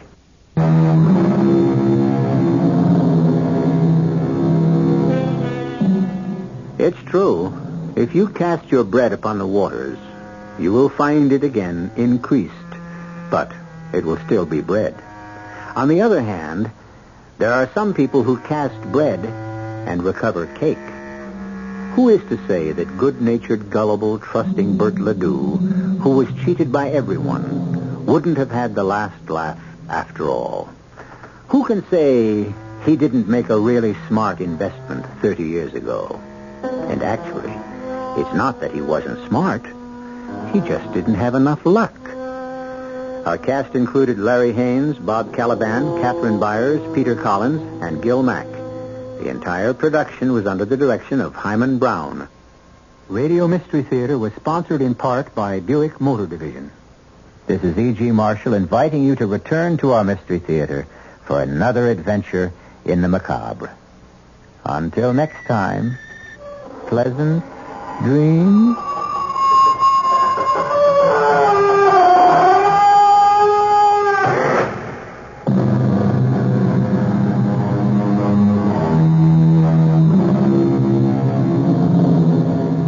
Tonight's WR Mystery Theater was also brought to you in part by ShopRite Supermarkets, where you get a lot more for a little less. The preceding program is furnished by the Columbia Broadcast.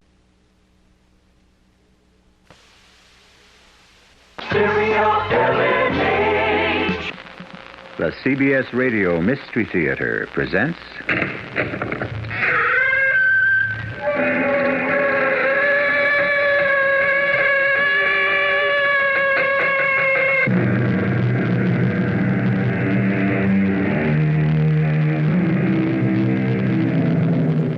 Come in. Welcome. I'm E.G. Marshall. There's a phrase going around nowadays, used promiscuously by various people, meaningful relationship. Relationship means connection. Meaningful doesn't mean anything at all. It's not even in the dictionary. Meaningless is there, but not meaningful. It's a word devised out of desperation. Not because our richly endowed language has need of it, but to avoid facing the possibility that all life threatens to become meaningless. I used to be alive, you know. You did? I'm pretty sure I was. When was that? Oh, quite a long time ago. What was it like? I can't seem to remember.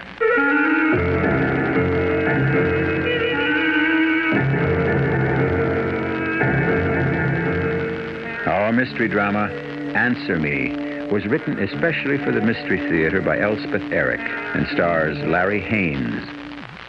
I'll be back shortly with Act One.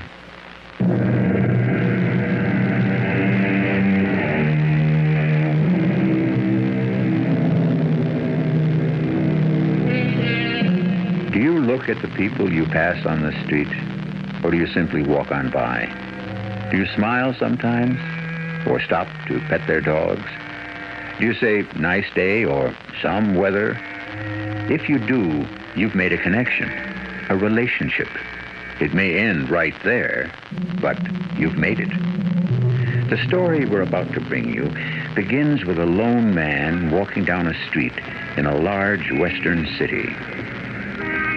I'm only pretending to be alive. In my nice gray slacks and my nice blue jacket and my nice black loafers, I trudge down this strange street. Now and then I turn my head to look at my reflection in the store window, and I think I recognize myself. I'm not positive. Anyone who'd speak firmly enough could persuade me otherwise. I stop at every red light and wait patiently for it to turn green. I look like and I behave like your average dutiful citizen. But I'm really dead, and I know it. It's part of the pretense that makes me turn and enter the bar.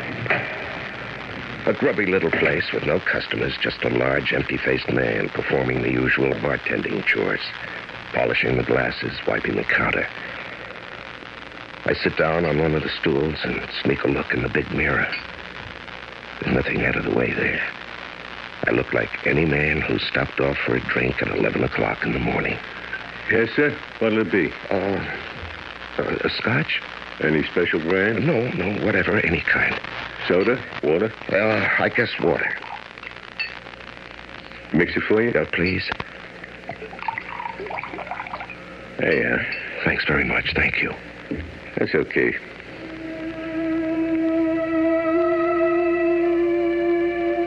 Now the tears start. Even before I lift the glass to my lips, a flow of tears rolling down my cheeks as I sit there silent, helpless. I hadn't known till now how complete, how profound is my despair. You don't want that drink. Oh, yes, I want it. You don't have to drink it, you know. Well, I have to do something. You're not used to liquor, are you? Oh, I've done some drinking. Not much, I can tell. Why don't you go on home? No good. Your wife will be worried. My wife's dead. Oh? That's not what you think. She died 5 years ago. Still? 3 weeks after we were married. She came down with polio. It's tough. She lived for 10 years, and then she died. It was a hell of a 10 years if you really want to know. I can imagine. Oh, there's a customer. Hey there, Mr. Vincent. He's one of my regulars. Stops in for a beer, that's all. How's everything with you, Mr. Vincent?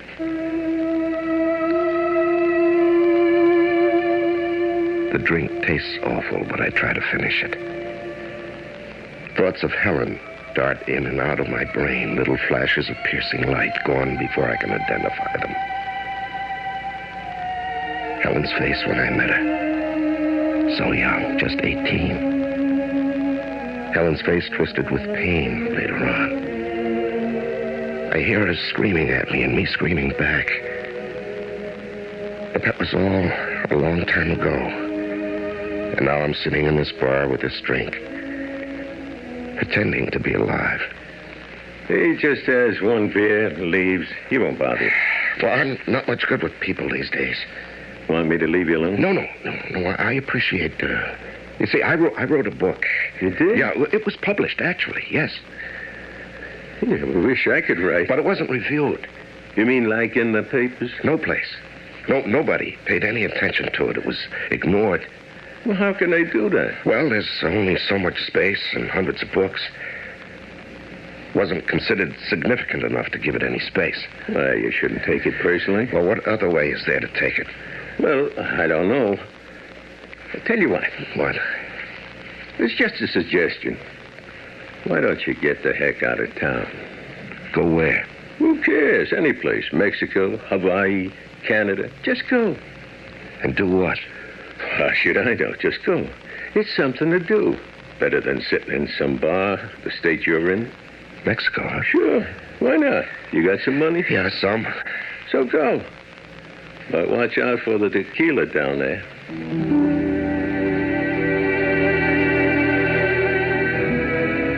And that's how I find myself on this road headed south.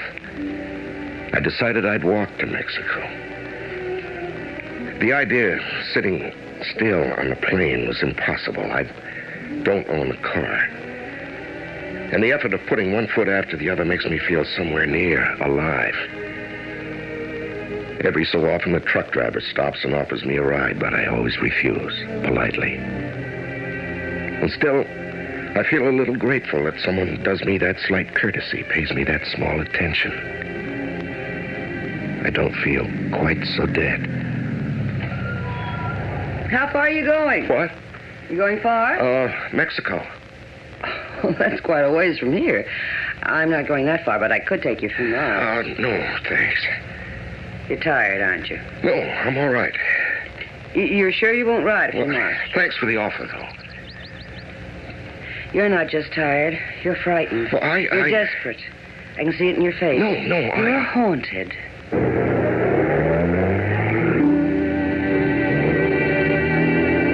She drives off. I stare after her. I say the words over to myself. Frightened, desperate, haunted. Oh, it's true. It's all true. Why haven't I been able to say it to myself? Why did it have to be this woman who... I'm running down the road fast as I can, breathing hard, trying to call out to her. Now, all at once, I see a car. It's stopped by the side of the road, and I see her get out. She's a woman about my age, dressed in yellow, looking quizzically at me as I get nearer.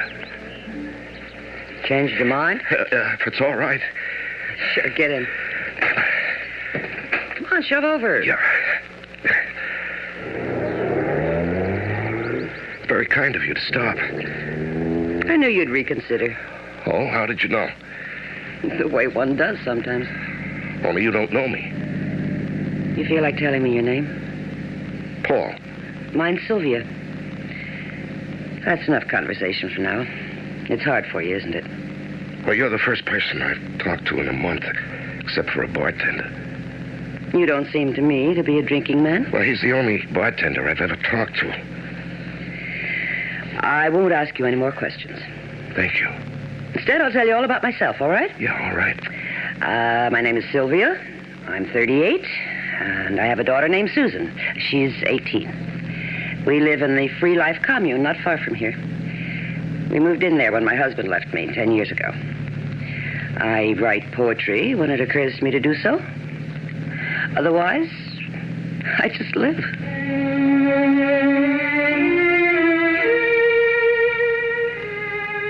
I listen to her talk. I don't know precisely what she's saying, but the sound of her voice is oddly comforting. It's warming, reassuring. It's the sound of life, the sound of people, a person, anyway. I begin to drink in the words as though my soul has been parched, and she is pouring water into it and making it grow, expand. I can hardly believe it. I don't want to believe it. But I am coming back to life after a long time away. Well, this is it. This is where I live. Up the hill there. That's where the Free Life commune is. Oh. Yeah, well, I'll get out. Oh, no. Don't do that. Come with me. See what it's like. Well, there'll be a lot of people. Oh, you would have to meet them. My daughter and I have a cabin. We can have something to eat there. We don't have to go to the communal hall. Susan won't expect you to talk if you don't feel like it. Lots of times she doesn't feel like it either. Lots of times I don't. Really? We're all looking for the free life. That's why it's called the Free Life Commune.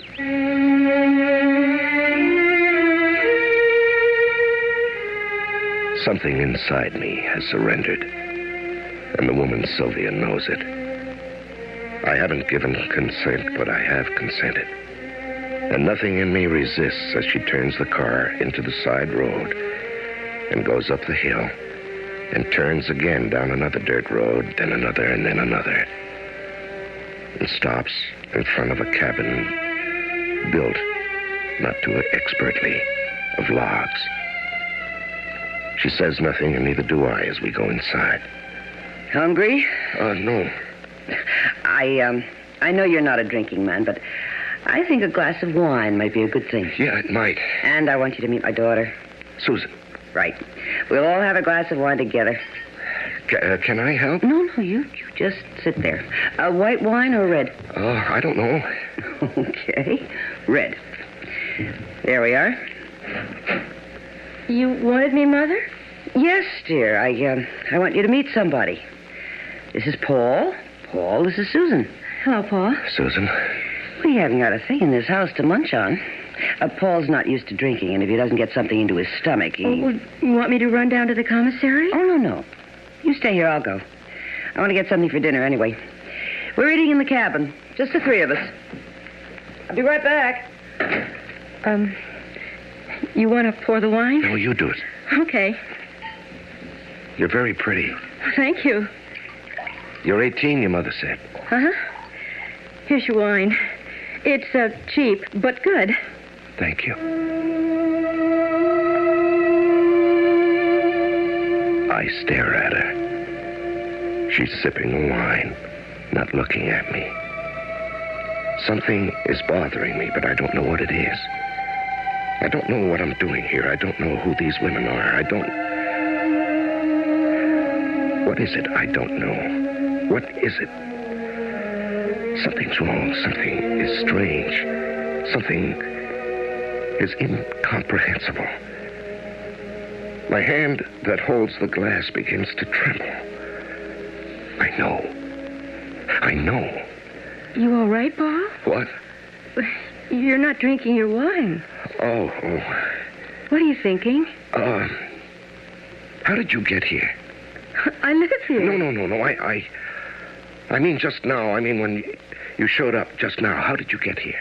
Well, through the woods. There's a path. No. I mean, how did you happen to walk in at just that minute when you did? My mother called me. No, she didn't. I was here. She didn't call you. She just said she wanted me to meet you. And the next thing I knew, you walked in. She didn't call you at all. Oh, you mean she didn't say, Susan, come here? She didn't say anything. I know. I was here. Mother never calls me that way. Well, there's no other way. What other way is there? She thinks it, and I receive it. Are you talking about telepathy? Telepathic communication? I've heard of that, but... If you have to give things names, I guess that's what it is. Come on, drink your wine. Mother's on her way back. Have you ever felt that your telephone was going to ring a split second before it actually rang? It's happened to me and to some others I know. Was this because you ardently wished that it would ring? Or was it because some faint electrical impulse in the wires reached you? Or was it because the caller was thinking intently about you as he finished dialing your number? Frankly, I don't know. Perhaps it was for none of these reasons.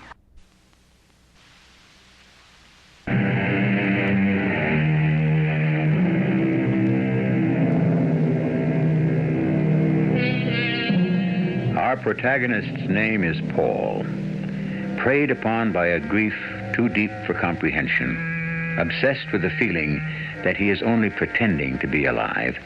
He has decided to follow the advice of a chance-met bartender and hike to Mexico. On his way there, he has accepted a ride from a woman called Sylvia, who lives with her daughter Susan in the Free Life commune. Paul has passively consented to accompany Sylvia to her cabin, where, a few minutes later, young Susan has made her appearance. How did you get here just when you did? Mother called No, me. she didn't. I was here. She didn't call you at all. You mean she didn't say, Susan, come here? She never calls me that way. She thinks it, and I receive it.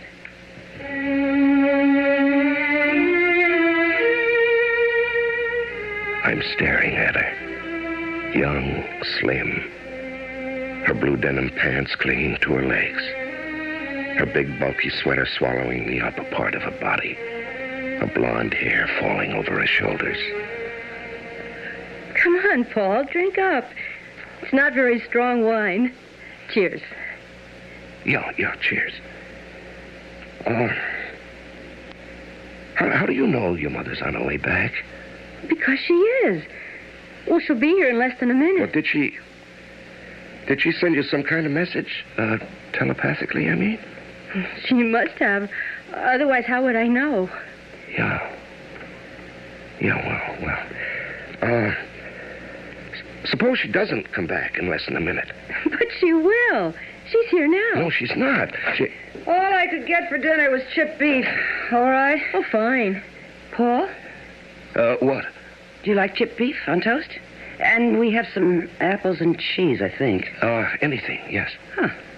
Is this my wine? Oh, I'll pour you some, Mother. That's Paul. Sylvia. Yes, Paul. When you were at the commissary, Susan and I were talking. I couldn't understand why she came back when you hadn't called her. Not really called her out loud. Oh, that. Yeah, and she said there was some kind of telepathy between you, telepathic communication. Susan said that? I didn't say that. He said that. Yes, that's true. But there has to be some kind of explanation, doesn't there? And later on, she said you were on your way back from the commissary. You'd be here in less than a minute. And in less than a minute, you walked in. What of it? You send mental messages to each other? Is that it? Something like that, I guess. Yeah, well, how was that done? I don't know. Well, you must know. You must know. Why must I know? Well, because... Haven't you thought about it? Don't you wonder about it? Look, Paul, when Susan's father up and left us, and I had to go to work. Susan wasn't able to look after herself, and I couldn't afford someone to look after her, so I had to do it myself. I couldn't take her to the office with me, or the bookstore, or the library, wherever I happened to be working. So I had to look after her some other way. And that's how it came about. Whenever I felt she was doing wrong or was in some kind of danger, I sent her a message. You told her what to do? Mostly what not to do. And she always knew? I mean, she always got your message? No, not at first. But when I got home at night, I had to scold her. Or punish her in some way. And pretty soon, it started to work, and it's worked ever since. Hey, let's have some more wine. What do you say? And let's open up a jar of olives, the good Spanish kind, okay?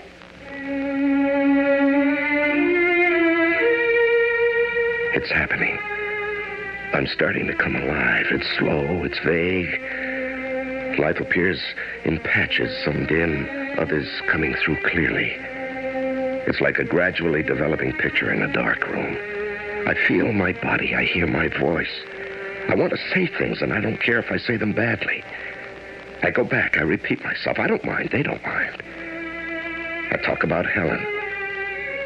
I talk about her illness and her death. I talk about my book. I talk about writing it, and I talk about watching it fail. I talk about everything. I hope now and then I'm not boring them, but I don't really care. Just as long as they let me talk. And there was never a word about it in the book review sections, you see.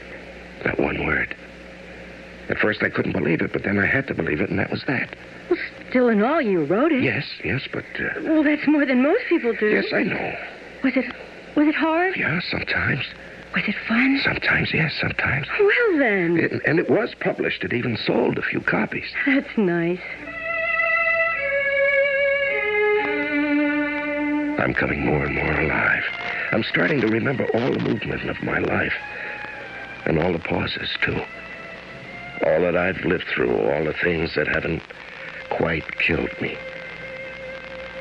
Susan is just the age Helen was when I married her. They look nothing alike, but I don't know what it is. Youth, maybe. But more than that, much more than that. The feeling that there are possibilities. Sylvia, do you mind if Susan and I take a walk someplace? Susan, do you mind? Well, I don't mind. And leave me to do the dishes? I cook the dinner. Big deal. What, just a short walk? I should think you've had enough walking by now. Yeah, I've forgotten all about that. I could show Paul the woods. You know, it's so long since I've taken a walk with somebody. Maybe you'd like to come too, huh? No. No, you two run along. I feel like I'm 16 and out on my first date. I swing out freely instead of plodding along grimly the way I had on the highway.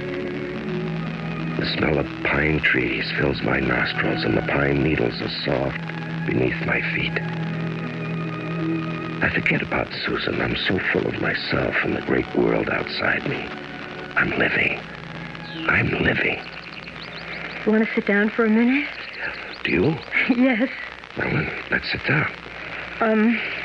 There's a rabid woodchuck in these woods somewhere. Rabid? Crazy. Berserk. Freaked out completely. You don't say. You're not afraid? Well, I don't know. I never knew till this second that woodchucks went mad. You know, it's interesting. It's really interesting. You know, it's so long since I have been interested in anything. Here I am, fascinated by the idea of a woodchuck going off his rocker. You could write a story about it. I might just do that. Or maybe I'll write about you. Well, you don't know anything about me. Well, I know that your father went off and left you. Yes, that happened. And you and your mother developed this telepathic communication so that she could take care of you. Oh, we've always had that. You mean even before your father... Before he split? Oh, yes. As far back as I can remember. Did it make you very unhappy when he split? I guess it did. It was 10 years ago. I don't really remember too well. All I remember is... What? What is it you remember? I don't like to talk about it. No, please, talk about it. You know, I've been talking my head off all evening. You and your mother listened. You were so kind. It was so good for me. And now I want to listen to you. What is it you remember? What I remember is how sad he looked. Sad? What was he sad about? I don't know. Was he unhappy with your mother? I don't know. It was 10 years ago. I don't remember. They got along. I guess they were happy. Sometimes I think that he... That he what? That he was unhappy with me. Oh, no, come on now. He couldn't have been unhappy with you. Why, you must have been the sweetest little daughter a man could want. No, that couldn't have been it. Oh, it's just a feeling. Maybe he wanted me to be a boy. No, I don't think so. You don't? No, men talk a lot about wanting sons, but I think most of that is just talk. What men like is girls. Oh, really? Oh, you know what I mean. Of course I know what you mean. You're a very remarkable girl, Susan. No, I'm not. Yes, you seem that way to me right this minute. Oh, wait till morning. I'll seem absolutely ordinary, which I am. And that reminds me. Are you going to stay all night? Well, I don't know. Is there a motel or something near here? Oh, you could sleep in the cabin. We could put a sleeping bag down on the living room floor. Could you do that? Of course. Why not? Well, it's getting dark. Maybe we'd better be getting back, huh? I guess so. Here, give me a hand. I'll pull you up. Okay. There. Susan. Yes, Paul? I'm going to kiss you. What? I need very much to kiss you. You do? No. We have to go back. Let me go. We have to get back to the cabin. Come on, hurry up. Susan, what is it? Hurry. What is it? What did I do? Susan? Hurry.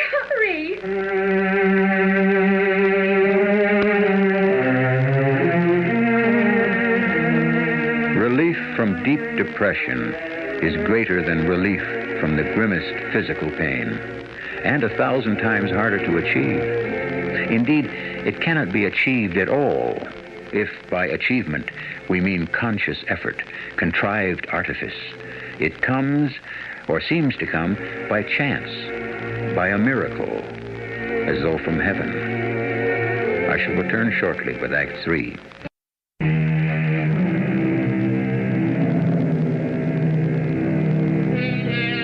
Our leading character, in the course of an aimless pilgrimage to Mexico, has been befriended by two women, mother and daughter. In the course of a few hours, he has told them a good portion of his life history, and his peace of mind is being restored. But resting and talking in the pine woods to the daughter, 18-year-old Susan, he has attempted to kiss her with a startling consequence. I need to kiss you. Let me go. We have to go back. Susan, what is it? Oh, hurry. What is it? What did I do? Hurry.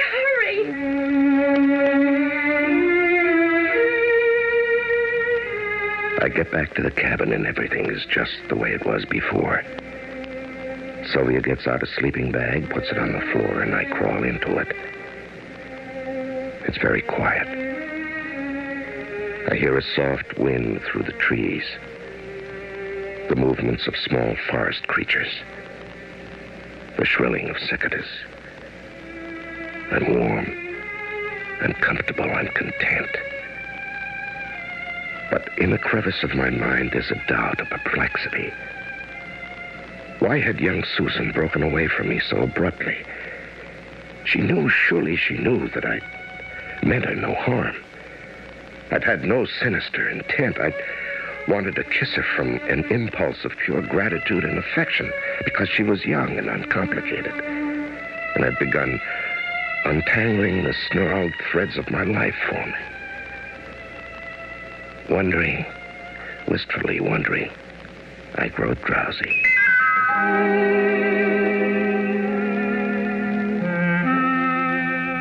It's morning. Time to get up. Oh, yeah. We get up early here. Yeah, that's fine with me. Did you sleep well? Yeah, like a puppy. Where's Susan? I sent her into town to do some errands. Oh, when will she be back? Well, I don't know exactly. Oh. Sophia, something happened last night when Susan and I were in the woods. We were talking. And it was so peaceful there, and she was so sweet to me. I told her about a lot of things, even more than I told you both at dinner. She seemed to understand everything I said and a lot of things I didn't say. Susan's a very sweet girl. I've seen to that. Yeah, well, all of a sudden, I wanted to kiss her. Nothing, nothing lascivious. I wasn't trying to seduce her. I wouldn't try anything like that. I just wanted to kiss her because I felt so fond of her, you see. Such an affection for her. And it's been so long since I felt anything like that. And at first I thought she understood. She let me put my arm around her, and she was smiling at me, and all of a sudden... All of a sudden, what? Well, she broke away from me, and she started to run. She did? Yeah, she said we have to go back, and she ran for the cabin. Well, you know... Well, why would she do that? Don't ask me. Well, you must have some idea. She's your daughter. After all, Paul, you're old enough to be her father, aren't you? Well, I guess I am, yeah, even so. You know, some people think everybody that lives in a commune is loose, free and easy. That's not so. This is a group of serious artists who are dedicated... Well, I never even thought of anything like that. I never thought Susan was well, I just never wanted anything like that, and she knew I didn't. I'm sure she did. Well, maybe she did, maybe she didn't. You never know with young girls, do you? How far is it into town? Oh, I don't know. Quite a ways. Yeah, well, maybe I'll walk into town, try to find her. Oh, you couldn't do that. She had a lot of errands. You wouldn't know where to look. Well, anyway, I think I'll try. Paul. Now, well, the car's out there. What did she do, walk to town? She must have come back. So soon? Well, evidently, since the car's out front. I'm going to look for her. Well, you don't know where she is. Well, I'll look. Maybe the communal hall. That's full of people. They'll all be having breakfast there. Well, if she's not there, maybe she's in the woods. Paul.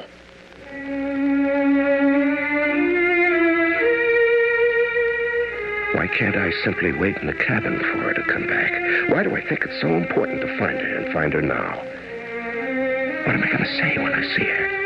How am I going to explain? The sun is up full. The scent of pines is in the air. The birds are full-throated. There are people going about their business, whatever it is, in this place. I wander again into the woods where Susan and I walked last night. And then... Paul! Susan, I've been looking for you. Your mother said you'd gone into town, but the car was parked outside, so I know you must be back. Oh, I just went down the road to get some gasoline. Well, I looked all over for you. I even went up to the hall where everybody was having breakfast. Oh, did they give you something to eat? No. Nobody paid any attention to me. You must be hungry. No, I don't care about that. I want to talk to you about last night. What about it? Well, when I wanted to kiss you, Susan, I didn't mean anything except that you've done so much for me. You don't even know what you've done for me, you and your mother. I was a desperate man, and you brought me back to life. You made it possible for me to go on living. I don't know how or why, or... maybe I'll never know. But... oh, my dear, I love you for it. From my heart, I love you. You understand, don't you?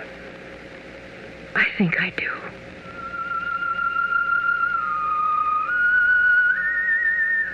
I take her sweet face between my hands. I look into her clear eyes and bend my head down toward hers. A flood of tenderness surges through me. Such a devout desire to express my relief and my thankfulness. I feel that I've entered into some sort of state of grace, and my heart is overflowing. My face comes closer to hers. The woodchuck! Oh, there's the woodchuck! What? Oh, the rabid woodchuck behind you! Run, Paul, run! Susan! She's out of my arms, running like a wild thing through the woods, while I stand dumbstruck and miserable. I look behind me. I look all around me. There's no woodchuck, rabbit, or otherwise. My head is swirling with an indefinable sensation. I go back to the cabin. I get there just in time to see the car drive off with Susan at the wheel. Hardly knowing what I'm prepared to say or do, I open the door of the cabin and go inside. Back so soon? Yeah. Where did you go? Oh, just here and there. Did you find Susan? Oh, yes. Everything all right? I don't know. She's very young, Paul. She's 18. That's young. Yeah, you're probably right. I don't know. Maybe she misunderstood me. Probably. Yeah, but you don't misunderstand me, do you, Sophia? In what way? Well, in a man and woman way. What are you talking about? I'm talking about making love to you. You don't mean that. Oh, yes, I'm thinking about it, and so are you. I am not. Of course you are. How long ago did your husband leave you? 10 years? You've lived 10 years with a growing child and no man. Why wouldn't you be thinking about it? I don't like this conversation. Let's change the subject. No, I won't. You know, you've done a wonderful thing for me, Sylvia, letting me stay here, letting me talk, unburden myself.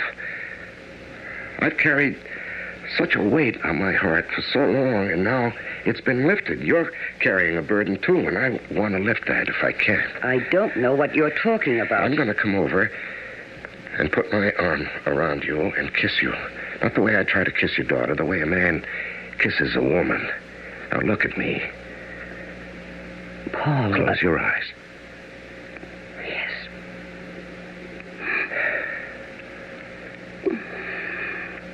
That was it, wasn't it? That was what you wanted. I don't know. Of course you know. Of course you do. Maybe I do. You know, last night, when Susan and I were in the woods, it was you who called her back, wasn't it? Yeah, and this morning, too, wasn't it? Yes. Tell me, have you always dragged her back to you every time a man got too close to her? Yes. You've always had this control over, haven't you? Since the day she was born. Sylvia, you have to let go. I can't. Of course you can. What would I do without my child? What else is there? Oh, you'll think of something. A woman like you'll think of something. She's still sitting there as I leave. I can't read the expression on her strong and lovely face, but behind that furrowed brow, I know a powerful mind is at work. She'll be all right, I say to myself. And I start down the highway by which I'd arrived at the Free Life Commune. Only this time, I'm walking north, back to where I started from. My steps are quicker now. I feel I have a purpose, though I don't yet know what that purpose is. And then I hear... Paul? Susan. You were leaving without saying goodbye to me? Well, I just thought it was time for me to go. I'm sorry I acted the way I did in the woods. You didn't really see a rabid woodchuck, did you? I thought I did. No, there wasn't any woodchuck. Maybe there never has been. Well, anyway, I'm sorry. And I'm sorry you're leaving. Well, it's time. Paul, Mm-hmm. do you know what I'd like? What would you like, Susan? I'd like to kiss you goodbye. Would you? Come closer to the car. Stand right there. Like that. I want to put my arms around you and hug you and give you a big kiss. All right.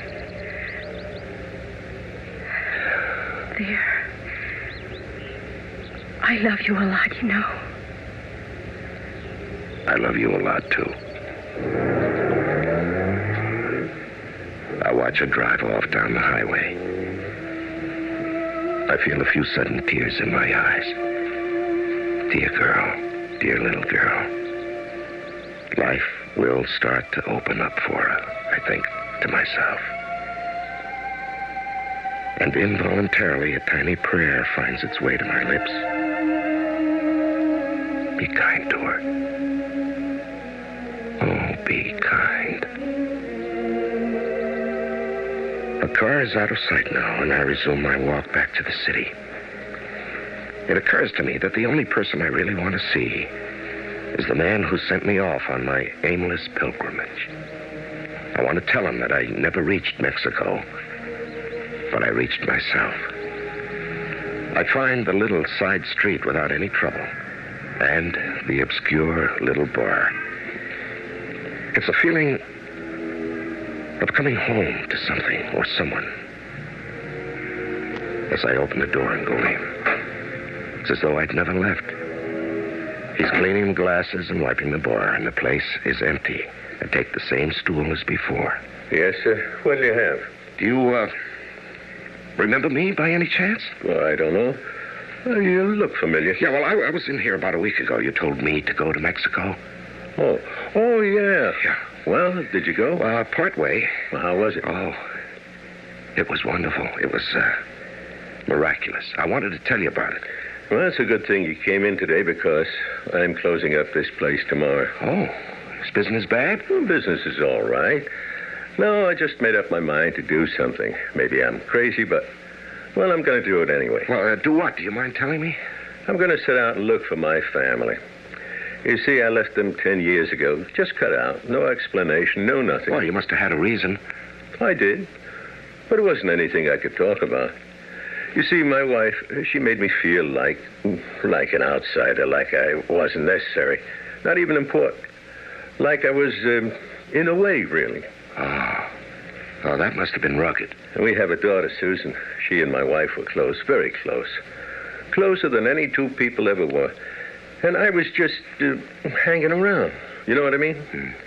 It's hard to understand if you haven't been through it. Yeah, well, what made you decide to go looking for them? I don't know. The feeling I got all of a sudden that things might be different because I love Susan and I love Sylvia, too. That's my wife. Yeah. Where are you going to look? Lord knows. Maybe I'll head for Mexico the way you did.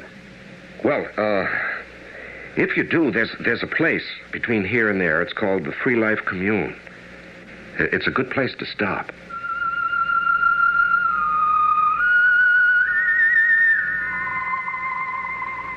I have to get a job now.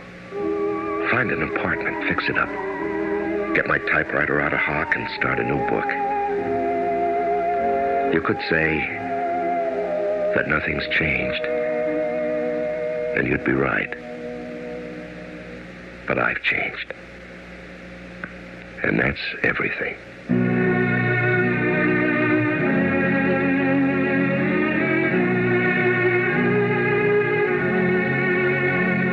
He's right, you know. To change oneself is everything. But oh, how hard it is. To change one's address, clothes, occupation, or friends. All these things are easy next to changing one's inner self, with all its complexities and contradictions. That is a difficult thing. But there is always a chance that, difficult as it is not.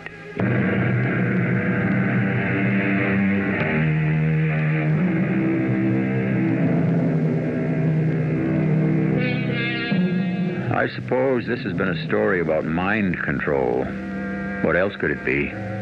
Not that I know how one mind controls another or even influences it, but no one can deny that all our impulses, as well as our inhibitions, all our aggressions, as well as our retreats, all our resistances, as well as our surrenders, all take one form or another, depending on the waves of thought sent to us by all the people we have loved and who have loved us.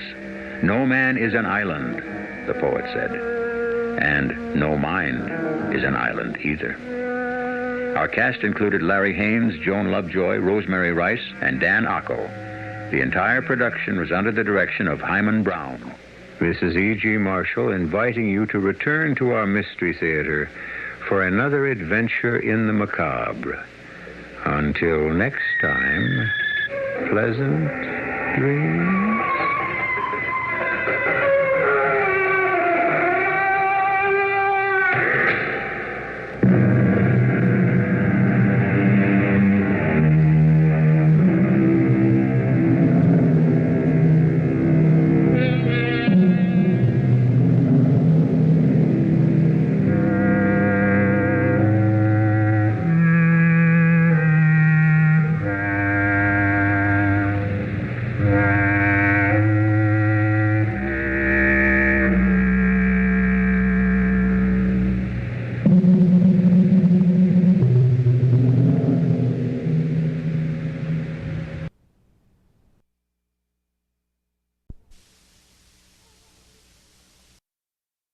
The CBS Radio Mystery Theater presents...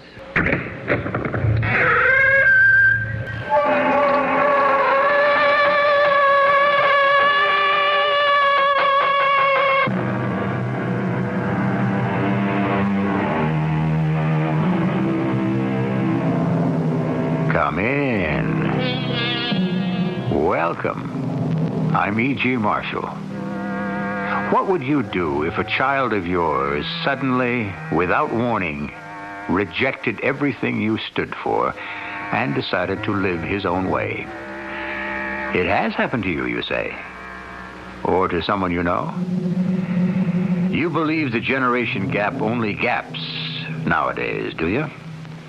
I'm afraid that the jet lag of understanding goes back hundreds of years and puzzles parents in many countries, including Russia. Monsieur Topolov, this may seem most peculiar to you, a perfect stranger, but could you help me?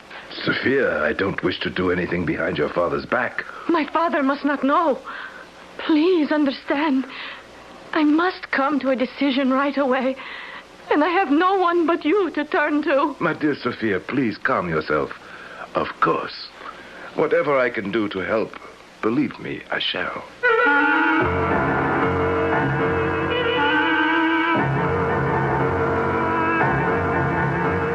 Our mystery drama, Sophia and the Pilgrim, was adapted from the Ivan Turgenev classic, especially for the Mystery Theater, by G. Frederick Lewis, and stars Gordon Heath and Jada Rowland. I'll be back shortly with Act One.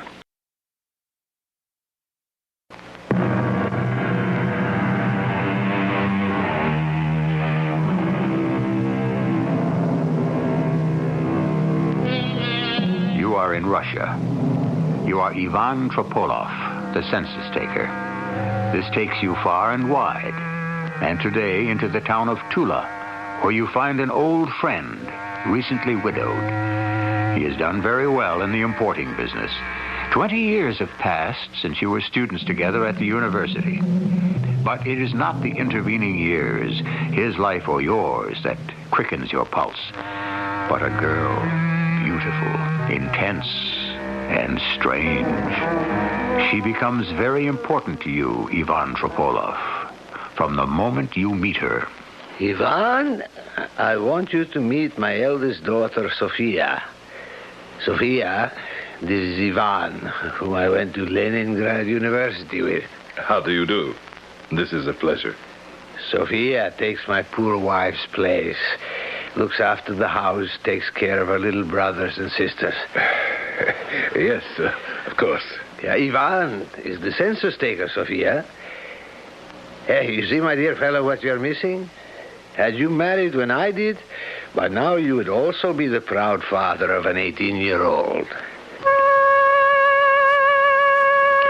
Sophia didn't look much like a capable child or housekeeper. In fact, hers was the innocent face of a child. Blue eyes, full mouth, and fair hair that hung down in ringlets.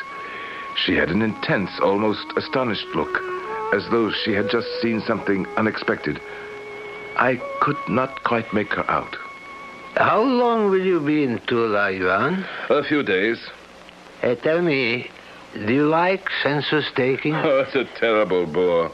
Every town I go to is much the same.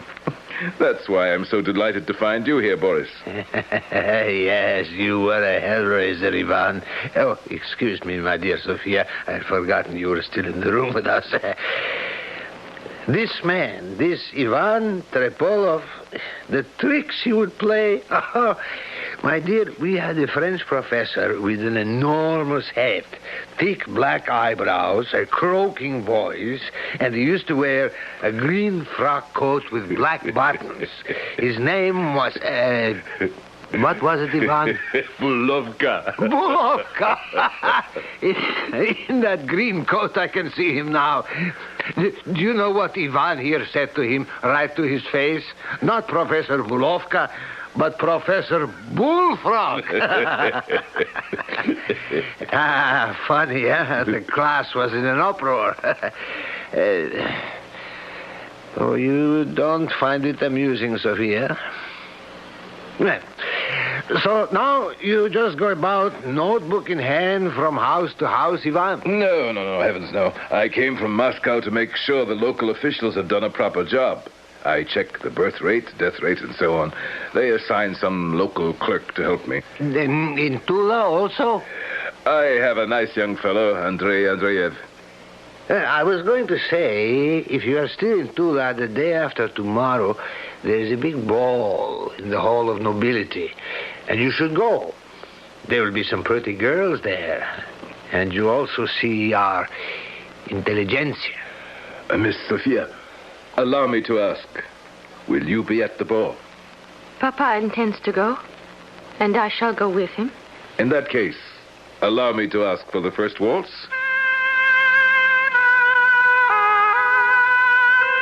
Sophia, the girl with the Mona Lisa look, acknowledged my request with a nod, but said nothing. Back at my hotel, I was joined for lunch by my assistant, Andrei Andreev. I was silent during the meal, my thoughts giving over to Sophia, and what an enigma she was. I've noticed, sir, you're very quiet. I suppose for a city man it's boring here, very little for entertainment, no concerts or theaters, no sightseeing. But there is one thing, in case you should feel that way inclined. Inclined? How inclined? You would not, I suppose, like to behold the dead? The dead? As a statistic? Sir, we have a man here, a simple man, cannot even read or write, but he does marvelous things. For example, if you go to him and desire to see any one of your departed friends, he can show them to you. How does he do it? Well, that's his secret. Although he is an uneducated man, illiterate, he has very great powers. Is this a matter of common knowledge? Let us say it's a common secret. There's a local ordinance against bringing back the spirit, so one must be careful. It's against the law. Has he shown you the dead? Yes. Yes, he has, my father. He brought him before me as if he were alive. This is truly amazing. We have no one like that in Moscow, I can tell you that. Andrei, I should very much like to meet him. Well, you can't go straight to him, but one can act through his mother. She's a respectable old woman, sells pickled apples on the bridge. If you wish it, sir, I shall ask her. Oh, please do. And a gratuity, a tip, whatever you think fit, should be handed to her, his mother. I'll make her understand you're a distinguished visitor in Tula, that she has nothing to fear. I am very interested, Andrei.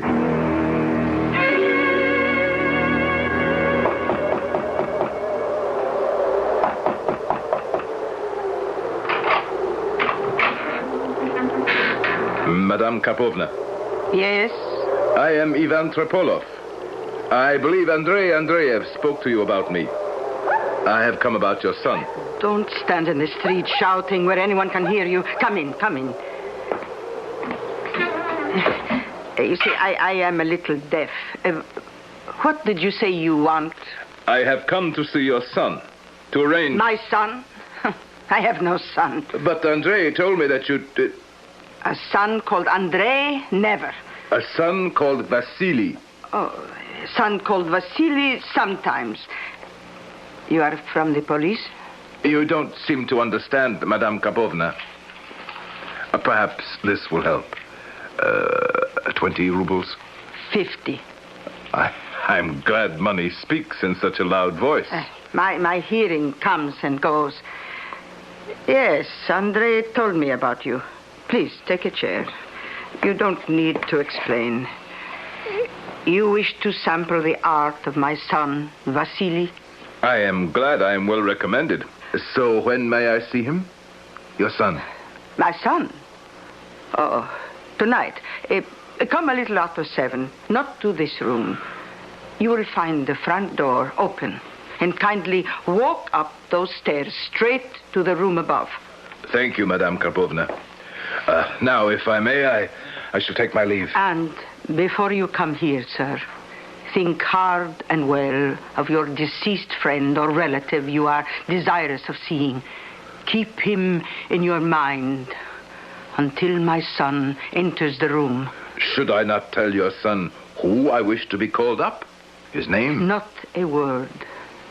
He will find out for himself. So, a little after 7, then? Oh, 7:30, if it is more convenient. And bring a few more rubles. Expenses are high.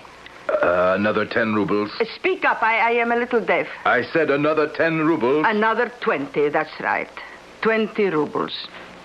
Don't forget. I took leave of the old woman and returned to my hotel.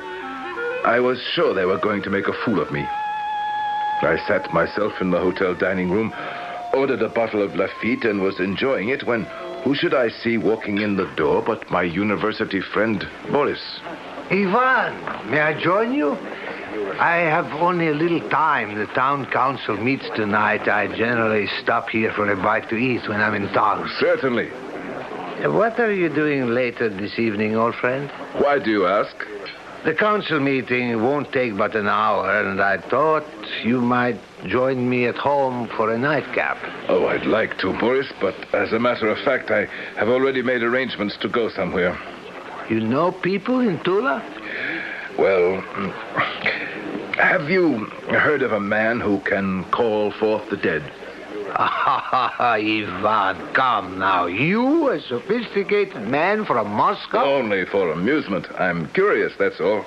My dear old friend, I advise you don't bother. No, I wouldn't waste my time. To tell you the truth, I thought I'd test the chap by trying to get him to materialize old Bulovka. Our old Bulovka? The bullfrog? Nah, he'll never bring old Bulovka back. If he does, well, I shall have to admit he's a sorcerer indeed. Oh, goodness, when you look at the hour. I shan't have time for dessert. You'll forgive me, Boris, if I run. But we shall see you at the ball, eh? Sophia, I can tell you, she would be very disappointed. Was I imagining it?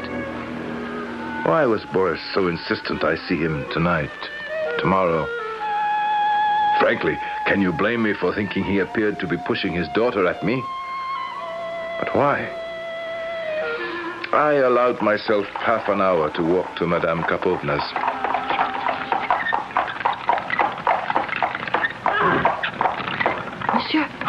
Monsieur Trepolov. Yes? My goodness, it's you, Sophia. Oh, come into my carriage for a moment. Certainly. Well, this is a pleasure indeed. Are you taking an evening ride in your carriage? Monsieur Trepolov, I know this must seem most peculiar to you, a perfect stranger. But can you help me? No one must know. You place me in an embarrassing position. I mean, the coachman in front. What must he think? Oh, don't concern yourself with him. He is quite deaf. But, Sophia, I don't wish to do anything behind your father's back. Oh, my father must not know. Oh, please understand. I must come to a decision right away. And I have no one to turn to but you. My dear child, don't be upset. Whatever I can do, of course I shall. Is this something you must decide this very minute? Tonight? Soon. Very soon. Why do you ask? I had made arrangements for the evening. A certain man from your village. Well, to put it briefly, they say he can materialize anyone you wish. You are going to meet Vasily Karpovna this evening? In a few minutes. May I come with you? I don't know, Sophia. When I talked with his mother this afternoon, they are only expecting me. Oh, she is not his mother. That old crow. She merely makes the arrangements. The business arrangements. There is no business. Everything is a donation. Vasily is a holy man. You know him, I gather. No.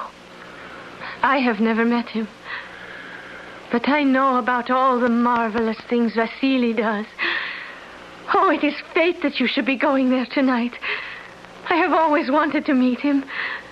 In fact, but I will tell you about that later. When does he expect you? 7:30. And it is almost that now. I will have the coach take us there. I don't know. Are you sure? Please. Oh, please. Well, if you put it that way, come along by all means. One thing I must know, Monsieur Tripolov. Do you believe? Believe? That he can make the dead appear? Do you believe? It is essential. Well, I have never seen him before. Yes, Sophia. I believe.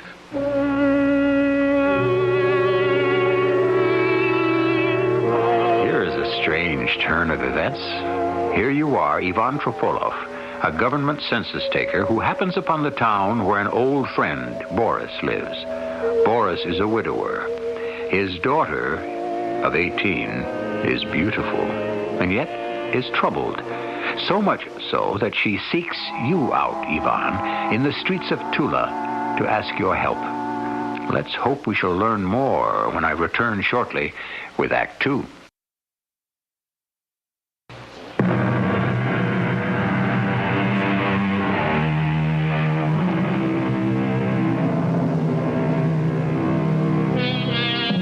It is 7:30. Ivan Tropolov and 18-year-old Sophia have arrived in front of the ramshackle wooden house, its shutters barred, its front door open. The girl seems not frightened at all. Ivan, who had thought the evening a joke, is suddenly apprehensive.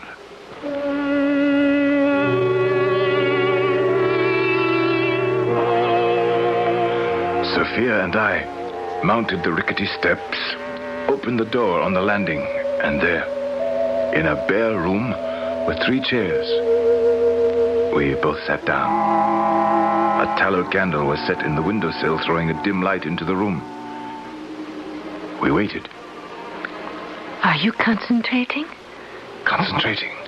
On who you wish him to bring to life? Oh, of course I am. Oh, it is fate that has brought me here with you. You do believe in the inevitability of fate, don't you? I don't know. I cannot honestly tell you I ever thought I could control my own fate.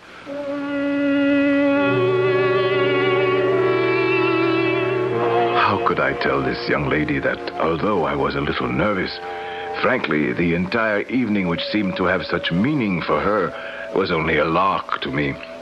A light-hearted way to pass a dull evening in a small town. We waited for 10 minutes. 15. He's here. Look. Standing in the door. I didn't hear him. Gracious. He's staring at us. No. At me. I wish there were more light. That is quite a big beard he has, isn't it? Oh, he is beautiful. Beautiful. I'm getting a peculiar feeling. I find I can't look at him. I don't know, but I actually feel afraid. I'm not afraid at all. Monsieur, are you concentrating hard on who you wish brought from the dead? Yes, I am. Is he still there? He is standing very close in front of us. I know he is a holy man. I feel it. I think we should go. Go. Now, he hasn't begun. I don't like the whole atmosphere. You can't go now, please. It's all nonsense. Please, Monsieur Ivan. I can't get up. I can't get myself out of this chair. What is this? The candle's gone out. No, it's my eyes. They're closing. I can't keep them open. Sophia, are you still here? My eyes are closed also. He has put his hand on my head. Oh. No! It's not possible. Bulkova has come into the room. He is here. It's him. His black eyebrows, that nose. You see him? The green coat with the black buttons. Go away! Unbelievable. But it was true. This Vasily had been able to make me see the very man I thought impossible to materialize. I was quite shaken. Sophia took me by the hand and led me to her carriage. Neither of us spoke a word. She was kind enough to drop me off at my hotel, and I went to the desk to ask for my key. Mr. Tropolov? Oh, it's you, Andrei. Why are you here so late? Pure curiosity. Sir, you saw him? You waited until this hour to hear about my adventure? I admit it. Oh, there's not much to tell. Andrei! That man! No, Tenore. The one who has just come in the hotel door. Do you know him? Oh, yes, he was here earlier. I heard him asking for you at the desk. Andrei, I don't wish to talk to him. I shall go up to my room. It was Boris, Sophia's father. I managed to get into the lift and into my room without being observed. The day of the ball at the Hall of Nobility, Boris sent a message reminding me of the engagement I had made with his daughter. At 10 o'clock that evening, I was standing by her side in the middle of the ballroom, waiting for the orchestra to strike up the first waltz. Shall we dance, Sophia? Did you tell him? Tell who what? I know my father wants to know about the other evening. As a matter of fact, I haven't seen your father since. You don't wish me to? No. Please. Would you allow me to say, Sophia, you are very becoming in your white gown. Thank you, Monsieur Ivan. And that turquoise cross you are wearing. Lovely. A gift from a girlfriend. Oh, is she here tonight? No. She is one of them. Oh? She has gone away. She gave it to me as a parting gift. What? What did you think of the other night? Oh, I haven't stopped thinking about it. Oh, if you only knew. That saintly man is everything everyone has said. Did you see what he made me see? Oh, no, but I could tell. The vision was in your eyes. There could be other explanations, scientific. For you, perhaps. You dance very well, Sophia. Did you learn that in France? Monsieur Ivan, I know you wish to talk about Vasily the mystic. I also am not so certain you believe in him. So you don't have to make small talk. My dear little Sophia, I am more than twice as old as you, and I have seen much of the world. There is such a thing as magnetism. One man's will brought under the influence of another man. But Vasily's will is more than human. It is the will of the Creator. Oh, I don't know why I thought you would be different from my father. More understanding, perhaps. But I see not. You are just the same.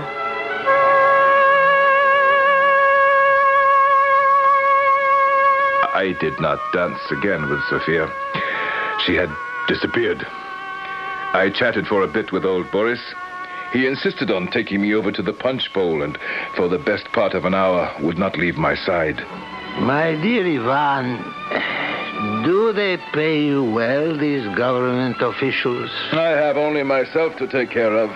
My parents have died. You know I'm not married. Oh, yes, I know that. So I have a little house outside of Moscow.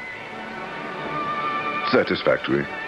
I would like you to consider coming in with me into the importing business.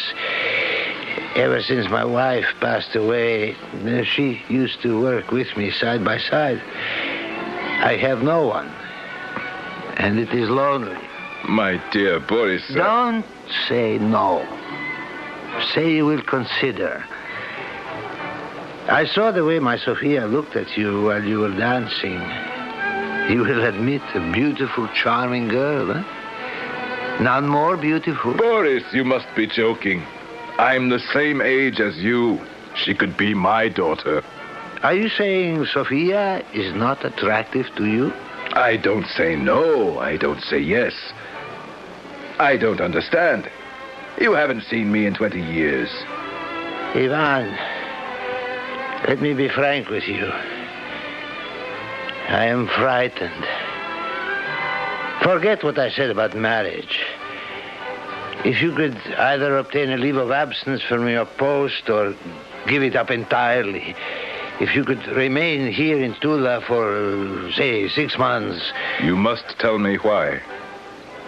As I said, I am frightened.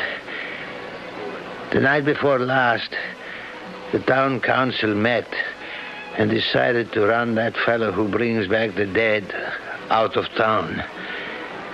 The police went there this morning. He had gone. They questioned an old lady who said he may have gone to Moscow. So you're well rid of him? 2 of my dearest friends in Tula, they both consulted this man. And 3 days later, their eldest daughters disappeared and have not been heard from since.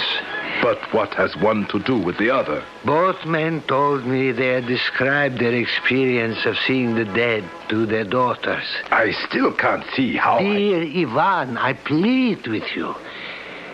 If you could stay in Tula and only occasionally see my Sophia, come over to the house as a friend, perhaps even as a business associate, it might distract her. I don't know what to say. I am expected back in Moscow. I have responsibility. Don't say no. Say you will think about it tonight. Really, Boris, I think this is a matter for the authorities, the police. If it is true this Vasily is influencing young ladies to run away, I don't see what can be done. How can I sit back and do nothing when I fear this danger to my Sophia? Believe me, if I knew how to help you, Boris, I would.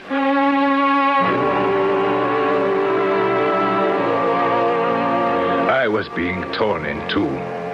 On the one hand, if this extraordinary Vasily was the cause of these girls leaving home, or if nothing else, making them realize how dull life in this town was, what could stop their escape? I did not wish to become enmeshed in their problem. What good could I do?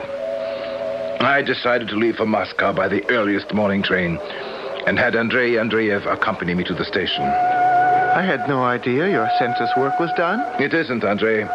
They shall have to complete the report without me. I don't understand. Were you recalled to Moscow? No, I must leave. It's a personal matter. I don't wish to pry, but I will be asked what happened. They will send somebody else from Moscow if it's necessary. I think we had better hurry and get my bags onto the platform. That's my train, isn't it? I will help you.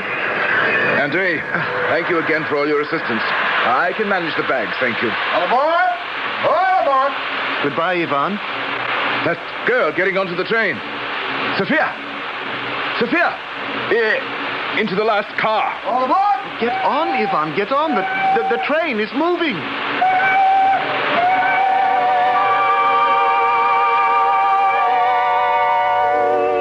Strange tale, isn't it? The twists, the turns, the crossroads to which life can take you. To suddenly, after so many years, find a man with whom you went to college, to meet his daughter, a girl with a childlike face and an impenetrable soul.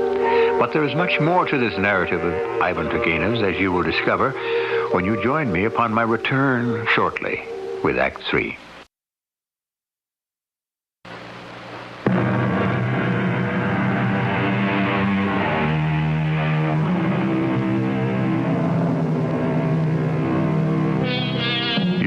Ivan Tropolov suspect that the beautiful daughter of your school friend is running away. She is on this very train that is taking you back to Moscow. Although you are reluctant to become involved in other people's problems, if Sophia is on this train, you must find her and dissuade her from anything foolish. I remembered our last dance and the words she had said to me. I am disappointed in you, she had said. I thought you would be more understanding than my father. But you are not. You are just the same. I walked along the train corridors, through coach after coach, looking into each compartment, into each seat to find her. When I did, I would prove to Sophia I could be understanding. Sophia. Hello? I see there is a place beside you. Will you allow me to sit down? By all means. Sophia, I shall come right to the point. Can you be truthful with me? I am not sure I can trust you with the truth. You think me untrustworthy because I could not believe in miracles? You could, you know. Where I am going, I shall be born again. So you are running away? Not running from Monsieur Ivan, but running to. Tickets, please. Tickets. Oh, I didn't have time to purchase a ticket at the station. Where are you going? She's going to Moscow with me. Here is my ticket. How much for her fare? 5 rubles. Single fare to Moscow, monsieur. Here you are. Oh, thank you, monsieur. Tickets, please. All tickets, please. Why did you do that? Perhaps to save you a little money. Perhaps to show you I can be trusted. Why are you going to Moscow? Because you bought me a ticket. Sophia. To find a teacher. A leader. A spiritual leader. You are giving up your father, your brothers and sisters for a spiritual life? Oh, Sophia.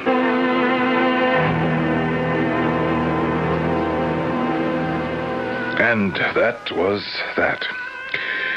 Sophia and her father disappeared out of my life. I went from census collector to supervisor in the 2 years that passed. Oh, yes, occasionally I thought about Sophia, and I suppose because I am still not married, wondered what became of her. But fate plays tricks, and one evening, while traveling, a sudden storm forced me to spend the night at a posting station inn. May I have lodging for the night? You must be wet through and through. Do go sit by the fire, sir. I shall bring you some kvass.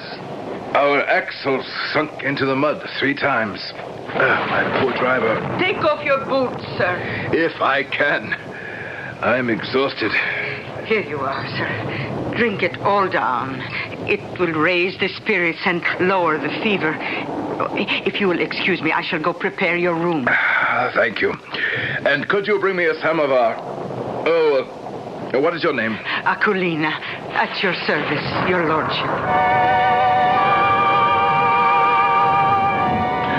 I was given a room with a broken-down sofa, a sloping floor, and torn paper on the walls, but at least I was indoors and drying out.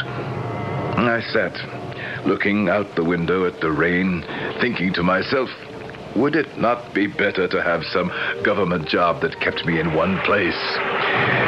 And I must have dozed off because I awoke with a start. Akulina, the blessings of God to you and all within your house. Where is your husband? Oh, dear me, Holy Pilgrim. Stepanovich is visiting his ailing sister. God be with him, and God bless you and this day.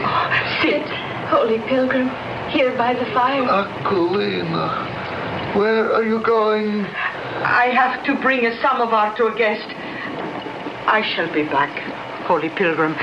Your lordship, I have brought you your tea. Thank you. Put the samovar here by the window. Clothed in rags and blessed, merciful God, merciful God. Who is that? That, Your Honor, is a blessed holy man. We know him as the Holy Pilgrim. I pray for our suffering, the blessings of God. I must go, sir. I do not wish to miss one word of his blessed presence.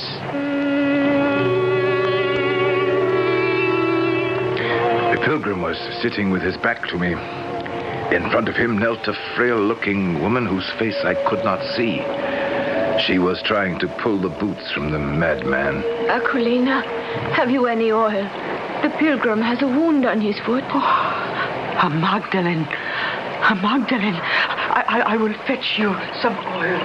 My dear little follower, what care I for wounds on the foot? I am to walk the highways and byways and preach denial, so I must deny myself also the comforts. But, Holy Pilgrim...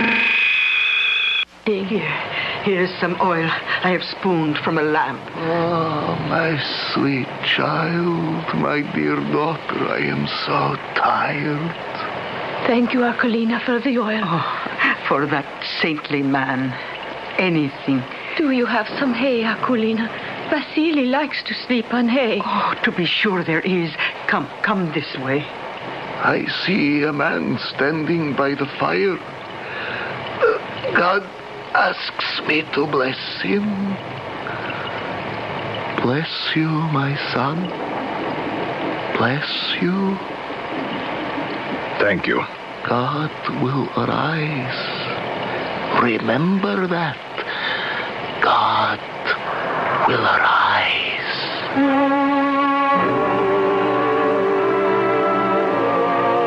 The pilgrim was Vasily, who for 70 rubles had once shown me my dead French professor.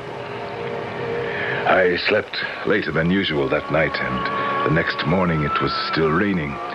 But I had to be on my way. I stood at the door waiting for the boy to make the horses and carriage ready, and the old innkeeper, Aquilina, came up behind me. Did Your Honor observe the young lady who was tending to our pilgrim? Not really. Her face was hidden in her shawl. She is a young lady of an important family in Tula. What? It's the truth, I am telling you. Before you arose this morning, some merchants arrived from Tula. They saw her fetching water from the well, and they recognized her. Is the pilgrim still here? He has gone to meditate in the fields. And the young lady? She is still drying out their clothes in the kitchen. Thank you. I shall go have a word with her.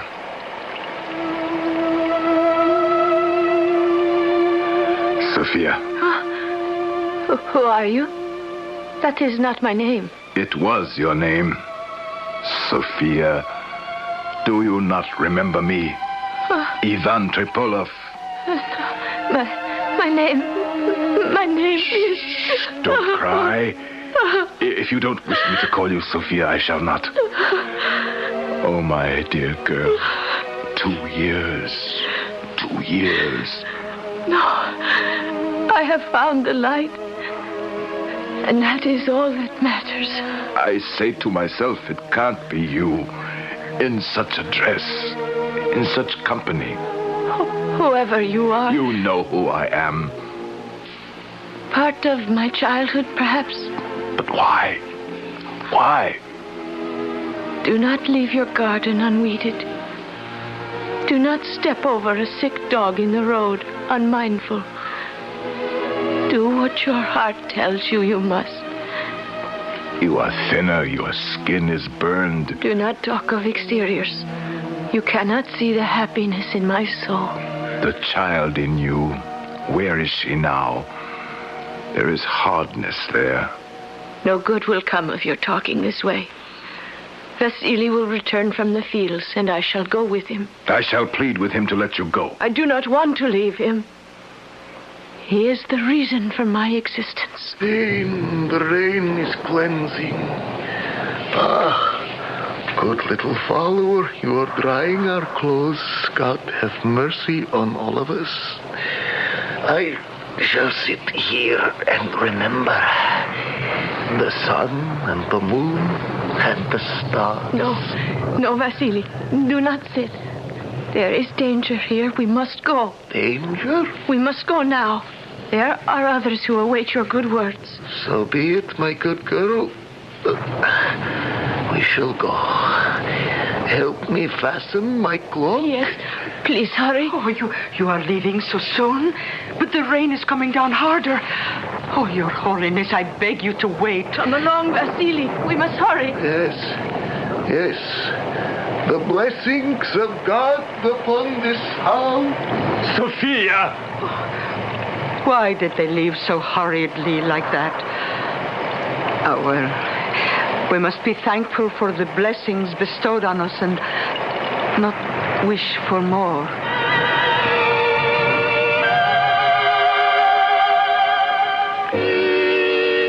My dear Ivan, what you tell me, I don't know what to say.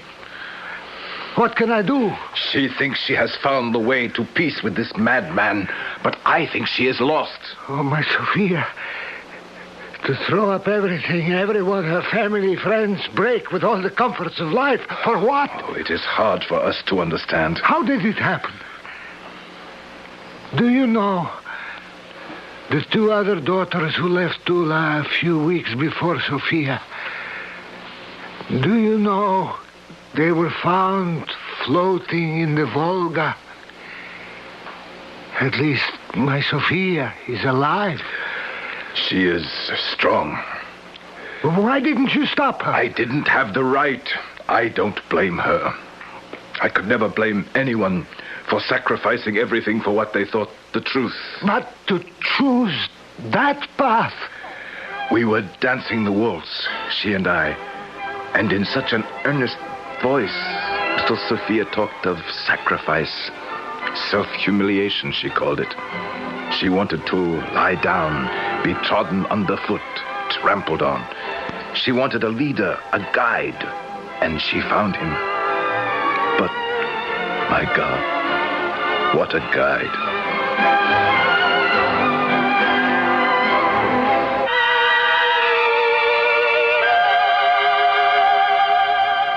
Months later, I heard her father had found her and brought her home. But like a wild bird in captivity, she sang no more, spoke not a word, and died. I console myself sometimes in the thought that dear, impetuous, strong-willed Sophia, in her own way, lived an entire lifetime.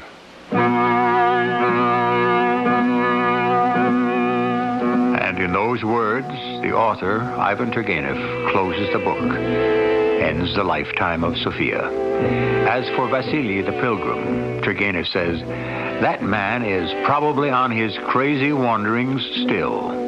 The iron health of such people is truly marvelous. I'll be back shortly with a few more words about Turgenev, the master storyteller.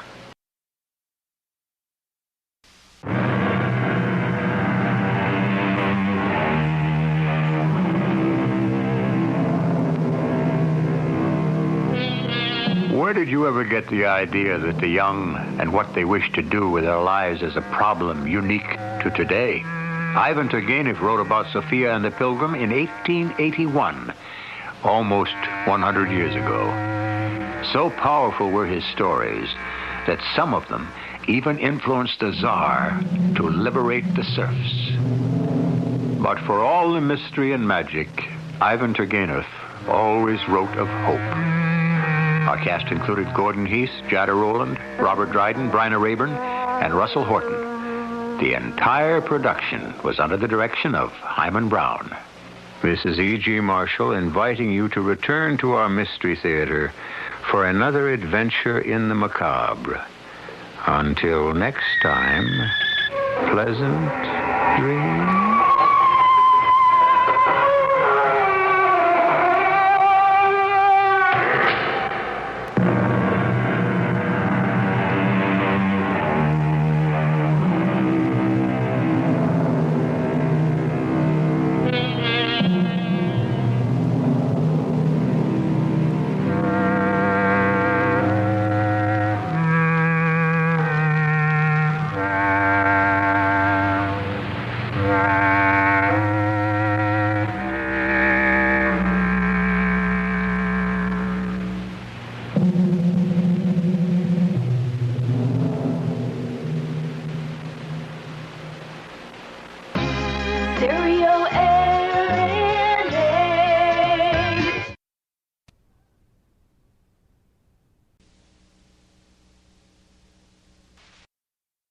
The CBS Radio Mystery Theater presents...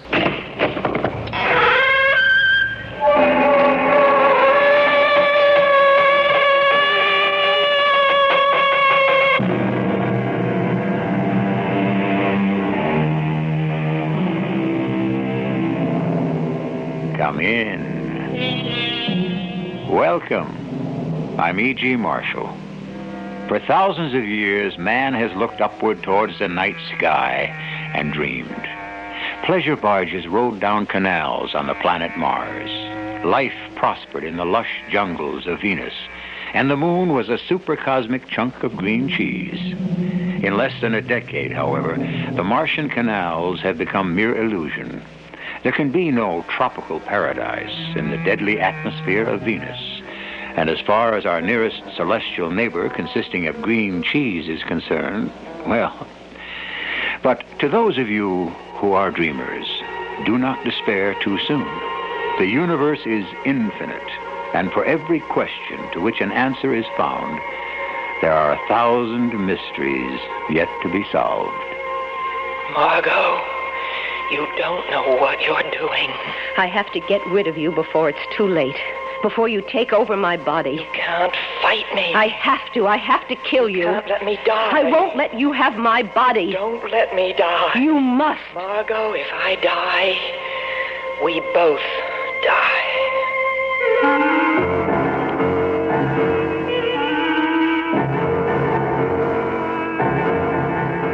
Our mystery drama, The First Woman in Space, was written especially for the Mystery Theater by Victoria Dan and stars Phyllis Newman.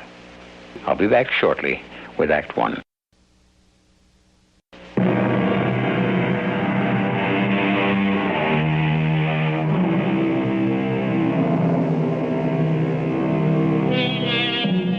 There have been men in space, and one day there will be women. To those cynics who would deny that this is indeed the natural progression of things, may we remind you that there was a time when women were barred from the unladylike profession of ballet dancing. And, hard as it is to believe, also a time when only men were considered efficient secretaries. But this is the 20th century, a more enlightened age. Of course, a woman can do anything a man can do.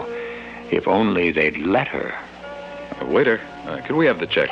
I could really go for a nice tall glass of iced tea. Margot, we don't have time. A waiter, a glass of iced tea, please. Well, that's out of season. It'll take twice as long. Harry, you rushed me through the soup. You hurled me past the salad. And as far as the entree is concerned, it was a minute steak in every sense of the word. Now, can't we just relax and enjoy? The reception starts in 15 minutes. So we'll be a little late. But it's in your honor. Practically the entire staff at the university will be there waiting. Not to mention the board of trustees. Until you came by the apartment to pick me up for dinner, I knew nothing about any so-called reception. Well, I wanted to surprise you. Some surprise. Our first real date in 6 months.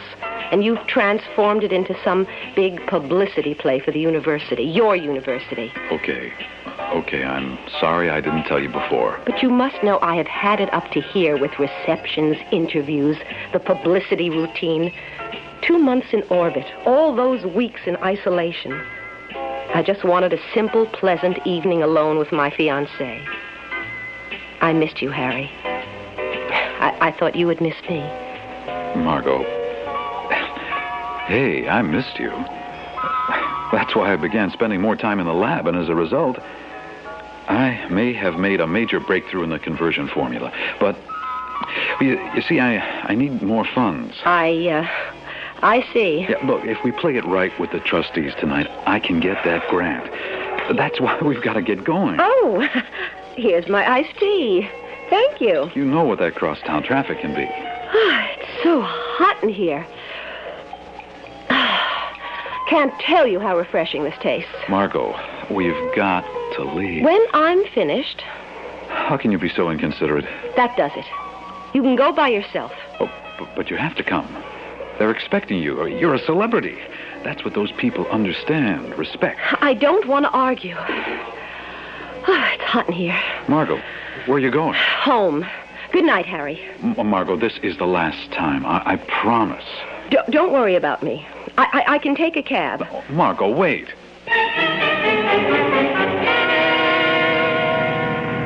Driver? Like I say, you're lucky I happen to be driving by. One a night to have to wait outside for a taxi. Do you have the heat on? Yeah, you want me to turn it up a little? No, turn it off. I feel warm. Warm? In this frost? What are you rolling the window down for? It's hot in here. It's 20 degrees out there. Is your radio on? No, it busted. You don't hear it? Hear what? That music. Strange music. You know, I can't place it, but you look familiar. I seen your picture someplace, like the newspaper, the TV. Can't you hear it? Yeah, the TV, but you ain't an actress. It's hot. So hot. What did you just say? I was saying you're famous, but you ain't an actress, right? No. You are an actress. No, you just agreed with me. You just said it was hot. Lady, Really, I just heard you. So hot, Margot. How do you know my name is Margot? I don't know your name is Margot. I heard you. You just called me Margot. Lady, honest, I didn't call you. Hey, wait a second. Margot Gordon, that's who. You're Margot Gordon, the astronaut, in my cab. I could have sworn I heard someone say my name. Well, here we are, Miss Gordon. Dr. Gordon. Here it is, 2930 North Street. Oh, yes. Keep the change. Well, thanks a lot. Good night. Good night. It really can't be 20 degrees out here. It's too hot. Much too hot.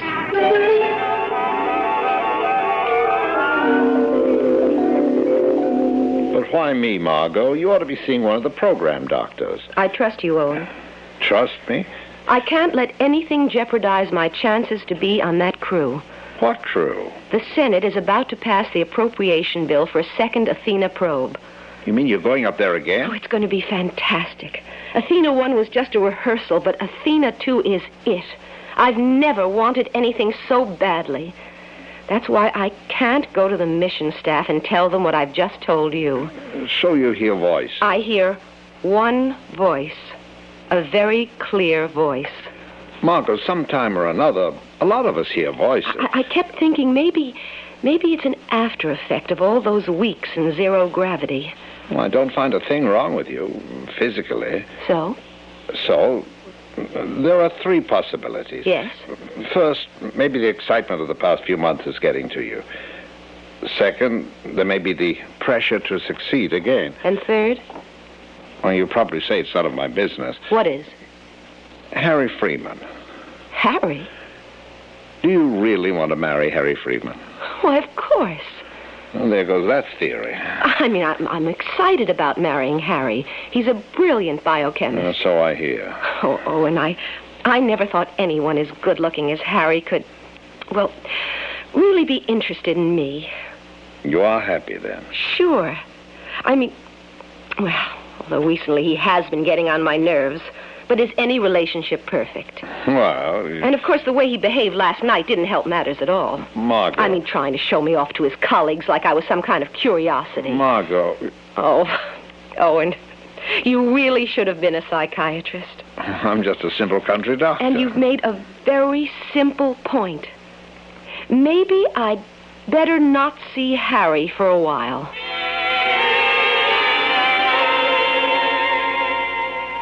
Yes, General. Yes, I just heard the news. Oh, of course. I never doubted the bill would go through. Well, I'm delighted, too. Yes. Right. Yeah, I'll be there Monday morning. Goodbye, General. Just a minute.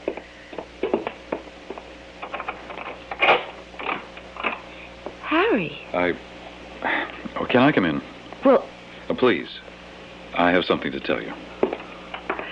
Harry, I thought we agreed... Yeah, to go our separate ways for a while, I know, but... I was just on the phone with General Tolliver. Look, I don't care who you were on the phone with. Harry, I've never seen you like this. Look, I did a lot of thinking this past week about us. You did? I thought about what you said. About my resenting you being such a celebrity. Oh, I didn't say you that. didn't exactly say that, but it's what you felt. Maybe I did resent it a little, and maybe it was inevitable that you'd begin to believe I was using you. Oh, Harry. It's true. That's what it looked like. The truth is I couldn't resist. The board of trustees, the promise of new lab equipment in exchange for an appearance by the country's first woman in space. All those years of struggling without adequate funding. I guess I forgot about your feelings. And I want to apologize. Oh, Harry, I'm so glad. I'm not finished. I want to really convince you that I love you. For yourself. And not because you're the famous Dr. Gordon. Look, I want you to quit the space program. What? I want you to quit the space program. You're kidding. Then you'll just be plain old Margot Gordon again, and I can have you to myself. What makes you think I even want to be plain old Margot Gordon again? I want you down on Earth, in my house, married to me. Well, we've discussed this before. Well, when are we going to get married? When I'm ready. Well, it's been 2 years. You know, I'm beginning to doubt that you... You know, you always manage to turn the tables and come up the good guy. You've got me all confused, and there's so much on my mind. Margot. Oh, no, not again. What are you talking about? Margot, it's so hot. Please tell me. Who are you? I'm your fiancée, Margot, in case you forgot. Not you, Harry. What? Margot, send him away. I must be hearing things. Darling, listen to me. Send him away. Harry, He is an intruder. Harry, I have a lot on my mind right now. Please leave me alone. Margot, what's happening to us? Things change. He must leave. People change. Make him leave. I don't want to argue. Look, I'm not going anywhere until we discuss this like two adults. Force him. Get out, Harry. Margot. No, I don't mean that. Yes, you mean it. I didn't really mean what I just said. I think you did, Margot. Oh, Harry, wait a minute. No, this time I'll say goodnight. Harry, What's wrong? What's happening? Margot. No, I just imagine I hear you. Do not imagine you hear me. I am real. I'm going out of my mind. Alone, all alone, in the void, in the cold, the darkness. Then your ship, your space. This can't be. All alone, and now I'm not alone any longer. You found me. You brought me back. Brought you back? Yes. You mean back from space? Back from the Athena 1 probe? Yes. Oh, what's the matter with me? I'm talking to thin air. No, I am real. I exist. I was all alone in darkness. I saw your ship. I felt the life inside. Life. No more alone. Something in my mind. I'm part of you now, Margot. Part of you. Shut up. We share now. Part of your body, part of your mind. Shut up. You feel my thoughts, hear my thoughts, think my thoughts. Shut up! Why am I sweating like this? So hot. So hot, Margot. We're so hot. It's a reaction to all the tensions. That's what it is. Don't fight me.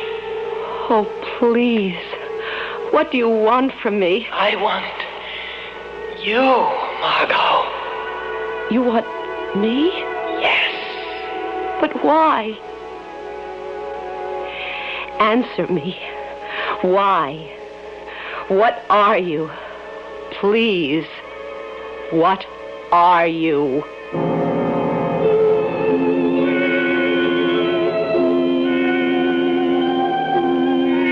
What indeed? The ordinary human being consists of flesh, bones, and a pattern of electrical impulses. And although man has asked the question, "What are you?" many times in the past, it has usually been in a more philosophical context. But that, of course, is when we are dealing with an ordinary human being, which we obviously are not doing here. And also when we are in a philosophical mood, which apparently Margot Gordon is not. I'll be back shortly with Act 2.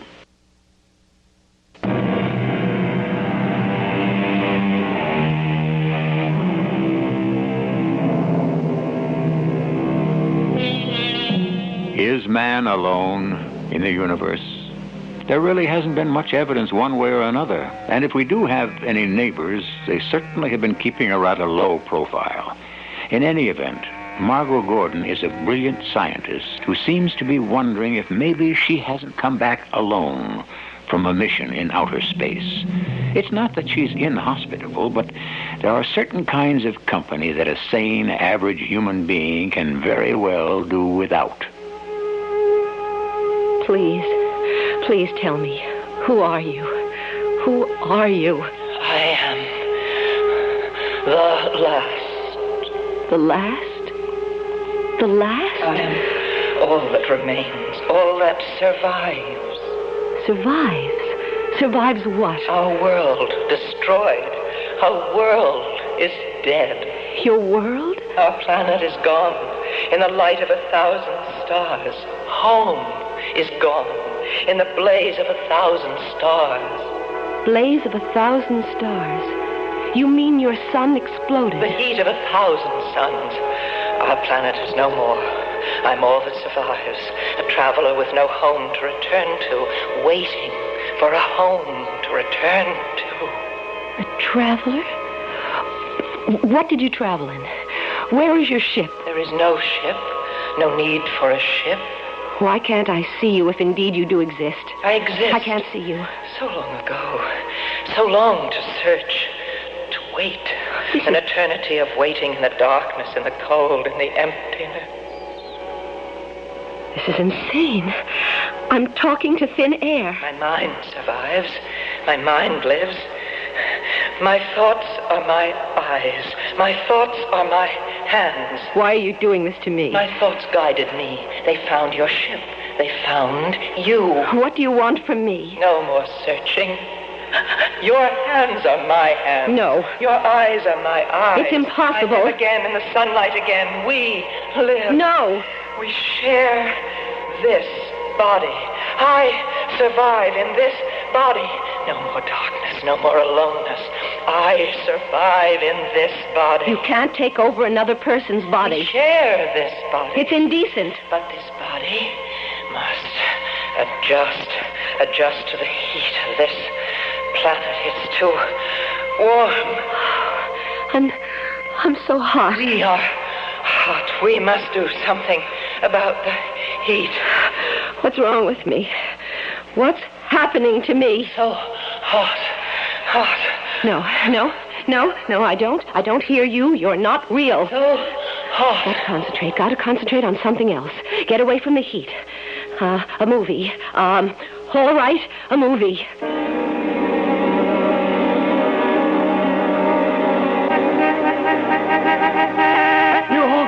Lady? How do you expect me to move my car with your truck in the way? It's a public driveway. I can't go around a moving van. There's not enough room. I have to get somewhere. Can't you move this truck of yours out of the way?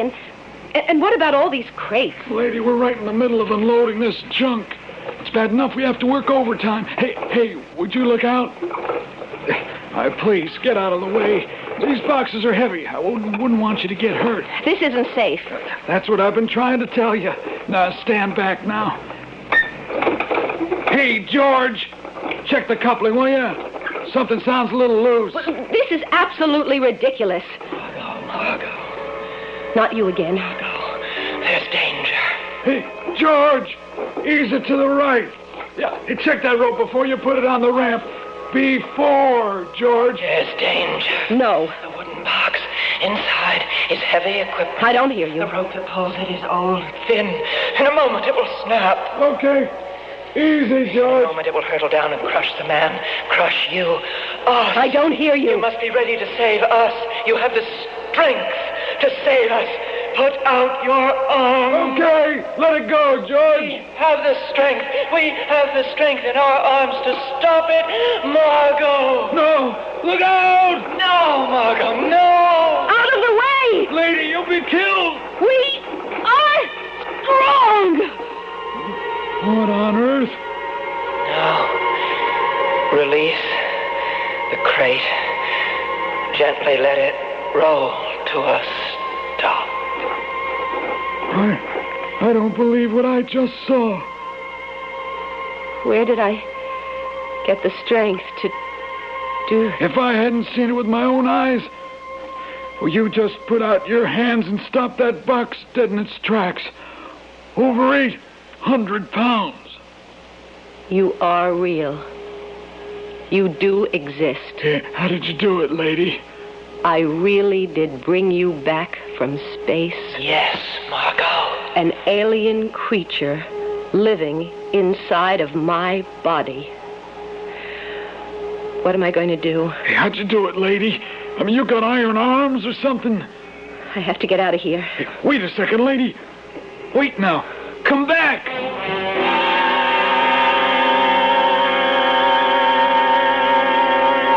It's incredible, Margot.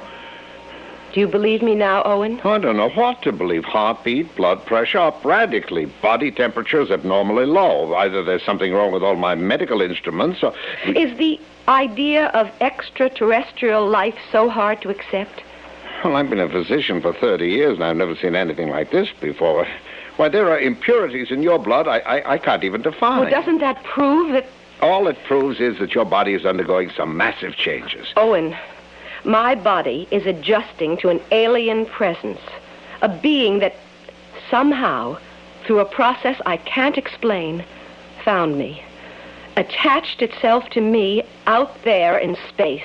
You're not serious. 800 pounds of machinery hurtling down a loading ramp. I should have been crushed to death. Instead, I caught it as if it were a runaway shopping cart, almost half a ton. There's not a bruise on my hands. Well, the imagination is a strange thing. Sometimes we think we have... Owen, at this point, it's not necessary, if you believe me or not. Just help me. In 2 days, I have to undergo a follow-up physical at the base. I'll be going before General Tolliver at the project medical team. Well, they'll find out just what I have. They won't, because you're going to help me. I don't think you understand, Mom. I'm sure there's something you can give me. I'm not asking you to treat the cause, just the symptoms. There's nothing I can do. Oh, and there must be shots, pills. Well, it'll take more than that to cover up what's wrong with you. Who said cover up? I want you to get rid of it. You're a doctor. Didn't you hear me? I said your entire physiology is altered. Your blood chemistry has changed. So? Anything I could give you, I can't predict how your body would react. If I don't pass that physical, I'll be dropped from the Athena program. Well, you'll have to tell them at the project. They have a right to know. No, I can't. Maybe they can find a way to deal with whatever it is. No, you help me, Owen. I'm not qualified to help you, Margot. But I have a friend. A specialist? You could say that. Let me give you his name. I want you to talk to him. A psychiatrist? Well, maybe he can help you understand. Reality is difficult to face sometimes. People aren't as strong as they think they are. My mind is fine. Margot, you need help. I feel responsible. And so you'll tell them? Well, I can't just stand by and let this happen to you. I won't let you tell them. It'll ruin me. I won't let you tell them. I'll kill you first. Margot. My friend, my doctor, turning against me. Margot. You don't know how much strength I have. I can put these 2 hands around your neck and choke the life out of you. Margot, you're choking me. Explain why I am so strong. Explain why you can't push me away. You're bigger than me. Why are you so helpless? Margot, I can't breathe. How easily I could kill you. The power of life and death over you. I could kill you. I could... Oh. Owen, I don't know what came over me. How in the name of heaven? Oh, I'm so sorry. I'm sorry. I wouldn't hurt you for the world, and I almost... What you just did... I was angry. I didn't know my own strength. Margot. Oh, Owen, please help me. I've got to think. I've got to think.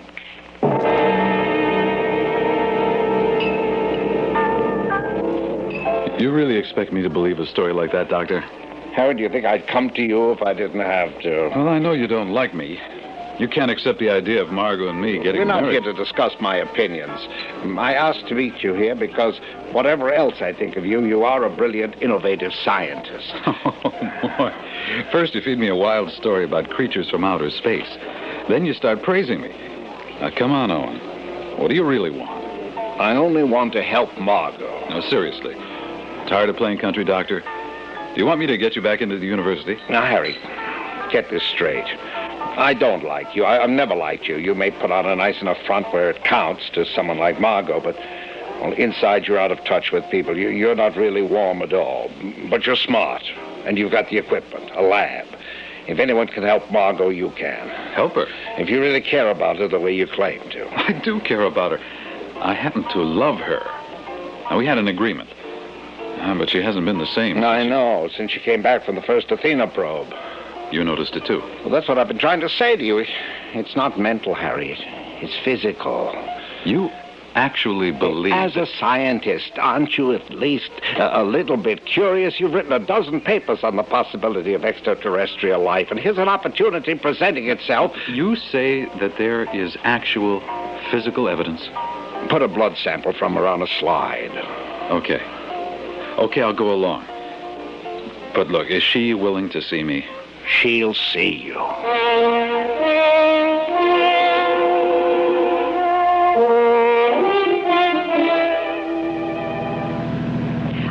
I don't know if I want to do this, Owen. And that's why I'm coming along. Harry knows what he's doing. Now just relax. General Tolliver called me again today. Oh? They've narrowed the final crew selection down to half a dozen. My chances are even better now. Well, I'm thinking, if this creature came from another world and was used to a colder environment... Go on. Well, it could explain the radical drop in your body temperature. Well, that's logical, but what are you getting at? Well, I'm no scientist, but I have an idea. Did you just hear something? Nothing. You're jumpy. What I'm thinking... No! I have this strange feeling. Something's wrong with the car. We're taking a turn too fast. Hang on. Owen, step on the brake. I can't. My foot, the gas pedal is stuck. Do something. I can't. Look out. The tree. The steering wheel won't turn.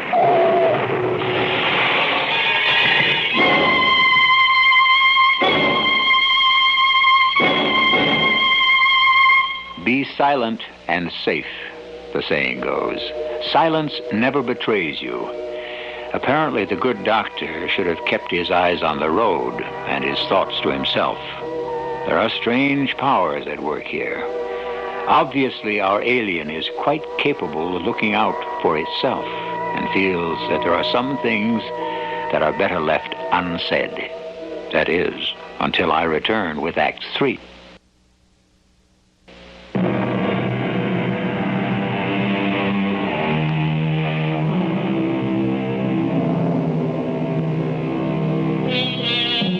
Down through the ages, there have been endless examples of people who believed their bodies to be possessed by evil spirits.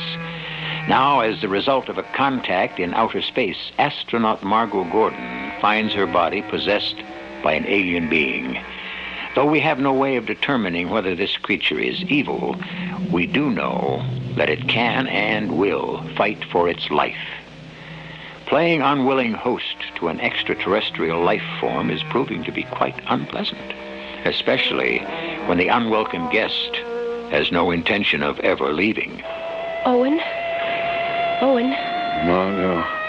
Oh, Owen, thank heaven you're still alive. Margot. No, don't try to talk. You all right? I'm fine. Please, lie still. I lost control of the wheel. Hurry over here. Margot, listen. Please. Shh, don't talk. I have to tell you. This is all my fault. I can't remember. None of this would have happened if I had kept you out of it. I came as soon as I heard. Oh, Harry. How is he? Intensive care. Critical. They won't know for hours. But at least you're all right. I mean, sometimes these accidents look worse than they are. This was no accident. Well, not a scratch on you, but then... What did you say? It wasn't an accident. Oh, come on. Something made Owen lose control of the car. Honey, it's been a traumatic experience for The you. alien, that's who did it. The alien? Owen was trying to tell me something. You're serious, aren't you? Harry, when I was in orbit, up there, I can't explain how, a living organism, an intelligence of some alien origin, merged with me. Don't stare at me like that. I'm not crazy. It invaded me, became a part of me. It lay dormant for a while, undetected. But now it's... All right, Margot. Let's put it to the test right now. Now? The chemistry building is just across the campus.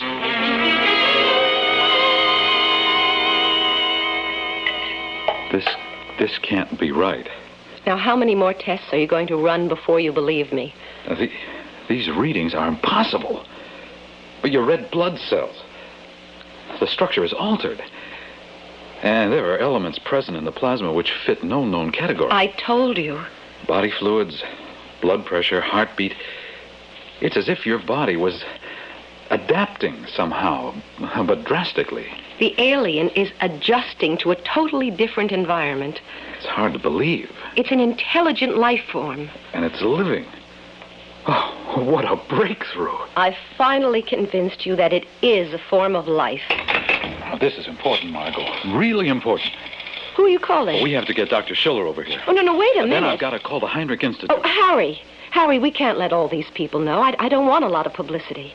I'm not a guinea pig. I'm an astronaut. Yeah, is Dr. Schiller in? Good. I'll call him back in 10 minutes. He's on his way home. I want this kept quiet. Well, you can't keep a thing like this quiet. The alien has to be destroyed.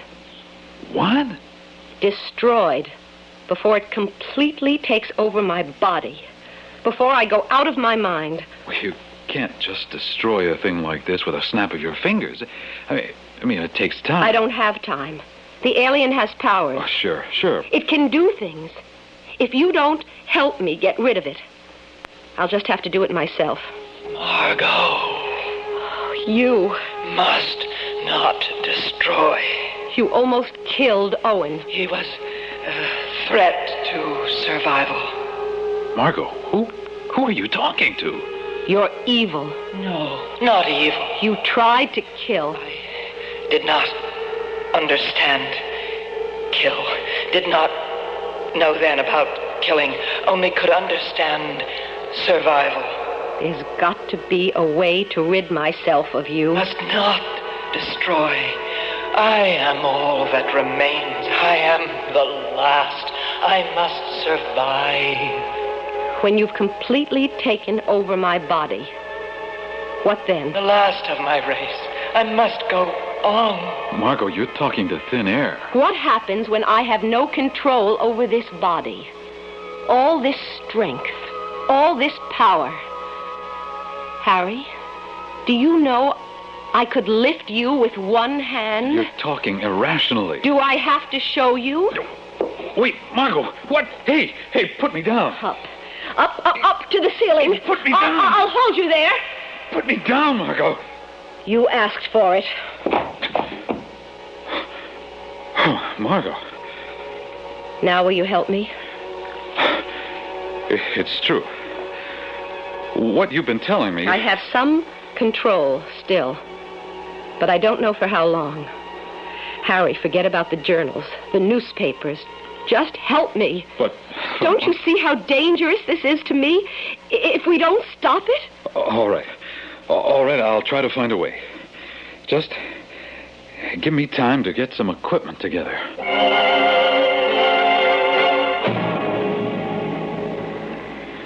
I don't like the idea of putting you in a pressure chamber. It's dangerous. Harry. Ready? Ready. Switch on.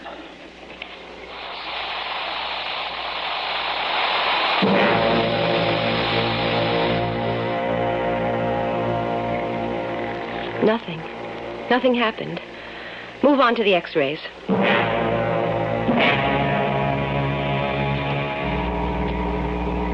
We've ruled out pressure, radiation, electricity. We've even had you in the centrifuge. There must be something. But, Margot, we might as well face reality. This condition of yours is going to be permanent. There's got to be a way. I can't be someone else, an alien. I can't, Harry. The heat. What? What is it? We've tried a lot of things except heat. Heat? Yes, heat. Ever since the alien began to take over, I've developed an abnormal sensitivity to warm temperatures. The alien keeps repeating how hot it is. And of course, I'm hot too.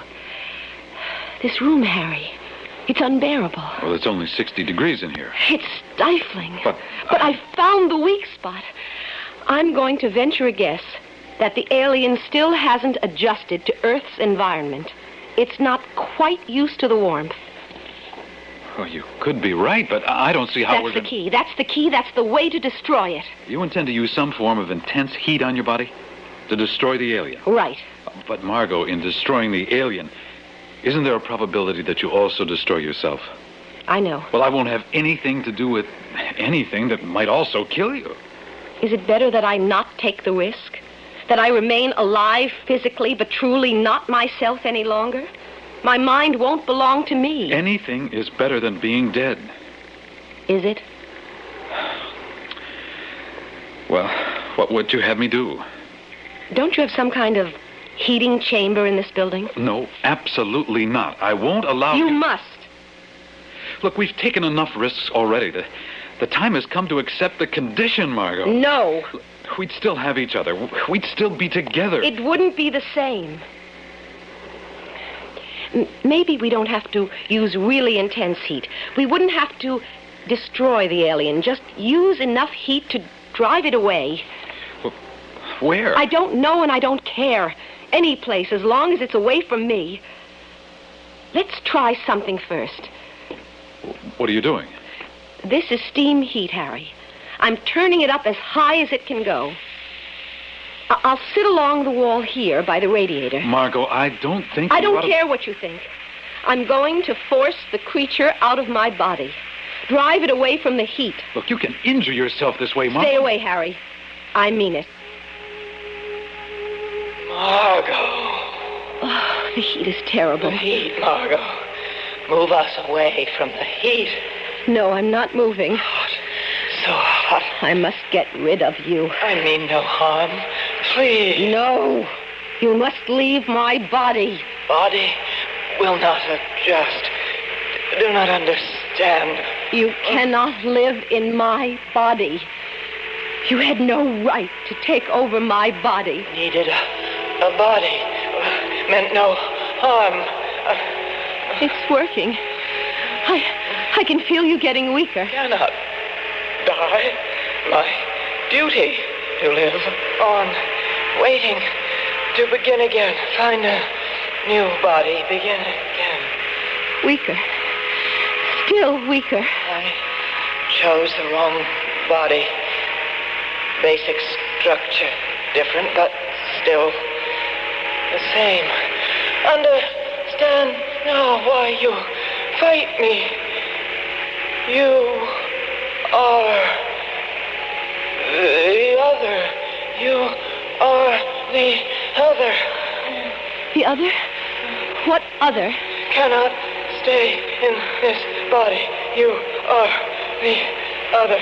Must find new body. Right body. What do you mean I'm the other? Must survive the heat. Must find a body of the other. This heat. I can't think straight. I'm growing weaker, too. Understand now. Two of each kind. Two of each species.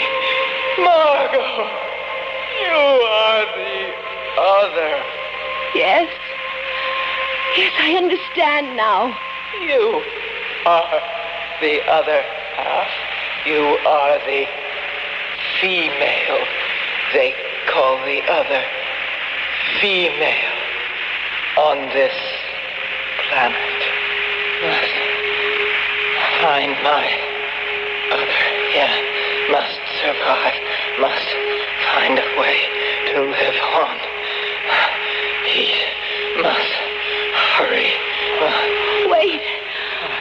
I understand.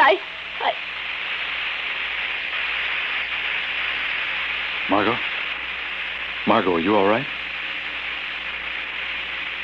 It's gone, Harry. The alien is gone. I can feel it. My body. I don't feel hot anymore. I'll run some tests to be sure.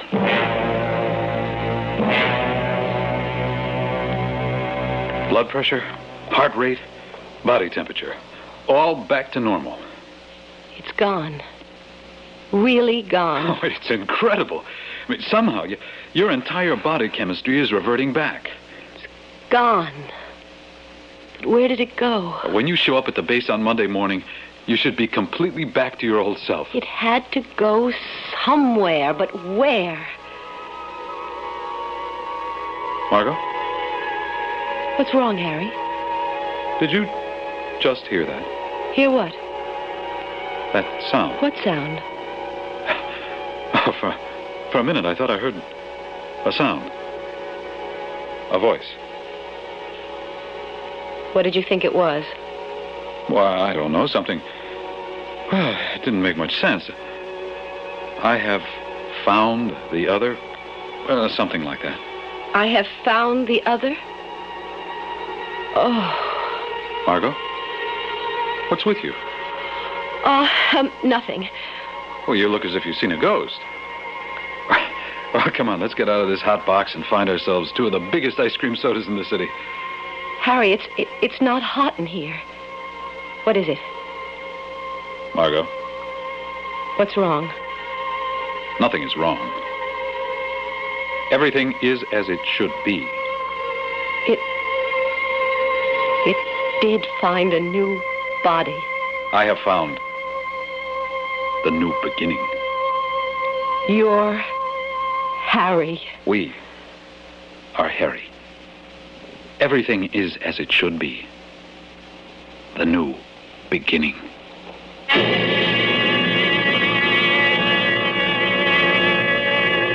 It seems that while things have cooled down for Margot, they're heating up for Harry, which is really only fair, especially to those of you who are fierce believers in poetic justice.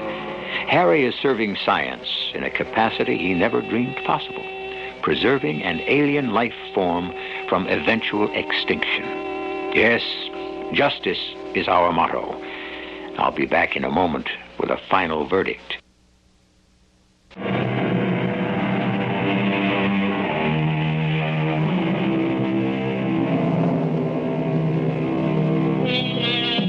The great philosopher Sir Francis Bacon said, "If a man be gracious and courteous to strangers, it shows he is a citizen of the world, and that his heart is no island cut off from other lands, but a continent that joins to them."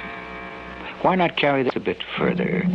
How will man react when he makes that first contact with a celestial neighbor? Will he welcome such a stranger and prove himself to be more than a citizen of the world, but a citizen of the universe? Our cast included Phyllis Newman, Marion Seldes, Lloyd Battista, and Hans Conried. The entire production was under the direction of Hyman Brown.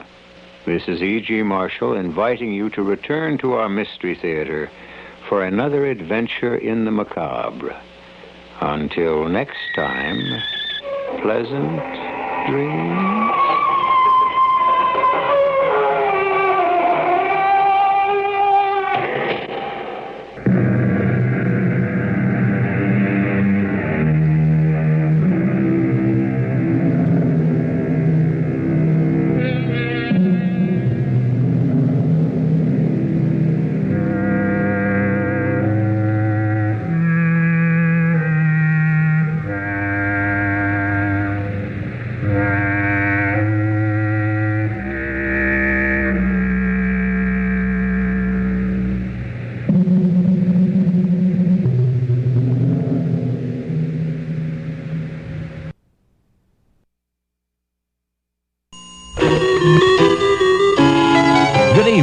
Welcome to the CBS Mystery Theater, an hour of original radio drama. Tonight's episode is sponsored in part by Bank of America the Academy of Science, Blue Shield of California, Theater on the Square, and Gold Star Building Maintenance. And now from the radio station that lets you use your mind, here's the KCBS Mystery Theater. And now, Mystery Theater.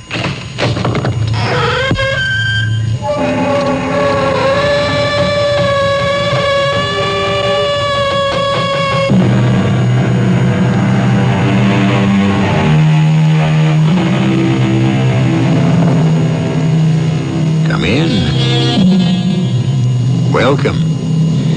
I'm E.G. Marshall. In everyone's life, there's an individual who doesn't fit into the ordinary mold. Most of the time, he's witty, amusing, charming. But always remember, the strength of will, or whatever drives such a person to be able to climb out of the normal rut, is a hidden danger. Disturb his equilibrium, interfere with his own peculiar order of things, and who knows what sleeping giant or remorseless nemesis might be awakened. Who's there?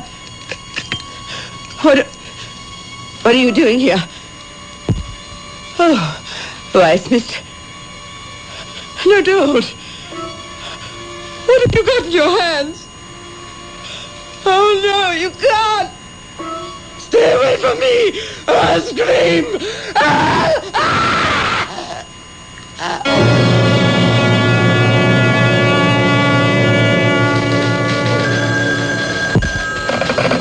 Eighth Precinct, Detective Evans. Yeah? Yeah, where? You got a big one, Evans? Yes, Sergeant. Suspected homicide, Greenville Hills. This is Gerald Willoughby. Garroted. You mean strangled? Yeah, like what I just said, sir. Suspected? No, sir. She's dead, all right. Somebody made sure of that.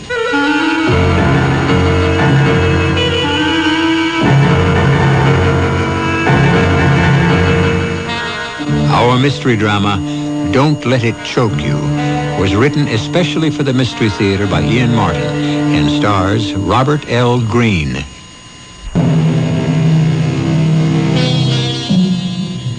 Carlton Isham Nelson Godfrey Fisk is the one and only issue of the marriage of Beecham Fisk of the Boston banking family and Amelia Standing of the Grosse Pointe, Michigan standings.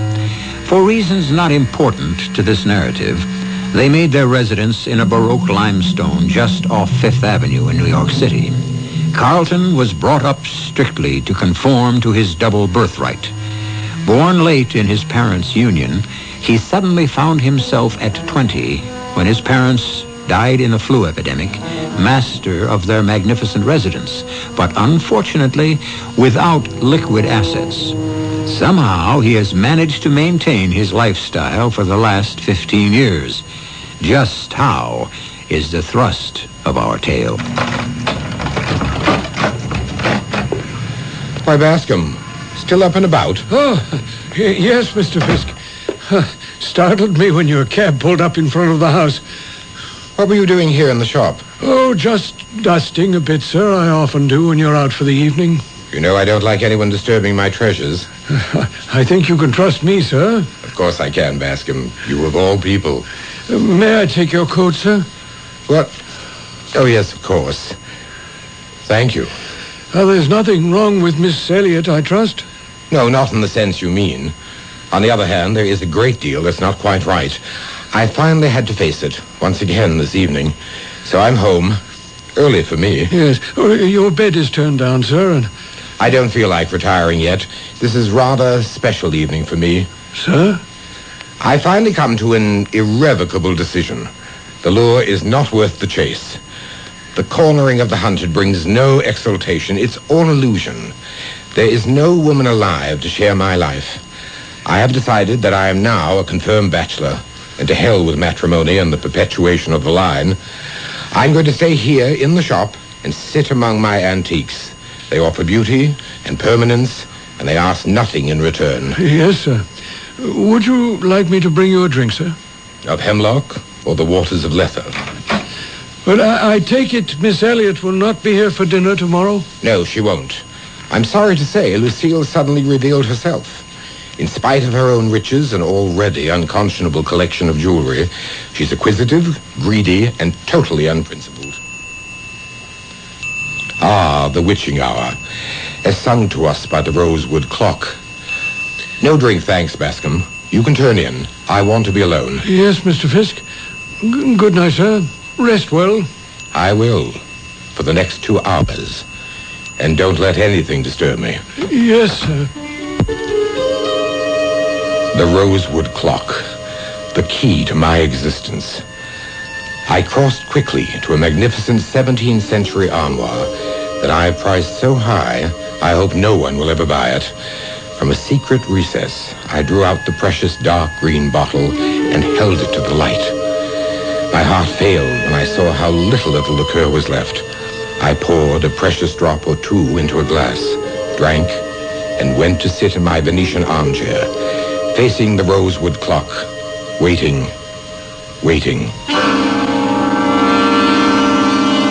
The years rushed back once again to the very lowest point of my life, after the sudden death of my parents. In this very room, I had sat in the same chair, drinking from the same bottle, watching the highly polished convex face of the rosewood clock's pendulum swing back and forth, back and forth, back and forth, until suddenly, reflected in its shining brass face, there was Wanda, smiling at me.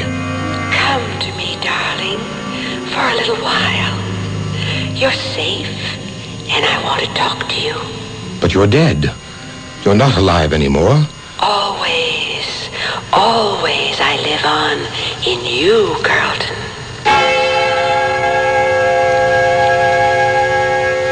All those years ago, I did come back, and between selling some antiques from the house and investing the money in the market, guided by some incredibly fortunate guesses, I wiped out my debts and became well-to-do again.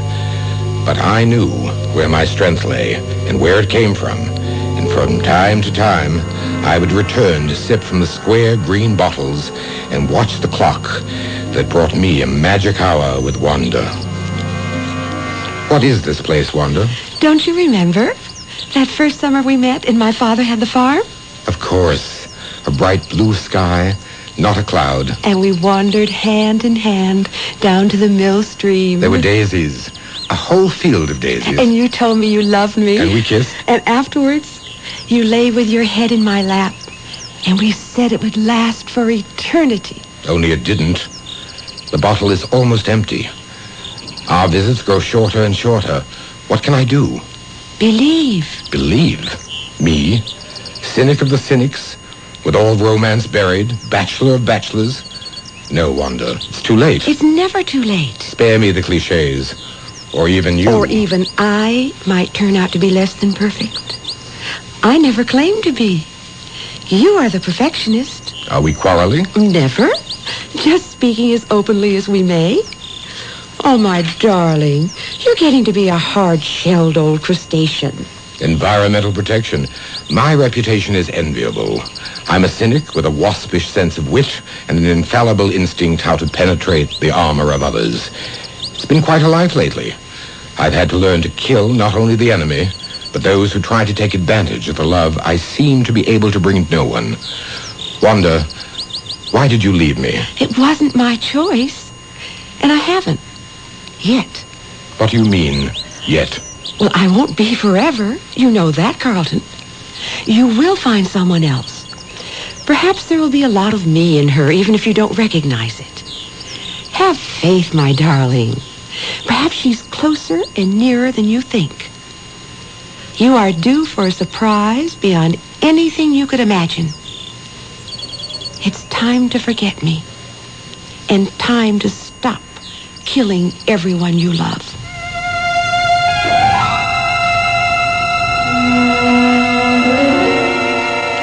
I fled for Europe and a long buying trip. 3 months later, I returned, to be awakened the following morning, dull with jet lag, by... Come. A telegram for you, sir. Let me see it. It was phoned in, sir. I took it thinking it might not be important enough to wake you. And since you have, I may assume that it was. Yes, sir. Your cousin Ralph has died rather suddenly. Cirrhosis of the liver, no doubt. Well, the cause was not mentioned, but he has left you something. Ralph? He owed everyone, including the local minister. I've always suspected the only reason he was an inveterate churchgoer was to pilfer from the offertory. Left me what? Something you apparently agreed to sometime in the past. Let me see that. Good Lord. So he did. Flat out of cash. On my way, signed Jerry. Yes. You're apparently a guardian. Of some junior citizen named Jerry. And I thought I was a free man. My mother's side. Some sort of a cousin. And now his child is my responsibility? Legally or morally, sir? Morally is enough. But what am I going to do with this young man when he gets here? Well, there are plenty of guest rooms. I suppose so. Make up whatever seems reasonable, and let's pray he's not pimply-faced or acneed.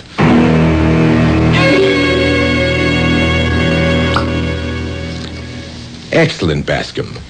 I wouldn't normally open it, but I'm just a little afraid of this year. Pour me a little so I may taste it. Yeah, enough, sir?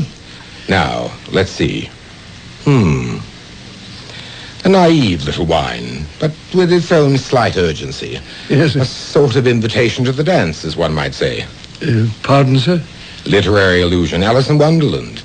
The whiting to the snail. We are having whiting tonight. Ah, yes, sir. With sauce bechamel. Excellent. Now, for the wine, the Rothschild Lafitte.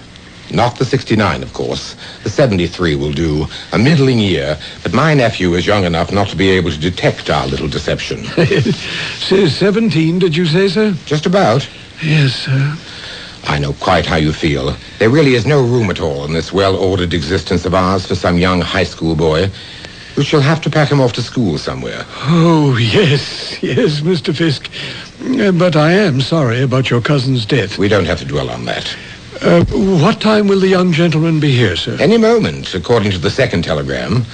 Arriving by car 7:30 tonight. Right on, Uncle Carlton. See you then. Right on. The language of our times, an expression of approval, vulgarly stated. Well, let's hope the young gentleman will meet with your approval, sir. I'm not sure. I don't like stones thrown in my life pool unexpectedly. Yes. Well, I'd better go down and check on the bechamel. It needs tender care. Oh, what is the young gentleman's name, sir? My cousin's name was Forbes. The offspring is Jerry. Short for Gerald, I suppose. Or possibly Jerome. Thank you, sir. I'll have everything in readiness for an 8 o'clock dinner. Right on. I beg your pardon, sir. What? Oh, the insidiousness of slang. One can never be too careful. Yes, at 8 precisely. Right on, sir.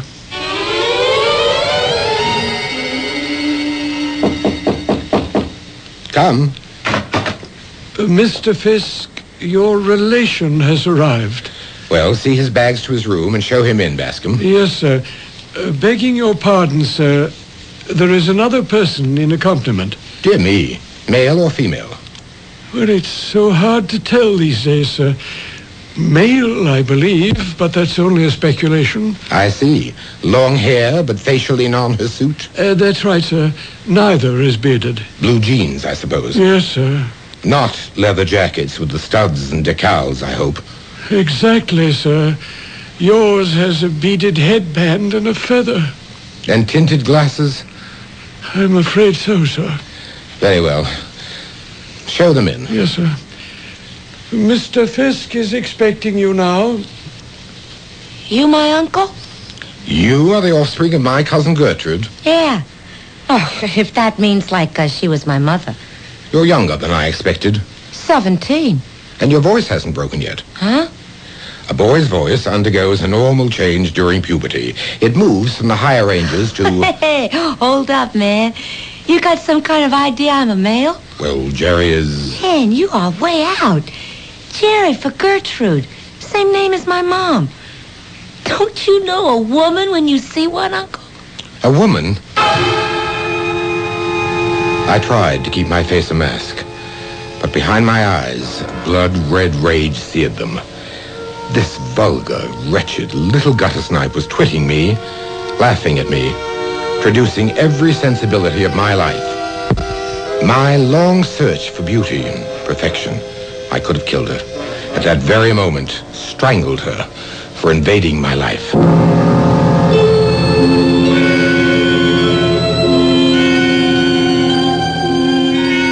The killer lies buried in all of us, and buried less deep than we imagined, until the right circumstances reveal him. Man's special curse, the only member of the animal kingdom who kills for passion, without reason or the excuse for survival. I'll return shortly with Act 2. Do you smoke? Well, then you've probably noticed how anti-smoking feelings here have been growing. And you've probably seen and heard all the anti-smoking messages on radio and TV, and the warning labels on cigarette packages. Well, the cigarette companies would like you to believe they're sticking up for you. They're asking you to believe that the anti-smoking movement is against smokers, and that the cigarette companies are for smokers. But think about that for a moment. The Surgeon General says that cigarettes kill over 350,000 Americans every year. He says that nicotine is more than a habit. It's a drug, as addictive as cocaine. So ask yourself, who's looking out for this smoker? This message is paid for by the Martin Himmel Health Foundation in cooperation with the American Heart Association. Someone told me there are dinosaurs in Golden Gate Park, but I said, no, the dinosaurs went extinct 65 million years ago. Or did they? Then they said there are dinosaurs in Golden Gate Park at the California Academy of Sciences. You know the Academy. That's where the planetarium and aquarium are, and that wonderful new hall, Wild, California. So I hopped on a bus to see if there really are dinosaurs in the park. I asked the person at the front door, are there any dinosaurs here? And he said, you might say that. So I walked down that huge hall, and what I saw was incredible.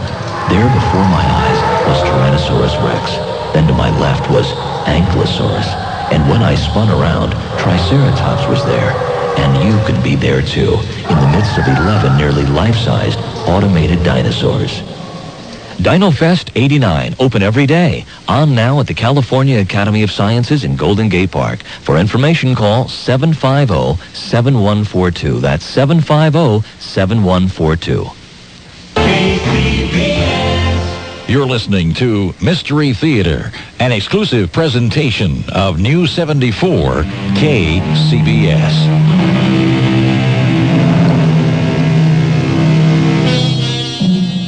A strange confrontation. Two young people of today and a hidebound Bostonian. A man who had intellectually decided to turn his back on woman as a companion and to become a bachelor recluse. And now he faces the fact that the ward he has committed himself to be legal guardian of is a female.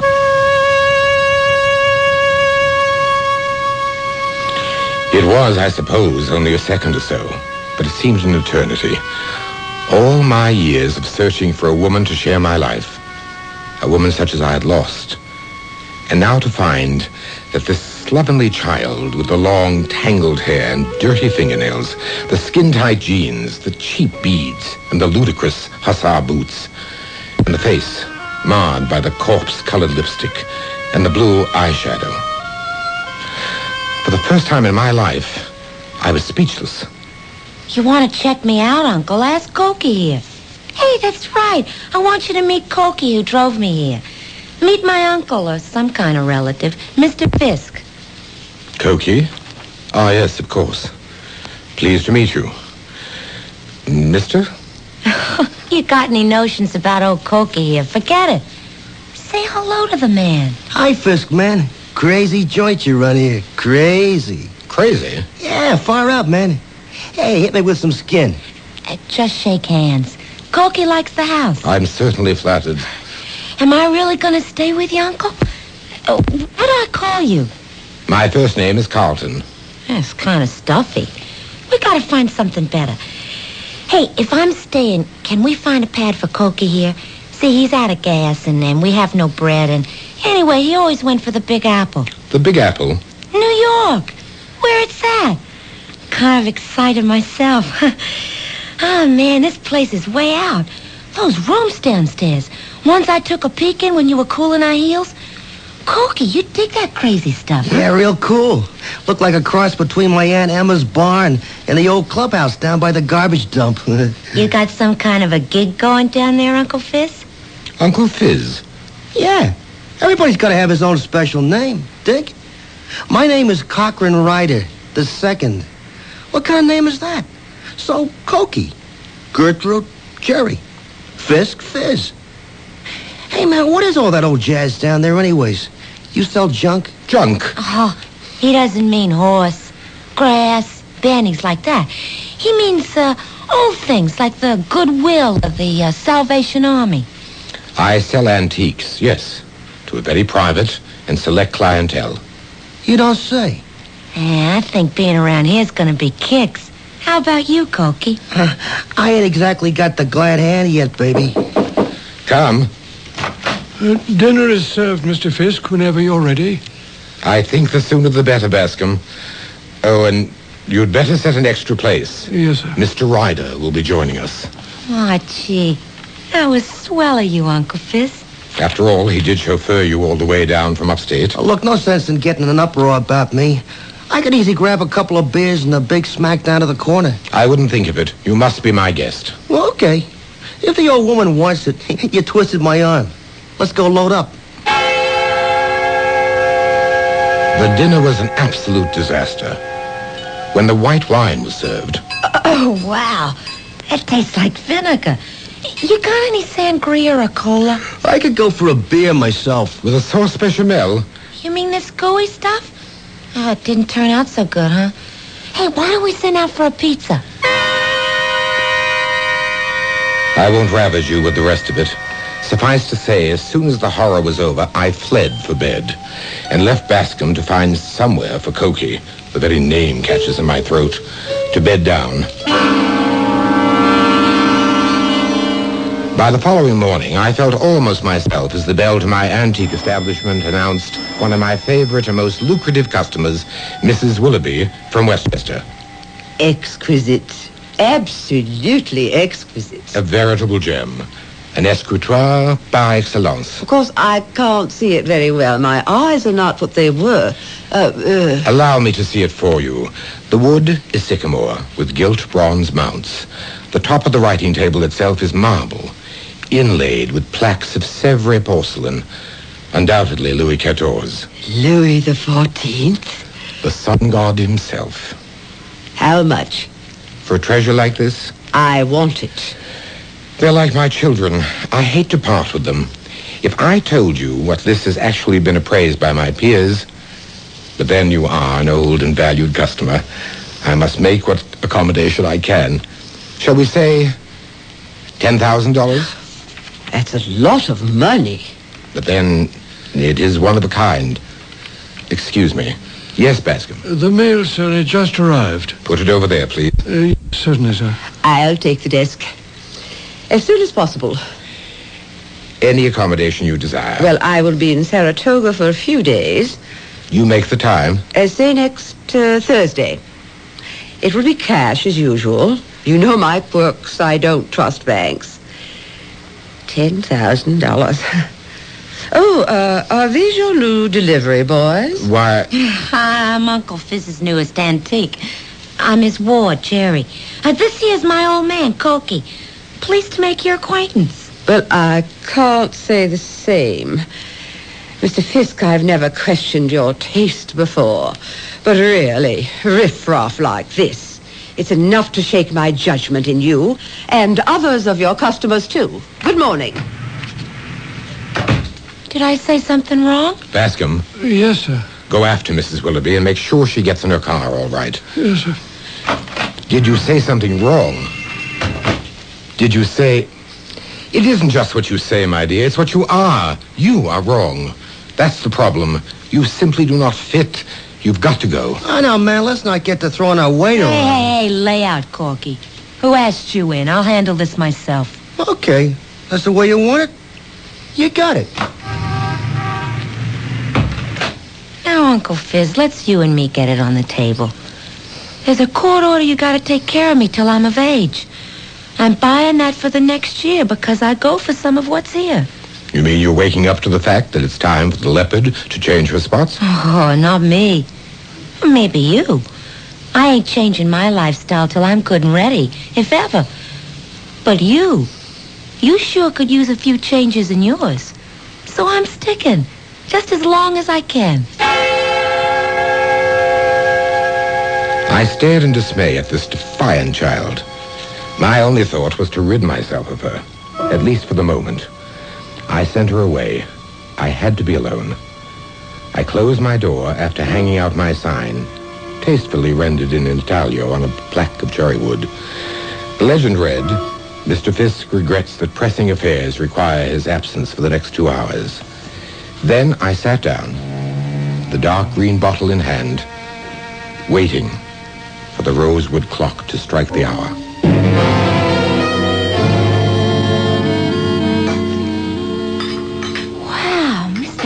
Oh. What a super kitchen. Yes, Miss Walton, it is rather nice. And all those lovely copper pots hanging overhead. You use all them? Why, I suppose I have at one time or another. You mind if I keep on? I'm preparing lunch. And dinner, too. Oh, that's all right. Could I help? Oh, I bless you. No. Everything under control. You could help me. Huh? Could I? How? Well, I like it here. And I like Uncle Fitz. I like my uncle. Why doesn't he like me? Excuse me, miss. I've got to chop these onions. It's just that, well, you see, he's sort of off women, as you might say. I don't dig you. I mean, I don't understand. He's pretty damn attractive and sexy. So why? Well, quite a long time ago, when we were in the army together, he was going to be married to a girl, and she was killed in a car crash before he ever got back from overseas. How long ago? Oh, Lord, pretty near 15 years. And he hasn't liked women since then? No, not him. He's the most eligible bachelor in New York. Why, Bascom, you're crying. Not me, ma'am. Just the onions. You too. No. It isn't the onions with me. I'm sad for anyone who's haunted by ghosts. I got my own closet full.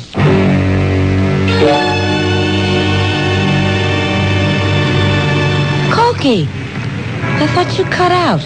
I meant to. Then I got to thinking. I was just about to ring the doorbell when you came out. I just wanted some air. Want a ride? Walk? Nah. Just sit here for a moment on the stoop. Oh, I'll sit with you. Hey, look, Jerry, I got to thinking. You buy all that jazz? The old lady with the 10 grand in cash for a piece of crud you can pick up at the Goodwill for $25. What's your drift? Well, I don't know myself. Blackmail? Horse? A bagman for the numbers. Who? Your Uncle Fish. Don't call him that. Okay, he's off. I'm just trying to figure maybe we could have a good thing going here. We? I need you to cut in whatever's cooking. Yeah, I need you to cut out. Look, what do you got? The hots for a guy old enough to be your father? That's all you'd figure. It's not that way. Anyways, he isn't all that old. Why don't you just bug off? I don't figure what you're hanging around for. What can you get out of it but a short term in Dullsville?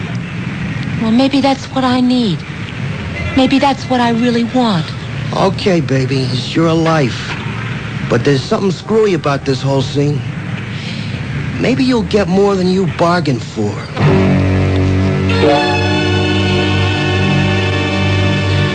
Anything new in the old Willoughby dame, Evans? Nothing much to go on, Sergeant. Except for one thing. Yeah, what? You remember I made a point she wasn't strangled? She was like, garroted? Yeah, with some kind of wire. Yeah, right. Something rang a bell, and I checked around. First thing I dig up is an open file on the 20th. few months ago, a woman named Lillian Elliott was found dead in the same way. Yeah? Turned out to be a fancy hooker. No leads. Just on a hunch, I had Central Files punch up the computer. And I turned up 2 more in the last 10 years taken out the same way. Yeah? Anything else to tie them together? Nope. First was an Ellen Parkins, American. But it happened in Paris. She was a 30-year-old artist. The second was 4 years later in the Village, 6th Precinct. Woman around 25 in the antique jewelry business. How old was the hooker? 34, maybe 35. Good looker, but getting a little old for the game.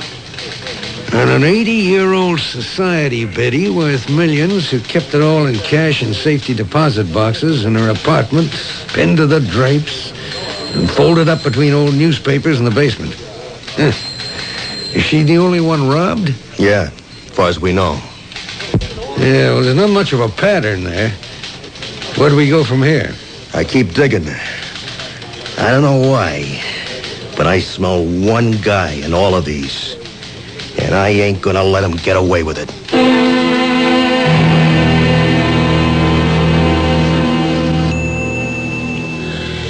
It was a long wait. The pendulum swings in its gentle arc. I can feel her presence coming closer, closer. Feel myself floating back into that special world of peace and beauty. Her back is turned to me as I call, and she turns. But it is no longer Wanda's face I see. It's the face of the slovenly, mocking little witch I have taken into my house. Bad enough she invades my waking life. I will not let her spoil what few dreams I have left. Old instincts explode, and I reach towards her, ready to strangle her for daring to try to take Wanda's place.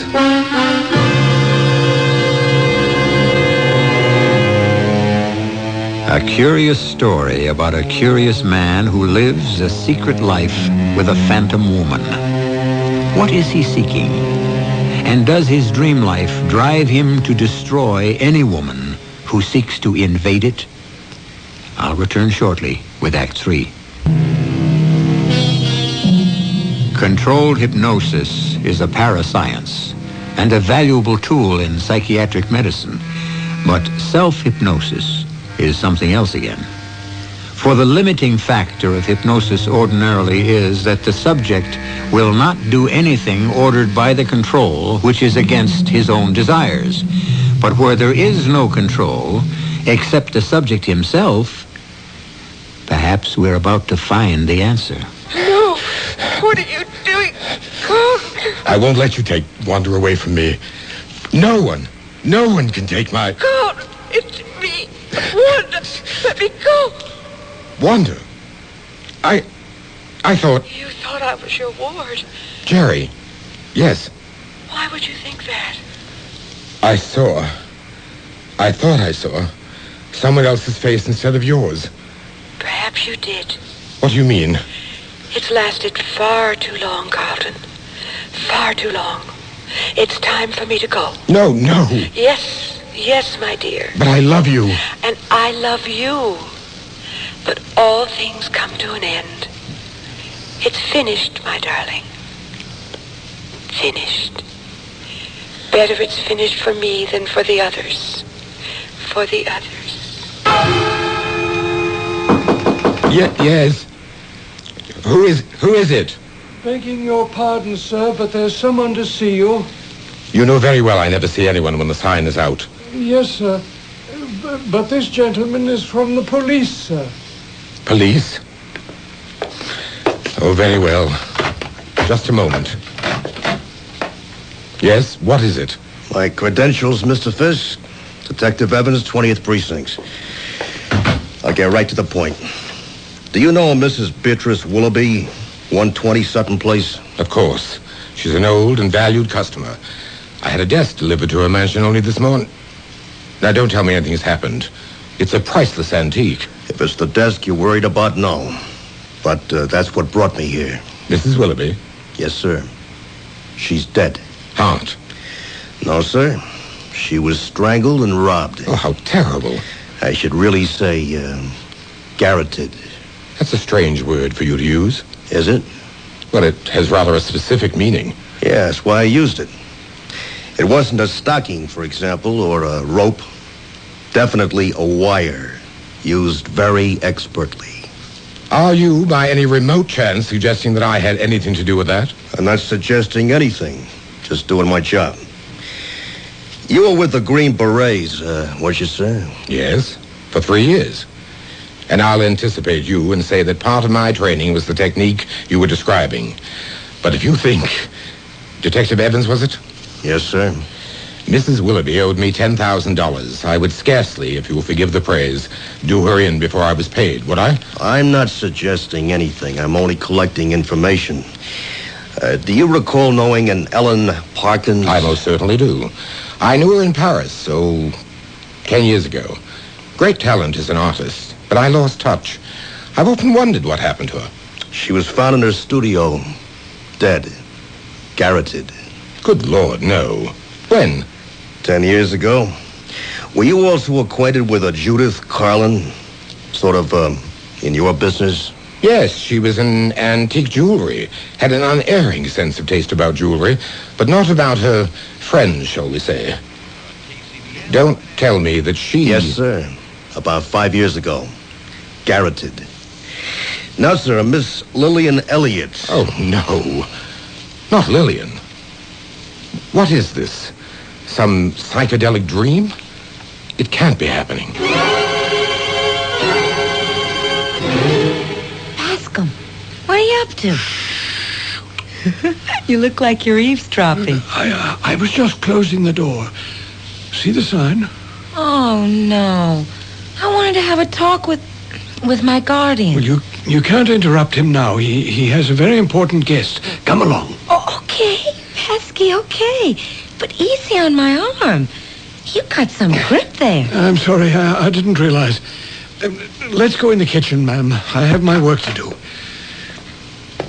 Well, let me help a little. No, there's nothing for you to do. Well, there's a whole lot for me to do. I've decided to be a permanent guest. That is, as long as I'm allowed to be permanent. Just what do you mean by that, Miss Jerry? Well, look. You really love Carl. I mean, my guardian, don't you? We've been through a lot together, he and I. Yes, Miss Jerry. I love him like the son I never had. I'd do anything for him. Well, that's the way I feel. Oh, I know it'll seem silly to you, except... Well, maybe you're the only person in my whole life who could understand. You see, my mother was a drunk. My father was a deadbeat. So I had to develop a shell hard enough so I didn't curl up and die. But I don't need that anymore. I love him. And not like an uncle. Like a woman. But you're only 7. Age is relative. If I'd let my parents shape my life, I'd be 117 going on 18. Age doesn't mean anything anymore. Oh, Juliet was 16. Charlie Chaplin, he's about 90. Casals, Picasso. A man is a man as long as he wants to be. And Bas, I'm in love. I love him just as much as you. We're the same. No, not quite. You said I had a strong grip. Well, that's because I've been conditioned all my life. I was a commando during World War II. Special Service Force in Korea, then Vietnam. That's where I met Mr. Fisk. He's like a son to me, as I told you, and I protect him even with my life. You don't think I feel the same? I'd like to say something, if I may. Perhaps it would be safer for us all if you get out of the Master's life right away. For a long time after the police officer left, I lay sunk in my chair, my mind a kaleidoscope of the past. He had forced nothing. I had admitted nothing. But he had shaken me. I went to the armoire and unlocked it. There was the leaden green bottle with its final few magic drops to seek Wanda again. Then I opened another compartment. Within it were the tools of death I had never been able to throw away. The most prominent and of focal interest for the moment was the wire garrote with its handholds that, to the best of my belief, had been shut away since my last patrol. Holding it, my hands were shaking and my stomach was ice. Had I? Was it possible, under self-hypnosis, that I had used it against the women who proved less than perfect? I might have believed that, except for poor dear Mrs. Willoughby. I had a sudden urge for air, to breathe, to walk, to think outdoors. Carelessly, I thrust things away, pushed the armoire door shut without locking it, and left.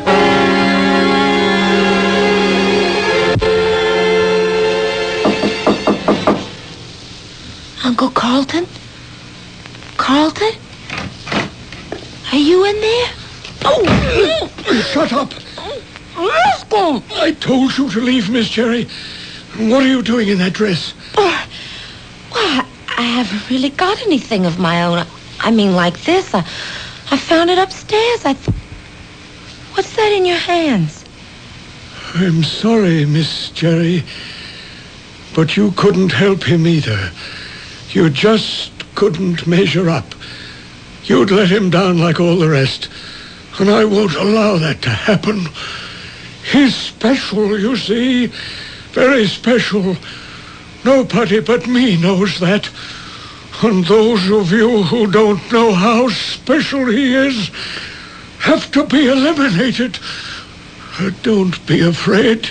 It doesn't really hurt, and it's only for a moment. No, Bascom, you're crazy. Hold it, Bascom. The garrote. You. Only because of you, Carlton. You mean Judith, Ellen, Lillian? They let you down. I never did. But Beatrice Willoughby, why poor Mrs. Willoughby? That was an accident.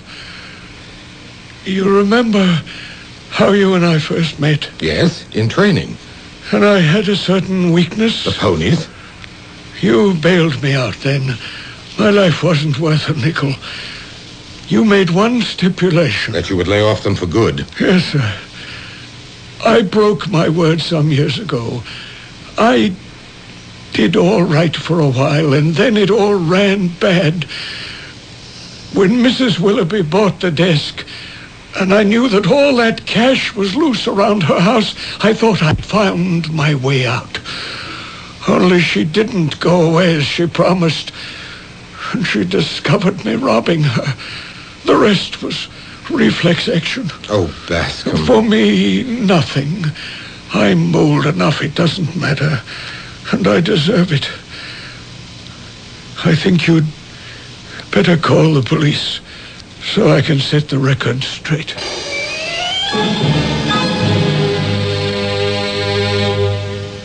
Fizz, Yes, Gertrude. are we doing the right thing? I can't answer that. Once I wanted to be a Pygmalion to your Galatea. I wanted to mold and change you. Oh, that's okay with me. Except that it backfired. You changed me. You took 10 years off my age, which still makes me 35, but that makes me young enough. Well, considering I was the oldest 17-year-old you ever knew. From ward to wife. It's quite a jump. Well, if you don't risk the big ones, you don't end up a winner. A strange twist, but a nice one. Two lost souls found each other, and a life that could have been denied them so easily. And Bascom, for whom there are no excuses, died while awaiting trial from a sudden massive heart attack. The best and kindest thing he could do for both Carlton and Jerry. Their backgrounds alone were enough to make a human relationship a problem without the complication of Bascom's misguided help. I'll be back shortly.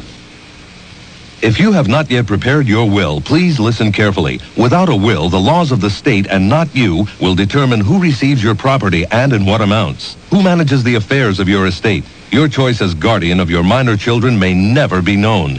Your loved ones could face unnecessary legal costs and needless court delays. Now, for only $12.95, you can make your own will quickly and safely with the American Will Kit. You'll receive simple fill-in-the-blank will forms with easy-to-follow directions. The forms were prepared by lawyers to be valid in all 50 states. Order now, and you'll also receive free of charge our easy-reading personal protection guide, giving you important tips and special information that can save you money. Now is the time to take advantage of this special mail order opportunity. To order, call toll-free 1-800-542-1212. Only $12.95 plus shipping. That's 1-800-542-1212. Money back if not satisfied. Call now, 1-800-542-1212. Only one long-distance company offers so many ways to save 24 hours a day.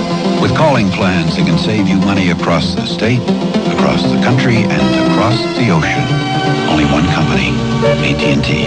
Our reach-out plans fit the way you call with all the service and quality of AT&T.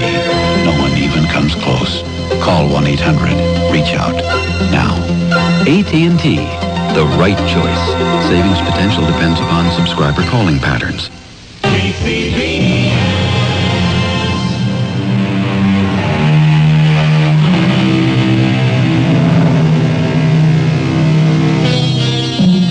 Just a glance at the long view for people who agonize over age gaps or any other fancied objection to a long-term relationship or a marriage. As life, or fate as you prefer to believe, arranged it, it was actually Jerry who died before Carlton. But not before they had had over 30 full years between them. The Lord giveth and taketh away, but if you believe in him hard enough, the odds are on your side.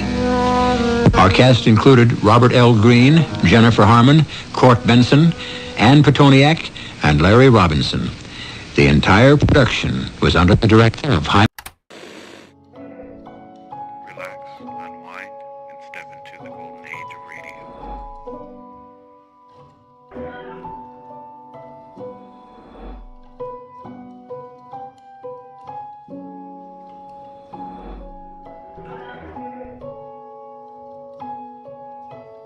You're now listening to Golden Radio Hour.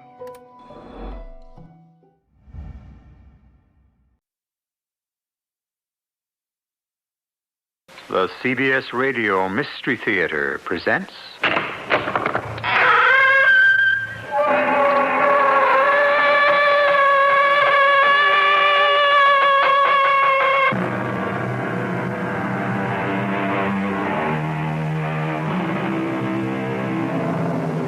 Come in. Welcome. I'm E.G. Marshall. What lovers say to each other should be written on the wind and in running water. For love talk flows smoothly and flows freely. Most people are experienced enough to take it all with a wink or a grain of salt. However, here and there, now and then, you find someone who takes it seriously.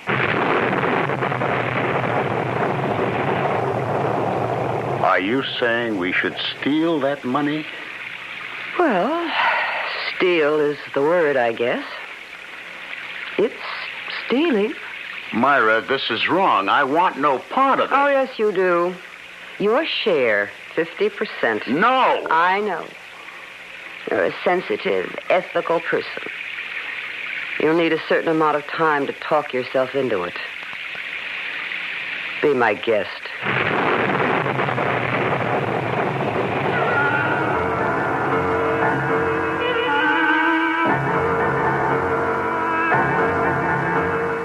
Our mystery drama, The Blood Red Wine, was written especially for the Mystery Theater by Sam Dan and stars Joan Lovejoy and Ralph Bell.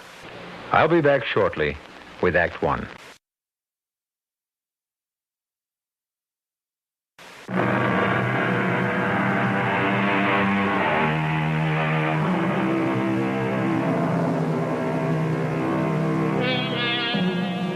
Grow old along with me. The best is yet to be, the last of life, for which the first was made. One hesitates to take issue with that beautiful poetic sentiment of Mr. Browning, but growing old these days can present a multitude of problems, especially in a youth-oriented society. And then, of course, the fact remains that most young fools grow into old fools.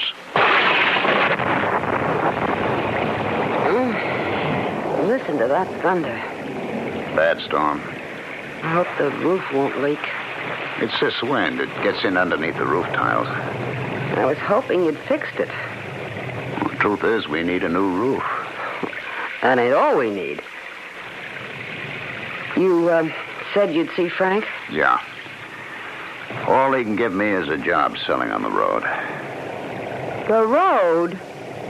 Now, if you think you're going to leave me to be all alone... Myra, I don't have too many options. You mean he's got nothing else? Nothing else I can do. Look, Myra, I belong on the road. Then why did we buy this old farmhouse? Well, I thought maybe I could paint. Yeah. It turns out I'm all right, but not good enough. Okay. So what happens now? I go back to doing the only thing I'm really good at. At 52, it's back to the road, huh?